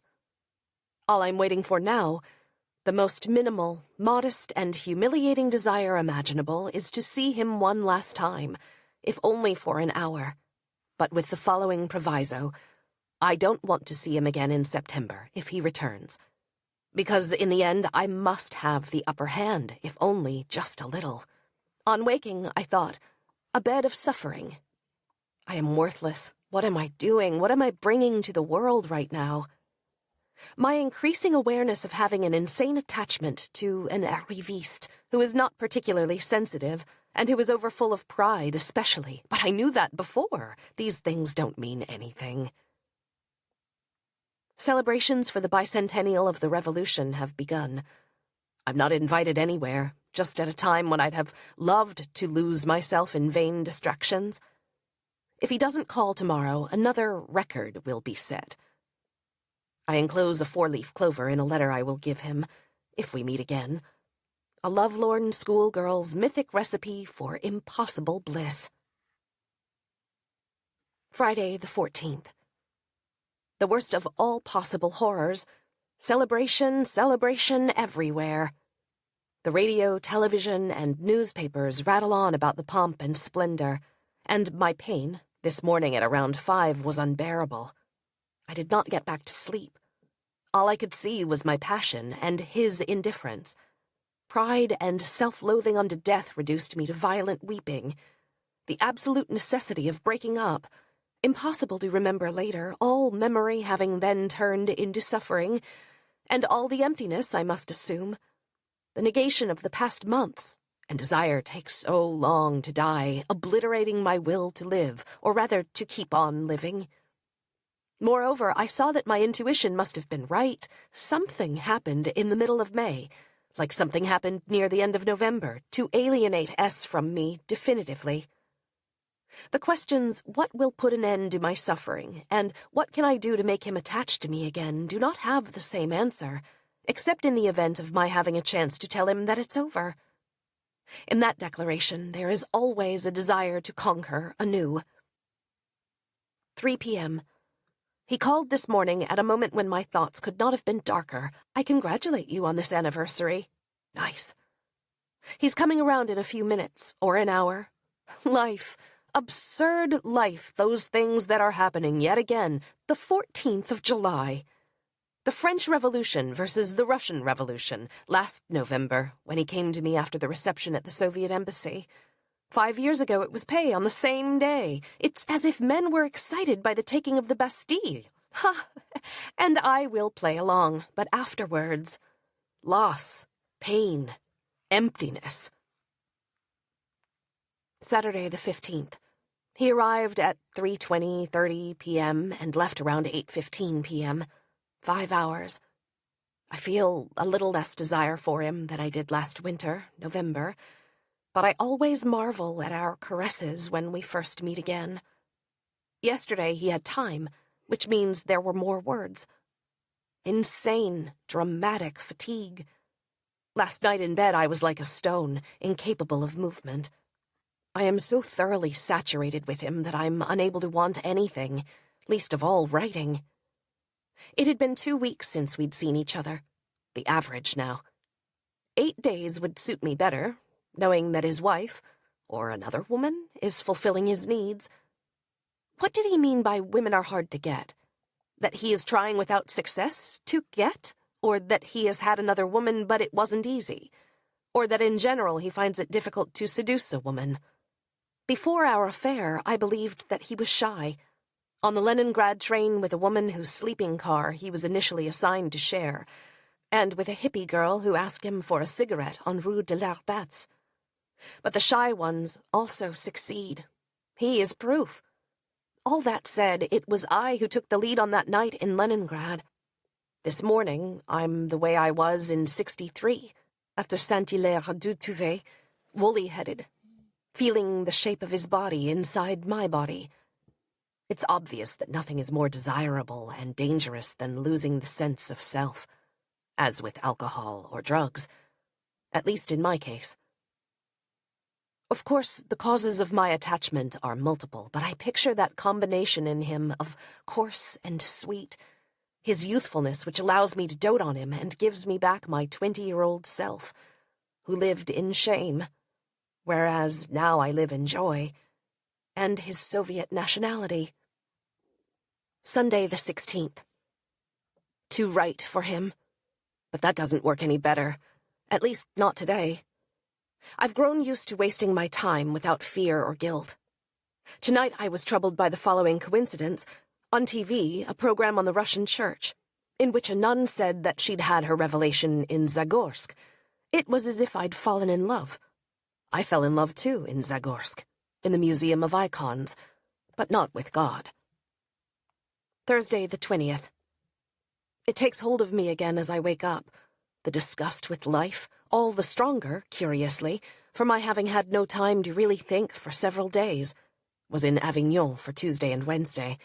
A feverish, pleasant feeling in the air. Signs of desire and admiration from a boy of 20 who was handing out brochures, and the promotion efforts of Micheline Vey only made me desperate, because my head and body are full of S and nothing else. Rereading the notebook from last year. Things were no brighter and very empty. This does not console me. I start to suffer from S's absence a week or 6 days after our last meeting. At this point, I stop wanting to write for him. I want to write to forget him, detach myself from the one who, in my mind, always wears the face of Vronsky. A man's place is very distant now. The only moment of emotion, when it strikes me that people have come to listen to my father's story, the summary and meaning of what he lived in obscurity, and painfully, I believe. Because he was depressive, as I am, as they all were on his mother's side, the Le Bourg line. Yes, I got a kind of vengeance. I avenged my people. Friday the 21st. 1 week. Dreamt of holidays with Danielle Lafont, who wrote to me yesterday. I have sex with a guy. A gigolo? Or maybe not. Did I pay him? Afterwards, I'm dreadfully afraid of having AIDS. Then S is in the dream, but what he's doing there is a blur. Sunday the 23rd. Reread my appointment diary from 63, when I was waiting for in Rome. Saint-Hilaire de Touvet was not like Leningrad, not really. But I have the same expectations, the same desire as then.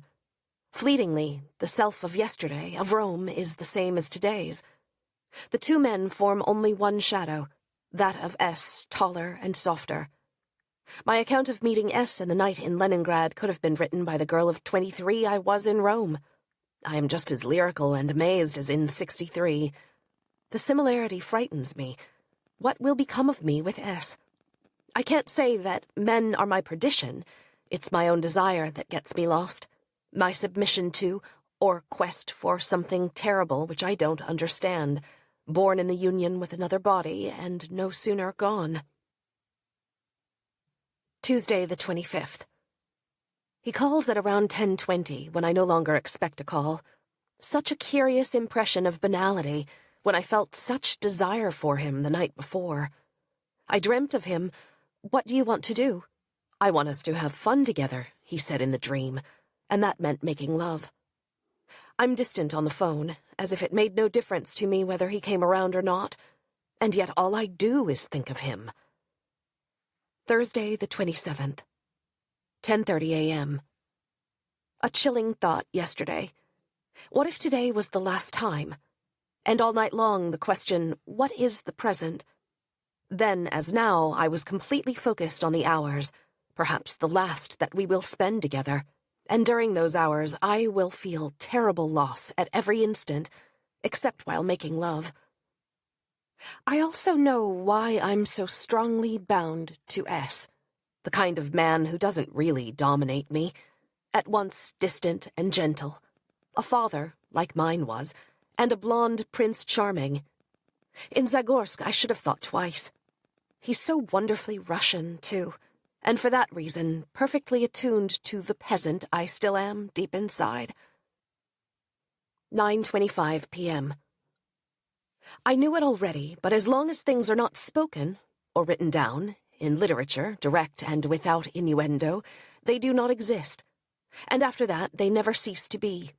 It was a very beautiful evening as far as desire goes, love-making with the TV playing, as in 58 with Dalida's song Je pars in the background. He said my name and replied, me too, when I said I love making love with you. Of course, the appetite for knowledge, that is, for destruction, had to rear its head like an old demon. I said, Ya tebya lublю, I love you. He answers me in Russian. I don't understand and make him repeat it. Only Masha? Yes. Then I answer, that is why I will leave you. But you'll feel no sorrow because you're strong. He again answers yes. It was the moment when he was leaving. Those words, which no others came to cover up, except I'll call you next week, will you be here, destroy me. Sobriety returns in a burst of images. I see him as a playboy, or a Gorby boy, a brute, though not much of one, and a philanderer. Why not? I tell myself I've wasted a year of my life and money on a man who asks as he is leaving if he can take the open pack of Marlboros. At 20 or at 48, this is what it all comes down to. But what do you do without a man? Without a life? Today I'd put on my mother's wedding ring. Afterwards, it crossed my mind that she may never have experienced the things my hand has done. The ring is on my right hand, to avoid any allusion to marriage in relation to S, while making love. Now I reflect upon the strangeness of the gesture. Totally unconscious, the product of deep instinctual desire, which I simply saw as an action that would bring me luck, in no way a desecration. It's something quite apart from desecration, the ring of my dead mother being part of a ceremony of love, a kind she condemned, but never ceased to think about.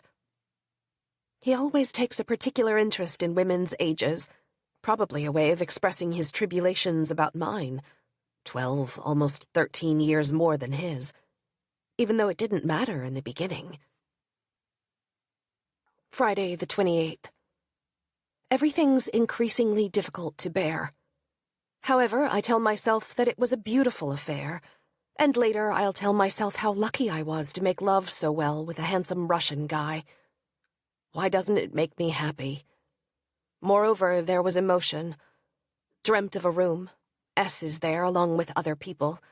The mail clerk has a package for me, which nobody wants to collect. It's up to me alone to go.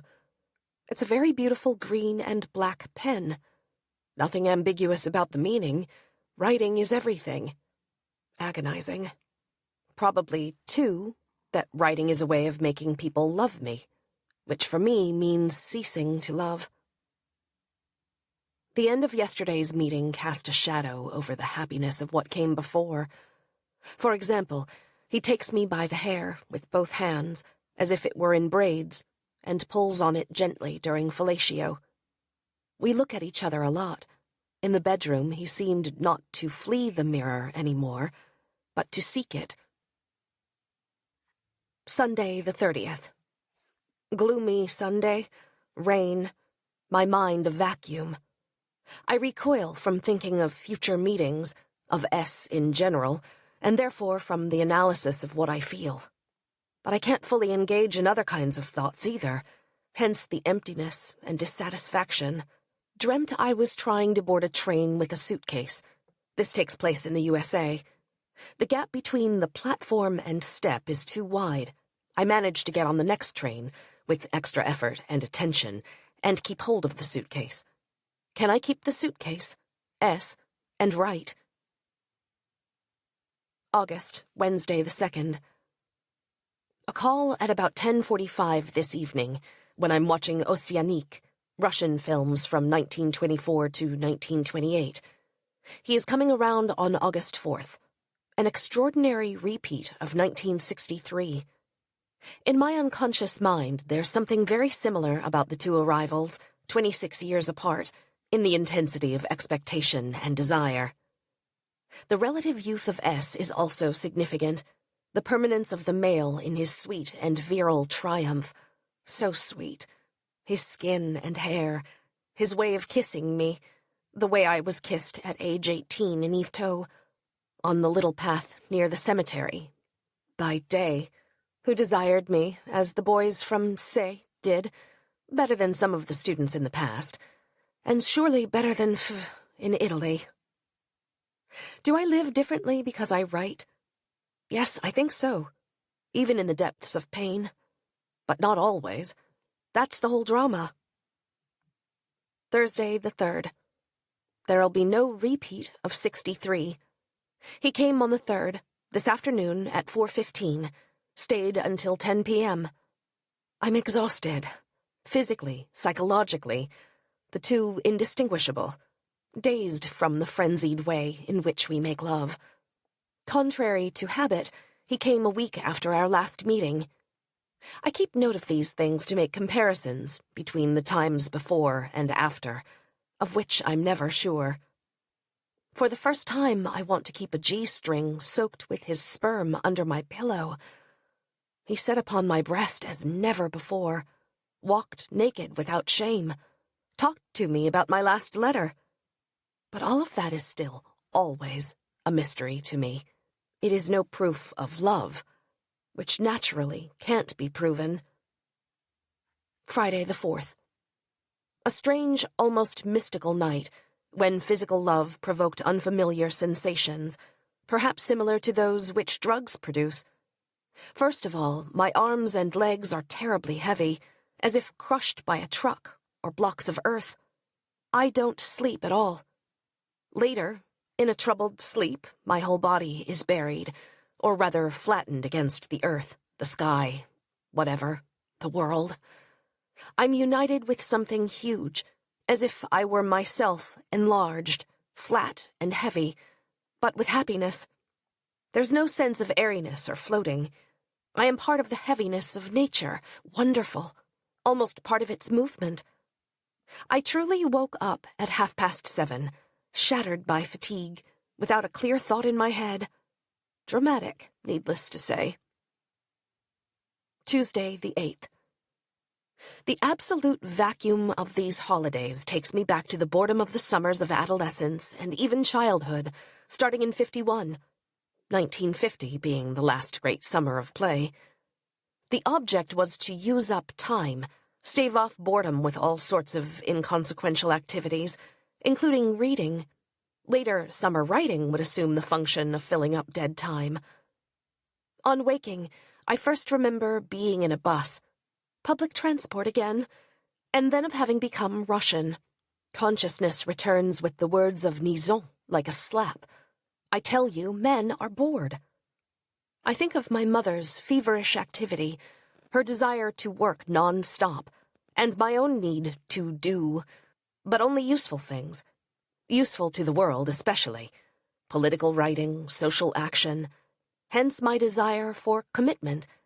Even in love, I commit myself to death. The need for praxis, giving to others. Wednesday, the 9th. I dreamt in Russian, uttered Russian sentences, thought in Russian. What, I don't remember. And then I dreamt of Miss Ouin, my history teacher from the 5th to the 3rd at the Saint-Michel boarding school. I have a problem with my shoes, but I end up fixing it. A metaphor of having my shoes back on the right feet? Yesterday I tore up letters once sent to Pei, which he returned to me. I was stunned to see that I had written those kinds of sentences at the same time I was working on a woman's story. I know these letters were purely conventional, but they contain no objective signs that would allow one to discern this. Friday the 11th. My father-in-law is dead. He's being cremated this morning, and I will not be there. I chose to stay home because of S, who came yesterday. What is there to write about, if not the pain, and now the certainty of his departure in a few weeks? It all will end, the beautiful love story, the madness and the tenderness. It will all go blank, like time when nothing's happening. On TV in the afternoon there's Dorothy, the streets of San Francisco, the case is closed, or something like that. Le Journal de la Révolution. Always the same programs. We make love, eat, inseparable. Our sweat, our mouths joined as we caress each other. Yes, what a beautiful story. Yesterday I reached new heights of pleasure. On his side, there may be an element of performance, but it doesn't matter. Desire is all that counts. I haven't changed. Last night I felt just as I did after Saint-Hilaire du Touvet. The same phrase came to mind. This fatigue which has something of him in it, which will disappear. He left at 10:30, even later than last time. I'm afraid that she will realize. A gray day. I'll always be 22 in my head and heart, which is a drama, of course, because I cannot, as in the past, wait for his return. I remember that song, Le Gardien de Camargue, which contained the phrase, Belle fille attendez son retour. Beautiful girls wait for his return. And how I played the old 78 RPM for J. de Vey in 56.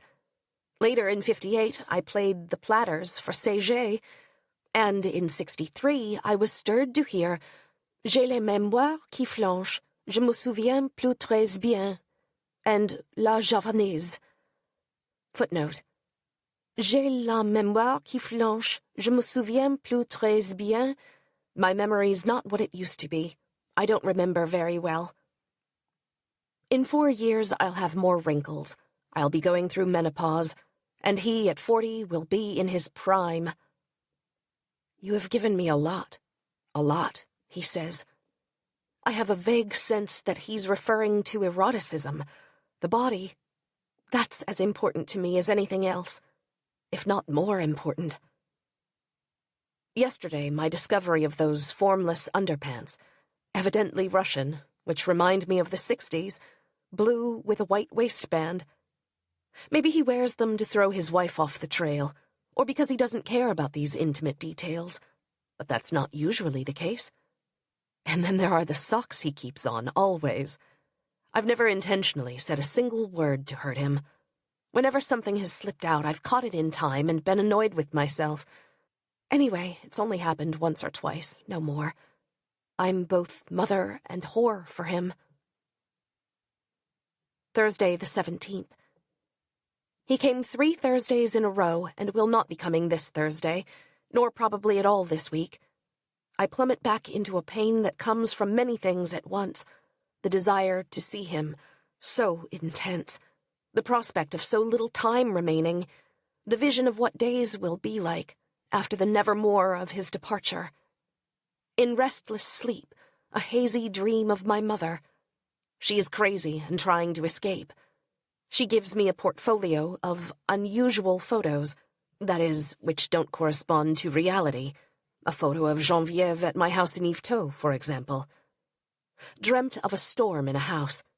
Lydie, Philippe's wife, is there. Sexual dreams. I'm in Lille, which has become a den of delinquents, thugs, etc. Chicago, in reality. With some very young girls, I run across dunes and vacant lots, lying down on the ground to escape the gangs, which in fact are invisible. We arrive at a house, beneath a portico. There is a boy undressing a doll, which is quite unremarkable. He penetrates her and immediately comes, as in a close-up in an X-rated film. I see sperm flow over her vulva. I am surprised that this good girl has let herself be taken, that's the term that comes to my mind, with no show of shame or sorrow. Who is she?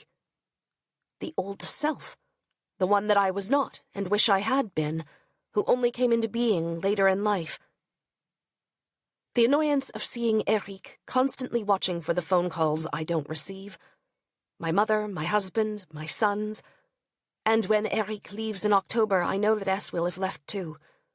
My solitude here will no longer be of use to me. The night of the day before yesterday, going to bed, I thought, if S has come around often in the past few days, it's not because he's leaving, but because the other mistress is on holiday. Immediately the thought makes my blood run cold and throws doubt on everything.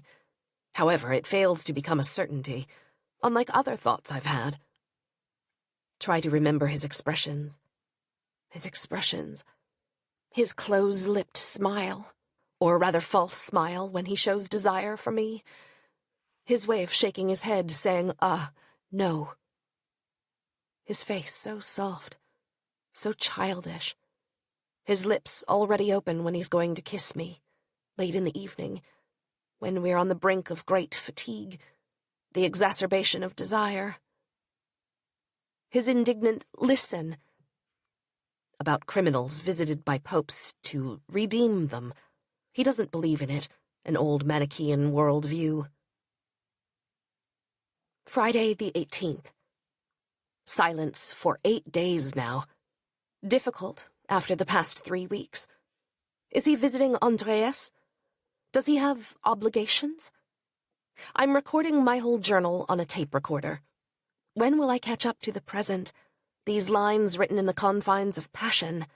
It's not enough to shorten the time of waiting, desire. It's worse than the daydream state related to inaction.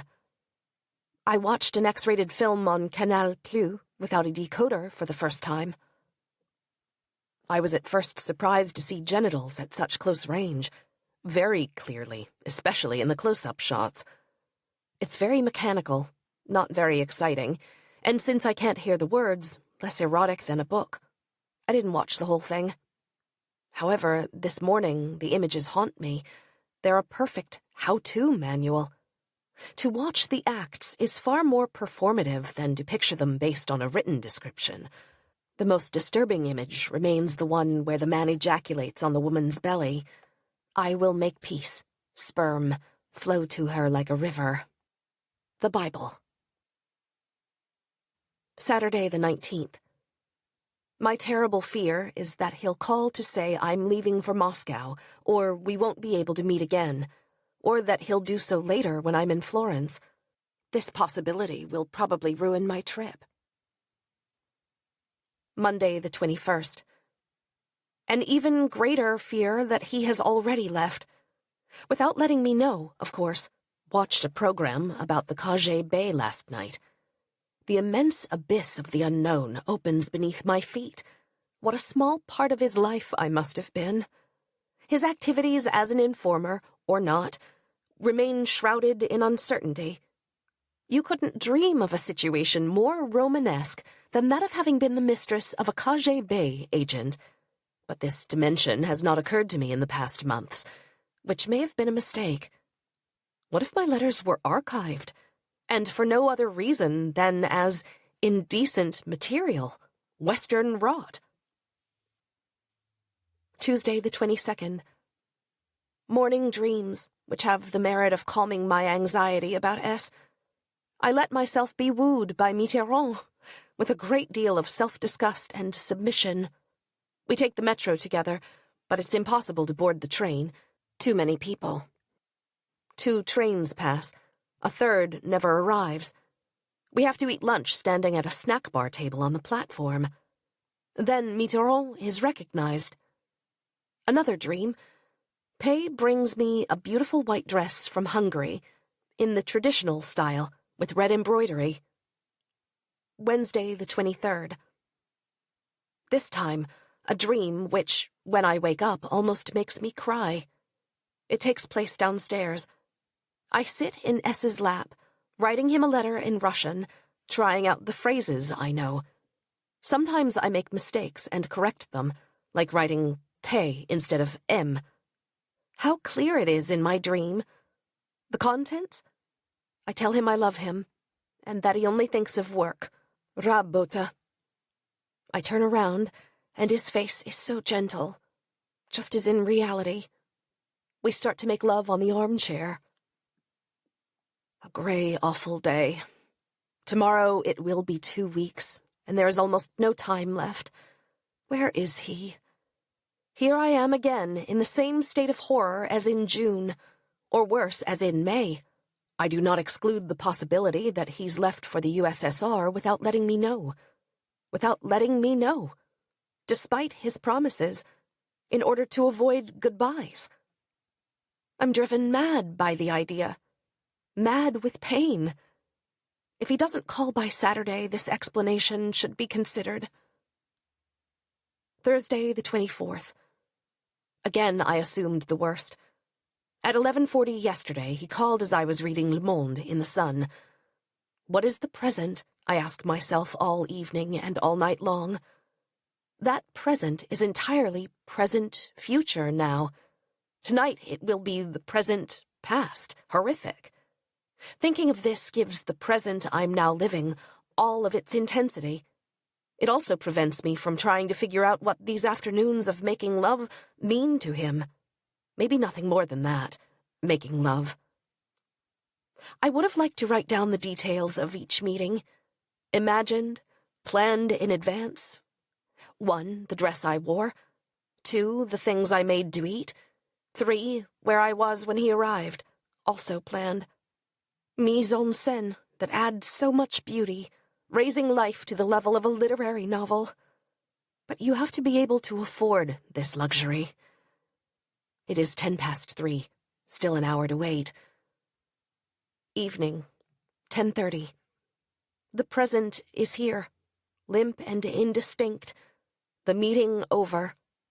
He was in Rome and Florence, and Avignon on the way back. Conclusion? Pure chance, or a desire on his part to know what I know too? There's no way of telling. He leaves in October. He wants to see me again in 2 or 3 years. He even says, in 10, 20, 30 years, the first person I will call is you. Wednesday the 30th. The weather is grey and cold. The fine weather ended last Friday. I am buying things for winter, for a time when he'll no longer be here. The departure has begun.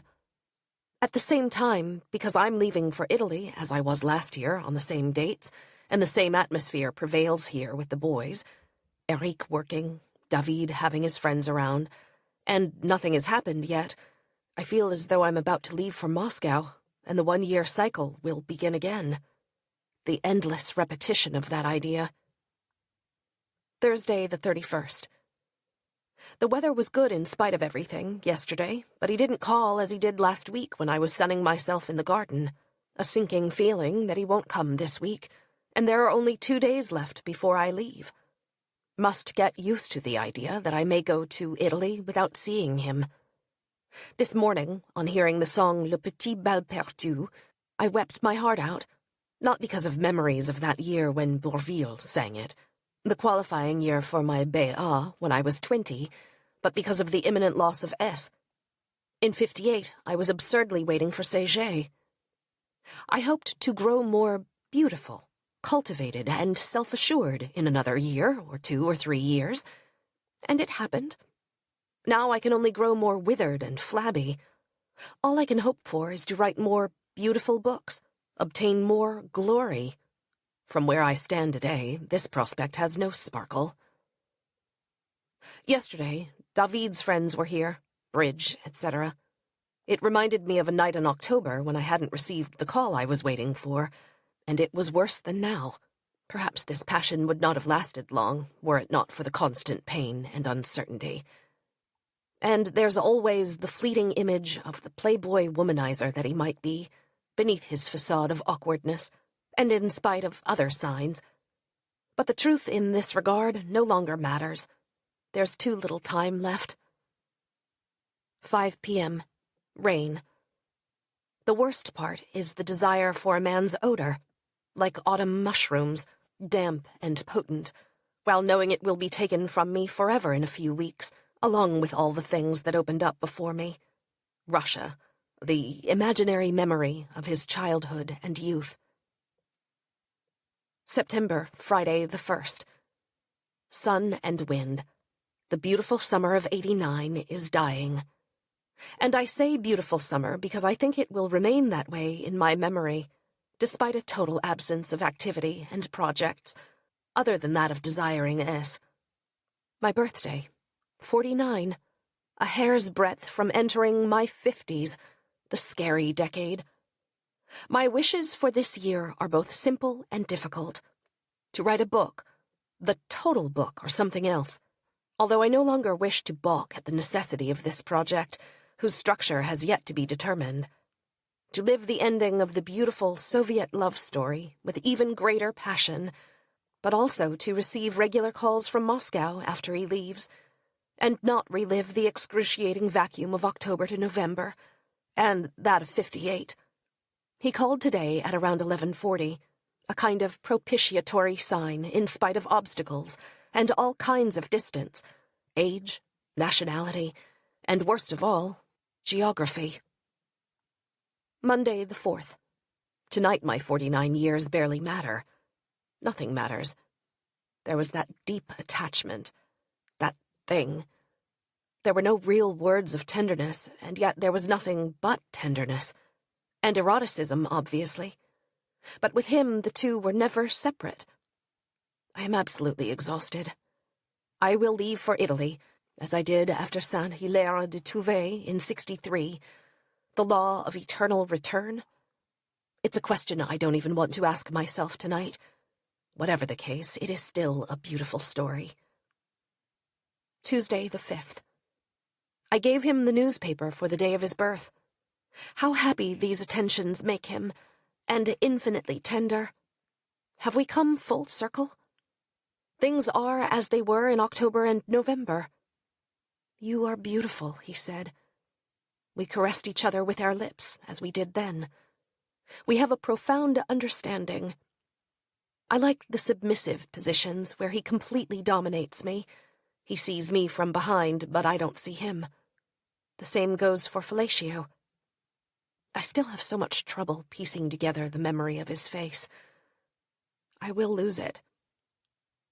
Tonight, I know I have to write the story of a woman over time and history. How long have there been these restrictions and difficulties in the USSR? Since Gorbachev. Scathing. What to conclude? He has come to like my height and slenderness, I think. His way of caressing my belly, so tender. His long kisses, after he comes in my mouth. The last time he did this was in December, I think. I don't know, as I revisit all this, how we are going to separate. Ainsi que le cœur qui se déchire au début de l'absence. Footnote. From Tant pis pour moi by Louis Aragon. Like the heart that tears at the beginning of absence. Those lines by Aragon, about the Russian Revolution, so it happens, were already haunting me last week.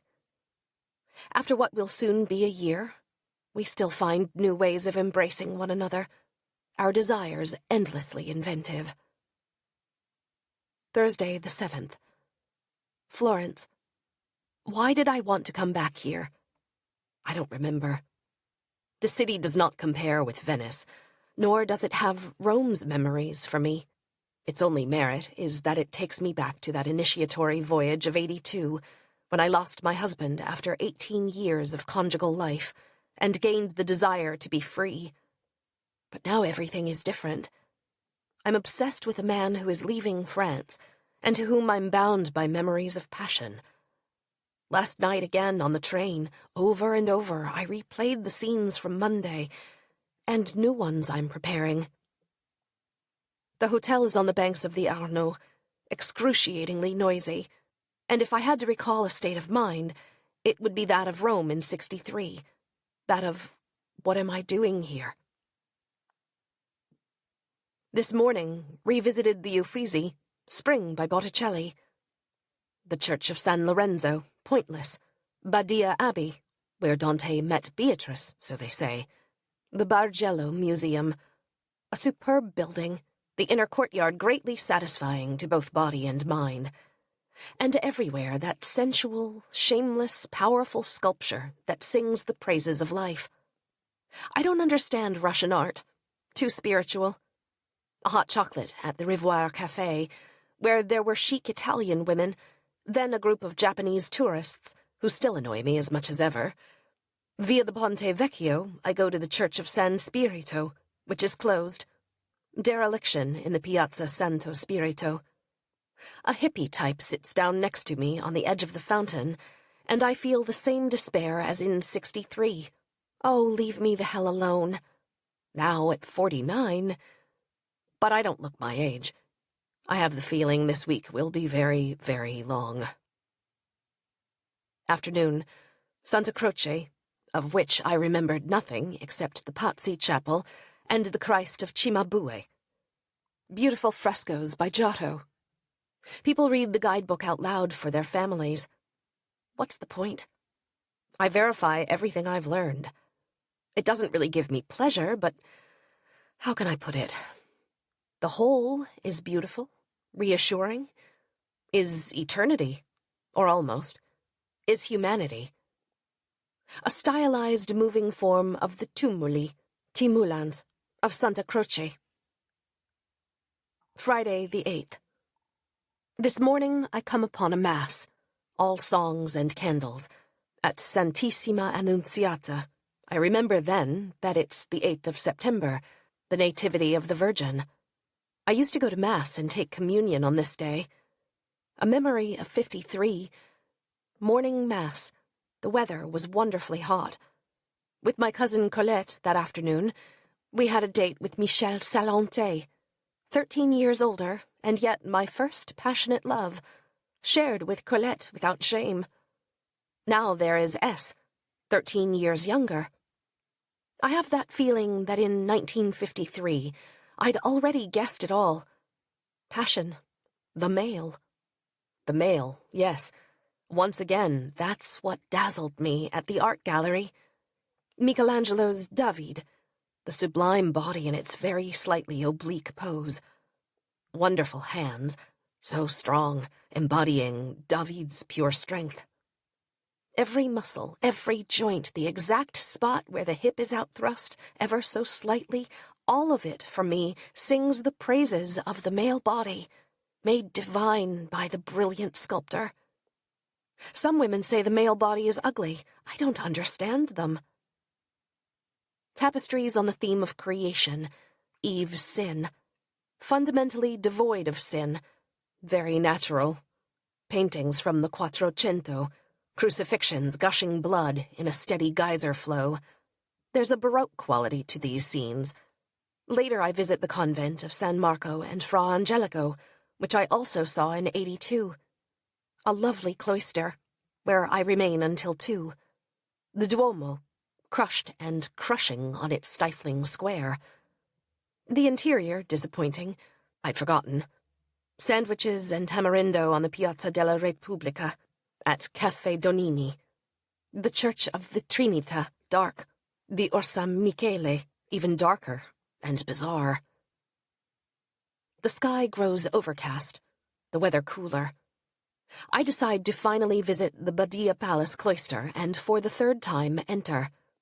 When I reach the loggia, by way of a dark little staircase, several people are there, gazing at the amazing frescoes. A meal, a cloth hanging on a wire, and a horrible dog on a kind of crate. Then I'm alone. Silence. There's a huge tree in the middle of the cloister. Will it still be there when I come back again one day? A tremulous, wondrous moment. The happiest and fullest kind of solitude that can be. I find myself hoping that the wishes I make here will all come true. When I enter the church, I am surprised to find 5 or 6 people there. Don't they know that there's a cloister to see? Then my solitude of a moment before seems strange, an exception, extraordinary luck. Tonight it rained. From my window I see the cobblestones gleam. Saturday the 9th.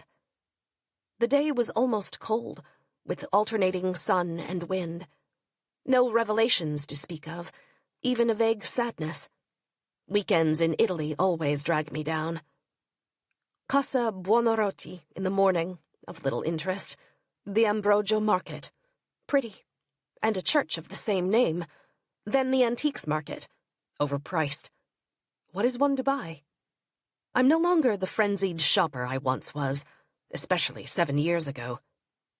After a grueling walk through a square full of cars, I found Santa Maria Novella closed. I drink a cappuccino in the Piazza della Repubblica, almost shivering with cold. Piazza del Duomo and the Opera del Duomo Museum. Michelangelo's Bandini Pieta, in which the artist's death is plain to see. The beautiful panels, 14th century, depicting the victory of the early humanist ideal. A disgusting scene of the creation of Eve, her body half emerged from Adam's side. Later, the Medici Palace, useless. Finally, Santa Maria Novella, very sumptuous and open inside, the way I like churches to be. The Duomo is an empty jewelry box. A Masaccio Trinity, in which I searched for the Holy Spirit in vain. I forgot to mention the Medici Chapel this morning. The very beautiful groups by Michelangelo on tombs. Day with a blurred face, and night, dawn, and twilight. This time I've really discovered the power and the genius of Michelangelo. Tonight I regret having planned to spend so many days in Florence. I have a tiny room, dreadful neighbors, a woman with a terrible voice, worse than my mother's. My mother at least was quiet when she was outside our home. I feel the same reluctance about eating alone at restaurants as I felt at university about going to the dining hall alone in the evening. Sunday the 10th. A golden provincial Sunday in Florence, objectively more pleasant than the other days. But I believe that my Italian period, except with respect to Venice, has seen its day. 1982 to 89, 7 years. The melancholy I felt in Rome in 63, on July 14th, I think, comes back to me. It will only be a week from tomorrow since I last saw S, and he murmured, "You are beautiful." It feels very remote. More than the other times. So imagine how he'll feel once he's outside France. Over the 2 days he spends on the train between Paris and Moscow, I will slowly disappear from his mind, like those frescoes on the walls in one of the chapels of Santa Maria Novella, representing the earth and the sky. The sadness that wells up in me when I hear cars pass on city streets. It's 3 o'clock. I came back to my room, well aware that I'd be quite unhappy. True to the past, a hotel abroad, afternoon, solitude. This morning, at the Church of San Spirito, there was a mass. The place is unspoiled by tourists and the market. The Church of San Felice, dark and tiny. At the Pitti Palace, the Palatine Gallery and the Gallery of Modern Art, quite abysmal. Lifeless paintings from the 19th century. Finally, the Boboli Gardens, the Cypress Alley, the cafe house full of Germans, who must go there on account of the name. A crass and tiresome couple sits down at my table. A woman alone, therefore. Then the amphitheater, the Buontalenti Grotto, with the huge dwarf statue that S. told me he'd photographed. To think that he was here, and at the Uffizi, the Pitti, the Duomo only 3 weeks ago. The gardens were very difficult. It takes great strength to walk alone in the Boboli, where everything is an invitation to love. A memory of the Parc des Sceaux last October, and the gardens of the Summer Palace in Leningrad. Sometimes I feel sure, based on what, I don't know. Then again, why not? That for better or for worse, I'll see S again. That we'll never really leave each other. Monday the 11th. Rain, despondency, dreams of making love with S. Last night, I decided to look for the reason why the smell of Lierac moisturizing body cream has repelled me since the first time I used it. A hospital smell, I thought. On further reflection, having eliminated the idea that the smell was linked to my mother, which is what I thought at first, I've got the answer. It was the cream I spread on my stomach during pregnancy, for Eric or for David, to prevent stretch marks. Disturbing. Which pregnancy? Or was it both? Did I reject? Struggle with? I always thought I was happy then. But perhaps the memory has to do with physical deterioration, the distended belly, nothing more. Very powerful, nonetheless, considering the instant sense of repulsion that returns with each application. Emotional memory does not lie. Really? How could it lie? Now that I know, the smell no longer bothers me. Knowledge is always liberating. 1:30 p.m. This morning I almost fainted at the post office. Muggy weather, long queue, a horrible sensation. Will I be able to hang on until my turn comes, or collapse at the counter? I sit in the telegram room and compose myself a little. What's going on? Is it my period, supposed to arrive today, or is it hunger? I ate a lot at breakfast, but otherwise nothing since yesterday noon, and I'm walking a great deal. Weakness. Red blood cell count? Blood pressure? In this state, I went to the church of Ognissanti. The robe of St. Francis is not tattered enough. The museum of Marino Marini. Who's that? And a tea room near the Duomo. Rainy, sultry weather. The fear of dying here, in Florence, and never seeing S, who has suddenly returned to Moscow. Yesterday, until 1 in the morning, I read Serge Dubrovsky's Le Livre Brisé in one go. It haunts me, despite the things for which I reproached him at first, the Lacanian plays on words, etc. Evening, 1 week ago. This afternoon, in the streets of the Oltrarno district, I imagined us meeting again at Moscow airport, so vividly that the opposite scenario, the impossibility of such a reunion, seemed unthinkable. I entered Santa Felicita, a sign? With tears in my eyes, completely possessed by him. I thought that passion, for me, would forever be Michel Morgan and Gérard Philippe running toward each other in the last scene of The Proud and the Beautiful. That unforgettable music. 1955. Enthralling street, silent and mysterious, near Santa Maria del Carmine. Brancacci Chapel under restoration, with the house where Lippi was born. San Frediano di Castello, nothing to say. Strozzi Palace closed. Church of Dante, very much a mortuary. Veneration, and then a tour of the house, 3 narrow stories, 2 rooms per floor. I can't love Florence when the weather is like that of Rouen or Copenhagen. Tuesday the 12th. Morning. Same restaurant yesterday as on Saturday. Sola? Sola, as in Rome in 63, I chose to be sola. Sentences, which I tore up, came back to me from my first novel of 62. She went down Rue Beauvoisine. She. The voiceover in my head says she. I've been a character from a novel right from the start. I'm reading Grossman's Life and Fate. After the initial heft, 800 pages to be got through, I'm becoming captivated by that swarming mass of humanity, that insight, and I think what I've experienced with S is as beautiful as a Russian novel. The inverse of 82. This Florence trip of 89 does not separate me from someone, but binds me to him deeply and against all reason. Midday, Bardini Museum. Because it is not in the guidebook, I view the works with less attention. That is how it is with knowledge from the outside, like mine in relation to painting. However, there are many magnificent virgins, a monumental Christ from the 15th century. After that, a visit to the market and the working-class neighborhoods around San Ambrogio, places where I always feel at home. Evening now. A beautiful afternoon. I went up to the Piazza San Michelangelo.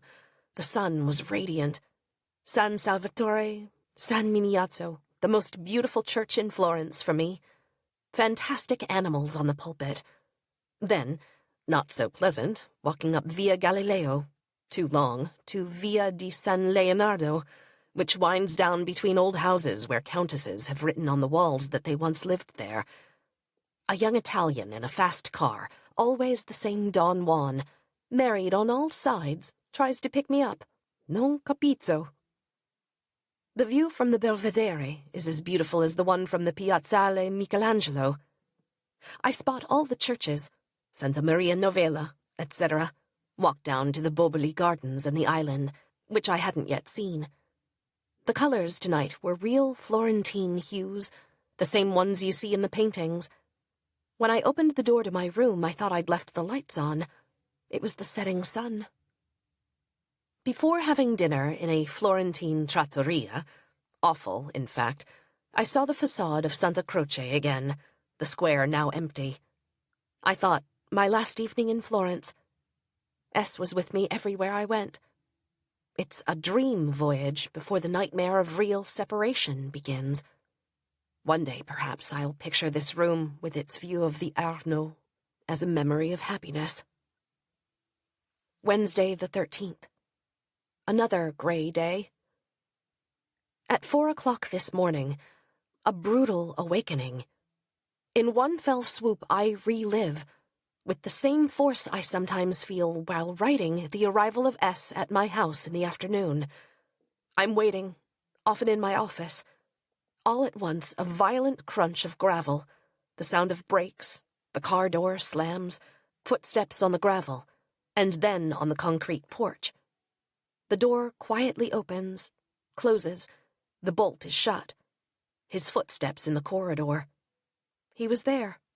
For I relive it, in the past tense suddenly. I relive it as I will in memory. I cry as I write this, tormented by the fear that he's already gone. Thursday the 14th. Yesterday, quite a sweet and lovely day of departure. In the morning, at the convent of Santa Apollonia, saw the Last Supper. Realistic, oppressive. And at the Scalzo cloister, those terrible monochromatic frescoes. Salome, the Feast of Herod. I was the only person there. A little old woman opened it up for me by intercom. I read Le Monde, still at the Donati, go back to Santa Croce. By chance, led randomly by the streets or the unconscious, I come upon the wonderful ice cream parlor from 82 on Via delle Stinche. I eat my ice cream in Piazza Santa Croce, so beautiful now, without the awful parking lot where David and I made a game of trying to evade the hourly money collector. I enter the church one last time, to see the frescoes again. On my way out, an inscription, one among hundreds, stops me in my tracks. Voglio vivere una favola. I don't know what that last word means. An adventure? A passion? Objective chance has lit my path with its dazzling light again. I know this phrase is meant for me right now. Still later, after the aggravating purchase of a handbag, I find Santi Apostoli, which I did not notice in the morning. One last good omen on this trip to Italy. On the Via dei Santi Apostoli, there is a strong odor of horse manure, regularly washed away by machines.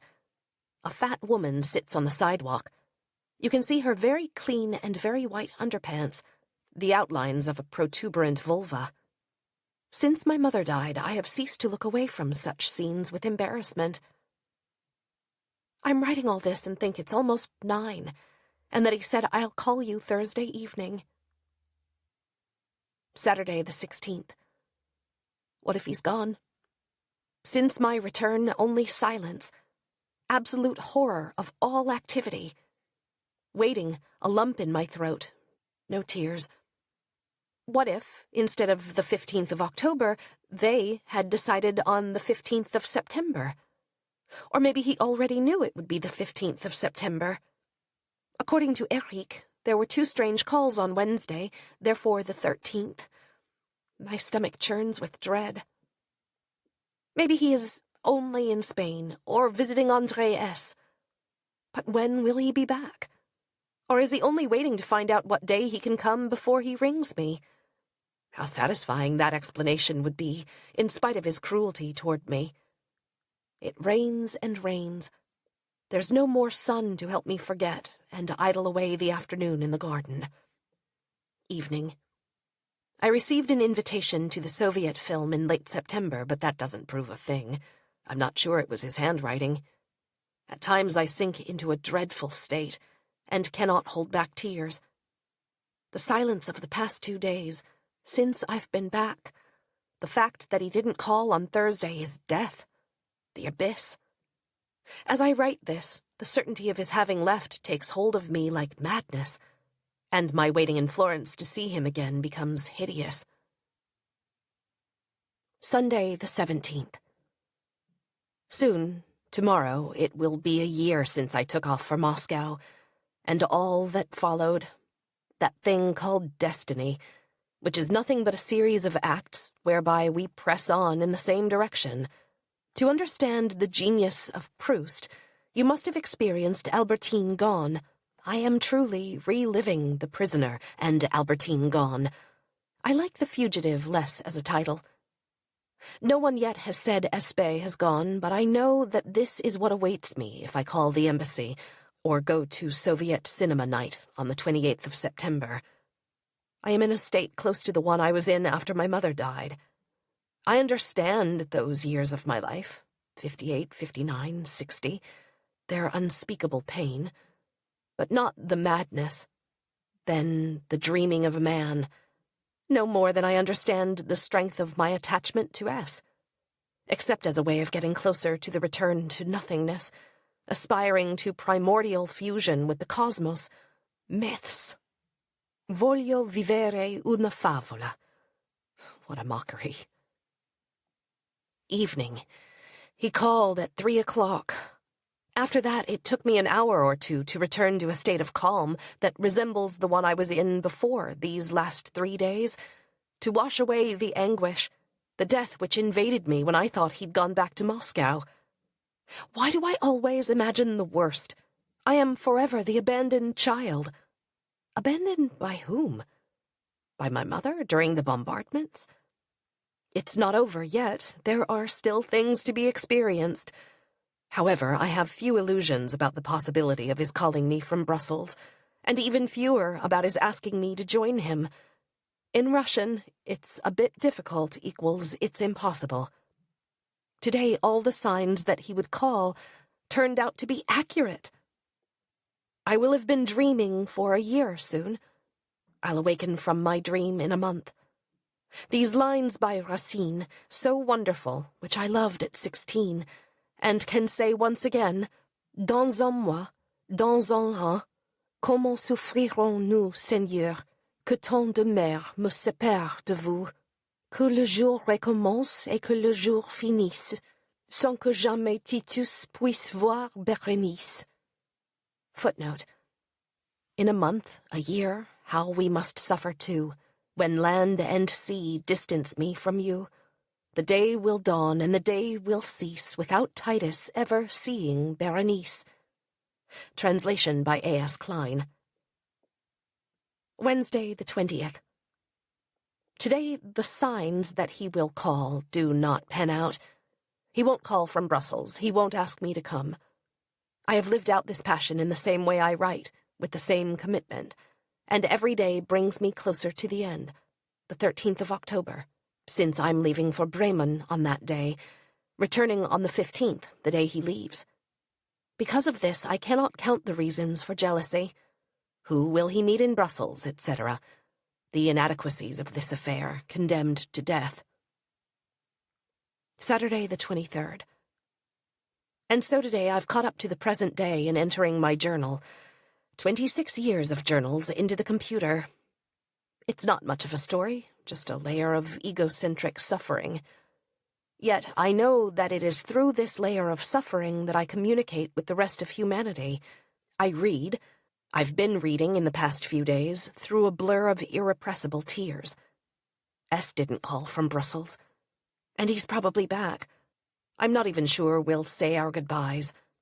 I wonder if it will end up being S, even more than Pei, who propels me toward a literature of pity, the wonderful pity of Russian books.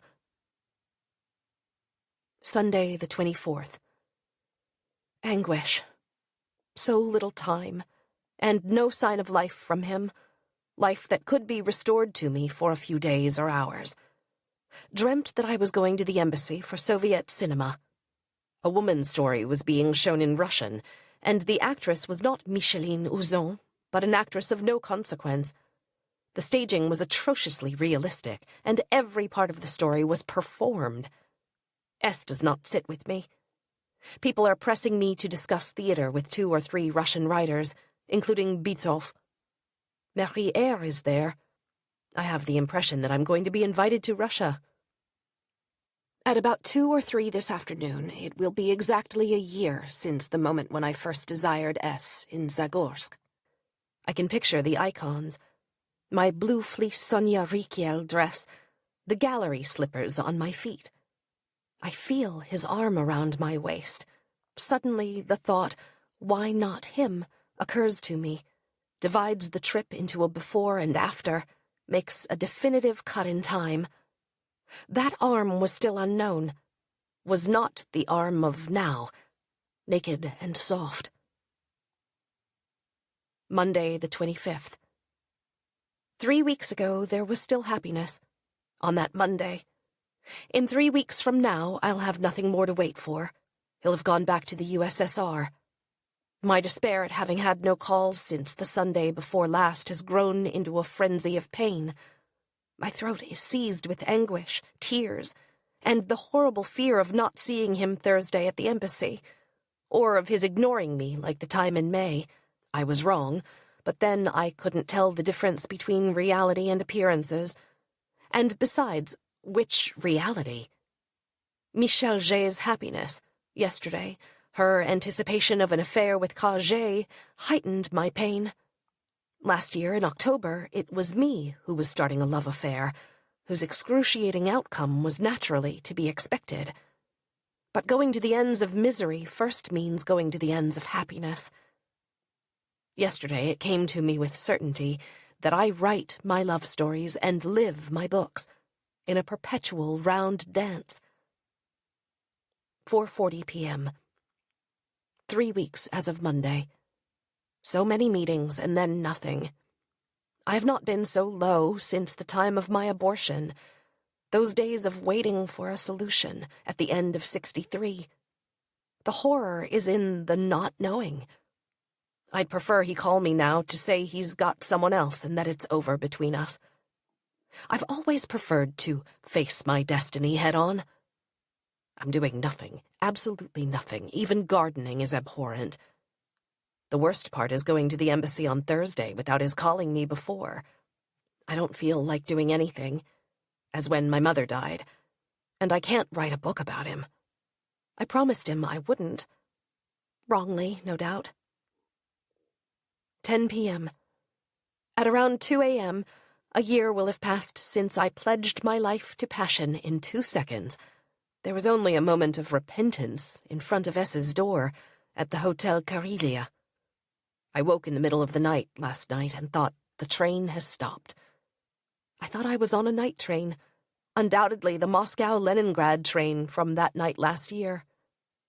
Time has stopped. Every night for the past few days I felt that I don't care if I die. I never saw J. Devey again, and I never saw J., who did not come to say goodbye in 58, as he'd promised to do. And S. Tuesday the 26th. An almost sleepless night, with several dreams. In one, I'm going down Rue du Clos des Parcs, where the housing has become very dense, as in a pedestrian zone. There are a lot of people just outside my parents' grocery shop. I'm wearing a soiled skirt, the black one I wear for gardening, which explains my deep embarrassment. Another dream, of gay men signaling to each other, the return of Mishima's book Forbidden Colors. I get up and put on my mother's wedding ring, in reality, not the dream, as a talisman. I need something to hang on to. And I constantly repeat to myself, truth or death. I must know what's going on with S, and will not keep on living in this extraordinary state of anxiety. Thursday the 28th. 10:10 a.m. Last night there was a call at 10, so for 12 full hours I've had something. I mean that the waiting to see him is a possession, a piece of property, and that the rest of the time I don't have anything. All I can do is be. So difficult. Right now I'm not thinking of all the things that usually obsess me. Does he have another woman? Will this be the last time? Yesterday he seemed curt, preoccupied, or indifferent on the phone. 2 p.m. Sexually, things are still positive, but why kid myself? That's all there is. As he got dressed in the study, gazing at his back, his buttocks, I was overcome by a sense of desolation, or rather of deterioration, which leads to hatred for having lost so much time since March, when my course on Robe Grillet ended, on a man who only sees me as a piece of ass and a well-known writer. As he sat at my desk, he tried to read what I've been writing, which I may insert in the thing I haven't started yet. What lies in store for me this evening? Because despite his wish for me not to go to the embassy, I will not be there.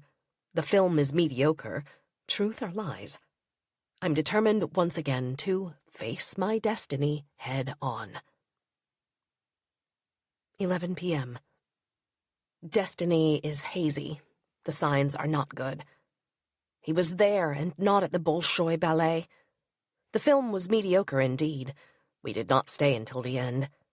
Masha wasn't there. A meeting planned from which both wife and mistress were to be absent. He keeps looking at a woman, tall, thin, blonde, mature. His type? given that he loves the take-charge kind of woman, as if I didn't know. Today, a new position. Interesting. Both sitting, backs toward each other. Don Juans are all I've ever known. Today I feel certain that he often lies, with every appearance of sincerity. Friday the 29th. The endings of my books, except for A Man's Place and A Woman's Story, have often been flat and pointless, the writing breaking off rather than ending. Perhaps, contrary to my desires, the S novel will end that way too. Yesterday, my discouragement and self-disgust as I watched those stupid game shows with him on TF1, like The Price is Right. I discovered just how unintellectual he is. Same thing in the evening. The Russian film deserved to be watched until the end. He was prodigiously bored, kept fidgeting, nervous in a way he almost never is. I was unable to end things at the right time. That would have been around Christmas, I think. It would have been difficult in March because of the devastating spring. October, Sunday the 1st. When this month ends, everything will be finished. There will be silence. No more Annie with a Russian accent. No more waiting for the sound of the car or footsteps in the afternoon. I go back in time. A year. 1 year ago, on the 1st of October, I was to see him again on the following day in front of the Église de Saint-Germain-des-Prés. I think he was wearing jeans and a green polo top. I'm no longer sure, but he was smiling. I already liked him quite a lot. He was going to be very much in love with me, then grow bored, maybe cheat on me, and leave. How simple it all is. And October has come round again with blue asters in the garden and the smell of earth. I'm in a state of latent pain, the kind masked by analgesics, if the pain is physical, and tormented by 3 dreadful thoughts. 1, that of never seeing him again. 2, that of having wasted several months on an unrequited passion. 3, the humiliation of being less desired and less admired compared to the first months. My nighttime awakenings are black. Thursday the 5th. Already I'm in the separation phase. The worst, the one brought on by lucidity. I should have broken up with him at the beginning of December. But that is absurd, since I can't help believing and feeling that July and August, especially August, were good. And because even now I hope for at least one final meeting. But what am I to think of our last meeting? His lies about the film, where he was not supposed to be. I'm now convinced that he's had other women at the same time as me, but starting when? Don't think back to this time last year. Try to survive. I hate to think I might not see him one last time. It starts with a whim, a pure desire for sex, for one night, and ends with blank, speechless pain. Friday the 6th, 9 a.m. Another vacant day to be got through, and it's all my fault, because I lacked the strength to break things off in time, and I accepted the master's prerogative in the absolute. That is, he drops by when he wants, phones when he wants, and in short, there can be no happiness when one is in a state of oppression. I wonder if his departure might in fact be liberating for me. When no hope remains, etc., that is the dawn.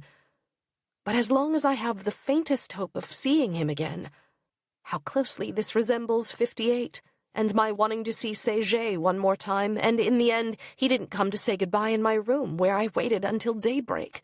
I will remain in this state of ruin. Monday the 9th. A call at 6:30 p.m. yesterday. Immediate fatigue. As if all the anxiety and pain built up over the past 10 days were subsiding, and the work of regaining my calm exhausted me. So, Wednesday afternoon. Probably our last meeting. I'd like to make the next 2 days stand still, because this time I'm waiting for is that of never again. It's the soldier's departure for the front, the adieu of lovers whom everything conspires to keep apart. How will I get through this? Will I be capable of desire on Wednesday? Tuesday the 10th. Evening. I think tomorrow will be the last time. It will be a year since the first time he came back with me from Paris to this house. I'm crying now. A year. I've lived out this passion for a year and done nothing else. The summer, as of mid-July, was entirely devoted to living this passion through to the end. Again, with horror, I ask myself, what is the present? It undoubtedly exists. It is swollen with the future and with horror. The happiness of seeing him and the pain of not seeing him again after the 3 or 4 hours of our meeting have passed. A silly song plays in my head. Ah, au revoir. Ce n'est pas un adieu. Pourquoi ces larmes dans vos jolis yeux? Footnote. Goodbye is not farewell. Why are those tears in your pretty eyes? From Pourquoi ces larmes, Tino Rossi. Goodbye is always farewell, since a person usually doesn't know which it will be ahead of time. Just one more meeting, Mr. Executioner. Wednesday the 11th. 4 a.m. The countdown will soon begin. I prepared a real celebration, with champagne, a log fire, and a parting gift, an old engraving of the Moulin de la Galette. The only way to end things without too much suffering is to make the farewell a ceremony. Thursday the 12th. We have a little longer. He doesn't leave until after the commemoration of the Russian Revolution. A descent into sadomasochism, but gentle, without violence. Because of the combination of sodomy and normal sex, bruised all over, at one point I thought I was torn. He said, Annie, I love you, and I didn't attach much importance to it because it was during sex. But perhaps that is precisely where the truth, the only truth, resides, in desire. Was afraid this morning that his wife may have found strands of hair on him on the soles of his socks, and also that he's had an accident. His life is truly precious to me, and I already ache for Russia, and for what most probably will happen there in the years to come. Appalling upheavals. What will become of him? Retrieved 4 hairs of his from my comb, and immediately thought of Tristan and Isolde. I longed to sew his hair into a garment, as Isolde's golden hair was sewn into a dress. Vivere una favola. When he arrived, we made love on the carpet in the study. Undressing each other is more and more wonderful. When it's time for him to leave, I dress him again. His cuffs need buttoning, and there is so much tenderness in the way we kiss each other afterwards. It was 1:15 or 10:30 when he left. I didn't sleep more than 2 hours. He was wearing baggy white Russian briefs with a thick waistband. I identified them immediately with my hands. Monday the 16th. Time moves forward, and he does not come. A very irritating trip to West Germany. Bremen was pleasant enough. I am rather numb, truth be told. The Frankfurt debate was abhorrent, futile. Of course I was sure that it would be. And I was attacked by a poet with an axe to grind. I've forgotten his name.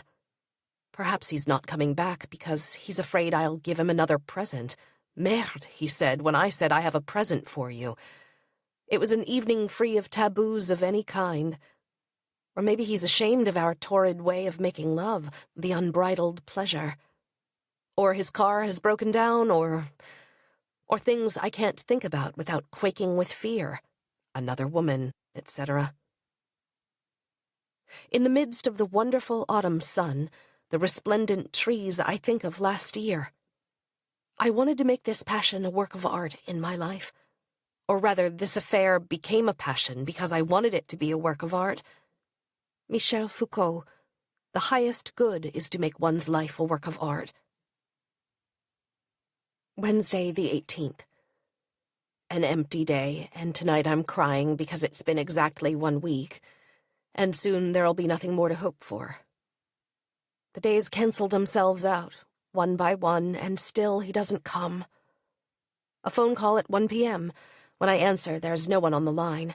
It was not, as I had thought, Franka Rother, the East German woman who arrived in Cergy 2 hours late after I had ceased to expect her.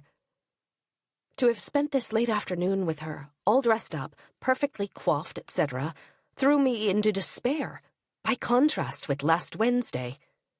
To say nothing of last year, on the same date. The greatest, most extraordinary joy would be for him to appear unannounced one evening. There is not much extraordinary left in our relationship with the regulated framework of pre-arranged meetings, but better an arranged meeting, or anything that gives me a chance to see him, than nothing. Thursday the 19th. At 10 to 9, Annie. In 3/4 of an hour, he'll be here. After the phone call, I jumped for joy, danced in a way I haven't done since childhood, before the stickiness and shame of adolescence, the restraint of the girl student. This joy must be prodigious indeed to be able to restore that of childhood, or maybe even that of before 52. Evening. Again the whole bottle of champagne, a little less whiskey for him than last time. The continual invention of positions and caresses. I spill champagne on his penis, quite sure that no one's ever done anything like that to him. Anal sex. Hold on to the memory of his face, his troubled look when I tell him anywhere, anytime, ask me anything and I'll give it to you, I'll do it for you. There are almost tears in his eyes. I take a piece of something he's eating into my own mouth. He is moved. Maybe one more time, just one. I can't remember all of it. The tenderness, the indistinct words, or each concrete sign of that tenderness. The amazingly acrobatic position on the leather armchair, upside down. I have an inventive perfectionist side. Its current domain of expression, for the little time that remains, is love. Saturday the 21st.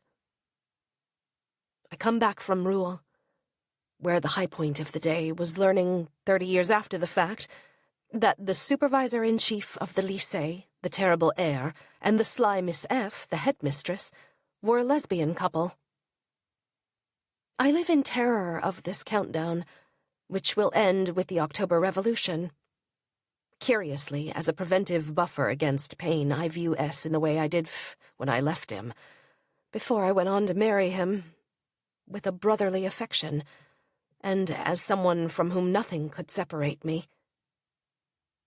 Bought a black knit outfit, superb, to be the most beautiful of all for him at the embassy.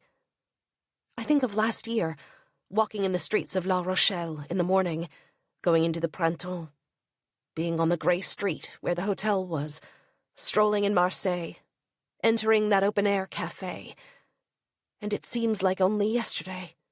Večera. Monday the 23rd. There was a call, which Eric answered while I was in Paris. I'm sure that the stranger who hung up was S. I am sick at heart. It's always a mistake to want to meet people like Gérard J., who is unconscious of his ambiguous stance. How he hates the Parisian milieu for rejecting him, and at the same time yearns to be part of it again.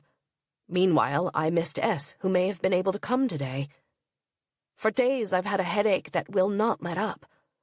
And tomorrow morning, if I'm not here, will I miss S again? How am I going to live without hope, without waiting? There's no longer any resemblance between the man I met in the USSR, callow, very much the apparatchik, lacking in character, and the one whose body is inside me, and whose existence is more dear to me than anything. Rue Saint-Denis, the clammy heat and insistence of sex everywhere. In shop windows, aphrodisiacs, latex, leather, etc., and in the eyes of men. Walking, I keep my eyes lowered, like an attendant in a church, but I'd like to enter these places and see the true face of male desire. A young guy with an attaché case goes in to watch a peep show, 20 francs, at a place that also shows videos. Tuesday, the 24th. Received an invitation for the anniversary of the October Revolution, the 6th of November. I'm happy because it means an extension of the deadline. We have at least until Monday. I thought the party would be on Friday, like last year. I think of Proust's words about that extra time a soldier imagines being granted in relation to the death that hovers around him. There's the constant hope of a new extension of the deadline, whereas everything must end one day, for every human being. Found the recipe for the celery appetizer, which I thought I'd thrown away. I kept it for 20 years, but never made it, because no one liked celery, but S likes celery. It's as if I'd kept this recipe all this time just for him. The weather is splendid, as in 63, in 85, and last year. I don't want to work in the garden because I can't help thinking, what if he has someone else? Or what if at this moment he's in the forest of Fontainebleau? At this moment I'm extremely unhappy. From waiting, desire, and fear, and nothing I do in the garden has anything to do with him. Worse, these flowers will still bloom long after we've separated. Dreamt of my mother, alive, at the hospice or the geriatric unit of the hospital. Wednesday, the 25th. This weather. I'm talking about the October sun. All afternoon in the garden, I'm haunted by the same fears, always, one, that he has someone else, and then I fall into the hole, stuck at a stage of childhood I'll never get past. I read in an article on psychoanalysis about how an infant gradually overcomes nameless terror. How I love those words. The terror of separation from the mother. A crucial stage has been reached when the child becomes able to retain an image of the mother when she's not there. In other words, when the child understands that they don't need to physically be together to keep on thinking of each other. Not only does S cease to think of me as soon as he leaves, but he thinks of another woman. I'm still in a state of nameless terror. 2, that there's a film at the embassy tomorrow and he has willfully neglected to invite me. That he has gone to see Sa or S, that he no longer has the use of a car in which to come to see me. This is a new one, but it has happened before. I received a very beautiful bouquet from the Sergi Saint-Christophe library. I am briefly happy with this reward, then even unhappier than before. The things others give me make me think of what S doesn't give me. His desire and his love. Thursday, the 26th. 10:45 a.m. Less and less hope for the days to come. A feeling of horror. Weeping. What if he is left? I still live in fear after the unidentified phone call on Monday, announcing a sudden departure. 2:45 p.m. For the first time, I dare to phone the Soviet embassy so I'll know. Knowing is the thing, whether or not there's a film today. The answer is no, which brings me a little relief. Just from my jealousy, not from my desire to see him. 10:25 a.m. Last year I wrote, the 26th of October, a perfect day. Today is so dark, but did I plan to keep him for a year? There were 4 phone calls, 4 hopes that died. Friday, the 27th.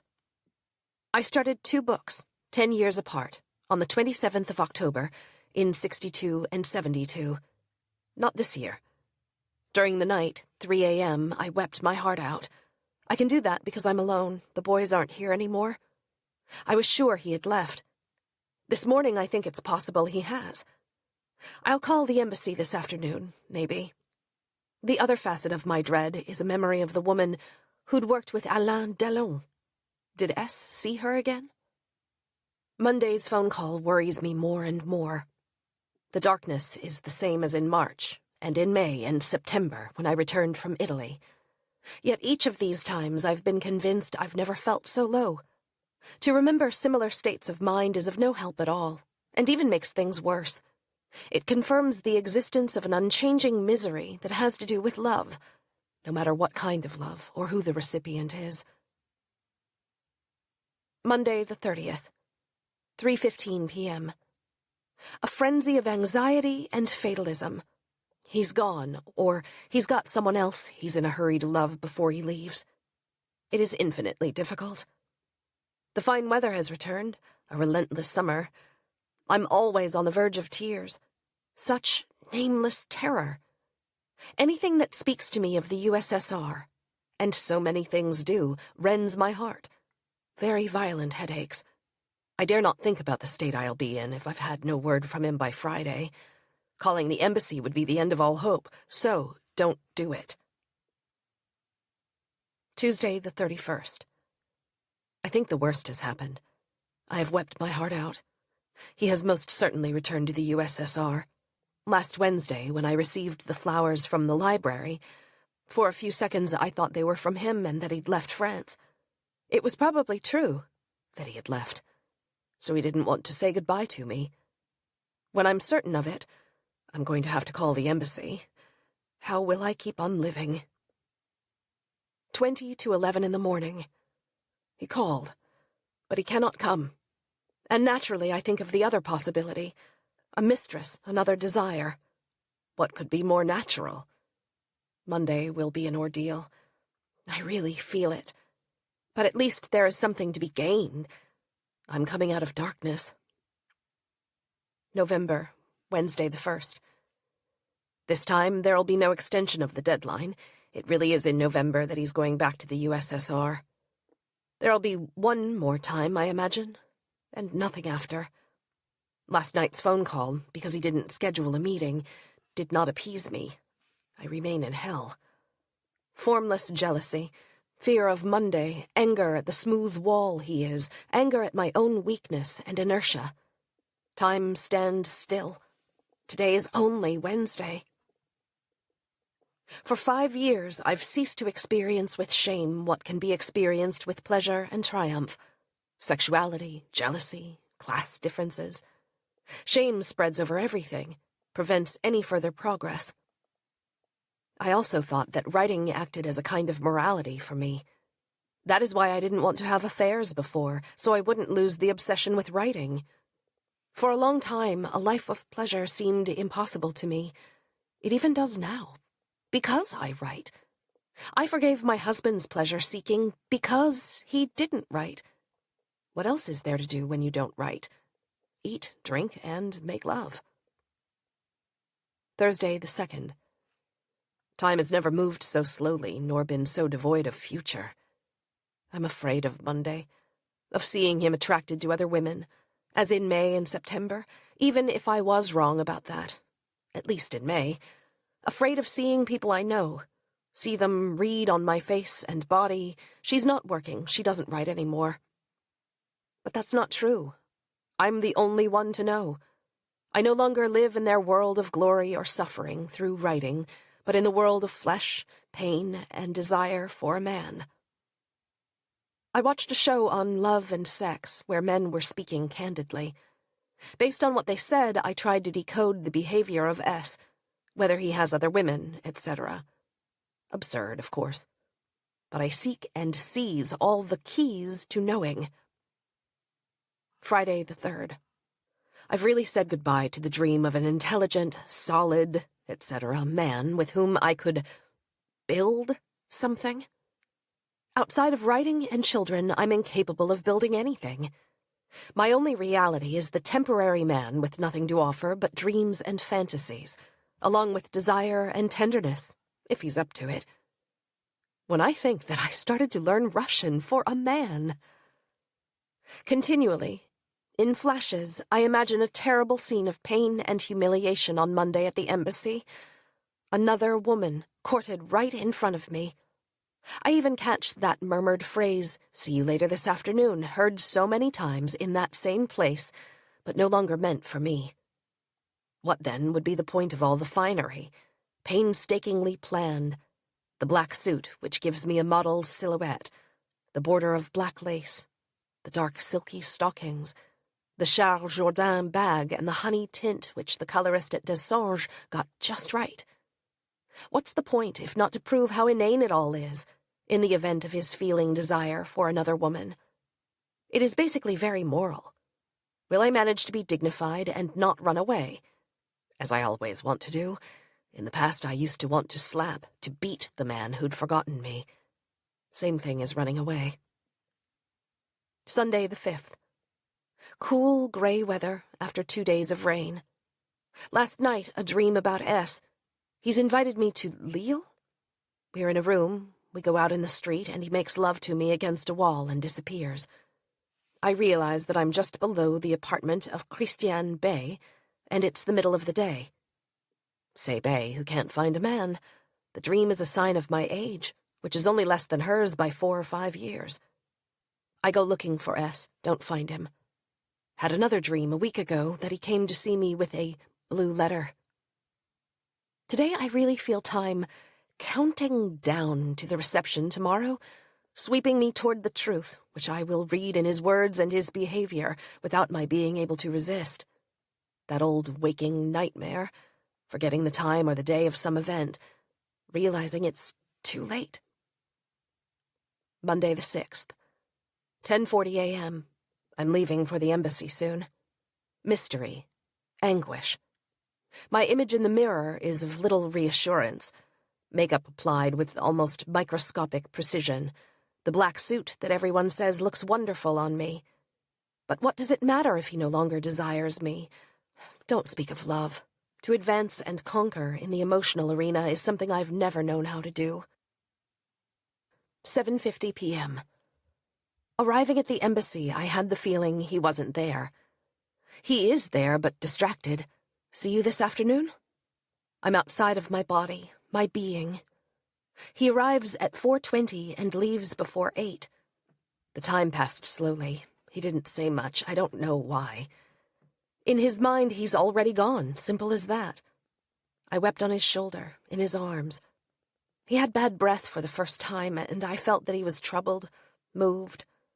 But maybe it wasn't that at all. He was just in a hurry to leave. The emptiness of it lands on me all at once, the dream of days gone by. I'll probably never see him again, although he only leaves on the 15th. But I cling to this tiny hope. The day when I consign to the dirty laundry my 2 pairs of sperm-soaked underwear from this evening, I will probably be cured. Scant, almost non-existent consolation. He thought I looked beautiful at the embassy. What's the meaning of it all, this year of mad love? We made love on my desk. It's me who wanted it. For the first and last time. At the newsstand in the Charles de Gaulle metro, a woman asked me for money. I gave her 10 francs, and she kissed my hand, a dreadful sensation. I think of S. That humiliating gesture is like a blessing. It revolts me. Tonight there was a huge black spider in my office. I remember the night in Yvetot in September 63. The enormous spider my father didn't want to kill. It's good luck. And nor did I. I thought of Philippe. And my mother laughed and said, "You two are superstitious." I didn't kill it tonight either.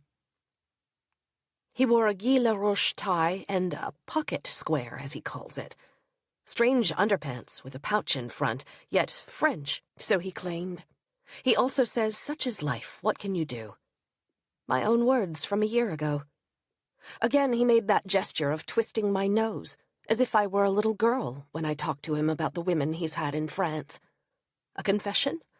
Or is he embarrassed that this is not the case? And what does it matter now anyway? Tuesday the 7th. Jealousy right to the end. I attribute his distraction yesterday to his having another woman, just as I do the fact that he didn't come round during the week of brilliant weather in October. Cold and foggy since the beginning of November. He leaves on the 15th, just a year after the crazy night when his car wouldn't start. I haven't slept, cried my eyes out. There remains that sliver of hope of seeing him again, just a sliver. Yesterday on the couch I watched him above me, a perfect fit with my body, tall and slender, Skin white and smooth, a physical double. The pain more intense because of it. The parting kisses by the door are death. His hunched shadow moving toward the car, his dark blue suit. He blows me a kiss, a final image. From my office, I hear the car drive away. I'll be back. I'll be old. You'll never be old for me. I'll try not to get old. Why believe that I suffer more because I am a writer? It's not that I am a writer. I write, and I live. Thursday the 9th. Dream. A reception at the embassy, which is very white and a little antiquated. I am with S, but at one point the Soviets are separated from the guests. I go, leaving him behind. He's listening to Gorbachev, whom I do not see. I arrive at a bridge. Halfway across, I decide to go back in order to be with him again. Then I give up and resume my journey, thinking that I'll never see him again. Deep down, I really don't have any hope of seeing him before he leaves. Monday was too much a farewell scene, and that's the way he took it, even blowing me a kiss as he left. All I can hope for is a phone call. I'm entering a state of suffering, seeking to forget in order to survive. A book that could start with, from such and such a date to such and such a date, my life was given over to a passionate affair, etc. Describe it in minute detail, which means giving up seeing S for good and maybe causing him harm. On its own, it's quite a limited project anyway. I can see despair ahead, based on the belief that no book will be able to help me understand what I'm going through, and more than anything, the belief that I personally cannot write such a book. Friday the 10th. In the place that is my home, love does not exist but at the cost of death. Krista Wolfe, No Place on Earth. She also says, sometimes I think that to sustain me I would need all the rest of humanity. That is why I write, out of the same lack. This morning I sank back into a state of suffering and obsession. Lost time has no more meaning in that state because time itself stops. I am in pain because I've started to hope again, and therefore to wait for a sign, which is very unlikely to materialize. And also because the last weeks have not gone the way I'd imagined, because he did not come, despite his promises that he would. Saturday the 11th. The Berlin Wall has fallen. History again becomes unpredictable. Everything came from the East, and in particular from the USSR, that country that has hovered over me for more than a year, as a matter of chance. But because I write, I was fated to encounter Eastern Europe, Bulgaria on my first trip. A sense of encroaching chaos, and reaction from Russia cannot be ruled out. S will be part of that, obviously, his father having been decorated by Stalin. I fear the reunification of Germany, again a fear determined by the past, as if it could bring on a third world war. Coincidence? Today is the 11th of November. A problem with the rights to my books. Yesterday swept aside my suffering over S. Today, though unrelated, the two sources of anxiety merge. And more, the wealth of sensation and life that my passion brings me is forced to fade and make way for a fact I had to face sooner or later, that of having wasted my time on a man who must have been unfaithful to me several times, and only saw me as a good deal, sex and fame. Dreamt of him again in the kitchen. He tells me that he's never loved anyone but Masha, his wife. Sometimes, in spite of everything, I have the intuition that things aren't over yet, and we'll meet again in circumstances that are impossible to imagine, given the current state of his situation and that of the USSR. Obstinately keep on learning Russian. Monday the 13th. 2 p.m. The interminable summer of '89, which has lasted into November. The end of a dream. Words from a faux to romance novel and the reality they denote. Excruciating. Go back in time to Zagorsk, to the exact moment when I'm about to think of S in that room full of treasure. Erase everything that happened, which kept me obsessed. my mind even more than my body, for 14 months. Be reconciled to my true age and the onset of menopause. See my skirt suits and blouses bought for a man, for what they are, pointless clothes, worn only for the sake of fashion. In other words, for nothing. He'll be here for 2 more days, but the hope of seeing him again disappeared today, the only possible time. Nothing remains but the final phone call, which is not a sure thing. My drive to go to the depths of suffering and illusion, both at once. Dreamt that my mother was in the hospital and I had to go see her. The exact dream: I'm in a huge hospital with a very large and brightly lit hall. It's nighttime. There's a terrible atmosphere of déjà vécu. An experience from when? Childhood? A memory of the Tébé pavilion at the hospital in Le Havre, where my uncle was quarantined? I want to go out onto Place d'Italie, but I'm at the Canton Beauchard station. Why that name? That street, where I've been 2 or 3 times at most. Tuesday the 14th. Still 1 day. Try not to see the probable truth, augured by his slightly cruel teeth and narrow eyes.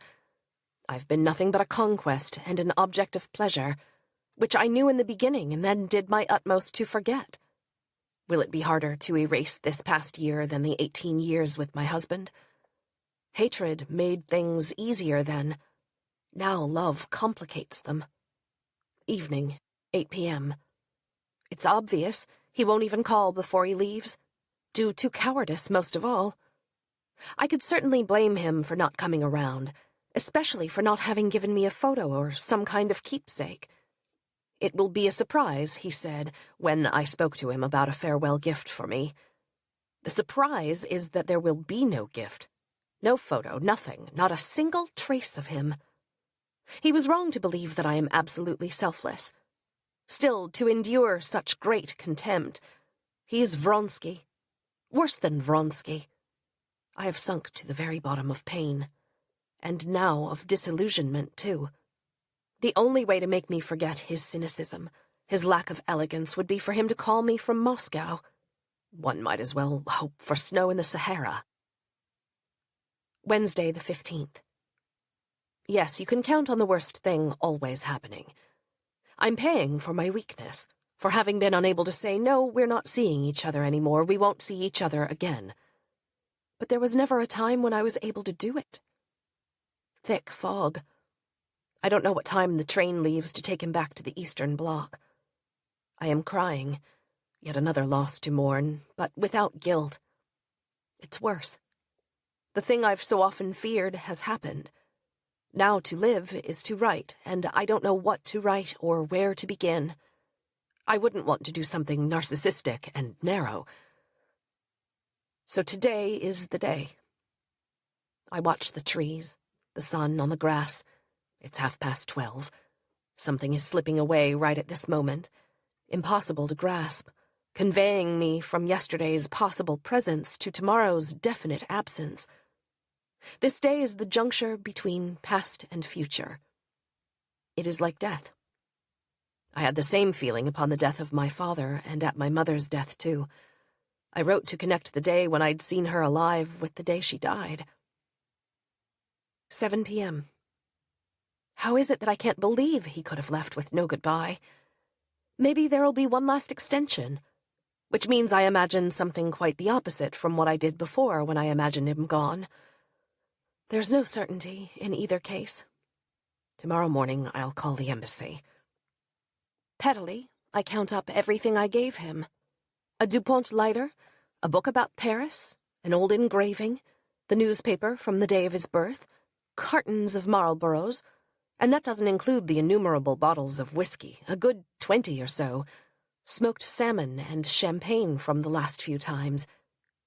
He came to Cergy 34 times and 5 times to the studio in Paris.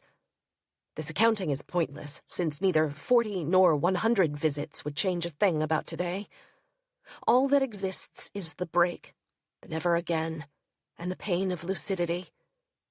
Right now, he is most certainly in a train crossing Germany, sitting next to his wife, a westernized, yuppie-style Soviet couple. Thursday the 16th. 9:30 a.m. This morning, on waking, I feel certain he is truly gone. In this diary, I can serve only a narrow margin between yes and no. I'll phone, always living my life as if it were a serial novel. He left for Moscow last night. You can always count on the worst thing happening.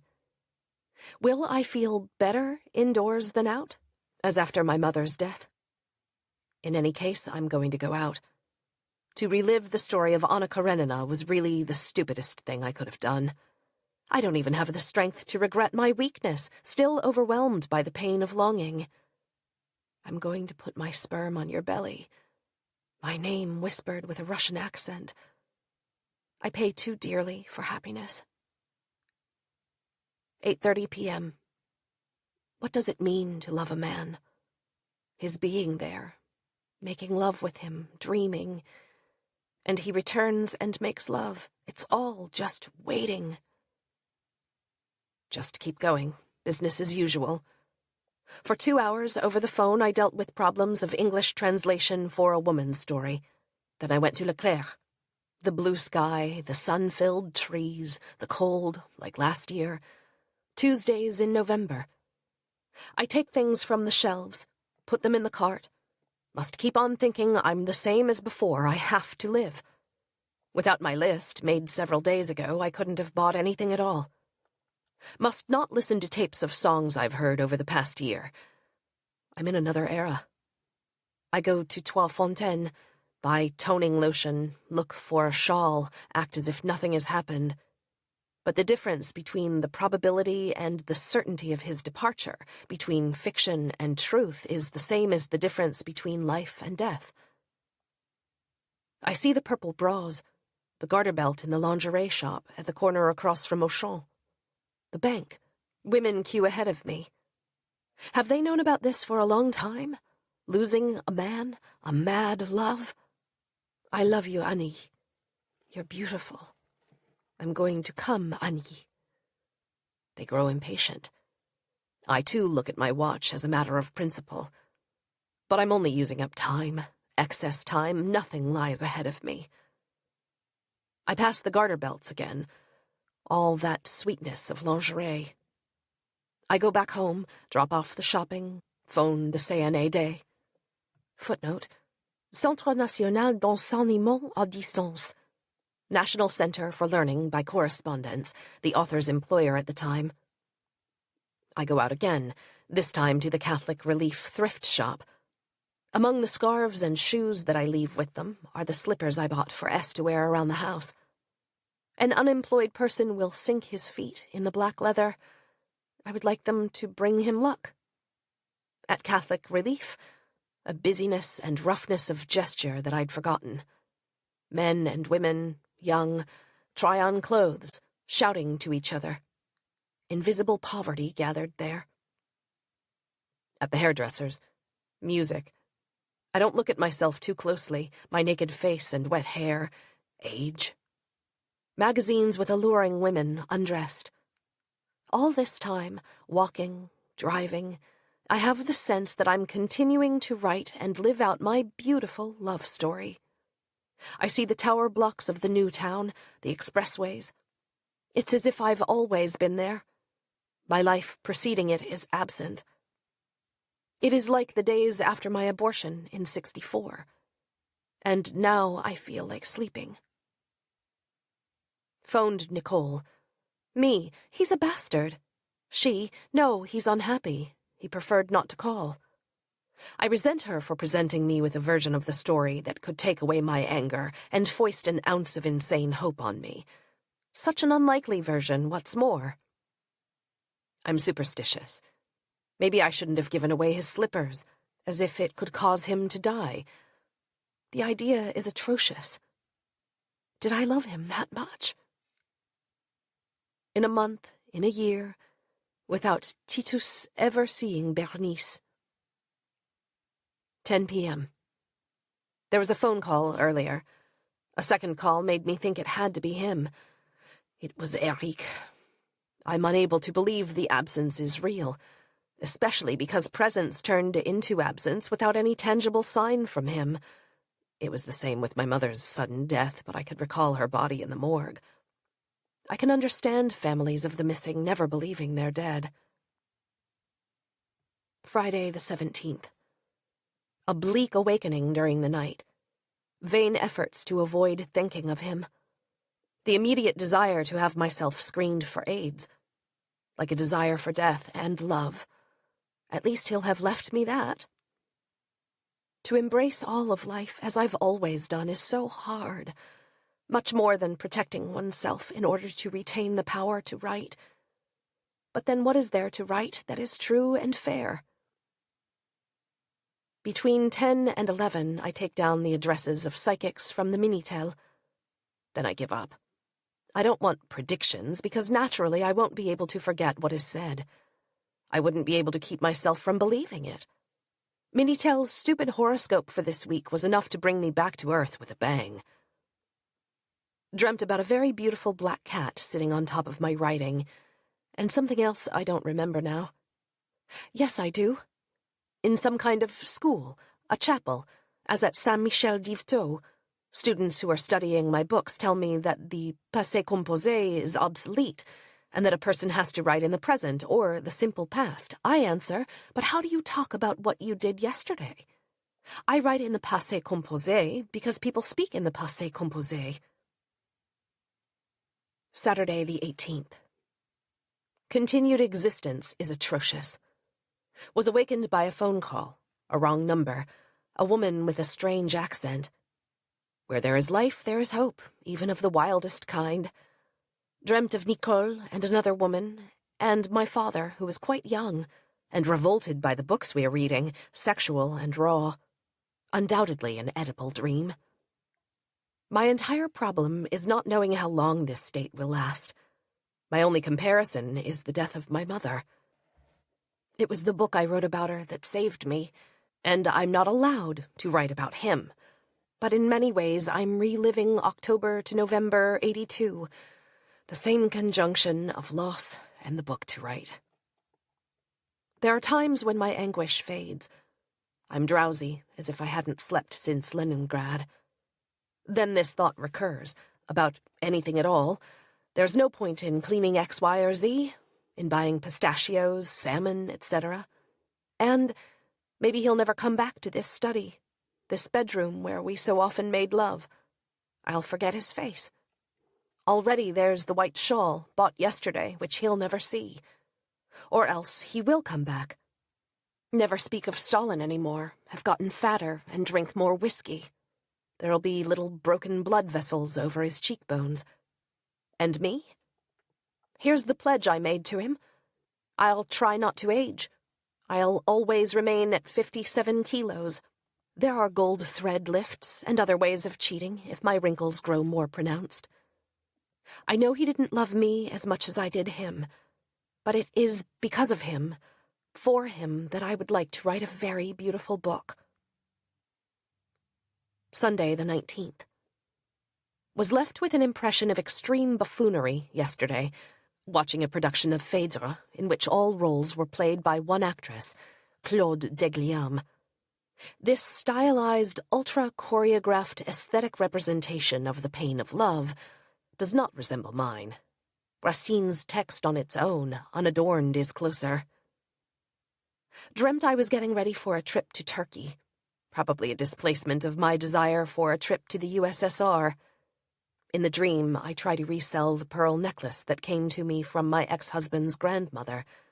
Then I try to get to a highway, but I go the wrong way several times in a row. I arrive at some railroad tracks which people are crossing, but it's very dangerous. Does this have a connection with the end of Anna Karenina? I turn around and take quite a long detour to get back on the right road. I was able to remember where I'd got onto the wrong road. The right road runs down below the railway tracks. In all this, I've been granted some kind of grace, for I do not dream of S. I realize with astonishment that I've completely forgotten certain events from '89, for instance, that I went to see plays by Molière at the Cergy Theatre. Sylvie reminded me of this, and I cannot possibly put a date to those performances. I was playing the role of extra in my own life for the entire year. Like other women, I will calmly do my errands, take an interest in the books and movies coming out, watch flowers break through the soil in January and February. Is this better than shopping for clothes, thinking about the caresses of the night before and dreaming of the ones to follow, waiting with your heart in your throat? No, probably not. Otherwise, I wouldn't have looked back with longing on Rome and Venice 63 for so many years. Monday the 20th. In the morning, I don't want to get up. I remain in bed, curled in a ball, unmoving. Stomach pains. Dismaying perceptions. All the memories that make me think that S was a Don Juan. Those are not the worst. Others, his wish not to leave any trace of himself behind when he left, neither photos nor objects, the fear of people finding out about our affair. A sense of my own mediocrity, a general lack of courage, particularly when it comes to writing. Wednesday the 22nd. Last night, images of the Russian-German War in the documentary From Nuremberg to Nuremberg. Leningrad, 1941. The heart-stopping courage of the Soviets, their almost mystical resistance. My father was decorated by Stalin. The pain I feel at having known and lost an entire world, at having glimpsed something I could never have imagined before, because it had never been embodied in a face, words, a pair of hands. The communist ideal which rallied men and women in Leningrad and Stalingrad and was passed on to that blond, green-eyed boy, who had no sense of betraying anything or anyone when he yearned for Guy Laroche ties and suits by Saint Laurent. Friday the 24th. 18 days since I saw him for the last time. Haven't yet surpassed the maximum time, which was 24 days in April and September. But there is no more waiting now. Counting days makes no sense. One day it will be 2, 3, 6 months since I've seen him. One day, as I'm closing the double curtains in my office, I'll no longer think, as I do every night now, that the last time we met he'd wanted to close them himself. Me, it's tricky. Him, I can do it. Dreamt of a trip by car. There is Irene S., always signifying the USSR, and a dog, because of the children's book prize awarded to Nadia's Chien Bleu. Yet I'm alive. I sometimes think I'd be able to sleep with another man, without knowing or wanting to know my deep-seated motives for doing so. Pain, the certainty of never seeing S again, the fear of aging, the desire for a man, habitual and self-regenerating. More and more I have the dark feeling, or not even dark, just saddening, that it was out of indifference that he neglected to call me before leaving, and above all, so as not to have to contend with my request, "What will you give me to remember you by?" The photo I repeatedly asked him for. Sunday the 26th. Another dream, this time of our reuniting in Moscow, more beautiful than if it were to happen in France. Behind the dream is a sense that this will never happen, an intuition whose strength I perceive in the fact that I'm working very hard on my writing project and don't really want to travel to Moscow, which would cost me time. Because for S, I was only a gratifying affair, whose ending was decided long ago and which survived. Maybe the desire to write, to do, compels me to prefer this hopeless version of the story. Monday the 27th. 3 weeks. I am now in a state of sorrow, not pain. Sorrow about the lack of hope, the work I have to do, and time, which only ages me, with no pleasure in exchange. Racing heart and revulsion in the mornings. Many dreams, one about a visit from my former in-laws. In the dream, I'm still married and am hosting Maurice, his wife, Pierre, and my mother-in-law. I'm afraid of having aged, as it's been a long time since I last saw them. I realize that my clothes are horrible, a fusty pink sweater, etc. A scene with my husband. I refuse to make green beans unless everyone helps to prepare them. All my resentment as a housewife summarized. Pain upon awakening. To think of all that time lost with my husband, 18 years. Tuesday the 28th. As always, I wake to a day with no hope. I hear a song that used to leave me cold. Oui, c'est moi, Jérôme. Non, je n'ai pas changé. Je suis toujours celui qui t'a aimé. Yes, it's me, Jérôme. No, I haven't changed. I'm still the guy who loved you. Who sang it? Claude François? I cry into my breakfast because it talks about a man returning. Now, in my mind, I almost always picture S as tall, gentle, and naked, the image of him I've kept from our meetings. I don't think he has forgotten everything, the erotic splendor of certain days. But that's of no comfort at all, quite the opposite. All thought leads to the absence that is memory. The only moment lately when I've had a positive reaction, I saw myself as still sexy. Literally a turn-on for the photographer yesterday. The way I appeared to S when he left me, in the black outfit that because of him I'd like to wear all the time. I thought of myself at 16, in April '57, when the postman gave me a letter from Gélivet in the street. Wild happiness, and yet I never saw Gélivet again. Symmetry between this letter and a sign from S, which someone at the Soviet film could give me, day after tomorrow, but no one will. December, Friday the 1st. Today marks the first whole month of no hope. I went to see Zerograd at the Soviet embassy. I am in a blank state, devoid of pain and nostalgia. For the first time, I actually follow the movie. To state the obvious, if he didn't say goodbye, it was to avoid any kind of request from me. And because for him, I was already just a memory. A pleasant one, I think. I'm an empty space. If he gives no sign of life, how can I wait for him? I yearn for a little affair, a distraction, nothing more, as a way of forgetting.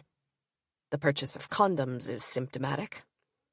I dreamt of postcards written to refuse a request for a meeting. With whom? In 3 attempts. One card is too brief, abrupt. The second cites my mother's death as an excuse, and the third, the mourning of a family member, although I don't much like to write that out of superstition. They relate to my lack of resolution about my book. Saturday the 2nd. I should not reread this journal. It is sheer horror. The written pain, the waiting, was always hope, always life. I am crying. Now even that pain is no longer possible. Only emptiness awaits me. Nameless terror or emptiness, what a choice. Sunday the 3rd. Tormented dreams. I'm having an affair with a young man. I'm jealous. I leave him on a road, and immediately see him walk away arm in arm with a girl. Red jacket, blue skirt. Bitterness. Every morning it's hard to get out of bed. I have to relearn how to forget. All the couples I see kissing wrench my heart. The only thing I see in our story now is an affair with an apparatchik who was very much in love with me for a month or two, before habit set in, and whose sole concern was that no one knew about it on account of his career. What would be the point in looking for other signs of this truth, set down in this journal as early as October? The total silence he'll maintain forever, or for years, more surely than anything else, will bring me to the point of forgetting, my only consolation. The Malta Summit. In 5 years, what will have become of the Eastern Bloc? East and West Germany united? The USSR. The USSR. How can one help wanting in both head and heart to be in that country, in Moscow? That cry of, "To Moscow," which people would shout at communists. The play on words. Moscou pas comme ça. Don't shake me up like that. Footnote. Ne me secoue pas comme ça. Wednesday the 6th. The Parti Communiste de France and its suffocating love of writers. An encirclement strategy, and then, socially, you surely die in becoming the communist writer. I only like the USSR, and not the PCF, of course. It's been exactly 1 month since the last time I saw S. The way he left without saying goodbye foretold the future.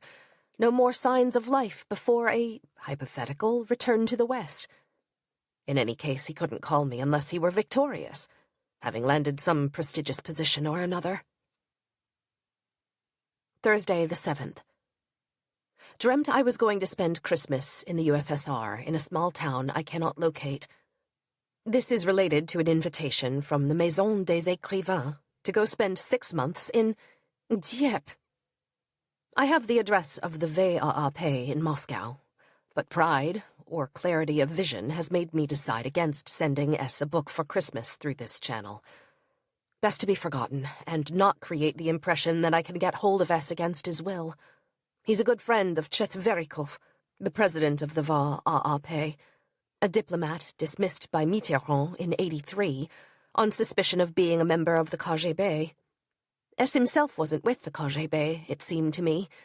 Lack of evidence goes with the territory. How often might I have explained in terms of affairs with other women, things which were, in fact, connected to the always secret politico-diplomatic context of the Soviet Union. My only true rival was his career, a position so difficult to keep in these times of perestroika. Saturday the 9th. A dream of snow in the garden. Maybe because yesterday I learned to say in Russian, the earth is covered with snow, sneg, of children in a tree. What were they doing there? And I have to go down to a garage through the basement. Ours is an exterior garage. I hardly remember my dreams if I don't force myself to memorize them on waking. All that remains is snow falling from the fir trees in clumps. Disturbing. Tuesday the 12th. When will mornings cease to be the way they are now? Sheer desperation. Yet before I get up, I'm able to imagine his body and face with the utmost precision, without suffering or desire. He was right there, completely there, with his unreadable, deep-set eyes, his neck, his hair, the curve of his shoulders, his sex, wrists, and powerful hands. One day I won't be able to perform this operation of memory in such complete and perfect detail. I can even feel the texture of his skin, taste his sex, his mouth. It upsets me to write it down, whereas this morning I could think of it without pain. How much time each morning will I continue to sacrifice to my passion, that is, be unable to start the day without pain? Thursday the 14th. S returns constantly, in waves, sudden tears. It's still very difficult 1 month later. Of course there is no hope, and yet writing this means I do hope quite madly. Although reason and observation of the last months of our relationship make it clear that his departure should have marked the precise moment of its ending. When he has a new position, stable and preferably an improvement over the last one, he may think of calling. Friday the 15th. For almost a month, my view of what I meant to him has grown increasingly bleak. It's always the same story, knowing, deep inside, what the truth is, even writing it down here, while at the same time not believing, rejecting it. Scenes come back to me now, which, over the course of the year, briefly sounded the alarm, his face and smile at the Hotel Rosia on that first day, when I sensed he wanted to kiss me, though he didn't know me, therefore a real womanizer. And at the France-USSR event in November '88, when he left with a bunch of girls from the embassy. That look of falsity on his face. More and more trouble sleeping. Dreams. A Russian train, which one can get off of, but only at the risk of one's life. I find S there naked, but nothing happens. It doesn't last long, or I wake up. Also dreamt of a play, of which I read a very bad review. It's adapted from a text about an adolescent, published in Zhebukin. Footnote: a cultural magazine for 12 to 15-year-olds, devoted to literature for teens. Created in 1984, part of the Groupe Bayard Presse. In my dream, the title is very clear. Wednesday the 20th. Irritating weekend and Monday. Frustration. And most of all, the sense of being a complete nonentity. DS is in Moscow, moreover giving her usual speech on threatened values, the role of intellectuals, etc. A speech I've told myself I will reply to, but I'm not doing it. She'll probably be chosen as a juror for the Prix Renaudot. Even though I didn't really want to be chosen, and no, it's better for me not to be chosen, the old jealousy of the only child crops up again. Dreamt of S and his wife. He is reckless in his displays of intimacy with me. I'm tired, my arms and ribs hurt, from carrying a too heavy carpet, and I'm still unsure of the path my book is taking. My suffering over S lurks just beneath the surface. To reread a page of this journal from October, November makes me weep with pain. I am below literature right now. I believe it's possible that he'll send me New Year's greetings without including his address, and in my head I compose an answer to a letter not yet received. Thursday the 21st. I dream of S in Yvetot. Breakfast in the kitchen. I make him bread and jam and ask if his wife does the same. She does. I kiss and caress him. He wants me, and we go up to my room. My mother is in the little bedroom at the top of the stairs, washing herself. S is annoyed. He must pass right in front of her to follow me to my room. It's always that setting. A difficult waking, of course. Friday the 22nd. I sleep poorly. I don't want to do anything. Morning. The world is pointless. I have trouble writing. At times, certain memories of S seem very close, as do things that happened in the same period. The earthquake in Armenia, Micheline Vey's visit to my house in November or December 88. But when I review July to August 88, lunch with Christiane Bey, Annie M., or the writing of my entry for Garcin's Dictionnaire, I feel how much time has passed. Footnote. Dictionary of Contemporary French Literature, whose first edition was begun in the late 80s, under the direction of the journalist Jérôme Garcin, and published in 1989. Each writer was asked to write a note about themselves in the form of an obituary. Thursday, the 28th. I'm beneath everything, even remembering. S is reduced to a trail of suffering, the pain of his final disappearance. Everything fills me with horror. The future courses to prepare for Vanves, the prospect of writing. Nothing lies ahead. The Christmas holidays are horrible. I have a dream about Romania, as if a kind of nightmare Europe had begun there. It is 78 to 80 taking hold of me again, but differently from then.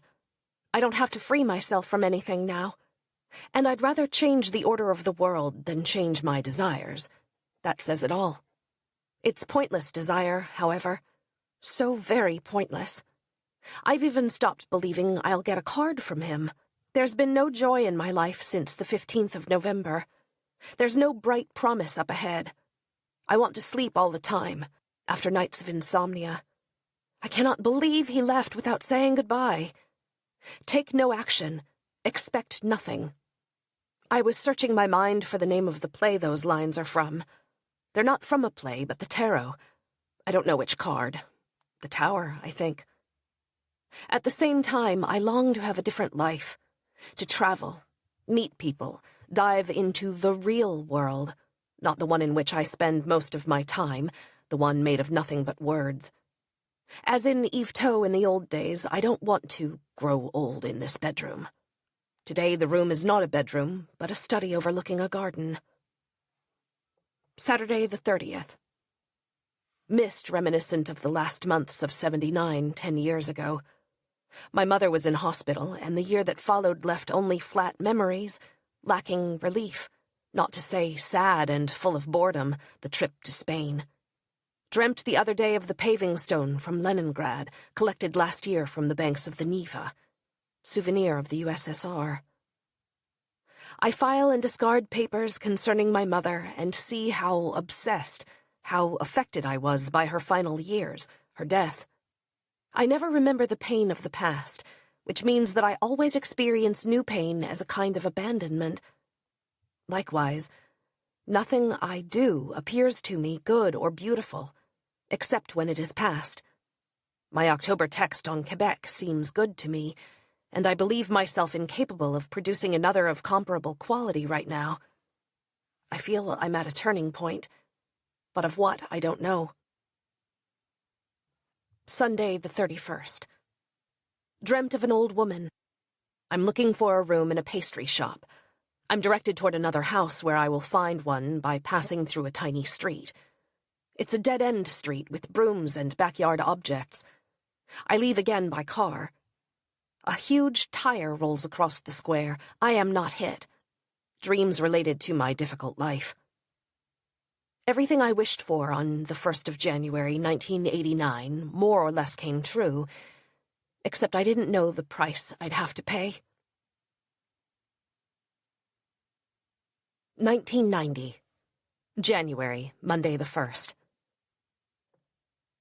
Will 1990 change my life, as 60 and 70 did, and 80 to a lesser degree, though my divorce was in the works inside me? To ask myself the question is to express the desire that it will. But the unknown, uncontrollable upheaval does not inspire me overmuch. Wishes which, if they come true, will be enough to make me think myself fulfilled. The first, because I can't really live without it, in January, commit myself to a book, one I've started to write, or another after giving it some thought. The second wish is to hear from S. in January and see him again in 1990, in the East or the West. Really, the greatest joy of all would be a conjunction of love and history, a Soviet revolution in which we could meet again, a la Gone with the Wind, the book which, without my knowing, forever shaped my view of emotions by the age of 10. It is such a beautiful thing to long for. Imagine that I'm incapable of wishing for a new affair with a man who is neither Russian nor blonde with green eyes. Missed. A family day ahead. How will history evolve over the next 10 years? Before now, people never talked about decades. The horizon has broadened. In my personal life, these are the years when I'll have to resist physical decline and testify writing. I forgot to include my great desire to return to the USSR on a mission. Wednesday the 3rd. Dream. I have to sit for an exam at the same time as my sons. The feeling of not knowing anything. I take my parents' Renault 4CV. My mother is sitting next to me and I am driving. A policeman blows his whistle. I think I've gone through a red light. But in fact, he doesn't want to let me go through because of the car's poor condition. I'm dismayed because I won't be able to sit for the exam. Questionable interpretation. I wanted to succeed in my studies because of my mother. The law. What else? Is this related to my book, which I am still wavering about? Sunday the 7th. Again, what do I do with the memory of so much beauty? The word I used on getting home from Moscow in September 88. Tonight I remember the sari I wore in August. I unfolded it. There are marks on the silk from our lovemaking that day. Pure absence. I have no courage, no desire. The book I want to write does not make its presence felt. That is nothing new. But here there is the other story, the real one, still inside of me, of which I cannot speak. Tuesday the 9th. Dying of not dying. For the first time I understand the meaning of these words. The only thing that would enable me, at least I think it would, though have no proof, to really work without feeling, I have to relearn how to live and work each morning, would be the certainty of seeing S again, therefore a sign from him. At the moment I have a sense of wheeling between endeavors and desires that I cease to find appealing within minutes or days of setting them in motion. Books begun, a trip to Abu Dhabi planned. Wednesday the 10th. Monday saw AM. I don't like so-called intellectual conversations, which in fact are so full of ideology and beliefs that they are infinitely more false than simple banter like when you say, it's hard to leave an apartment where you are happy living, and everything connected to feelings and experience. Dreamt of a Russian, not S, with whom I'm starting to have a loving relationship, but he looks like him, and also about Pouilly-sur-Loire. And now it's been over 2 months since S disappeared from my life. Thursday the 11th. The weather is nice, and for the first time I can listen to cassettes from the summer again. La Lambada, San Francisco, and even Le Bal Chez Temporel while driving in the new town. I feel how much I loved the world while S was in my life, as the saying goes. This going back in time doesn't make me suffer. Maybe I've already begun to see things with him the way I did in the beginning, as a beautiful, surprising story, not a painful one. I know those songs will remain linked to him, but in the form to which I'm accustomed, as art, emotion and distance. Emotion that is positive because it is distanced. Saturday the 13th.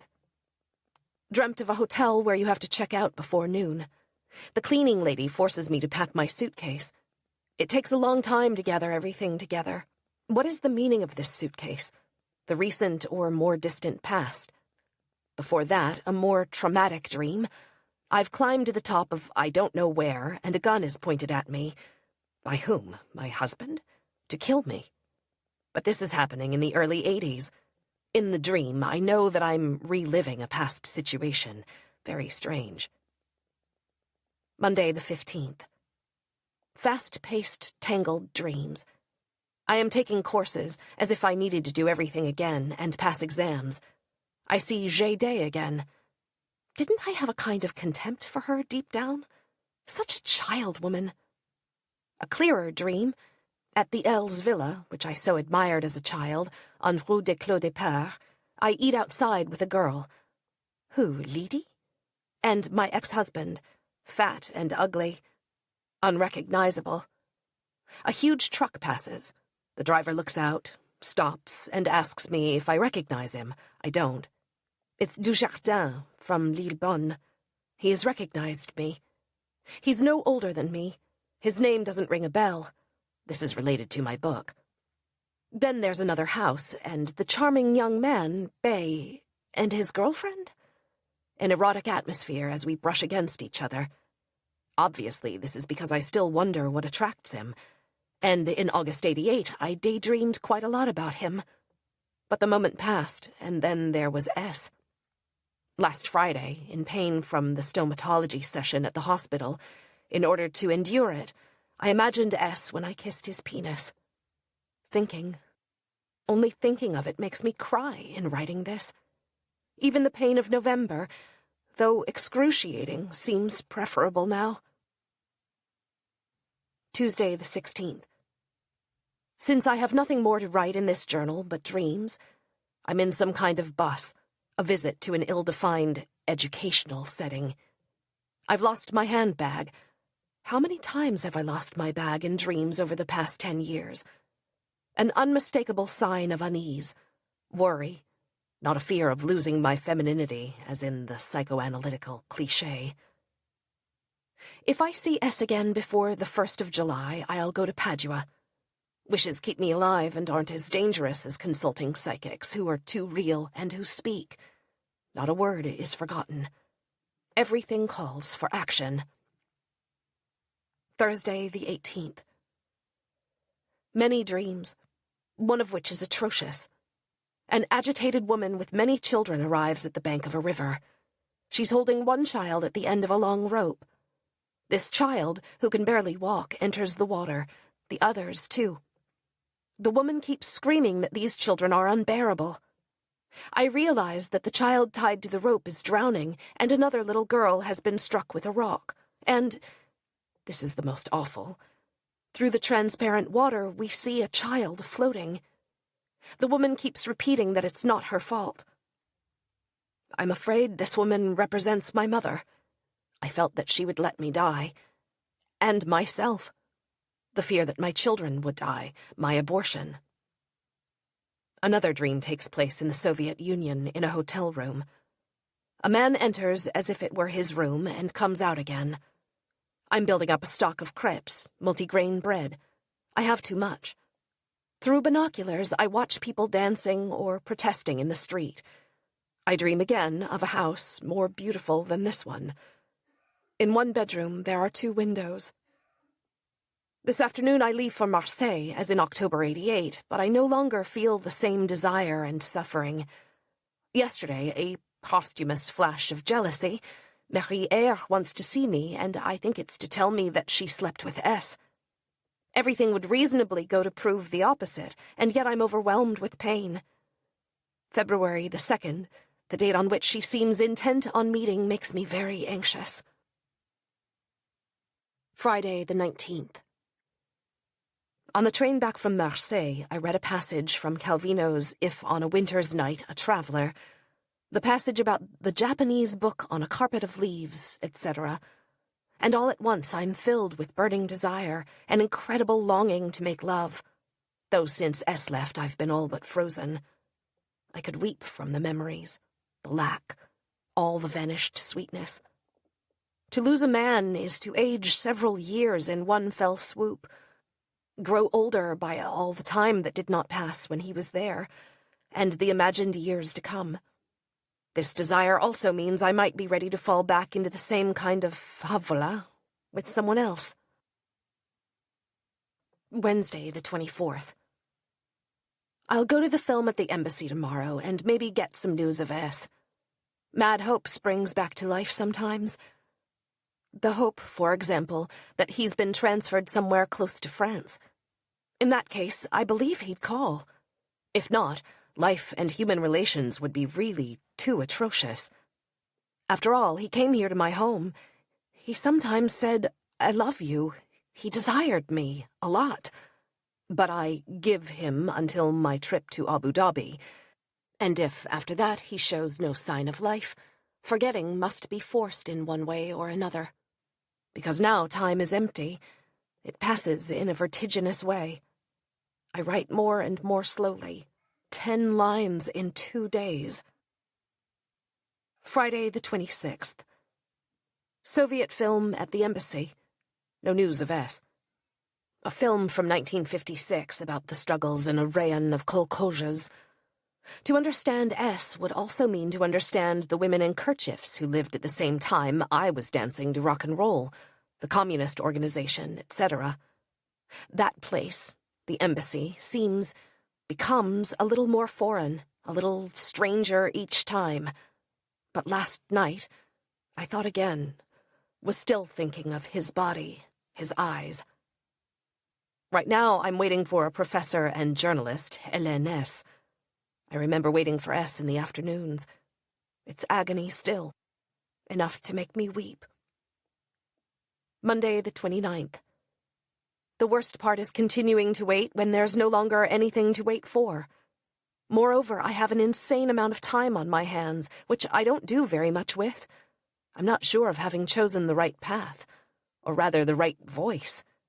And in addition, there's the fear of running short of money if I don't publish in 91 or in 92 at the latest. Wednesday the 31st. Tomorrow is February. At the 1st and the 15th day of each month, like interest arriving in a savings account, I vaguely wait for a sign that S has returned to the West and for him to call me. It will be 3 months soon. I'm so little healed, and everything is slow and pointless, even writing, though it's not as bad as the rest. I'm rereading my journal from October to November. How many things I've already forgotten. This phrase by Borges is so beautiful. Century follows century, and things happen only in the present. There are countless men in the air, on land and at sea, and all that really happens to me. Footnote. Jorge Luis Borges, Ficciones. Translated by Anthony Kerrigan, Grove Press, 1962. I knew this with the greatest possible intensity. The present. All last summer I asked myself, what is the present? It is me. Me. It's been obvious all along. I am writing from a place struck by horror. June 52. February, Thursday the 1st. Sunshine, everything is blue and gold and sweet. Birds chirp, and abruptly the sadness of adolescence is upon me. Someday someone should probably say how close a woman feels to adolescence between the ages of 48 and 52. Same expectations, same desires, but you're heading into winter instead of summer. But you know life. So little. Just a few small ways of not suffering so much. I'm meeting the charming young man tonight, with nothing else in mind than the pleasure, and how, of spending time with quite a pretty boy. I am still completely filled with longing for S. Excruciatingly specific. Friday the 2nd. A day spent in the literary milieu. A feeling of impurity and disgust whose source is difficult to define. Fawning over Kundera. But these games have an impact on literary history because people, teachers in particular, admire what is presented to them with so much authority and collective endorsement. These games are not innocuous. Writing is definitely a form of morality for me still. I feel strongly that writing and passion, like the one I had with S, are inalienable values, with a notion of purity attached to them and of beauty. Last year I'd forgotten my previous revulsion. I made my way through it all with my passion. Monday the 5th. Dreamed of my mother, who was alive and reasonably well in spite of her illness. She has bought shoes that are a little too delicate, and she can't walk properly in them. She tells a story that she is unable to make coherent. However, her condition is satisfactory compared to that of my mother-in-law, who really is alive and also has Alzheimer's. Dreams, that dream, give me the feeling that time is reversible. I thought my mother had died, but at the same time come to life again, was only sick, and back in the flow of time, indeterminate by definition. I sleep very badly. In my state of insomnia, through force of will, I see S. Last night it was downstairs from behind as he adjusted the TV, wearing my dressing gown. I can still imagine his body, feel every inch of his skin. I thought it frightening, and nothing less than madness to really see what you've only seen in imagination up until then. Also thought a great deal about the charming young man, for the days go by so quickly. Wednesday the 7th. Can't get past the pain of mornings. No, I'm not there yet. Dreamt of S, whom I was seeing again. In Poland, I think. I live outside men. Outside the male realm. And it's as if I were completely outside the world. Every day I have to create a schedule all over again and convince myself to write. The future no longer means anything. Saturday the 10th. I convince myself without too much difficulty that an affair with Bay, the charming young man, would be nice, but it's mostly in my head. He doesn't exist for me, and besides, I rarely desire the same man twice. He doesn't know it, but something could have happened between us in August '88. Just the idea of sending S a card, which he may not even receive, from Abu Dhabi or Dubai, gives me an absurd goal in life. He made me dream and suffer so much that I find it hard to give him up, or rather give up the image, the memory of him. I could only make advances to Bay if I were drunk. Monday the 12th. Françoise Verny, last night on FR3, says that her sole regret is not having accepted me at Grasset in '74. On this broadcast of Le Divan d'Henri Chapier, she quotes only B.H. Lévy and me, a loathsome rapprochement, but the two names are quite far apart in Verny's remarks. Moreover, she boasts of having discovered B.H.L., and regrets not having published me. I prefer things that way around. It satisfies the vanity. But F. Verny is very intelligent and the kind of woman whom I greatly respect. On Apostrophe in '88, when everyone was fleeing her, those intellectuals, petty bourgeois and so squeaky clean when it comes right down to it, I felt great fondness for her, drunk and superb. At the same time, when I hear her glowing comments, I feel she must be talking about some other woman, more talented, more everything than me, a sort of ideal, like the voice I once heard through my bedroom window in Lillebonne, not knowing it was the echo of my own voice. And I drag myself beneath that voice belonging to a woman who does not exist, an image to which I aspired and will never measure up. The sense that I'm going to Abu Dhabi only to send S a warm wishes postcard. Tonight I saw Germany, Pale Mother. I've always suspected that this film would speak to me. It is rare to find truth and beauty in a book or film that takes no account of time and history, changes in humanity throughout and as a result of history. A superb and terrifying film, which takes its title from a poem by Bertolt Brecht, another wonderful coincidence. Life and Fate, such a great book. Germany, Pale Mother, such a great film. And me, what am I writing? Thursday the 15th. Sleeplessness and then vague, menacing dreams. I'm on the Saint-Satur road, but when I reach the bridge, the way is blocked, and there's just enough room to turn around, almost flush with the water. I go to a strange café, like a small living room. I meet Annie Leclerc, whom I've never actually seen. Amazed to find her there, what a coincidence. But she leaves a little while later. Footnote: Annie Leclerc, French writer, 1940 to 2006, known for her militancy and commitment to the cause of prisoners. Author of Paroles de Femme, 1974, an influential text of the French feminist movement of the 1970s. There's a fire in the bathroom of this house, caused by Eric. I suggest using the fire extinguisher from the kitchen cupboard. It has disappeared. David is suspected. But then I find it again. In another dream, I drive recklessly, but without having an accident. I wake up at 7, thinking I've heard the phone ring. It's impossible to know whether I dreamt it or not. I feel uneasy about all the things I ought to be doing.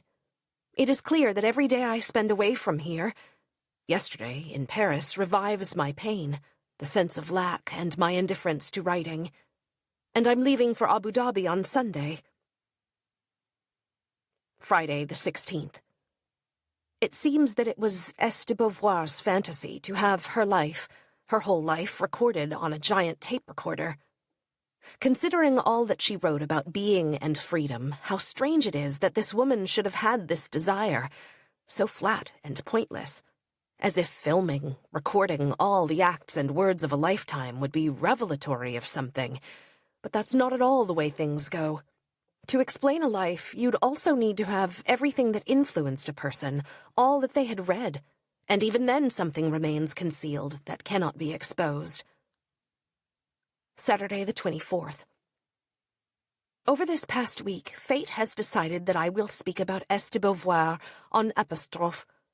I immediately accepted, despite the additional delay this will mean for my book. For me, it is a duty, a sort of tribute, or rather repaying a debt. I would probably not be what I am, not entirely without her, without the image I had of her throughout my youth and my years of education, up to the age of 30. And that she died 8 days after my mother, in 86, must also be a sign. Mingled fear and longing to impart something positive, some idea of the way in which literature works. What can I say about the Arab Emirates? The joy of travel, of seeing things one has only imagined, in my case always poorly, irritation with the formalistic nature of the activities, etc. But strangely, and it has been this way for a long time, nothing weighed on me. Impossible to make advances to the guide. He was the spitting image of Jean F. Josselin. I preferred to think of the charming young man.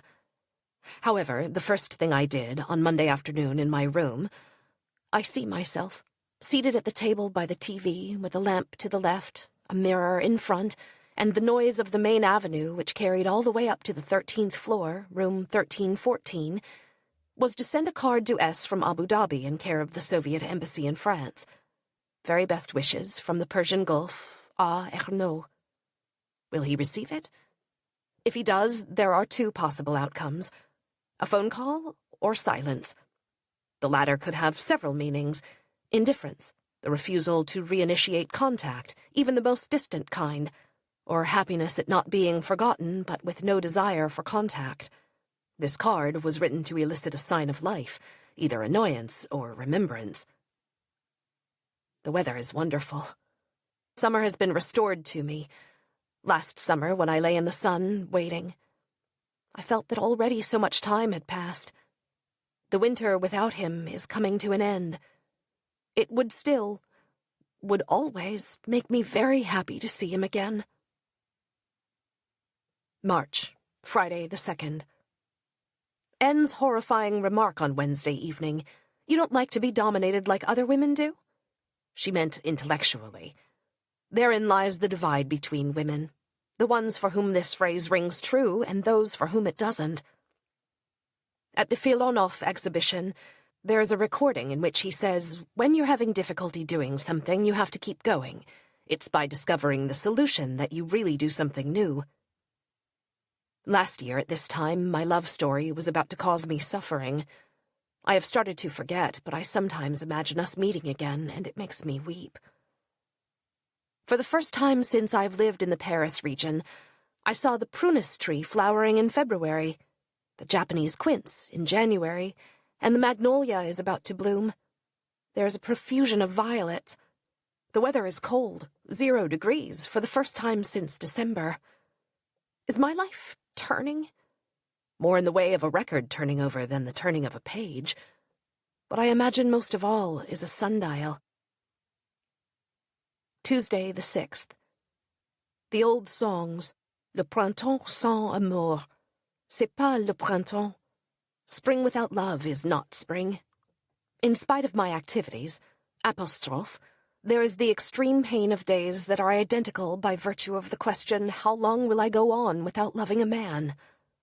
The problem is I can't go to bed with just anyone. I need to feel desire, real desire, the kind I felt in the streets of Leningrad on that Sunday in September, at Dostoevsky's house, at the ballet, and in that room at the Karelia Hotel with the group. It is all still horribly alive. Nothing about his body has been forgotten. The other night, in a state of utter hopelessness, I gave myself an orgasm, something I almost never do anymore, in order to be his orgasm, be him for a moment. To talk about S. de Beauvoir and Sartre will be to talk about S, though there's no comparison, and objectively he's nothing but a Russian apparatchik. Wednesday the 7th. The happiness of S. de Beauvoir's diary makes me so envious. Rereading my own fills me with horror. It seems that last year, in March, life was nothing but defeat, disgust, and jealousy. Again, this year, my heart sinks to think of this month. But more than anything, I wonder how, by what means, I could find a little tranquility. Last year was horror, shapeless sorrow. This year, what is the setting, the solution? Nowhere but in those moments I waited for S, and when he was here and we were making love. Will I ever get over this? From his disappearing without a trace? I'm correcting the English translation of Laplace. The day he left, I was doing the same thing with the English translation of Une femme. 4 months. I always weep at the memories. Even now, the things I do are for him, and I don't even feel like doing them. A preface about the Tour de France. Apostrophe. Friday the 9th. This March is not like 86, but is just as uncertain. My writing interrupted for external reasons. The presentation on S. de Beauvoir. I've had more than my fill of her letters to Sartre. Irritation with the book by K, who will also be on apostrophe. In addition, I'm trying to radicalize my work of mourning S. I've stopped studying Russian. Bay, the charming young man from the summer of 88, 2 years ago soon, is coming around on Thursday evening. Fantasies have taken hold of me again, to the point where I barely sleep from imagining the possibilities. Or rather, the impossibilities. Isn't he just coming over to talk about his stories, the desire for publication? I'm very vulnerable. and so physical, which is nothing new, and has become more and more true of me in the past 7 years since I regained my freedom. Relations with him are a weird little business. First we met in Neuilly, then in a café on Boulevard Saint-Germain. I saw him twice again in '89, bored because I'd met S, and then once a month ago at the Pont Royal, with greater interest, even quite a lot. What will be next? On the phone, his voice faintly trembles with emotion, very endearing, but it's only because I intimidate him. Unless he feels something like desire but is not aware of it. With him, my hope, too binding, alas, is to play some kind of initiatory role. Saturday the 10th. I wake up at 5:30, thinking I've heard the phone ring. A dream, in my opinion, and am instantly plunged back into the world of passion that was mine 6 months ago. So I conclude that I am not as much in that world now. Then I have a dream in which I run with incredible lightness, very positive, therefore, down a set of stairs with wide-spaced risers that lead to a parking lot below. But then, an awful dream, I'm on the train to Rouen, to Paris. It's supposed to let me off in Yvetot. Sitting in the compartment with another woman on my left, I read Marie-Claire. It is night. The train stops. I search in vain for the name of the station. In the train, there are groups, Club Med style, traveling to Italy, a reference to my trip to Rome in '63. They get off, and I do too. I don't know where I am, and never will find out. All I'm told is that the next train to Paris is in 8 days, so I have to find another means of travel. With truckers, for example. I ask one man, who is huge. His head almost touches the ceiling of the station, and I am infinitely small. Very, very astonishing to me. It might be possible. I wake up. Saw Yeltsin on Apostrophe with Zinoviev. Yeltsin is S, but 20 years older. Deep-set eyes, cunning and cruel. A different mouth. The same narcissism and boastfulness. The Russian character? This morning I regret having sent S a card. Monday the 12th. Dreamed again that I was in the RER. Obscure. Will I be on public transport every single night? Tuesday the 13th. I get up early to do the preface on the Tour de France, and I idle about daydreaming. The old familiar trap. Desire runs wild and churns out a new story, about the charming young man, of course. I had a dream about a trip to Annecy or Moscow, a hotel, a room whose number I've forgotten.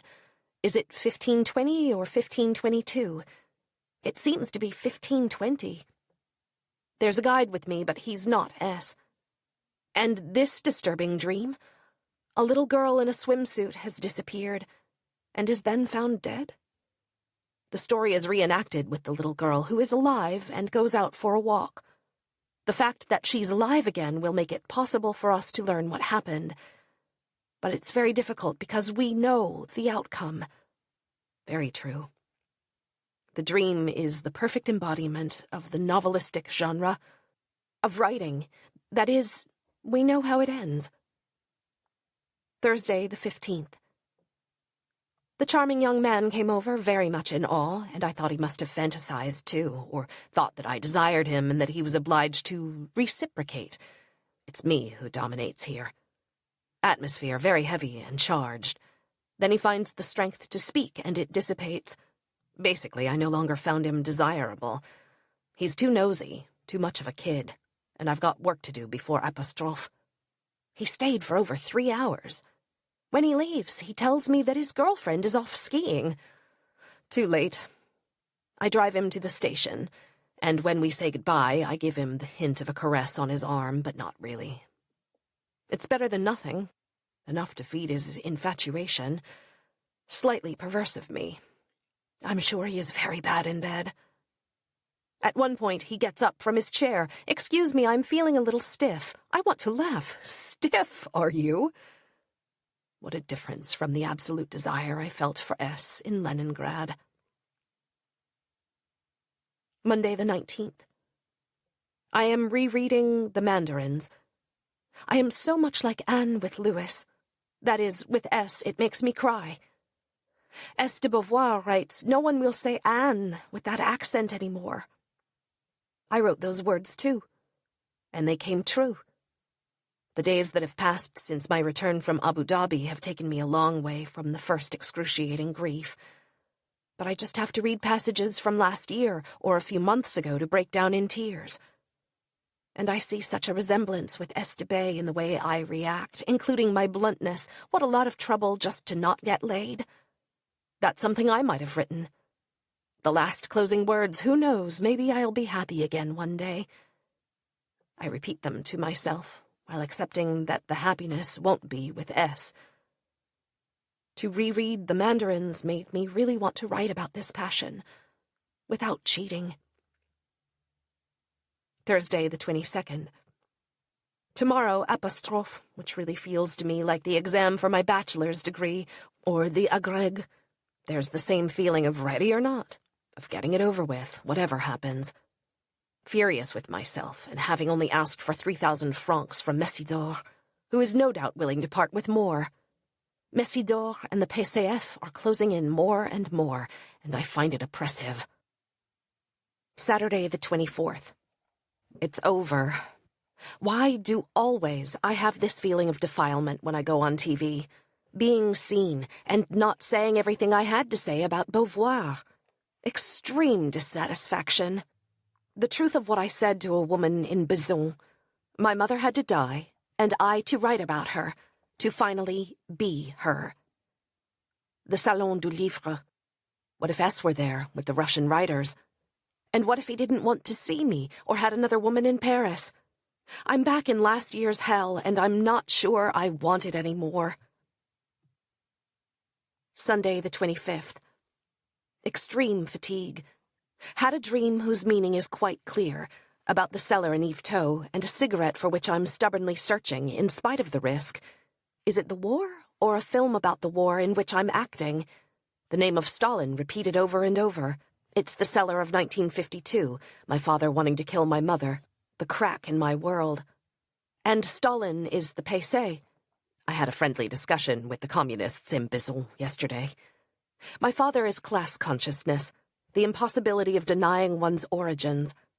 The knowledge that this act I couldn't understand at 12, but that's not so, I knew it could be explained, had its foundations. My mother's aggressiveness, her desire to rise in the world, the absolute dominion she wished to have over everyone. Monday, the 26th. Now I am deprived even of my pain. Everything is grey. S will not learn that I appeared on apostrophe. For him, of course. I've stopped learning Russian, and everything connected to the story of last year has lost all meaning. All I see is passion stripped of will, but things could not have been otherwise. And that is what is awful. Real life is in passion with the desire for death, and that life is not creative. Nothing, when I think of it, could have been more sobering than the week spent rereading Beauvoir and Sartre. As usual, I put my whole life, all my sensitivity, into my comments on Beauvoir. The way in which they were reduced to anecdote by the men on the show was very upsetting. Tuesday, the 27th. At 10 to 8 this evening, the telephone rings. I answer. No one on the line. There were no more calls.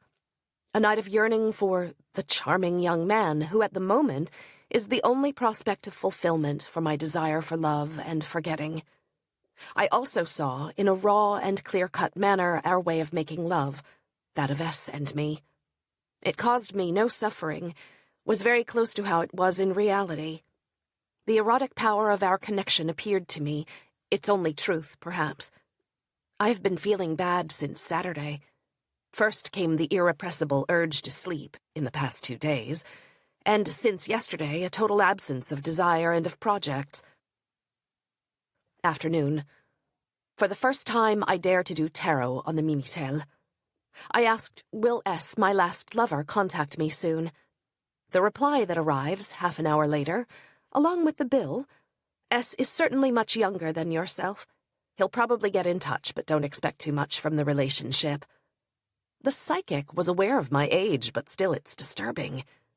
No, to be rational, aside from the fact that she saw the age of S, she probably takes me for a girl who's been sleeping around, and consequently, from the point of view of standard morality, won't be able to meet a good, dependable guy. Thursday the 29th. The pain of last November was revealing. It foretold everything that followed. Not only a life reduced to the mere passage of time, but one in which S, the time of S, would seem almost shameful, a waste of energy. The words I said to him seem strange now. Anywhere, anytime, ask me anything, and I'll do it for you. I'm no longer sure it's true, and yet he may still believe it. It's the first time in my life that I've seen the trees bloom in March. They've been this way for over a week. Even the lilac. No word from little Bay, who by now must have received my letter, which called for a reply. Anyway, I think he's so tormented and intellectual that sex with him can't be the kind of celebration I like it to be. As expected, Abu Dhabi, apostrophe, the preface for Messidor. In other words, everything with a close or distant tie with S has propelled me away from him, from his memory. Little Bay is within the realm of possibility still. I'm no longer sure that freedom exists in writing. I even wonder if writing isn't the domain of greatest alienation, in which the past and the horror of lived experience return. But on the other hand, the result, a book, can function as a means of freedom for others. Evening. The terrible thing is that in the past I looked for a man to stabilize me, to have a kind of brotherly love.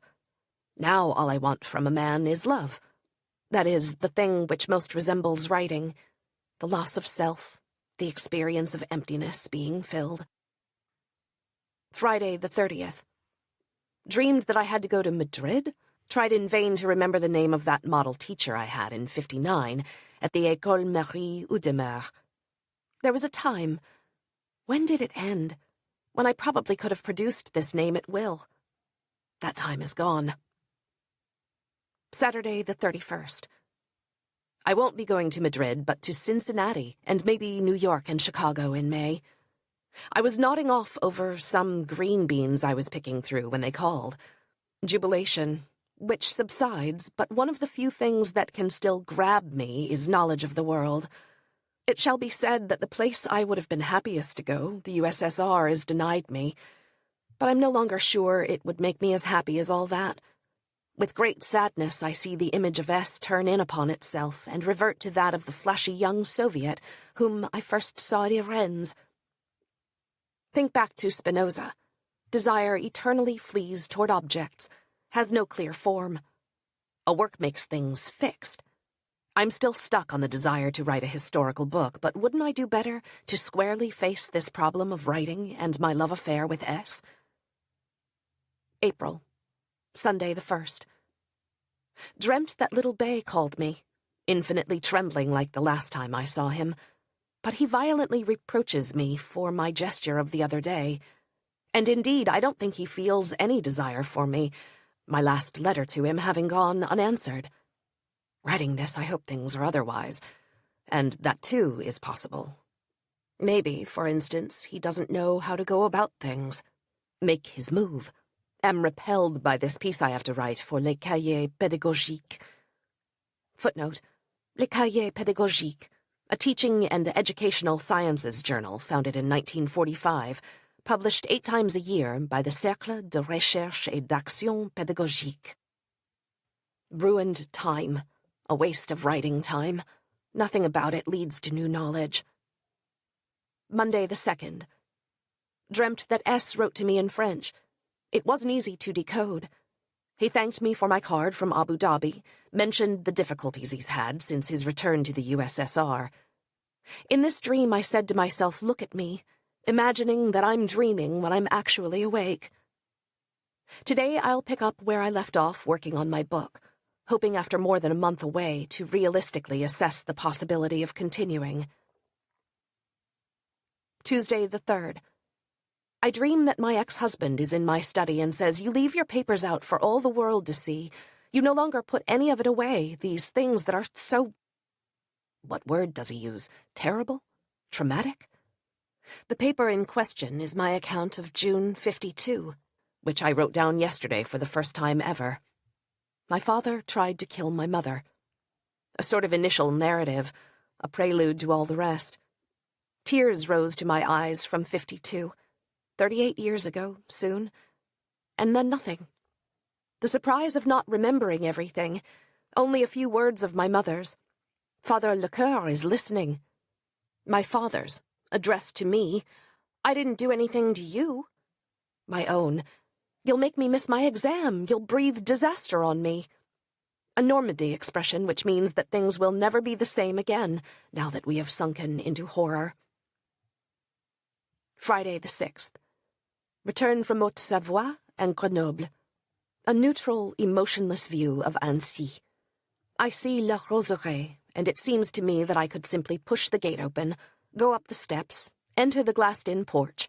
That is, act and be as if 16 years had not passed, and the same life were carrying on as then. I walked down Rue Sainte-Claire, the Vidon tripe shop, little cafes, Le Fréty, and the Crèmerie Paulet are still there, but not the bar run by Arabs, nor the Alsatian charcuterie from long ago, nor the perfume counter whose owner may have earned her living from trysts with men. Le Lézard Vert leather goods has disappeared, as well as the Safeco supermarket on Rue Filatterie. From Aix to Grenoble, little gardens can be glimpsed behind the houses. Men in caps and blue work overalls were sunning themselves on chairs in these little gardens. I get home shattered by the event in Grenoble, where I played my public self, the nice lady writer explaining her books.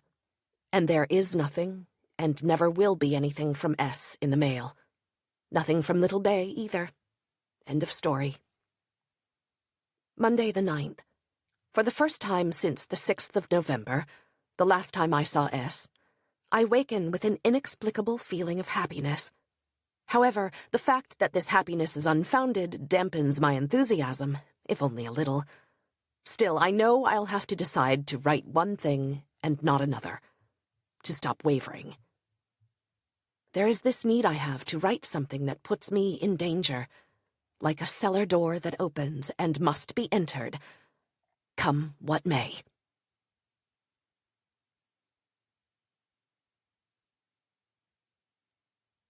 This recording of Getting Lost was presented by Dreamscape Media, LLC. Narrated by Tavia Gilbert. Produced by Ben Coy.